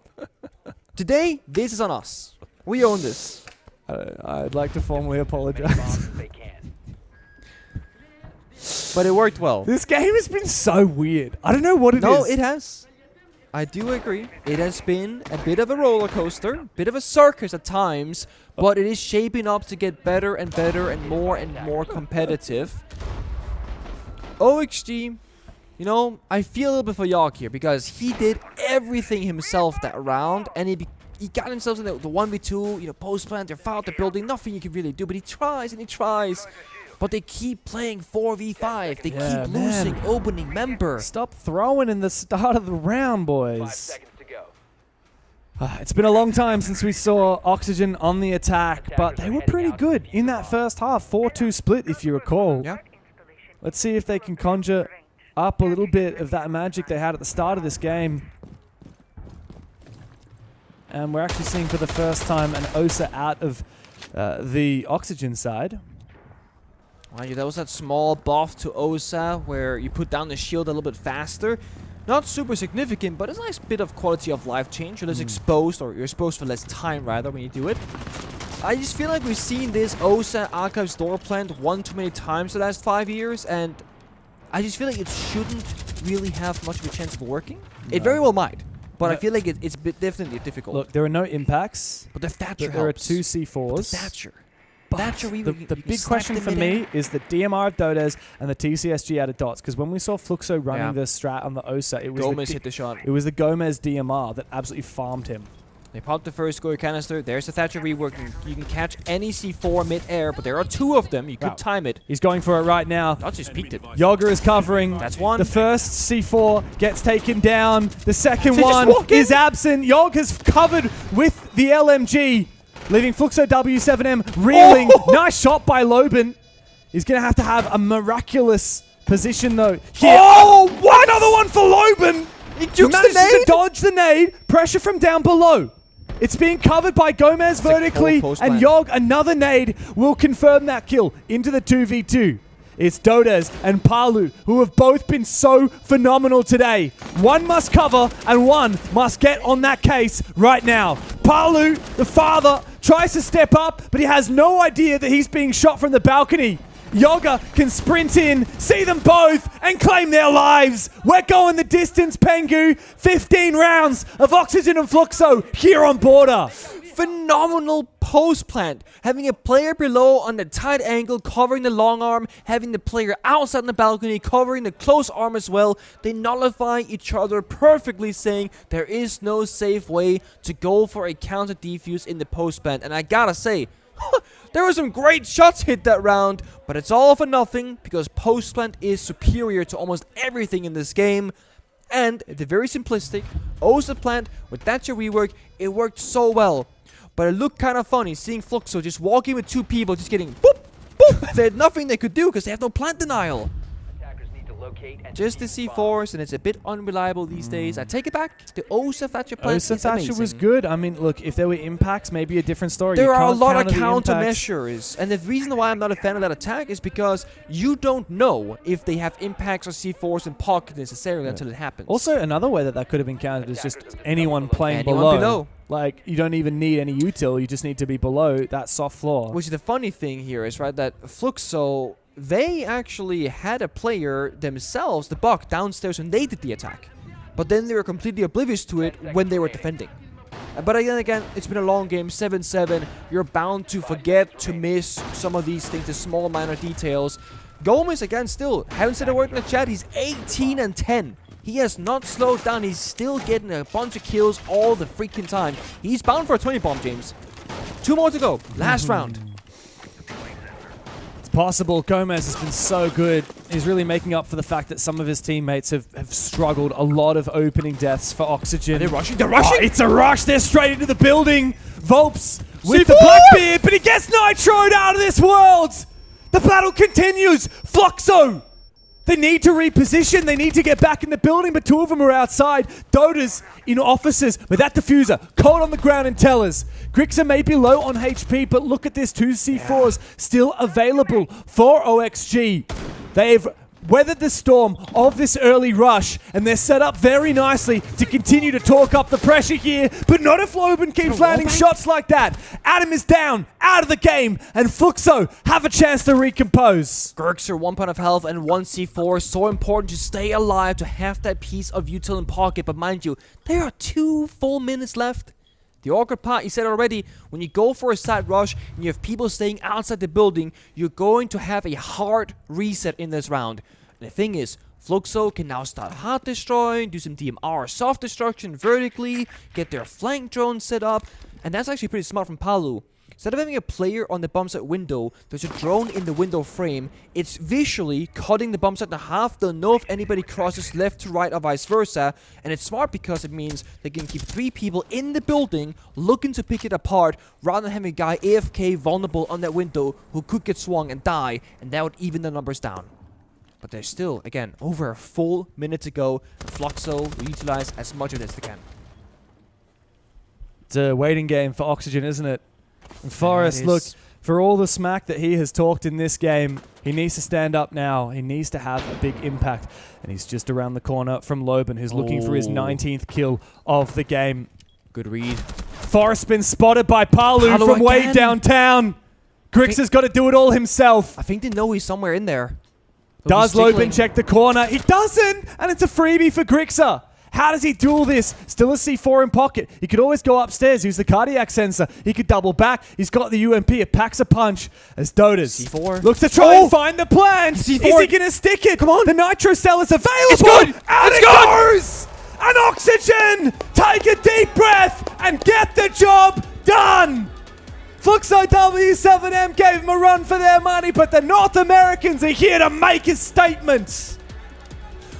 1 health and a dream. 1 C4 on the board for the entire team. And that is all OXG and Grixer had. It's all they needed, and it's what they used to get the job done. A surprising first map, a turbulent first map, but OXG, it was a hard-fought victory. And a well-deserved one at that. The Bulls have a lot of questions to answer. They looked in control the whole way through. It felt like it was going to be a FLUXO W7M map. And yet at the final hurdle, a big 1v3 clutch from Grixer to finally get Border done. Next up, though, of course, it's not done. We've got Bank afterwards. Yeah, we have could maps. even go to the 3rd map, but Oxygen After struggling yesterday against Secret, this is exactly what they needed, a win under their belts. 19 Gomez, 18 Lobin, almost just battling to get it there. 100% custom low value every single round, but James, we need a small break before we return with map number 2.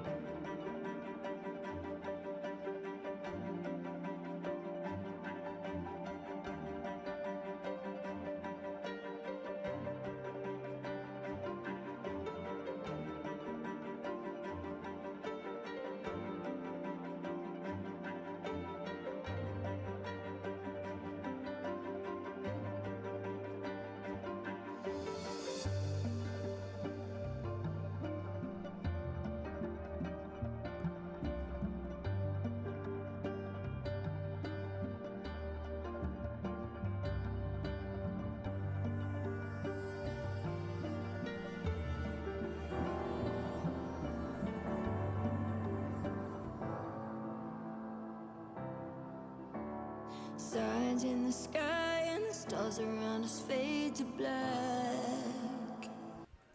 Fade to black. Man, I could pump that all day long. It is a good song. Such a good song, man. I'm so excited to see Offenbach in person. When we get Are they? That's what I heard. I heard the rumor. Oh, you heard the rumor? Oh, really? I haven't heard that rumor. I don't know. I heard a rumor Okay, that I'm they're down. playing live. I'm down for that. We got to get to the main stage before that happens. that's In order to true. get to the main stage, we got to get through groups. In order to get through groups, we got to get through FLUXO W7M and Oxygen. What a first map. 8-7 banger. And, man, Gomez, he really stepped up that game. Look, Loban also was really impressive, 142 EPS, but if we just focus up on Gomez for a hot minute, 19 kills. He almost broke that 20 bomb. He did, and the thing about Gomez is that it felt like at times, especially in the first half, he was the only person fighting back for OXT. He was like, please, help this man. And then eventually, other people started really showing up. York, big shot as well. The final 3 rounds, he got into the battle every single time and got himself a couple of kills. But on the other side of FLUXO W7M, they were all fighting back all the time. It was a rough matchup. And if you watched it, it was an 8-7 banger going the distance. Gomez again popping off round 1, 2, 3, always going for those montage clips. Yeah, no, it was great. And look, this round, this C4, if this gets shot, by the way, they can just plant them in the round possibly. But look, so close. Didn't quite have the reaction time there. There's Gomez getting ready for Bank, which is next up for OXG. It's their map pick. And we're about to get into it. Oxygen and FLUXO. We haven't seen FLUXO play Bank as of yet, but yesterday against Secret, Oxygen really struggled. They lost 7-3, and yet they have enough confidence that they're happy to pick it again today. Surprisingly enough, yeah. And if you know anything about Brazil, they are quite formidable at Bank. If you look at teams like FaZe, NIP, FURIA, they all played at a very high level. That doesn't necessarily mean that FLUXO will as well, but they scrim those exact teams all the goddamn time, probably also on Bank. So there's a good shot here. We need a third map. And it looks like Oxygen have still won the hearts and minds of you back home. It's time to get into it. FLUXO look to fight back here on Bank.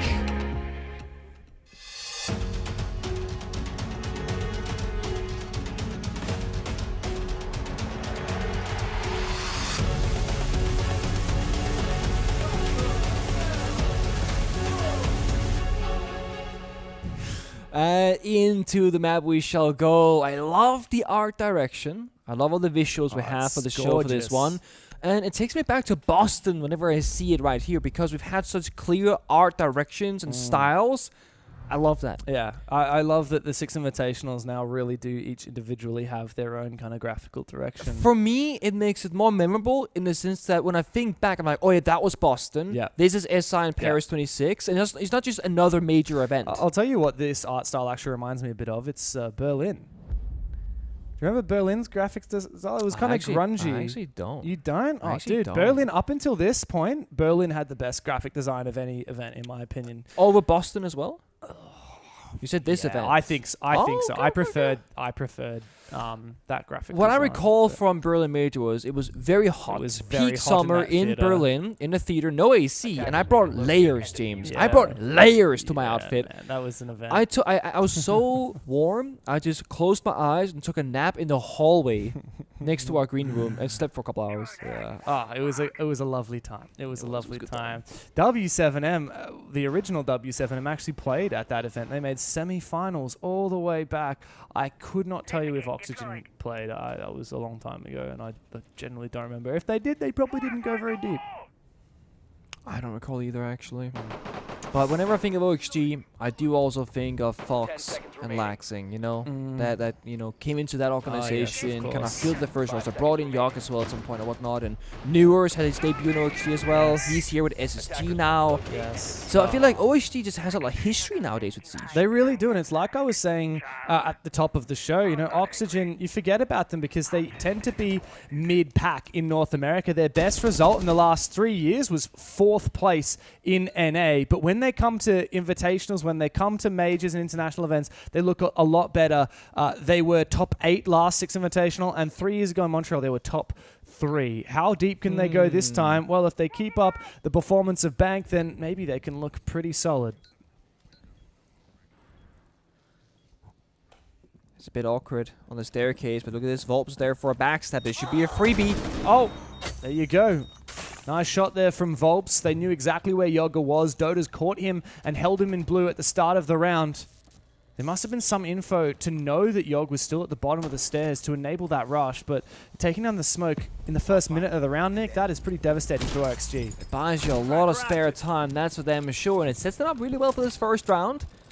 Like, on paper, you've already won the most difficult task. That is getting server control, but planting is still going to be tricky against the Shanga. Getting hatches, difficult against Tubra, but that's a complete freebie. Well done from Loban there. He managed to track Gomez while he was distracted, I believe, chasing a drone, and caught that Roma very early on. This is a massive advantage, and it's only being furthered now by Palu taking down Adam. The Rome has been completely dismantled. The blue stairs player killed first. It's just Grixer and Forest, and pretty much no hope with 1 minute and 20 seconds that they can hold on. That's partially open. Now it's fully popped, but you see a black people thinking to yourself, nope, let's get out of dodge. See you later, Alligator. Grixer, 1v5. FLUXO W7M are fired up after the first map, and they look to finish it quickly. It's a flawless start to Bank. It's just one of those rounds where one small thing goes the wrong way and all the dominoes start to fall shortly after. Losing server control, losing smoke, then perfect entry from Deimos with a second onto Gomez. And from there, you're just kind of lashing out in an act of desperation, hoping for a free kill somewhere. But it was not giving, not surrendered over by FLUXO W7M. And they're attacking on Bank, a much preferred side by most teams here. Because most people say, you know, defending on this map, it's kind of impossible sometimes. It can be challenging, especially as the metas have evolved. Like, a lot of the big power ops, Glaz, Ying, Blitz, Monty, they really just find their form on this map of Bank. I could say the same for a lot of defending power operators. Echo getting a third drone. That is pretty good on Bank, actually, yeah. But how many teams have brought Echo to the table this event so far? It's not that many. No, it's seen occasionally, but it's just the current meta, right? Like, if you want to play Echo, you have to have somewhere safe to sit on cams. And okay, here we go. Ready for this? Okay. Potential buff idea for Echo. Okay. He can use the drones after he's dead. He's the only operator that can do that. Like, he can actually move them. Right, because Echo needs a huge buff. Maybe take one of the drones away. Okay, so okay, I'll take your idea and I will balance it a little bit for you. Okay. It has a battery, which means he has limited action use of it actively, but can do it. That's actually what Rainbow Six Mobile, which is coming out very soon. Drones have a battery. They have a battery after death. Yeah. They took the PC implementation that we had many years ago, where you can just infinitely use them, and said that's kind of strong. Let's give you the after death feature with a battery timer. I like it. And then it's kind of balanced. I like it. It's kind of like Dual Front. Dual Front has drone after death, but it's on a battery. Is it also on a battery? Yeah. Oh, dude. Or at least it was last time I played. I mean, it might still be. I don't die that often. Last time I played, it was a while. Fair is fair. But, just looking here, Kali versus Clash, pretty good matchup. Yeah. Surprisingly enough, Bandit does make an appearance to trick those walls by the top elevator, which is very smart. But that's also where Kali comes to play. You can use a Kali lance, destroy 2 Bandit batteries, and he's none left in pocket. So 1 Kali lance can open up that breach entirely. But Kali is elsewhere, outside the CO windows, right below Dots' feet right here. One thing I'm worried about here for FLUXO is the Azami from Gomez. I want to see Kali really help out and start taking those out. Please. Here we go. Now, how many shots does it take from Kali's sniper rifle to actually destroy a Kiba barrier? That's what I'm not sure about. I'm gonna say 2 or 3. Oh, almost got him. That was good. The combo of the Perfect Kali cover, is just going to perfect keep cover. on covering him, just keep on forcing him back. And Dots will manage to get an exothermic down because of it. It'll blow, and we have a gaping hole on site. Plan potential here is a little bit limited, as there's no shield to like, block the bullet angles rather. And Adam finds a long-range shot onto Dots from top square, all the way from the quad window room. Oh wow, this is perfect. He's using the Clash shield for the defense.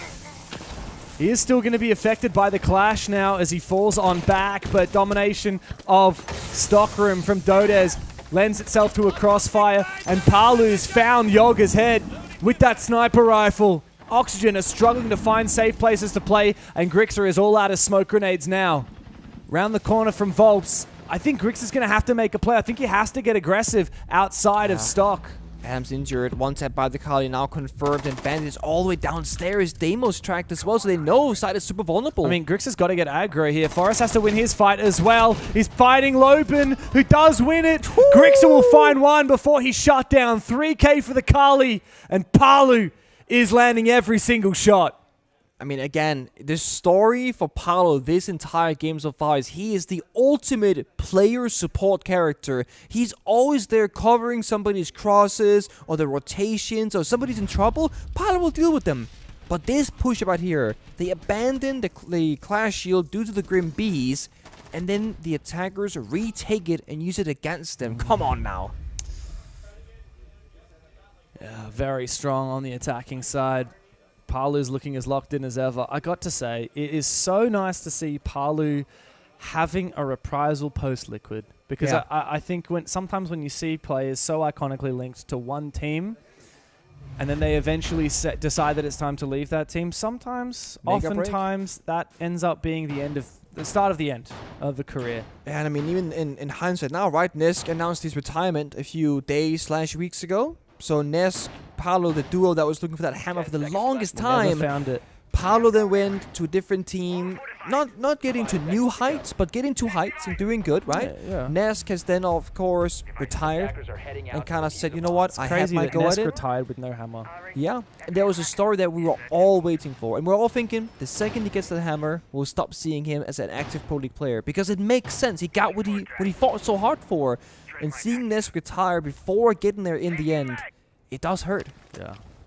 I think he'll actually be joining us here in Paris. He's here already. Already? I haven't seen him, but I've heard that other people, I heard someone else talking about him. Okay, so he's going to join the Rasa stream broadcast. Exactly, I was going to say the Rasa crew, you know, Kamikaze, and all of these Brazilian goats hang out together.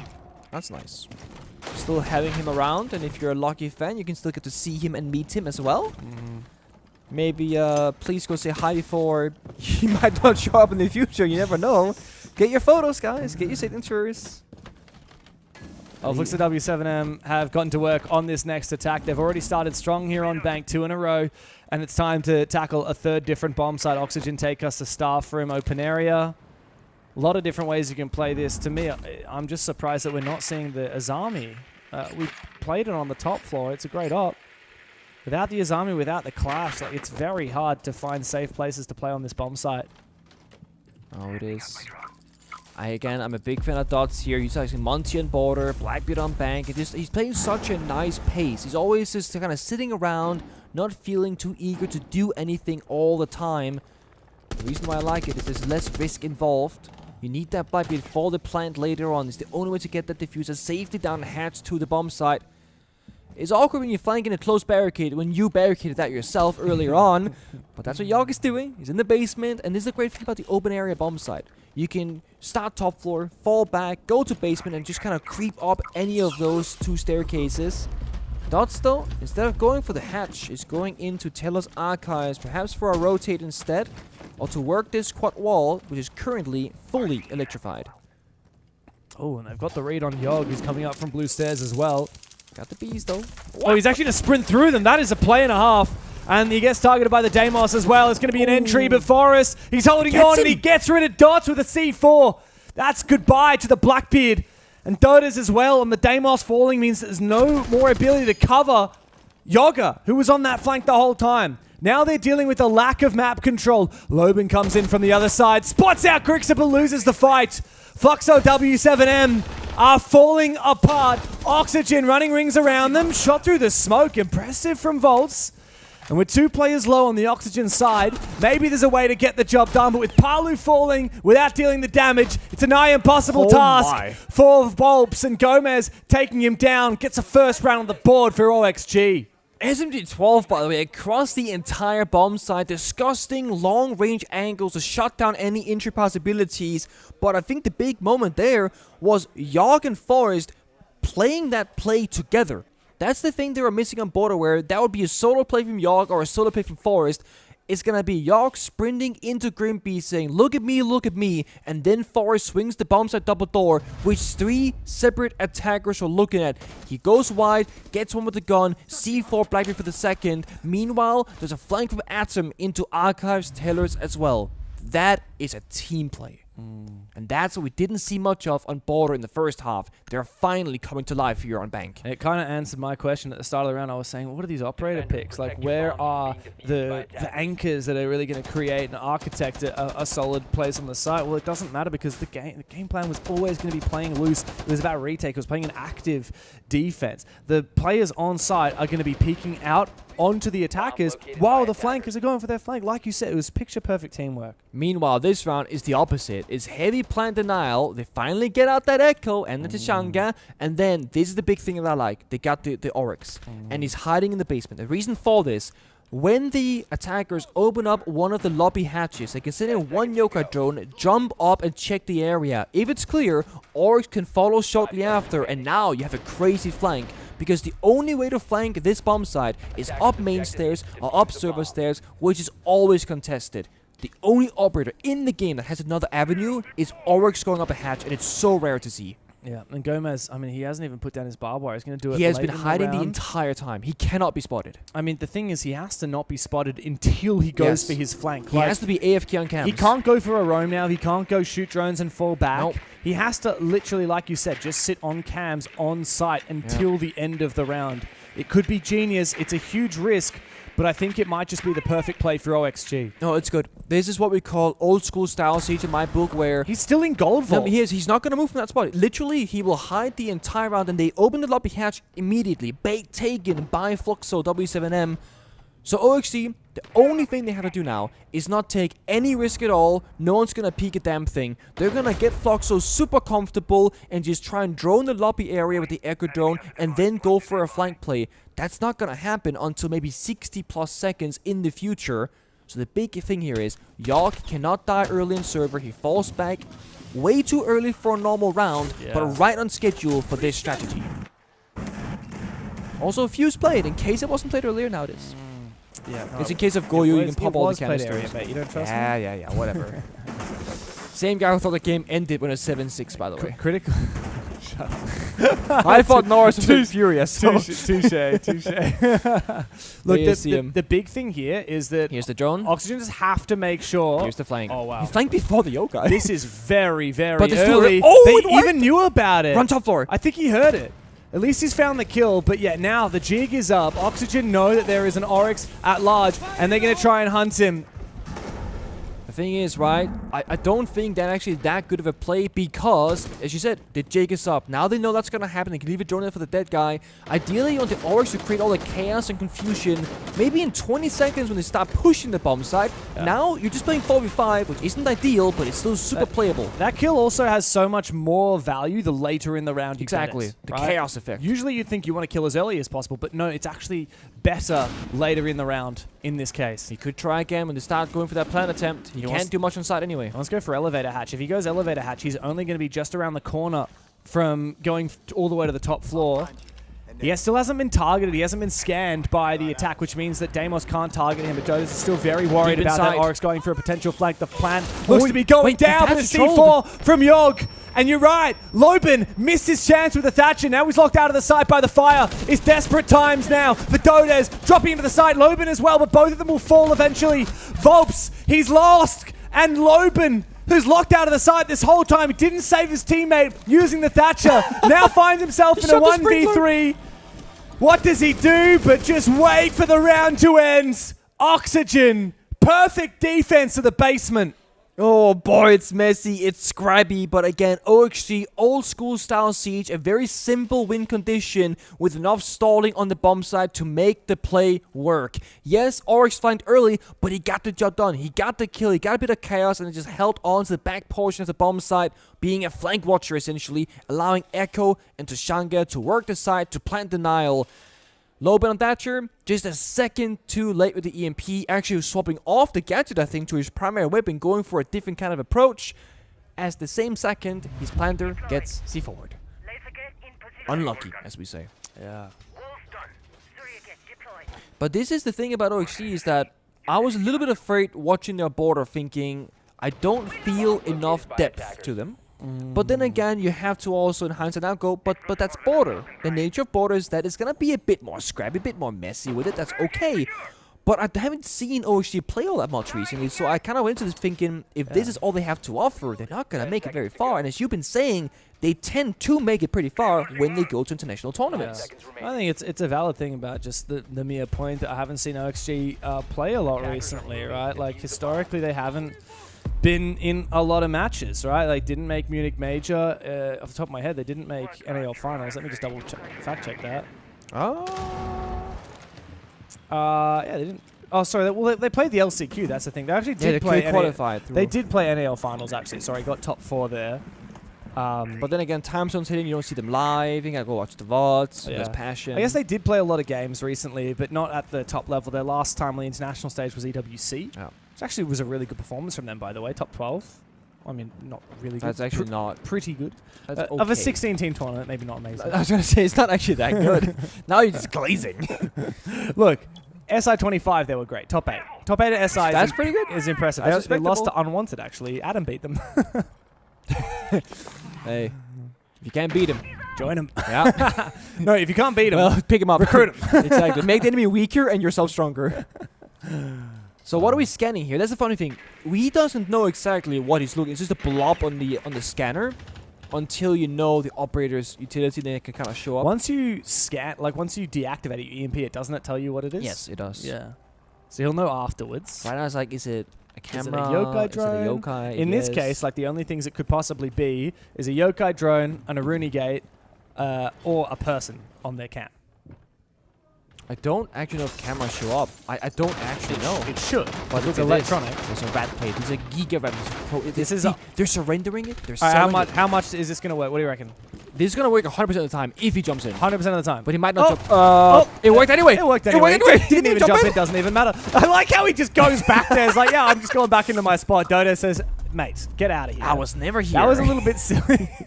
But worth it, right? Blackbeard is dead. You're a Goyo with passive util. This is so worth it.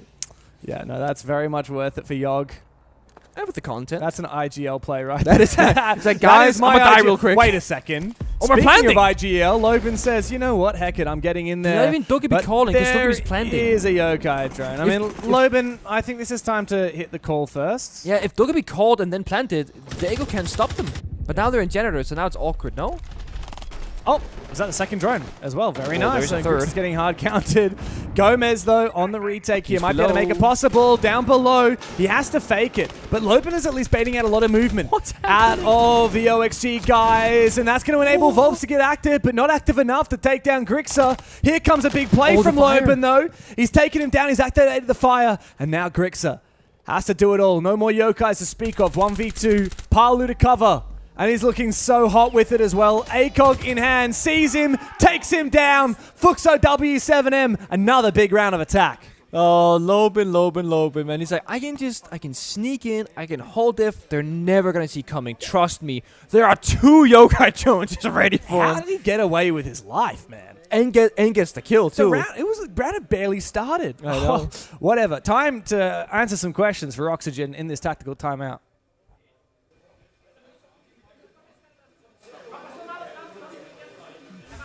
Can't hear much. No, little it's fun so fact. funny. I had to double check this because I haven't seen much of. I think you can tell, especially because it's a timeout. Like it's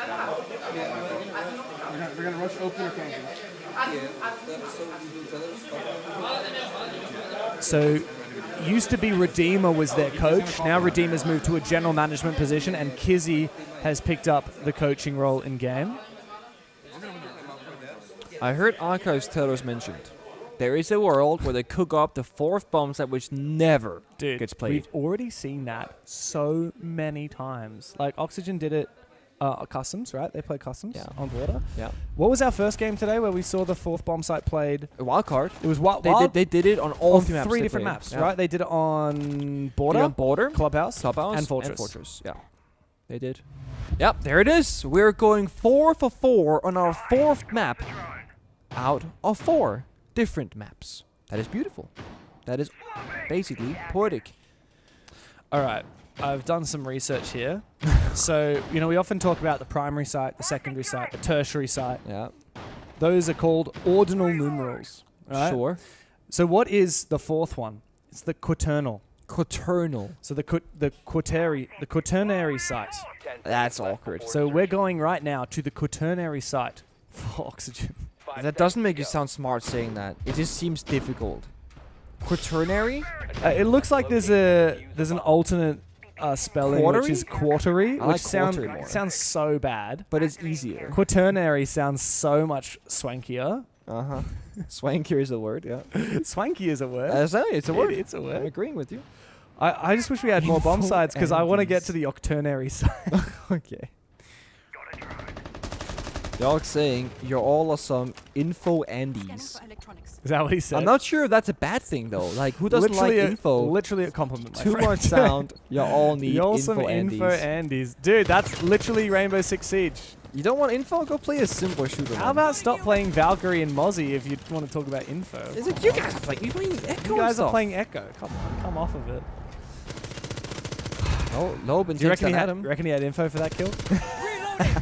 Because it doesn't count if he has info, right? Adam sure didn't. Because he got I caught. don't think Adam's by got any surprise. idea what's going on. Man's 1 and 6. Oh, that's just rude. That is just rude. The issue with this bomb set is that you kind of defend it like it's CEO by holding top floor, except you can't afford to die top floor because it's not the bomb side. Exactly. So it's a weaker CEO, kind of. And you can't just play it vertically like a lot of other bomb sites because top floor isn't strong enough to hold. Yeah, all But the you can window play it repels, ver- yeah. You're just going to die if you try and hold it vertically. But you also can hold it purely on the side because every single area of both bomb sites is self-destroyable vertically by the ram. That's right. The meta typically in the good old days when this was played was to play open area and elevator hallway.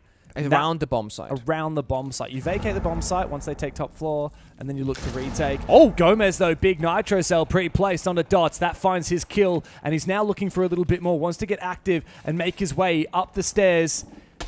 Dodez. Oh, I thought Dodez was going to be caught with his pants down with that IQ scanner out, but no, Volps was there, ready to receive. That's kind of the solo play that I didn't want to see that I spoke of earlier. If two people flying together, you time it, or you do it later in the round, maybe it works, but minute and 10 seconds, walking straight up a staircase after hitting a C4, they know there's Valcams then, because it's Valkyrie who C4'd them, right? That's the first thought. Okay, see, Valkyrie C4'd me, there's gotta be a Valcam somewhere. That's obvious. They see lobby, they see ATM, so both, I think, remaining Valcams are in the same portion of the map, and Dodis has the IQ. That means OXG, they're mostly flying blind for the rest of this round, but timer is on OXG's side. 30 seconds to go. Well, they still have lobby cam up because Adam's on it right now, but Gomez is actually just watching his teammate. So I think that telegraphs to us that Oxygen don't have a lot of info. They have, oh, no, they have tons of info. It's just that Gomez In the is wrong trolling. area, to be fair. It's in lobby, all of it. Yeah, it's mostly lobby and And they're elevator planting. hallway, but it's not in the bomb site inside of Archives, which is where Volps is going for his plant right now. Mozzie just around the corner. Good It's wall bang. Forrest. He tries to go for his nitro cell, but instead he does land the shot, and that means that Fluxo need to find 5 someone else to seconds. get that diffuser down. They're going to try and go for kills. 3. Yo gets back into it. Where is the diffuser? Doesn't matter. Fluxo go for kills, and one by one OXG will fall. He vaulted over Mainstay's railing, went for a wall bang, and somehow kills the final player with 3 seconds left on the dot. Pure chaos. A little bit of panic there from FLUXO W7M, but they get the round victory to get a 4-2 half to start things off hot here on Bank. OXG, they gotta get some really good attacks on the board now, come side swap. Nobody went to pick up the diffuser and reattempt the No, plant. I mean, they sort of tried, but they scared the kept hell getting out of fought me. back. Scared the hell out of me. I mean, this is Volps, right? He was right here. And He's the one that died with the diffuser. And he tried to cross with it. Yep. They The just 2v1. had to go for kills, but that's something that FLUXO W7M are very happy to do. They love fragging out. They love the chaos. And they probably love that they've just finished that 4-2 as well. I think they're very happy with that for sure. And mind you, they were only one round of winning earlier as well. Yeah, I was going to say, see, One round of winning. This is the thing on border, because top right Oh, is a right. 7-8 OXG, which in my brain means they lost. True, But that's because left-hand side is FLUXO on the Right top side banner. is Yeah. OXG. So my brain Yes. is like new graphic versus old graphic. I'm mixing them together. So I was like, wait. But no, you're right. Yeah, well, Yeah. it's true. I mean, FLUXO Because were OXG very... won the map. So So they were 1 round off winning border. Now that a 4-2 on bank, things could be so different with 1 round difference. In fact, FLUXO actually had 3 match point opportunities on the first map, all of which they blundered. Or OXG. Oh, sorry, they only had 2. They only had 2. I read that wrong. Potato. Both teams had 2. Yeah, because all the time. Well, no, because of Well, because OXG had 6-5, yeah, and then W7M pushed OT. Yeah. And then W7M won the first round, yeah, and then OXG pushed to round 15. Yeah. So both teams had 2 match point opportunities, and obviously Oxygen won the final one. This time around, OXG, I mean, look, to their credit, attack on bank, that's where you want to be. Yeah, getting 2-4 defense is not bad at all. And I mean, to be fair, 1 or 2 of those rounds easily could have been in the other direction. That CEO attack, very clutch from FLUXO. In the previous round, very clutch as well. So it could really be anyone's game still. Round win is a round win. Doesn't matter if it's a 5v1 No one's going to remember this a year from 1v1. now and go, oh, but actually, they were so close. Technically. It's like, no, it was a 2-0 win. Shut up. And what do we say? FLUXO have confirmed playoffs, assuming they come out of this with a positive 3-round difference or something. That is silly FLUXO. like that. Getting more than a 3rd round means they're guaranteed playoffs, right? That's a 3rd round, you mean a plus 3 round difference. That's on the series, right? I thought it was just literally getting 3 rounds right then and right here, which means they've gotten 4. That was my. I can double check. You that can double check. I thought it would be plus 3 round difference because it'll come down to tiebreakers of FLUXO's worst possible result from here on out. Even if they do that. We'll see. There's some numbers. This is why we have numbers. We have numbers people. We have a numbers guy. His name is Sprabunny, and he is the numbers goat. He sits there on his computer running the stats. Yeah, you just keep talking, my friend. Yeah. So I'm going to look at what Oxygen are cooking right now because Adam's actually snuck inside. Unusual to see Adam, the one on the Deimos on the lurk, and he has struggled to find his way onto the scoreboard in this game. Looks at W7M down. Oh, sorry, upstairs on the top floor. And the plan seems to be something on the back of the Sens Ying combo. Yog is just on that rappel, likely wanting to go for... Oh, he's already breached open the wall. Man, we've been so distracted. I've been so behind on the progress of this round. So, wall's open. Do you need help? And we've also had Hibana breach the janitor wall. So, Oxygen are really isolating a lot of these positions. So I like it. Now they can sense off half the bomb site, a walk-in breach, a rapid in the window, or go for a planetary because they can't play in janitors, but they're playing Dotas in the hallway instead, but has to go for a white swing to contest the angle. So, OXG in a good spot, but I mean, look at this. Lobin creeps up middle, so this can change cheeky. everything. Adam has found dots down below, though. That was the C4 that FLUXO had in their back pocket. And Grixer, he gets found. Yeah, he's been careful. He's made sure that Lobin won't be able to survive sneaking inside of the bomb site. FLUXO look to get desperate now. Look at Dotas, the way he's peeking top square. Very, very risky. But there's only 2 players on OXG who are even in the building. They're just biding their time, waiting for their opportunity to go for this execute. Meanwhile, while we have the main push with the Sens going down for the plan, Forrest has snuck his way up from lobby stairs, and now he's looking to get active. Affected, though, by the Denari's laser. He wants to try and have an impact. He just needs to make some noise on this side of the map while the rest of the plan goes down from Yog. This is far too late from Volps, as the plant will be confirmed. A nigh impossible retake now for FLUXO W7M, as Oxygen can just wait on their windows and hold this in the post. Paolo's in lobby though, looking for those rappel ankles. If timed correctly, he can get a kill or maybe try and get a defuse going. Adam's covered off one though. He was snuck inside. Good shot from Palu. Grixer going down. He was the player on the windows. Now Yog and Adam have to do this from really awkward positions. Adam baited into moving up forward. And Volps has just found one. This is so winnable. They know exactly where Adam is. He just needs to deny it. It's up to Palu to clutch, but he is so far away. Oxygen have done it. Adam's found a big 3K, and it doesn't matter about the last one. There is nothing that Palu can do. Beautiful post plant by both teams once again, but having superior positioning will get you a round W in a post plant, and they played it so smart for OXG. Instead of having 2 people on the window rappels, both vulnerable to ATMs or lobby peek from Palu, 1 person stayed inside, 1 stayed out, giving them 2 different positions of win condition instead of a singular one. It started off really messy, right? The 5v2, OXG did find 2 picks, but FLUXO made a great effort at fighting back, stalling it, and buying enough time. Also, I got the numbers. I finally found them. Oh, yeah? So How'd I you was go? told, quote unquote, if FLUXO win 3 rounds, they qualify for playoffs. Oh. If FLUXO win 2-0, they are locked for the upper bracket. That's obviously gone because OXG won the first map. So they're now Okay. fighting for, well, they got the 3 rounds. So as far as I know, FLUXO is guaranteed qualified for playoffs. They cannot Okay. get eliminated. Okay. 10 seconds left. But they get upper bracket with a 2-0 win. And the other flip side of that is on the graphic we just saw is that Oxygen still have a chance to get first place, but they do need to win 2-0 to keep that chance alive. Of course, that's because they lost 2-0 to Secret. Let's be real. I have a feeling that Secret might be taking first place in this group. I think Secret's making top 4. Yeah, Secret are looking really good right now. Yeah, and you have, you know, Falcons haven't had the best start. No. And To put it spoiler mildly. alert for what happened on A stream, in case you didn't see it. ... As far as we know, Shopify Billion either took a map or the series off phase, which means they're vulnerable as well. So it just sets up Secret even better if the top 3 teams we're expecting to like go really far aren't just steamrolling the competition, right? But I feel like this is in general. The story is it's anybody's hammer to raise. Yeah, it's really looking a lot more open than what we thought coming into it. We thought it was just going to be M80, FaZe, and Falcons fighting for that hammer. Maybe FURIA if you really want to cope it, but yeah. I mean, I was always on the FURIA train, but I know a lot of people weren't. But all of those teams have now suffered a loss, at least in a map. None of them are flawless so far. The Glass getting aggro here. It's Yogg making his way into open area. Loban hasn't actually been cleared out of tellers yet. Dots is under a bit of a pump as well. Loban still manages to find one. Why is Grixer pushing solo? The Ying.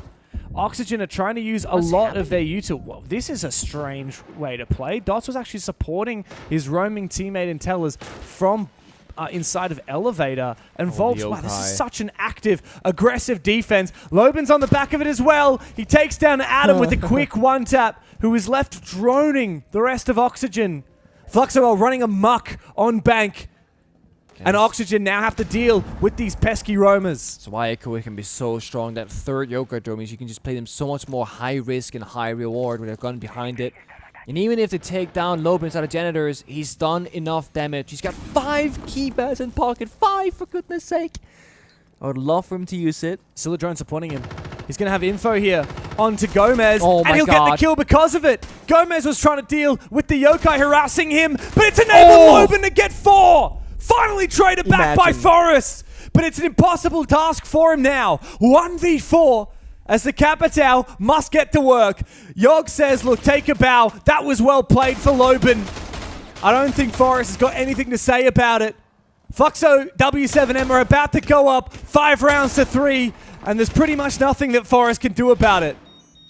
Beautiful roam game. He even hit Forest in the shoulder on the final one tap. There could have been a one tap for the ace, the 1v5. Dots finds the kill instead. Forest goes down. One of the easiest rounds of their life. A one-man roam with 1 Echo drone literally wins them everything in that one. And the ace was denied, but that was still one of the most impressive clips that we've seen so far. I mean, that's peak FLUXO right there. And That's the stuff they can do. So classic, and it's just all scattered ahead by the Yokai. It's exactly what we've been waiting for. Hibana 4 shooting the kills. Yokai, looking down and gets shot from above. Like, it's beautiful. Yeah. Great play. FLUXO W7M jumping straight on that meta change now that Echo's got that buff. You know, that's the cheat code in my mind. If you can get a positive dopamine reaction from playing operators like Echo, because if I'm an Echo player and Loban finds those 4 kills, in my mind, I'm thinking, I got those 4 kills. Like, I get the dopamine. But I feel like a lot of players will feel like they didn't do anything because they watched their teammate do all the action. You're such a support player, though, because you actually do get the dopamine hit from enabling your teammate to do it. 100%. And I feel like so many people don't get it, and that's why we tend to have less support players, because it doesn't feel good to play it. But if you are the type of person who can get that feeling, gotta unlock that dopamine, man. Get on the Echo, man, and say, you go here, take this kill, that's free, and just feel good about yourself, because you did that. Yeah. That was not Loban pulling all the strings. He only used the mouse. That's why I love Valkyrie. Like, my favorite thing is to play Valkyrie and then sit on a cam with a pre-placed C4 and just wait until I see someone walk over it, and then I just call out to my teammate, Mango, and that means blow that C4. Oh, yes, Mango. I'm a Mango call out type of guy. We used dog or cat. If you had Dog two or C4s, we had dog and cat coordinated to That's specific people. funny. Until you play with a Spaniard. Because Goga is Spanish, he's Spanish, and he says dog. So first time we're like, what are you saying? He's like, export the C4! And it's like, Goga, it's dog. There's a G in there, my friend. He goes, I'm Spanish. So then we made cat for Goga. Nice. Cat. The good old days. I like Mango though. You want to use words that you don't often use in conversation in the middle of a round, so I would never use the word mango usually. So that's pretty good. Sucks to be you, man. Better be eating more mango. Exotic fruit. Nice Great shot there from Volps. He's gonna immediately. You see his player moving. stop moving because he hits the all chat with a bot call out. A nice dodge there of the Thorn trap, but Gomez is gonna have to think about going somewhere else. Even on the Dokkaebi, a lurk there is too dangerous. Almost damage done, but not what he was looking for there for Yogg. Volps is continuing to run around upstairs. It's going to be a quick swing from Dots. Wow. Look at the way that FLUXO keep on peeking. They just will not stop swinging. Grixer low HP as he tries to pick up the pieces of this tattered round for OXG. But I think we might be just on the verge now of map point for FLUXO W7M. You might think this is just stupid aggression. No. There's a Yoga joining lobby. There's been the entire time. They're peeking off information, off yellow ping, communication. Once again, these kills are all Dots'. He's sitting on double digits by my count now with that echo because he's getting his teammates so many kills. 2 to go. Grixer and Gomez, they'll pop the quad wall open. They'll try and work together. But again, 4 enemies, a couple of Yoga drones, Goyo fire, Thorn traps. It is not going to be an easy way in. In fact, they might not get it all. They're going to die outside the bomb set. Volps good for 4 kills. Bot, and bot for them.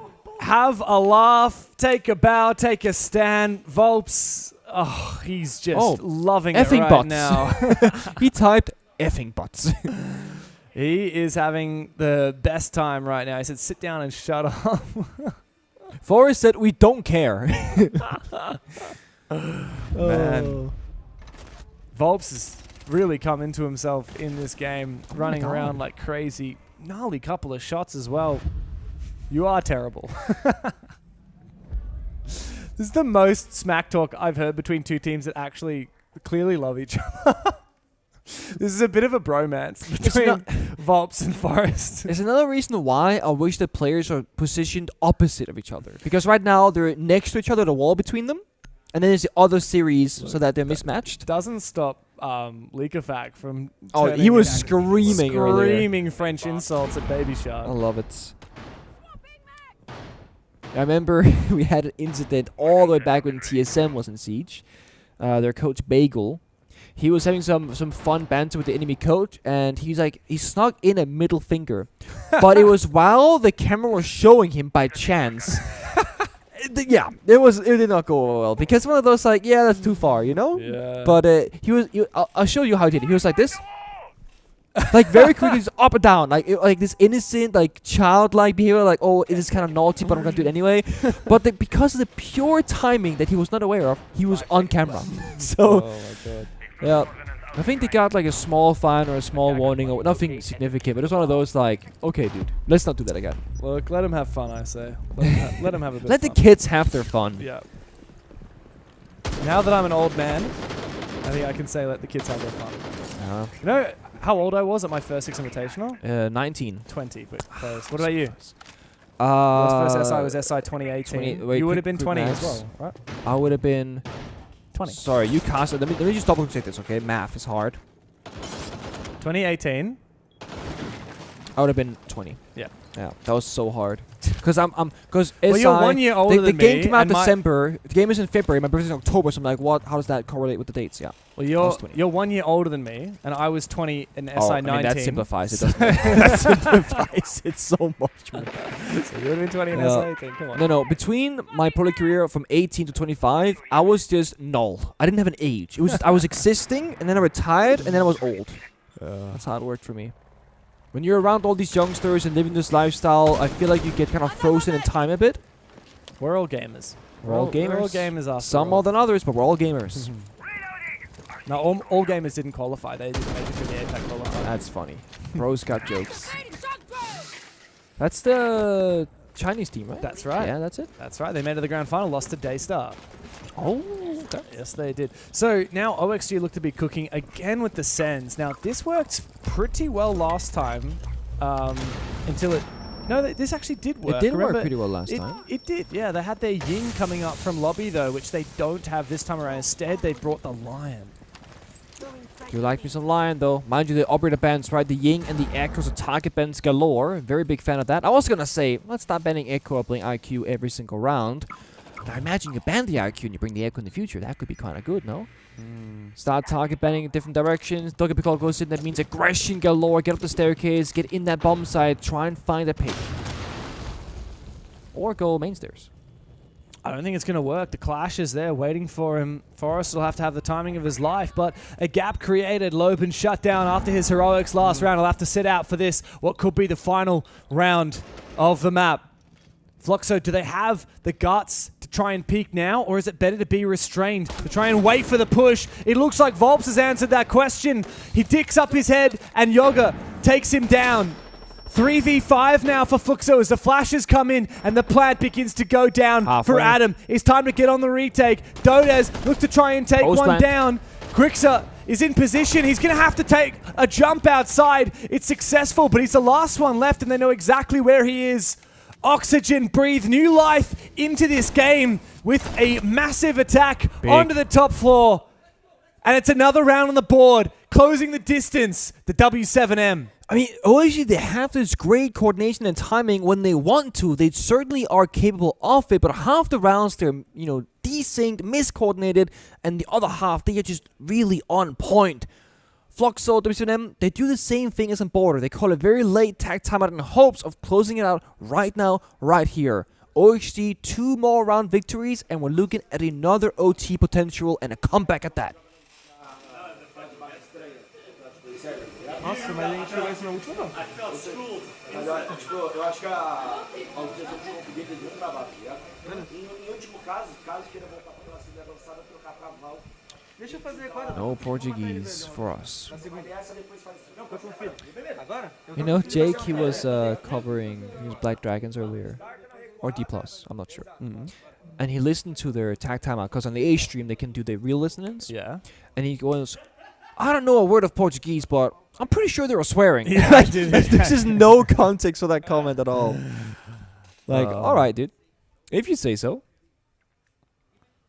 Of course, there's still a chance for OXG to talk, Kizzy having a few choice words for the team. Time to get back into it. Basement. Oh, again, basement defense with Smoke and Tachenka and Goyo. This is going to be a tough nut to crack for OXG. The only thing about this lineup is that you're heavily investing in the exact same thing, right? It's X and one basket style vibe. You can literally bring out just a fuse on the attack and one fuse charge and clear all the Goyos by the bomb side, anything that's pre-placed effectively, and then the Goyo doesn't exist. But that's the beauty of Siege. The counters, the back and forth. Twitch can do a similar thing. Currently, that's what their attack are re-peeking into. Funny enough, they're sticking the Blitz. This might just be a substitute to the Monty being banned away. It can go for a plant attempt to get the sense involved. The issue that I have, okay? Normally when you play a shield operator, you want to plant on a default basement wall where you're exposed to a garage on a pixel. The shield will block the bullet. That's why the shield plant is so phenomenal. But then the issue is Tachenka is so good at firing off exactly that same spot. So planting default no longer exists. So that's where the sense comes into the picture to plant in an off-default location. And because Echo is banned, there's going to be very little information on where that spot is going to be. That's why Echo ban here is so good. An early info as well. I think it'll be really telling how much util Adam's able to clear on the Twitch once he gets his drones into it as well. You're really going to be targeting the Goyo canisters, but you could also potentially get some of those magnets. Depends on where Loban's planning on playing them. He's actually got 3 in pocket at the moment. Is he looking to late round try and find a fortified position? Is that the idea? Reloading now. Will he fortify himself maybe on the rear side to prevent like a flash or nade play? But here we go. This is Adam bringing in the Twitch drone. Needs to be prioritizing those 4 Vulcan canisters. If he's able to get one of the Tuber out shots as well, that does buy a little bit of time for the hard breach game. Yeah. But the main prior will be the Goyas. I'm a little worried here because Paolo's playing smoke on server stairs, and I don't think OHC has figured that out yet. They may be expecting a hot turtle. They're playing Lobin in server, Paolo in server stairs. Taking server control is going to take a lot of time unless you full sprint straight into him on the staircase and then just go for broke. Now they see the OMI, they have still not seen the smoke. So I feel like time is going to be a big problem on this one. Unless they either go for a backside take, which is possible, but arguably more difficult, or if they just simply speed things up very shortly. Yogg is crouch walking in lobby right now off screen, masking the sound of his shield like this. Maybe looking to go absolutely crazy on the attach. Because he's masking the shield sound by taking it on his backpack. It's just so dangerous. It's very high risk, and down the main stairs, they're gonna give up server control entirely and go what is right this now. play? Oh, this is so awkward. This is so unusual. Straight down the main stairs. Gomez finds his, looks for a second, locks them both down. As Ascends light wall covers off the red hallway. That is good. They've opened up this round. They've cut the side in two, and now they're looking to hold it in the post. What can FLUXO do on the retake? Paolo's out of position. And Volps, though, he finds one. Needs to get really active down through gold. Paolo finds one. Oh my God. Volps another. The Brazilians are bullying them. The Bulls are breaking the bank. And Grixa cannot do anything about it. FLUXO W7M has sent us to a third map.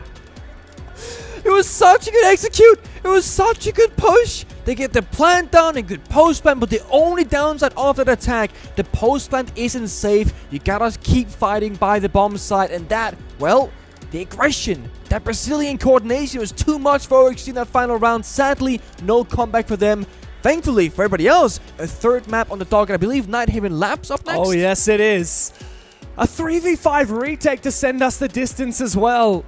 Massive round, massive game for W7M. After a grueling border, it looks like Bank is a little bit more achievable for the Brazilians.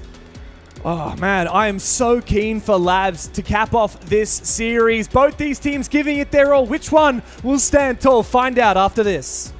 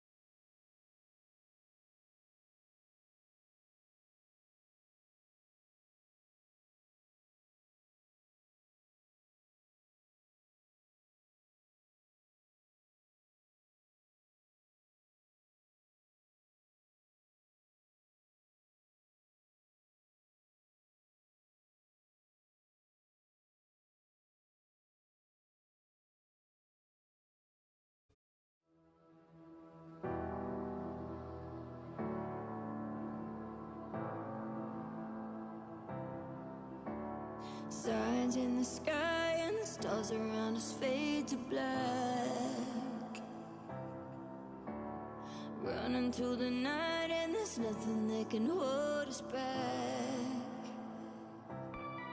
Just feel the thunder in my heart till the lights go out.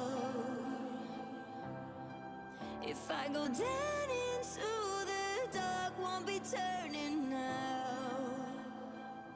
I'm gonna fly, break on through, 'cause I'm human just like you. We get so high, bulletproof, 'cause I'm human just like you, like you.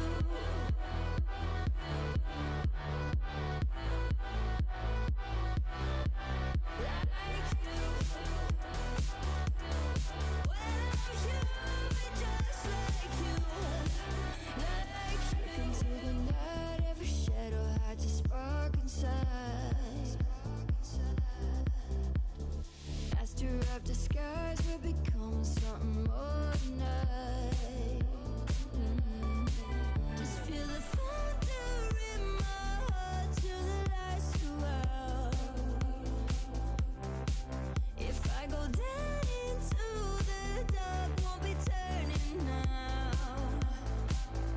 I'm gonna fly, break on through, 'cause I'm human just like you. We get so high, bulletproof, 'cause I'm human just like you, like you.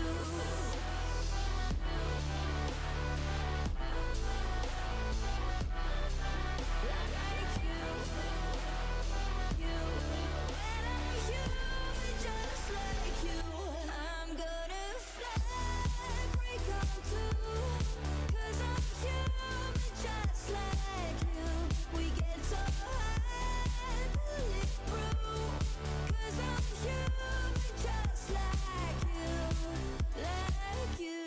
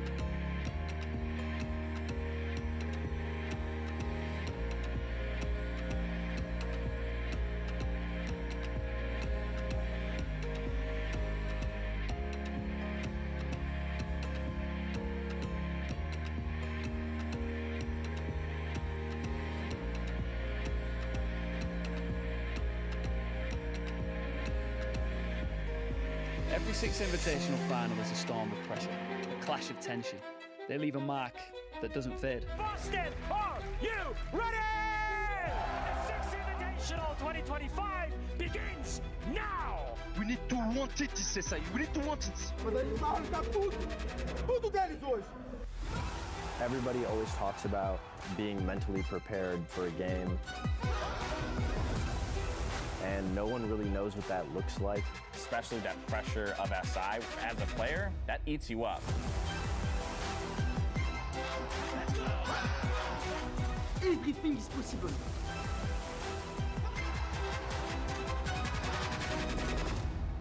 Let's go, guys. Let's go, guys. Let's fucking go.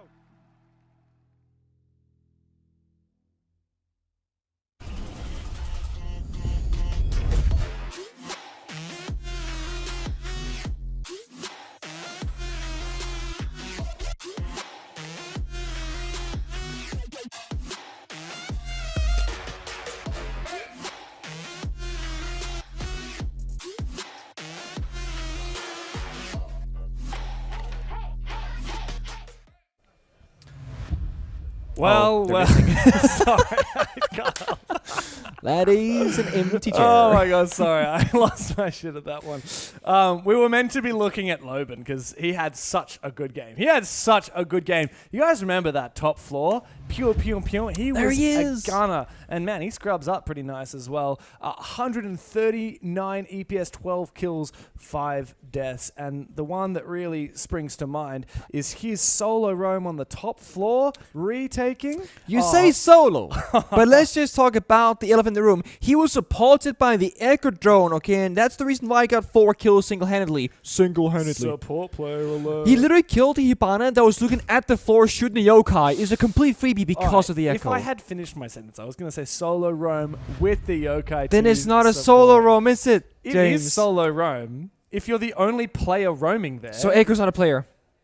Like if you have someone like on cams calling for you and helping you with your roam, is it still a solo roam? Yes.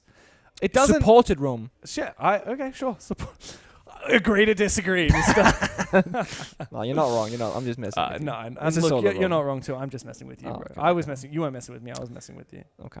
All right. I might agree that it's called the solo roam, actually. It's supported. It's Here supported we go. solo roam. Come on. Backsliding A supported again. solo roam. Here we go. Look, let's have a look at some of the replays from that map of Bank. It ended up being 7-4 in favor of FLUXO. It was a pretty tough game. Look right for there. them. This is it. That was the Supported moment. solo roam. Bang, second, And he hits the shoulder. He does. Imagine he and one here he taps is. him. He's finally made his way to his chair, and we can talk about him again. But yeah, phenomenal rounds from him. He's like the ultimate ego player. Like he's always been known as Him and Volps. I remember chatting to W7M at the time. They were the Team 1 Los roster back in Atlanta 2 years ago, and they said Loban is our guy. He is our tip of our spear. He is the guy to ego swing everyone. Can FLUXO W7M get it done here on Nighthaven Labs?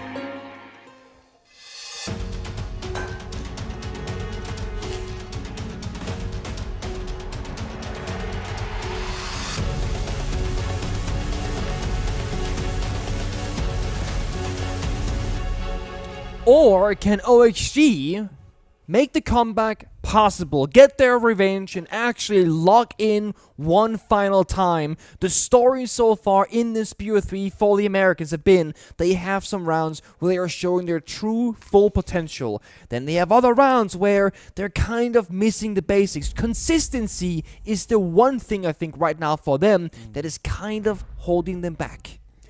Yeah, look, OXG was so good on border, and to me, a large part of that was just their ability to keep on. Like, doesn't matter how many rounds that we had one crazy 4K, 3K play from FLUXO, OXG just didn't accept defeat. And with how many retakes we've seen from both teams, A lot of retakes. it's becoming quite a long series. Like 15 rounds on the first map, 11 rounds on the second map. Now moving into Nighthaven Labs, we could be slated for another long haul game. OXG starting on the attacking side, which to a lot of people is actually where you want to be on Nighthaven Labs. We've seen an attacker-sided series so far, if I'm honest with you. Like, Bank was attacker-sided, Border was attacker-sided. Just the maps we're playing, right? They're attacker-favorite maps in general. I mean, if you put in Chalet for a best of 5, now we're there. We got 4 for 4. Fortress, funny enough, earlier was also Man, we could have 4-2 attacks. We could have a BO5 of all attacker-sided maps. That is possible now. That's sick. That's I a love world that. first, I think, in Siege. Yeah, I don't think we've really ever... Even in the LMG meta, which is the closest we ever had. We still only Do had not. 2 or 3 Do attacker-sided not. maps. Being an SMG11 player in the LMG meta was probably the closest thing to quitting the game that I was. Didn't you retire before LMG meta? I was talking about ranked, actually. Oh, but okay. I mean, I was really playing ranked, and I'll die to a Think LMG and go, thank God I'm retired. I'd Because rather- how could I hang against newer spot on LMG with SMG11? You retired just before the LMG meta. You retired in the 22nd meta, right? Just at the end of Yeah, it. the util meta and whatnot. Yeah. util sync. That was, I think, my last. Jaeger were my Goya.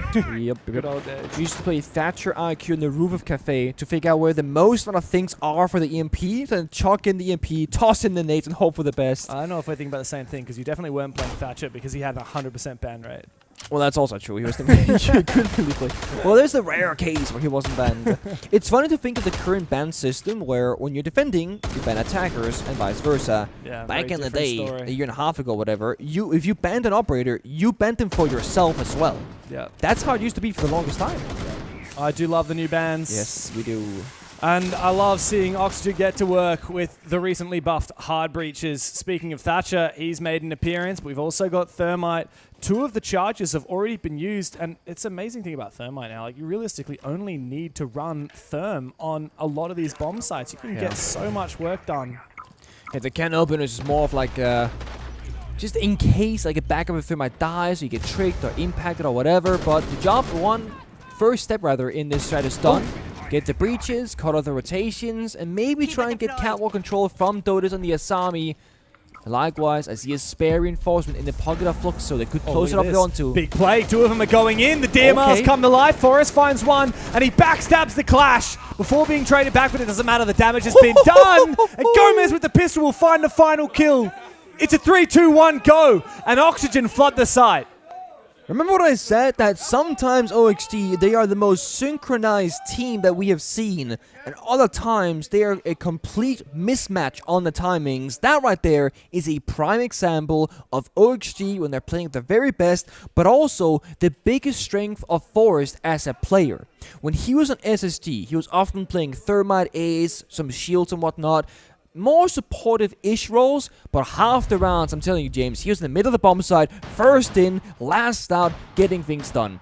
He's then gone to OXG, a lot has changed since, and he is still that crazy player when he has to be. No hesitation, full centered, and it gives the teammates behind him that same confidence that, guys, it's push time. Yeah. No one's going to stand watching Forrest make that play. They're going to follow him into battle. It's all about being synced together. You know, I have one of my favorite sayings, which really does pertain to Siege, is I'd rather have 5 guys committing to one bad plan together than 5 people having 5 different amazing plans that they're committing to. You know who said that first? Who did? Was it Fabian? It was Fabian. Yeah. Fabian, I mean, as far as I know, the first time I heard he said, it's not the exact same thing, he said, it's better that we have one bad plan together than having no plan at all. That was like kind of where it came from. Yeah. So, not Albert Einstein, not quite, but Fabian Helston. There's a stone in there. Helston. Stein is stone. I love that. Fun fact. Yeah, I actually really committed to that. Not that it was a bad plan. I think that was a great plan. To a great plan, to be honest. And that's how you get those really dominant rounds, right? But it is true, and everyone plays the game differently, but at the end of the day, there is a meta for a reason. Most effective tactic available, a lot of people refer to it as. Yeah. And that is what we also see often from teams right now. You know, you do an overtake, you clear kitchen, do a bit of vert, take the exo stairs. I mean, that's exactly what we're going to see right here. Type thing. That's what we're going to see right now. It's the Ram going to get to work on the vert. We got the Monty for the late rounds. But there's still a lot of roamers active here, which I'd be pretty worried about if I was OXG. You got Volps in control room, Dots in storage, and Dotus is supporting them as well from CC Stairs, but looks like OXG is just going to commit to EXO for now. A little bit curious on what the Thatcher is for. They banned Bandit and Kaid, and they're not watching for the C4s vertically, but this is the great thing about the Monty take. You can do a very limited attack, only take the breach, a little bit of vert, and go for a straight plant. Minute 30 remaining. Thatcher covers C4. Yeah, I don't know. I mean, Dots is also distracted. He's potentially in a plant position, but it doesn't matter. Big nitro cell, but Yogg's found 2 anyway. Doesn't matter that Forrest is dead. He was worth his weight in gold. He did his job, and now Dodos is, scanning heartbeats, but it's not going to stop those heartbeats anytime soon unless you get out your gun and start getting a wriggle on. Man, she should be a freebie. See, hold up. Nuke of the nitro cell. Maybe cover here. Another nitro cell. Doesn't land. Yoga finally gets taken down. But Volps, 15 seconds and still 2 to find. He'll have to tuck in and commit here. I think Adam is in position. He can just sprint up and take him down. Baits out the first one, but he won't be able to commit to it. There's no time now. Volps had a valiant effort. He finds all the kills, but it doesn't matter because Oxygen get the last laugh. Another round, another full send commitment from OXG. Again, playing on the same pace. And we did see the Thatcher sort of come into action. Gadget was out, waiting for a C4. But it just arrived so late that Thatcher actually came off of it because the plant went down. And then funny enough, the C4 did take out right here. Yogg on the Monty. But this is great. I mean, limited take. This is a classic when Negative Apps first came out. You take those staircases, you walk down, you go for a plan, you play Maverick also in the breach, for example. There's not a ton of counterplay, especially when we're seeing less and less smoke being picked up in the game. Yeah. Had you had smoke there, stall a bit. Because that's it. I mean, a lot of these plays from Oxygen, it's all about the quick pace and the synchronicity, right? And that's exactly what we needed. A smoke babe here that just immediately says, okay, well, this person now can no longer have an impact. This aspect of the map, this little area, this little 5 meter radius, no impact. And it enables the entire team to reposition. Oxygen, I think this off-pace playstyle is working wonders for them, but at some point, surely FLUXO are going to adapt, and we're seeing the smoke picked right now. And I think it's important to talk about how this can be so effective, right? If Oxy want to play fast-paced gameplay and go for plans, why are they banning Bandit and Kaid? And there's a really simple reason for it, really. By banning Bandit and Kaid, they're not going to worry about getting the right, Maverick for the wall, verticality, grenade the bandit, whatever. They don't get stuck on the first step, which is breaching those walls. And it's such a crucial step on maps like Clubhouse, like Night Labs, where hard destruction is a necessity. So by banning Bandit Kaid, they can open up the attacking lineup and be much more flexible. Now, they breach it. You think in C4, we got Thatcher. He's watching with the gadget for the C4 being tossed on out. They are covering each other so well, using smart, simple operators to get the job done. And this, again, it's simplified because of the operator bans by OXG. Yeah. Talk about mantras. We talked about farming before. One of my favorite mantras in this game is KISS. Keep it simple, stupid. That was a nice jump over. But yeah, look, KISS, it works, man. Literally, just pick simple operators. Don't overcomplicate the game. Keep it simple. There's a reason why simple works. He's a great player, that guy. Simple. He does. He works very hard. Dots, 1 kill with the SMG-11, almost a second That's as a good well. smoke. This smoke is perfect. It keeps the Blackbeard at bay. Meanwhile, Dodes has helped out. Aggressive position from Dots here, all the way in with the SMG-11. And he finds the kill. Your smoke's so advanced with the SMG-11 on an angle like that. It's a dangerous game to play, but it works. And Palu's now playing swing to win. A double for him. A flawless round for FLUXO W7M. That might be a KISS round right there. Keep it simple, stupid. They chose, you know what? We're not going to let them bring the pain to us. We're going to challenge them before they get close enough to go for execute, swing the breach, swing IT, get the smoke involved, go for perfect counterplay. They read OXG, and now they get another operator ban for both of these two teams to target each other and be like, okay, what do we not want to face up against? I think Monty should be pretty high on that list. Here comes the ban. There you go. Monty Clash. Monty and Clash on the other side. I think that's pretty solid from both teams. I feel like that the Clash ban is kind of nullified by the Monty ban, though. I'm not expecting... It does open up the Blitz, though. That's, if Clash is open, the only shield you can kind of play is the Monty. Everything else is super unfun. Blackbeard, Blitz, much more open. And you can still do the fast takes, just without the Monty. So I think it's pretty good read. I mean, there's a given Monty's going to get banned in my mind as well. It's just like, it's just too good here. Look, I only just registered. FLUXO W7M actually banned out the Nomad. That's an unusual one, and that usually signals that they want to go for more roams. They don't want to have to check doorways. They want to go for flanks. I mean, mind you, let's look at last round in retrospect, right? Had there been a Nomad air jab on the doorways into IT, that play doesn't work anymore. That's true, yeah. If you take garage control and air jab off the rotate, again, you can't retake it. Yeah. I know a lot of American teams. I'm thinking of like Shopify Rebellion, just off the dome here. I believe they play a fair bit of Nomad themselves in this map sometimes. And G2 does it as well. So I quite like it. Yeah. But it does kind of telegraph a specific play style. It does. It says, look, guys, we're going to be flanking. We're going to be retaking. Well, like, I said... Dots wants to spawn peek with the SMG-11. He's playing... No, with smoke, James. Not just SMG-11, with smoke. He dies here, and that's goodbye to those 3 gas baits. And he's up against Blitz and Blackbeard. You want the smoke alive for this round. They doubled down, didn't they? 2 shields. Yeah. Why pick one when you can pick both? Funny, Blitz and Blackbeard similar, but the opposite, right? Blitz is the ultimate close-range shield. Blackbeard, the ultimate long-range shield. Yeah, technically speaking, that's true. Technically speaking. Well, Blackbeard is the only shield that can negate the melee priority system by using the gadget to charge back. But good players will dodge that. Okay. Well, why would you play DMR when you can play a 1275 rate SMG-11 and get a headshot one tap all the same? Good players would just play SMG-11 and hit the headshot, actually. If only it was that simple. Let's fight KISS later. Doesn't always win. Let's fight later, darling. Let's not do it in front of the children. Okay. Agree to disagree. Blackbeard is, in fact, the best long-range shield in the game. And Blitz the best close-range shield in the game. You're not wrong, but I'm giving you shit for it. I'm used to it at this point. Yeah. Abuse in the form of love. A confusing act of love, that's for sure. Moving on. FLUXO W7M decided this round to go for control room, the ground floor bomb site. Obviously, they could have gone back to basement, but clearly they think they're going to have more luck on the tertiary. I think this is where the shields can kind of flourish, though. Like, you get those shields in close range. Also, you just banned the Monty, right? You kind of change the pace of the attacks of OHG, and now you hit the quote-unquote weaker tertiary bomb site. I think it's a pretty good shot.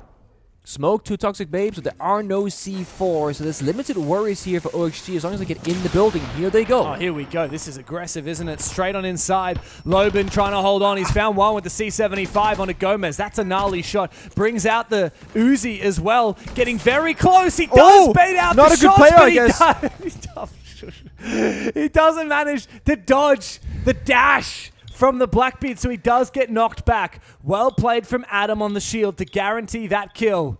But it's not over yet for W7M. Palu and Dots can still bring this back. 35 seconds, the clock is on their side. I just gotta play down the timer. Mind you, 2 shields up and alive. It's only 1.5 gun really for OHG, so Grixer has to do some heavy lifting and allow Force to go for a plant attempt. Looking towards that bottom Garrett's window. They gotta go in and clear that hallway. Oh, double goo mines on both of the shield that's operators. bad. That's really bad. It's going to allow He's injured for a lot of aggression here from Palu as Forrest is on the floor.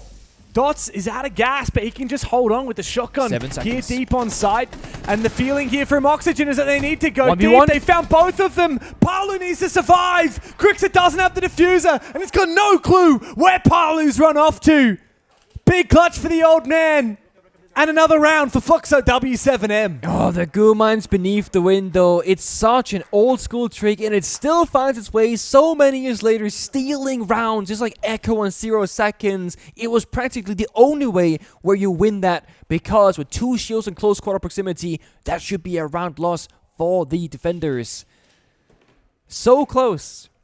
FLUXO very much fighting back, and I think really good counter pick. Since you brought it up about the whole Smoke is so great against the fast play style, they have picked Smoke every single round. Lesion, one of those 3 rounds, and it's worked perfectly for them. It couldn't have been a better round to have Legion. No, it could not. When you're going up against a Blitz and a A Blackbeard. double window jump in with 20 seconds, 3v2. It is the perfect position to have it in. It's a dream. And now OXG, they're probably going to be thinking, okay, maybe we need to drone ahead in the prep phase, figure out if they've got a Legion. Maybe we won't commit to the double shield. Now, this time they actually don't have the Legion at all. Now, we're seeing the Castle make a reappearance, another Architect Operator in the mirror to join, and then it's late round Area Denial, Smoke, and Goyo. But the X Factor, the new thing here is the Valkyrie.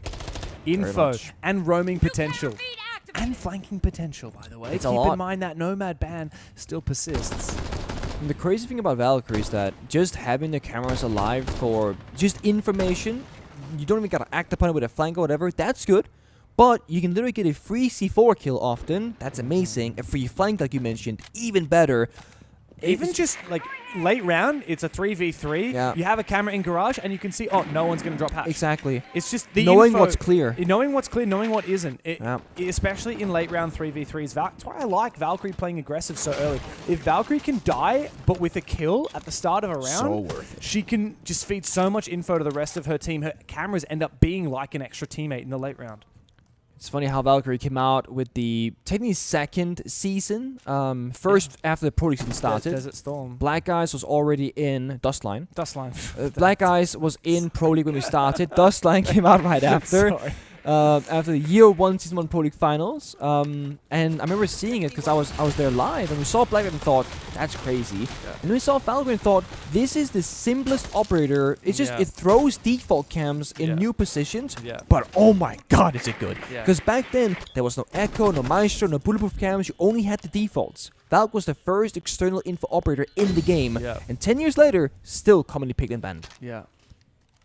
Perfect example of keep it simple, stupid for Valkyrie's design. Yeah.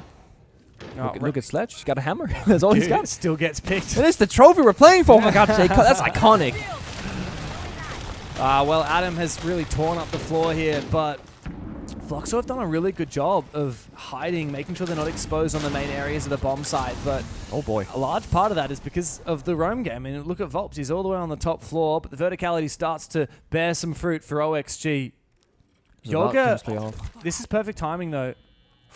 Volps answers his phone. Does he hear it? Yeah, surely. I think he's heard it. He looked that way for a second. Volps has no idea though. He's going to walk into his waiting shot arms. the cam. Oh no. The pre-fire. This might be a fair fight though because of the pre-fire. Yoga exposes his position. Both flashes go out. Planting. And that gives Volps a chance to run away. Meanwhile, Forrest is going for that plant. It's good. Covered vertically, but the retake up above from Loben. It's been enabled by those Valcams placed earlier in the rounds. And now we might just see FLUXO come to life. Oh. Vertically. Dots contests and finds the kill. The blitz still alive on the site, but Forrest is in a real pickle. He's forced back further and further. Yoga and Forrest now have to cover this. They can defuse low key. Surely not. Dots is 1 HP. They just need to find the kill. The timer! He's committing to it! There's no cover! And Volps will do exactly what he needs to do. Dots to stick the diffuser and the round for W7M. I love it when a plan comes together, and I love it when you point something out and it happens about 2 minutes after the fact. You said the Valkyrie cams are so good for a flank of putting it in garage and seeing if it's clear or not. They retook garage only for the reason of getting hatch control. Then they can long arm it from below the hatch and just watch the single breach. That is how they made that playable. And we've seen FLUXO W7M so many times in this game win retakes that should never be winnable. They take the round lead by 1, 3-2 up, and they do it in a classic FLUXO fashion. Oxygen started so strong so on good. Labs. 2 rushes in a row, both plans, both round wins. Now we've seen 3 in a row for FLUXO, and the retake potential, unbelievable. Oxygen really need to step it up now because the momentum has been lost. And FLUXO is starting to run away with it. And again, why did the Blitz back out of single room? It's such a good spot to play in, right? There's 2 reasons. Well, one, the hatchet buff was lost and his teammate didn't want to take the aggressive fight. Fair enough. Second of all, they played smoke.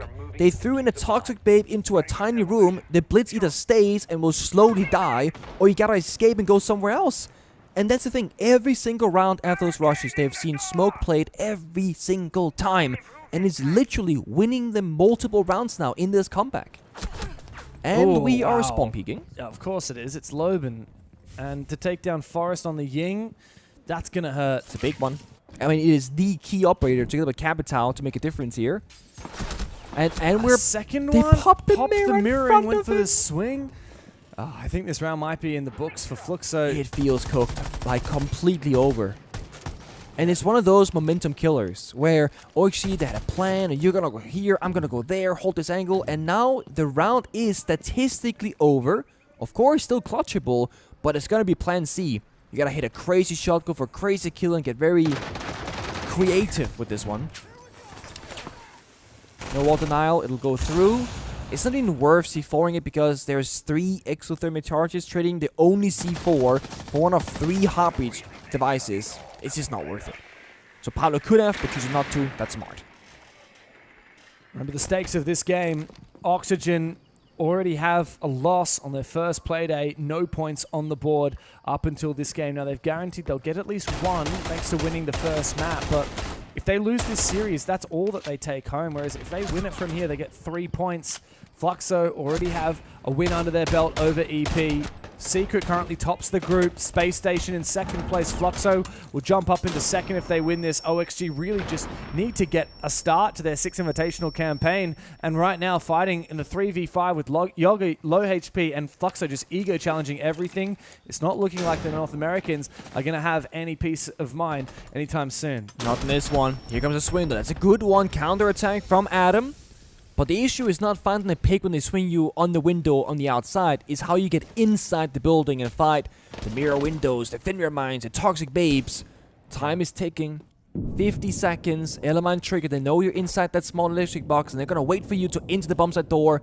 Crossfire established. Shotgun can play close as well. And the mirror window still unbroken. How do they counter that mirror window? I mean, the only way I can think of, the flash isn't really going to do much. This became winnable. Did they get closer? They smashed the glass. I think they flashed did. it and sprinted in. And they popped the wall, really? Okay, wow. This is impressive. This has opened everything up for OXG. If Grixer can be no gas. really deadly on that main breach. Maybe that means something. Adams just had a massive round. The nade lands. Dodas has to clutch. He finds the first and the second. 10 Grixer seconds. called upon now as Dodas falls back. Predictable. It means it's Grixer's moment to shine. No flashbangs. He 6 has bullets. to go deep. One He pre-fires for one. Out comes the shotgun, but Dodas will stand tall. It's a big 1v3 for the Brazilian. And W7M are chalking oxygen. So easily winnable for FLUXO. The 5v3, the spawn peaks, the aggression, the confidence. Adam, 3-4 kills out of nowhere. Grenades, shots, pre-fires, whatever. Just into a 1v3 clutch in the end because OXG walk in one by one by one. It's where we see them being so good with coordination, and then 3 rounds later, that happens. Consistency is the biggest problem for most players, for most teams, and right now for OXG, it is probably the sole reason why this game might not be theirs after all. Oh, Palu, man. There we go. Such a big round from him. And at the end of it, the big clutch. Ah, Dodas. Yeah, it was Dodas, wasn't it? Well, he had the clutch. I got debated because of the clips from the previous round from Paolo. Paolo did good though. I mean, he was the one playing by the breach, got the first kill or with second the kill. popping the mirror, I mean, that's active defense from W7M. Now we switch sides. Attackers need to locate Oxygen onto their own defense. We talked about how it's been an attackers matchup. That's the thing. That's finally been broken here by W7M, and not because of the map choice, because of their aggressive defense. That's it. It's performance-based, which means OXG cannot just sit back and go, it should be a 4-2 split for us as well because it's the thinner side. Or whatever. No. It was an incredible performance, breaking the norm for FLUXO. OXG have to match that craziness, that performance to then go into overtime. And they're playing that even laps. It is not really the place where you're expecting a 4-2 defend the side at half. No, not at this level. Maybe at a lower level, but the higher level you get, the more teams really figure out how to attack. And we've seen that at SI. I've seen some really good attacks at this SI. Yeah. We saw in the G2 one, the self-grenade into self-thermite charge, that for was example. phenomenal. That was a funny one. Oh, beautiful. I mean, I think they're really pioneering the meta, that G2 team. It's funny because we're sometimes seeing teams that are absurdly talented, like the G2 roster, like many others here as well, and they are just taking the absolute piss off themselves, just dying on the player cams, talking about it, interviews saying, no, we were so awful, we played that so bad. It's just like, we're playing at SI, man. Like, where are the nerves, right? I love that clip of G2 nading and exotherming themselves in the round. That made it to like mainstream non-esports Rainbow Six community. Yeah. And people are fuming. People are like, what, this is the quality of pro, this is the world championship. I got tagged and said, bro, G2 needs you back, Pink. And like, guys, this is one round of many good ones that they have, right? They have many other ones that are much better. Yeah. But yeah, it's even the best of players will make some silly mistakes sometimes. Some of them are forgivable. Some of them are not so much. Yeah. But we're all human after all. And it's so easy to be here on the couch, in the chair, going, well, if I was playing right now, I would have just gotten the 5v1. Like I saw this guy in chat every time he would scream. Like, let's say you play Catwalk Rafters in Clubhouse and you die. He'd go, Jinx, you wouldn't die in Catwalk Rafters. Jinx, you wouldn't get spawn peek. Jinx, you wouldn't go in the building. Like, just always counteracting the pro players' move and saying Jinx, you would do it better. And I was like, you talk your shit, man. You get it. You got it. I love when people say that about Spoid or Stompin' and then they get farmed by other teams. Maybe Stompin' first against a pro player's like, Stompin' step by C-Stack. Oh, he's going to drop 20 kills against Falcons. Look, he did all right. He did. He dropped 20 kills against Falcons. On bank, max OT, or email. Sometimes they are that good. Sometimes they try to be that good. Yeah. Well, I'll tell you what, FLUXO have had a pretty solid attack so far. I mean, have a look at that breach on the main wall. Volps, nice angle onto Forest. He's almost going to find a second one, I think, contesting Gomez now. Loban's found his kill onto the Warden, so no more smokes that you're going to have to worry about. You can use them as much as you like without them being blocked off by that Warden. Yoga is in a world of pain. The flash, the nade, he's forced back deeper and deeper. FLUXO can surely go for their execute now. Meanwhile, Loban is coming up from warehouse. He can come up the stairs as Dots is forcing this plant down. You're right, there's absolutely no denial. In fact, there's nothing at all for OXG. They are being starved right now. W7M have continued their reign of terror 5 rounds in a row. I mean, there's a classic attack on Night Haven Labs. We've seen it so many times, but they do it so well. Step 1, get the exterior breach on connector and, of course, an IT breach. Step 2, do you go for an Aqua Garage attack or a meeting IT attack? That's really how you play it every single time. A very small variation, but they do it so flawlessly. Opening peak, all the breaches, fire, smoke, Blightbeard has a shield, walks in with full cover. There's no real counterplay. OXG, the only thing they could do in that round is hit a nasty headshot because strategically they were getting suffocated from the very beginning. And it's awkward when you play a map, let's say like when Oregon was in the Pro League Meta not that long ago, or Chalet, or here Night Haven. Sometimes on some bomb sites as a defender, you don't have a lot of ways to win on paper. And that's where you gotta see the hero plays spring into action and make the magic work for you. Play for map control, play that aggressive roam, go for a kill, then fall back, play the layers, whatever. As far as just talking to himself, or is he chatting with somebody? No, Volps is going a little bit too far in the channel. I mean, they're doing pretty good though.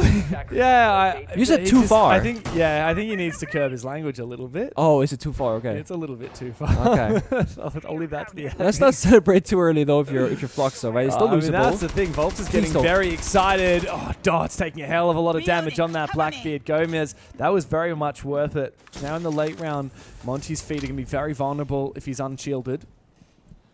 Damn Dots, I am never unextending this round again. I'm staying fully up. Even then, Gomez has an impact grenade. That or one of the nitro cells, even if it's not like dead a little bit of Thorn.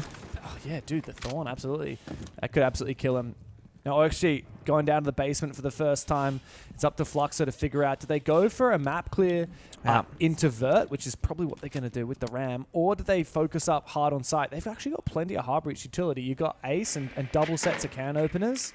A lot of options here for the Brazilians. I like this kind of roam clear. You clear this into Soda Machine, down the stairs, do a bit of Vert, like you said. Monty can escort Diffuser Case into side, go for a plant. So now again, strategically speaking, what can OXG do? Well, they can play with the C4s below with the Clash, Slow, and Information. They can Clash, Slow the entries into a Thorn Trap and also try and get a kill. Or again, they gotta hit some shots. That's kind of what's on the board for OXG. But they also have flying potential because they got a bunch of map control and Valkyrie cameras. But that means the bomb site is a little bit more vulnerable than usual. They're prone to a rush. So they're going to smoke off the angles of FLUXO and sprint straight down the stairs and catch the roamer. But there is a refrag. Yoga inside a kitchen makes his way around. That's a clash. There's a whole bunch of pressure though. They're dealing with that clash. It might actually be that take him down. Dots needs to be careful about being exposed and alone. He is low HP. If someone else comes to support, he's only got this pistol. They can't finish off that clash as of yet, who just keeps on falling back. Low key. But they might be able to look for a plant. Gomez comes back to site. There's no but he's worried because there's a player outside the breach. Ooh, might be able to seal it up. But he's now fighting not just the player on the Monty, but the guy behind him. Now Forrest can get in position. And it's all up to Dots. It's a 1v2 for the Montaigne. And up against Forrest on the clash. It's GG. There's absolutely no way that Dots can clutch this. The clash is gonna stop him. Every step he takes, every move he makes, stalking the side, knows what Gomez is, but look at this, the cover is perfect from Clash, playing together 2v1. Oh, hold up! Surely not! 1v1 for Dots! He's got Forrest on the floor, but can he finish off Gomez? Not to be! Big round from Gomez! He steps up for OXG when he's needed, and they finally stop the bleeding. Oh my god! He was just jiggling, peeking around the corner, not even firing a shot, just trying to burn down all the ammo and then close the gap because he would have some left in his pistol. But no, he does not get that off. Again, a great read from FLUXO going deep in the bomb site, but these Asami keybers from Gomez. He had 5 in pocket, by the way. He had all the keepers to spare, and then he goes for a pre-fire onto the Monty, but kills the guy behind him with a stray bullet. Again, I said it. Strategically, OXG were losing that round unless a play would happen somewhere. That was the play. Gomez made it happen. Just like back on the very first map of Border, he was the star player for this team of OXG. He is finally back in that spot. Yeah, OXG, man. Look, finally another round on the board, but their job's not done yet. I mean, 2 more rounds. It doesn't get easier. Behind, and yeah, you're right. It doesn't get easier from here. They're going to have to keep rotating through different bomb sites. That's the danger, right? Like, you start winning on defense, and you can't crutch one site. Attackers are How are they going to interpret this? It looks like a little bit of loosey-goosey. One thing I'm really liking is the Legion and Valkyrie, right? So, of course, Legion, we've talked about that. If you're going up against shields, it's the perfect ingredient to deal with that ailment. We saw that when FLUXO used it so well when Oxygen ran the double shields. But I like the Valkyrie as well. We've seen FLUXO use that to perfection. Even the Solars, I just want to make sure that Oxygen know where these plants are going through, because both these teams are playing these attacks so very fast. Yeah, speed has certainly been the win condition for both of the teams attacking. And again, I'm not surprised by it, because people are very comfortable with playing Night Haven Labs. It was widely accepted in both ranked and competitive play as a very good map that we want to play, we want to learn, and when you do that, you learn it very fast. There have been maps in the past, like let's say Theme Park, that even by now is only kind of half accepted, I feel like, and other teams go, well, let's just ban it, let's not play it. And when you then eventually do end up playing, you're like, well, we don't really know all the intricacies of the map. All the small things, right? Night Haven has been very much figured out to the highest level, I would say, or close to at least. Yeah.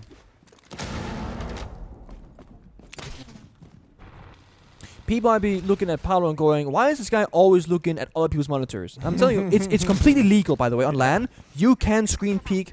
We even had a player called Woogieman for FURIA sit at the edge of the table, turning his monitor so everyone can easier see the camera that he's watching, or playing the Monty, for example. It's a LAN thing. And Brazilians, they play LAN every week back home in domestic league, so they're very used to it. Yeah.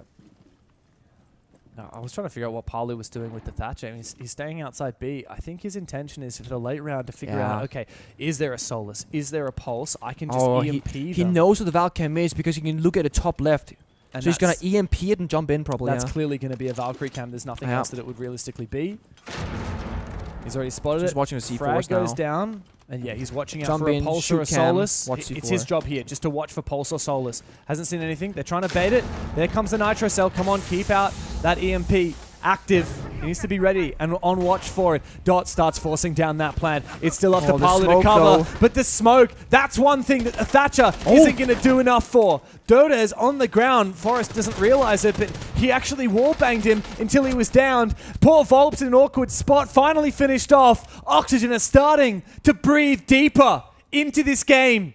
Loban and Palu now to pick up the pieces of this tattered round. 2v4, but Loban for the backstab finds one. Good on Forrest. A 3k on the round. He covers it off, and Yoke with the shotty gets another one on the board for Oxygen. Beautiful. Playing close together, playing for the fighting, playing for the denial. And once again, it's like the 7th round, I feel like. Smoke is the MVP. The ability to stop the plant because the Thatcher is going to shut down the C4s. It is working for both of these two teams. And honestly, there is a world right now where Smoke gets target banned to enable FLUXO to go for those plays in the future, unless they want to change the stat book and not do that ever again. They did not ban the Smoke. No. One more ban comes out, and it is in fact going to be the Clash and the Capitao. And here comes a tactical timeout from FLUXO W7M.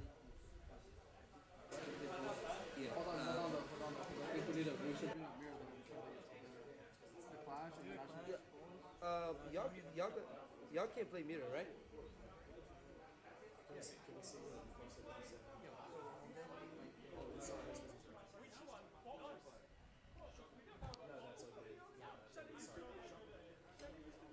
I was again here a whole lot, unfortunately, but I see no sort of thumbs up.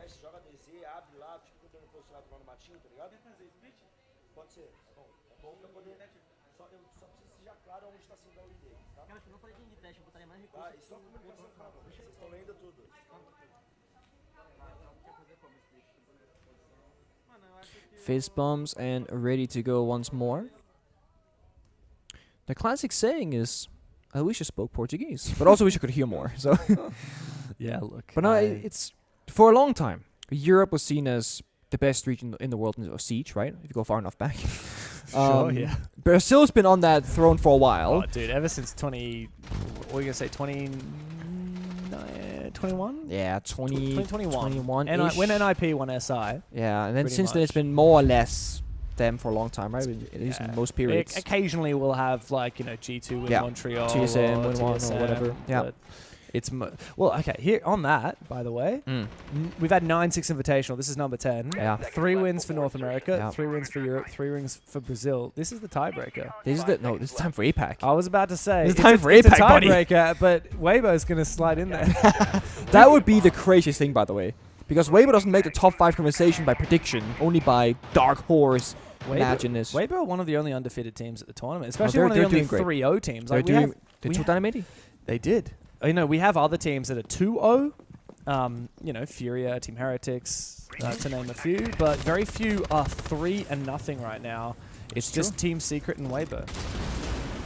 But my point was, like, when you're from the best region, you might not be as interested in other regions because, like, you're doing it better.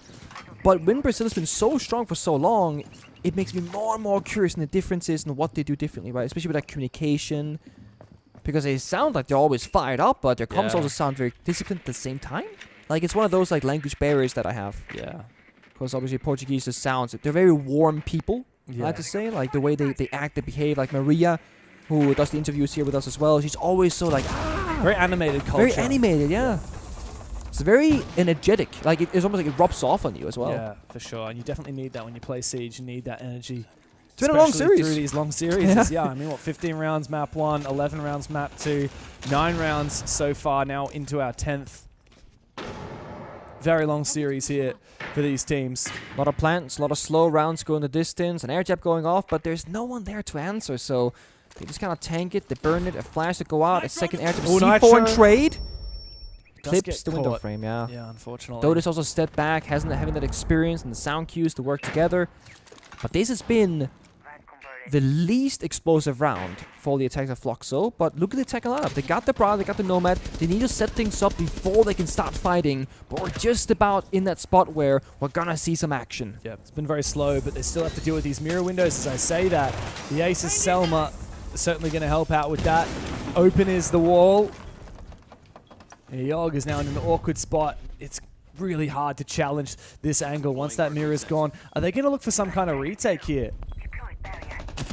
It's possible. The pole's looking, but here we see Dodos in electric box, denying the wall, denying the push. There's only one more C4 impact in pocket, so they could deal with it. Nitro. There he goes. Oh, He what clips is the that? door frame as well. Come on, guys. That's 2 for 2, missing the mark. But 35 seconds. If only there was a smoke on defense right about now. Oh, without it, they're going to have to deal with this setup. One shotgun from Volbs, and that's a close-range fight.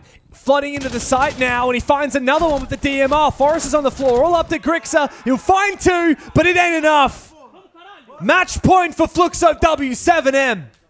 Boa, and the push comes through. Again, that is a tight timing for the Brazilian players. They're working together, and it's so smart to get a primary shotgun to fight on that E-box door because it's such a hard fight to win. And we're going to have back-to-back tactical timeouts because OXD, down 4-6, have called their own tactical timeout. But actually, they're gonna rush, you know, because they took them out the match point, so they're gonna try to play so cheap that, you know. So I just took them out to bait the copper control. So that's okay. Yeah. Maybe going to like protect the something like that. I just want to bait them. But because they're gonna rush, so be ready for the rush. Okay? Be ready for the rush. Some teams, they will have mostly players talking in attack timeout. Some teams have a bit of a mix. And some teams, like OXG, it's all the coaching staff. It's Kiki is just calling every single word there. Yeah. I mean, the thing is, this is something that I learned through Fabian mostly back when he became a coach at first for PSG Talent, right? I was like, Fabian, you're a man who says a lot of things over a very long period of time. What do you prioritize in attack timeout? And he was like, well, and of course it's like the classic, it depends, yada yada yada.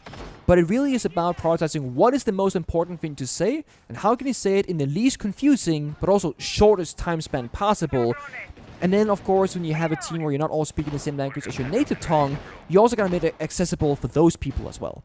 And often I find that coaches will have a specific player that they're kind of talking to because they know they can relay the message correctly afterwards, right? Yeah. Whether it's because of language barrier or because of how you think about the game, because you might be in the same team, but the way the coach is thinking and the Agile is thinking and what the injury players are thinking are completely different, and that's a good thing. But there has to be somebody translating that thought to everybody else sometimes. That's why we call upon people like Troy Canadian on Champion for a Billion. Always say, having Troy, he can translate a lot of things, I'm sure, to all his younger players. Yeah. And here, I think it's mostly dots being spoken to, right? Usually in from FLUXO side, of course. Really? I think so. It means that dots and or Lobin whenever I noticed Lobin is like for someone who's typically just like a no-brain fragger. He's really attentive in No, those he tactical is. timeouts. He is.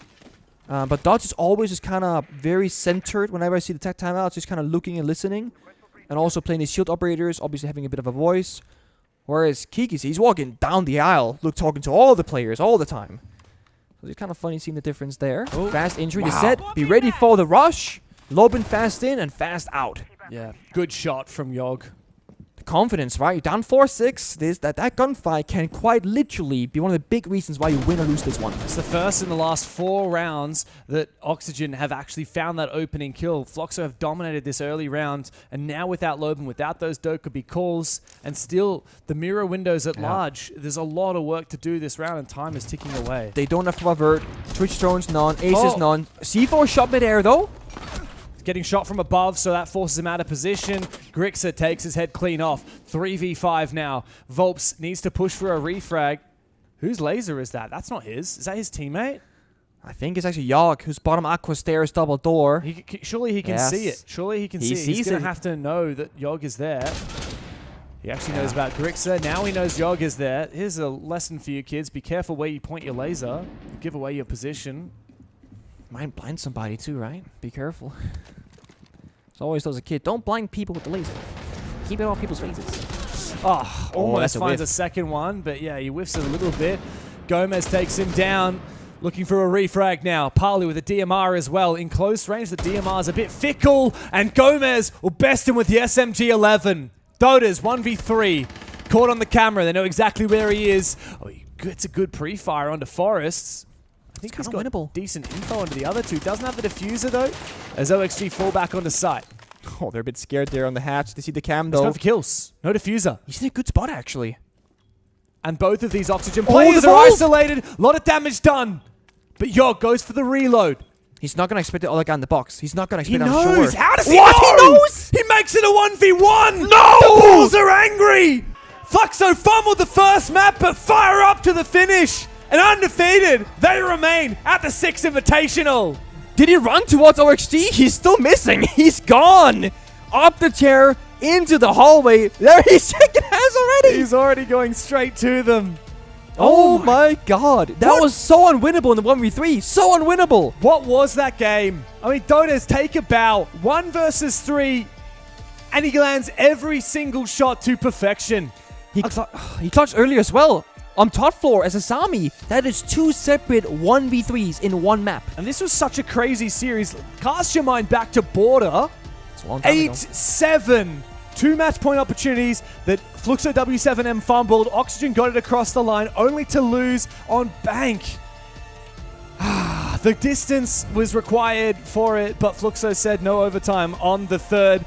Undefeated, they remain here, but it only gets harder from here on out. They've got Space Station and Team Secret still yet to play. Hopefully they can take a moment and really relish in this hard-fought victory, because they were pushed. They were, and I mean, the thing is, I feel like OXG, there definitely is a pretty bright light for them, right? Again, it comes back a little bit to consistency, but for FLUXO, the bigger story is they are definitely here to play, like you said. There's something about this W7M organization always finding ways to keep us entertained. Yeah. Oh, these guys, look, they've demanded our respect over the years with a runners-up finish in Atlanta and a championship a year later in Montreal. They would by no means tournament favorites. I think a lot of people always regarded them as a mid-pack team here at SI, likely to make top 12, maybe top 8, but not go the distance. And they're certainly making a little bit of a case for why this incredibly confident, ego-challenging team could be in contention for one of the top places here at SI. It's funny how we start off this entire segment with Lobin as the highest EPS for his team, and we're ending the segment as well with Lobin as the highest EPS player for his team. He has stayed mad consistent all throughout, and he plays many different positions, many different operators, but to the same success time and time again. Very true, but look, I can't help but admit all 5 of the players on this roster really had their moment. Like, let's not forget Dota's his insane clutch ability. Palu's had a few big ones as well. Yeah, Palu and Border was he was everywhere. Even Dots, who typically we wouldn't really talk about as much because he's a support player, he had a few really big moments, especially on those shields. But unbelievably, that ties up the day. Here on our B stream, it kicked off, and unfortunately, we didn't have a massive result on the Elevate FURIA game. But man, our games have been awesome.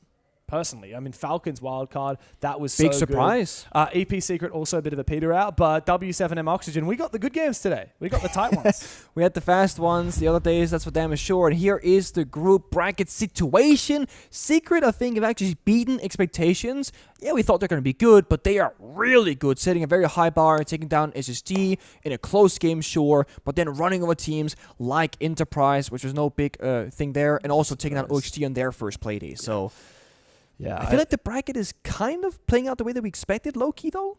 Like 1 through 4? Yeah, look, Group D is looking pretty competitive. I think Enterprise are the one team that haven't really... they've been below expectation. OXT? No, Enterprise. Oh, sorry, Enterprise. On the flip side of that, another APAC team, Weibo, have exceeded expectation. And I'm mentioning them because they and Team Secret, who are here in Group D, are the only teams that have gone 3 for 3 so far. It's been quite a day here at the Six Invitational. Yeah. Upsets on both streams. Of course, tournament favorites going down in FALCONS and M80, both suffering losses. I don't know what's going on with that phase game on the other stream, but that's where I'm going to go check out right now. And I think it's where you guys should too, because it's time to close out the B stream for today at the Six Invitational. It's been such a pleasure as always, Pengu, but we're going to be back tomorrow for more SI. So why don't you come back tomorrow? For now, let's go watch FaZe versus Shopify Rebellion.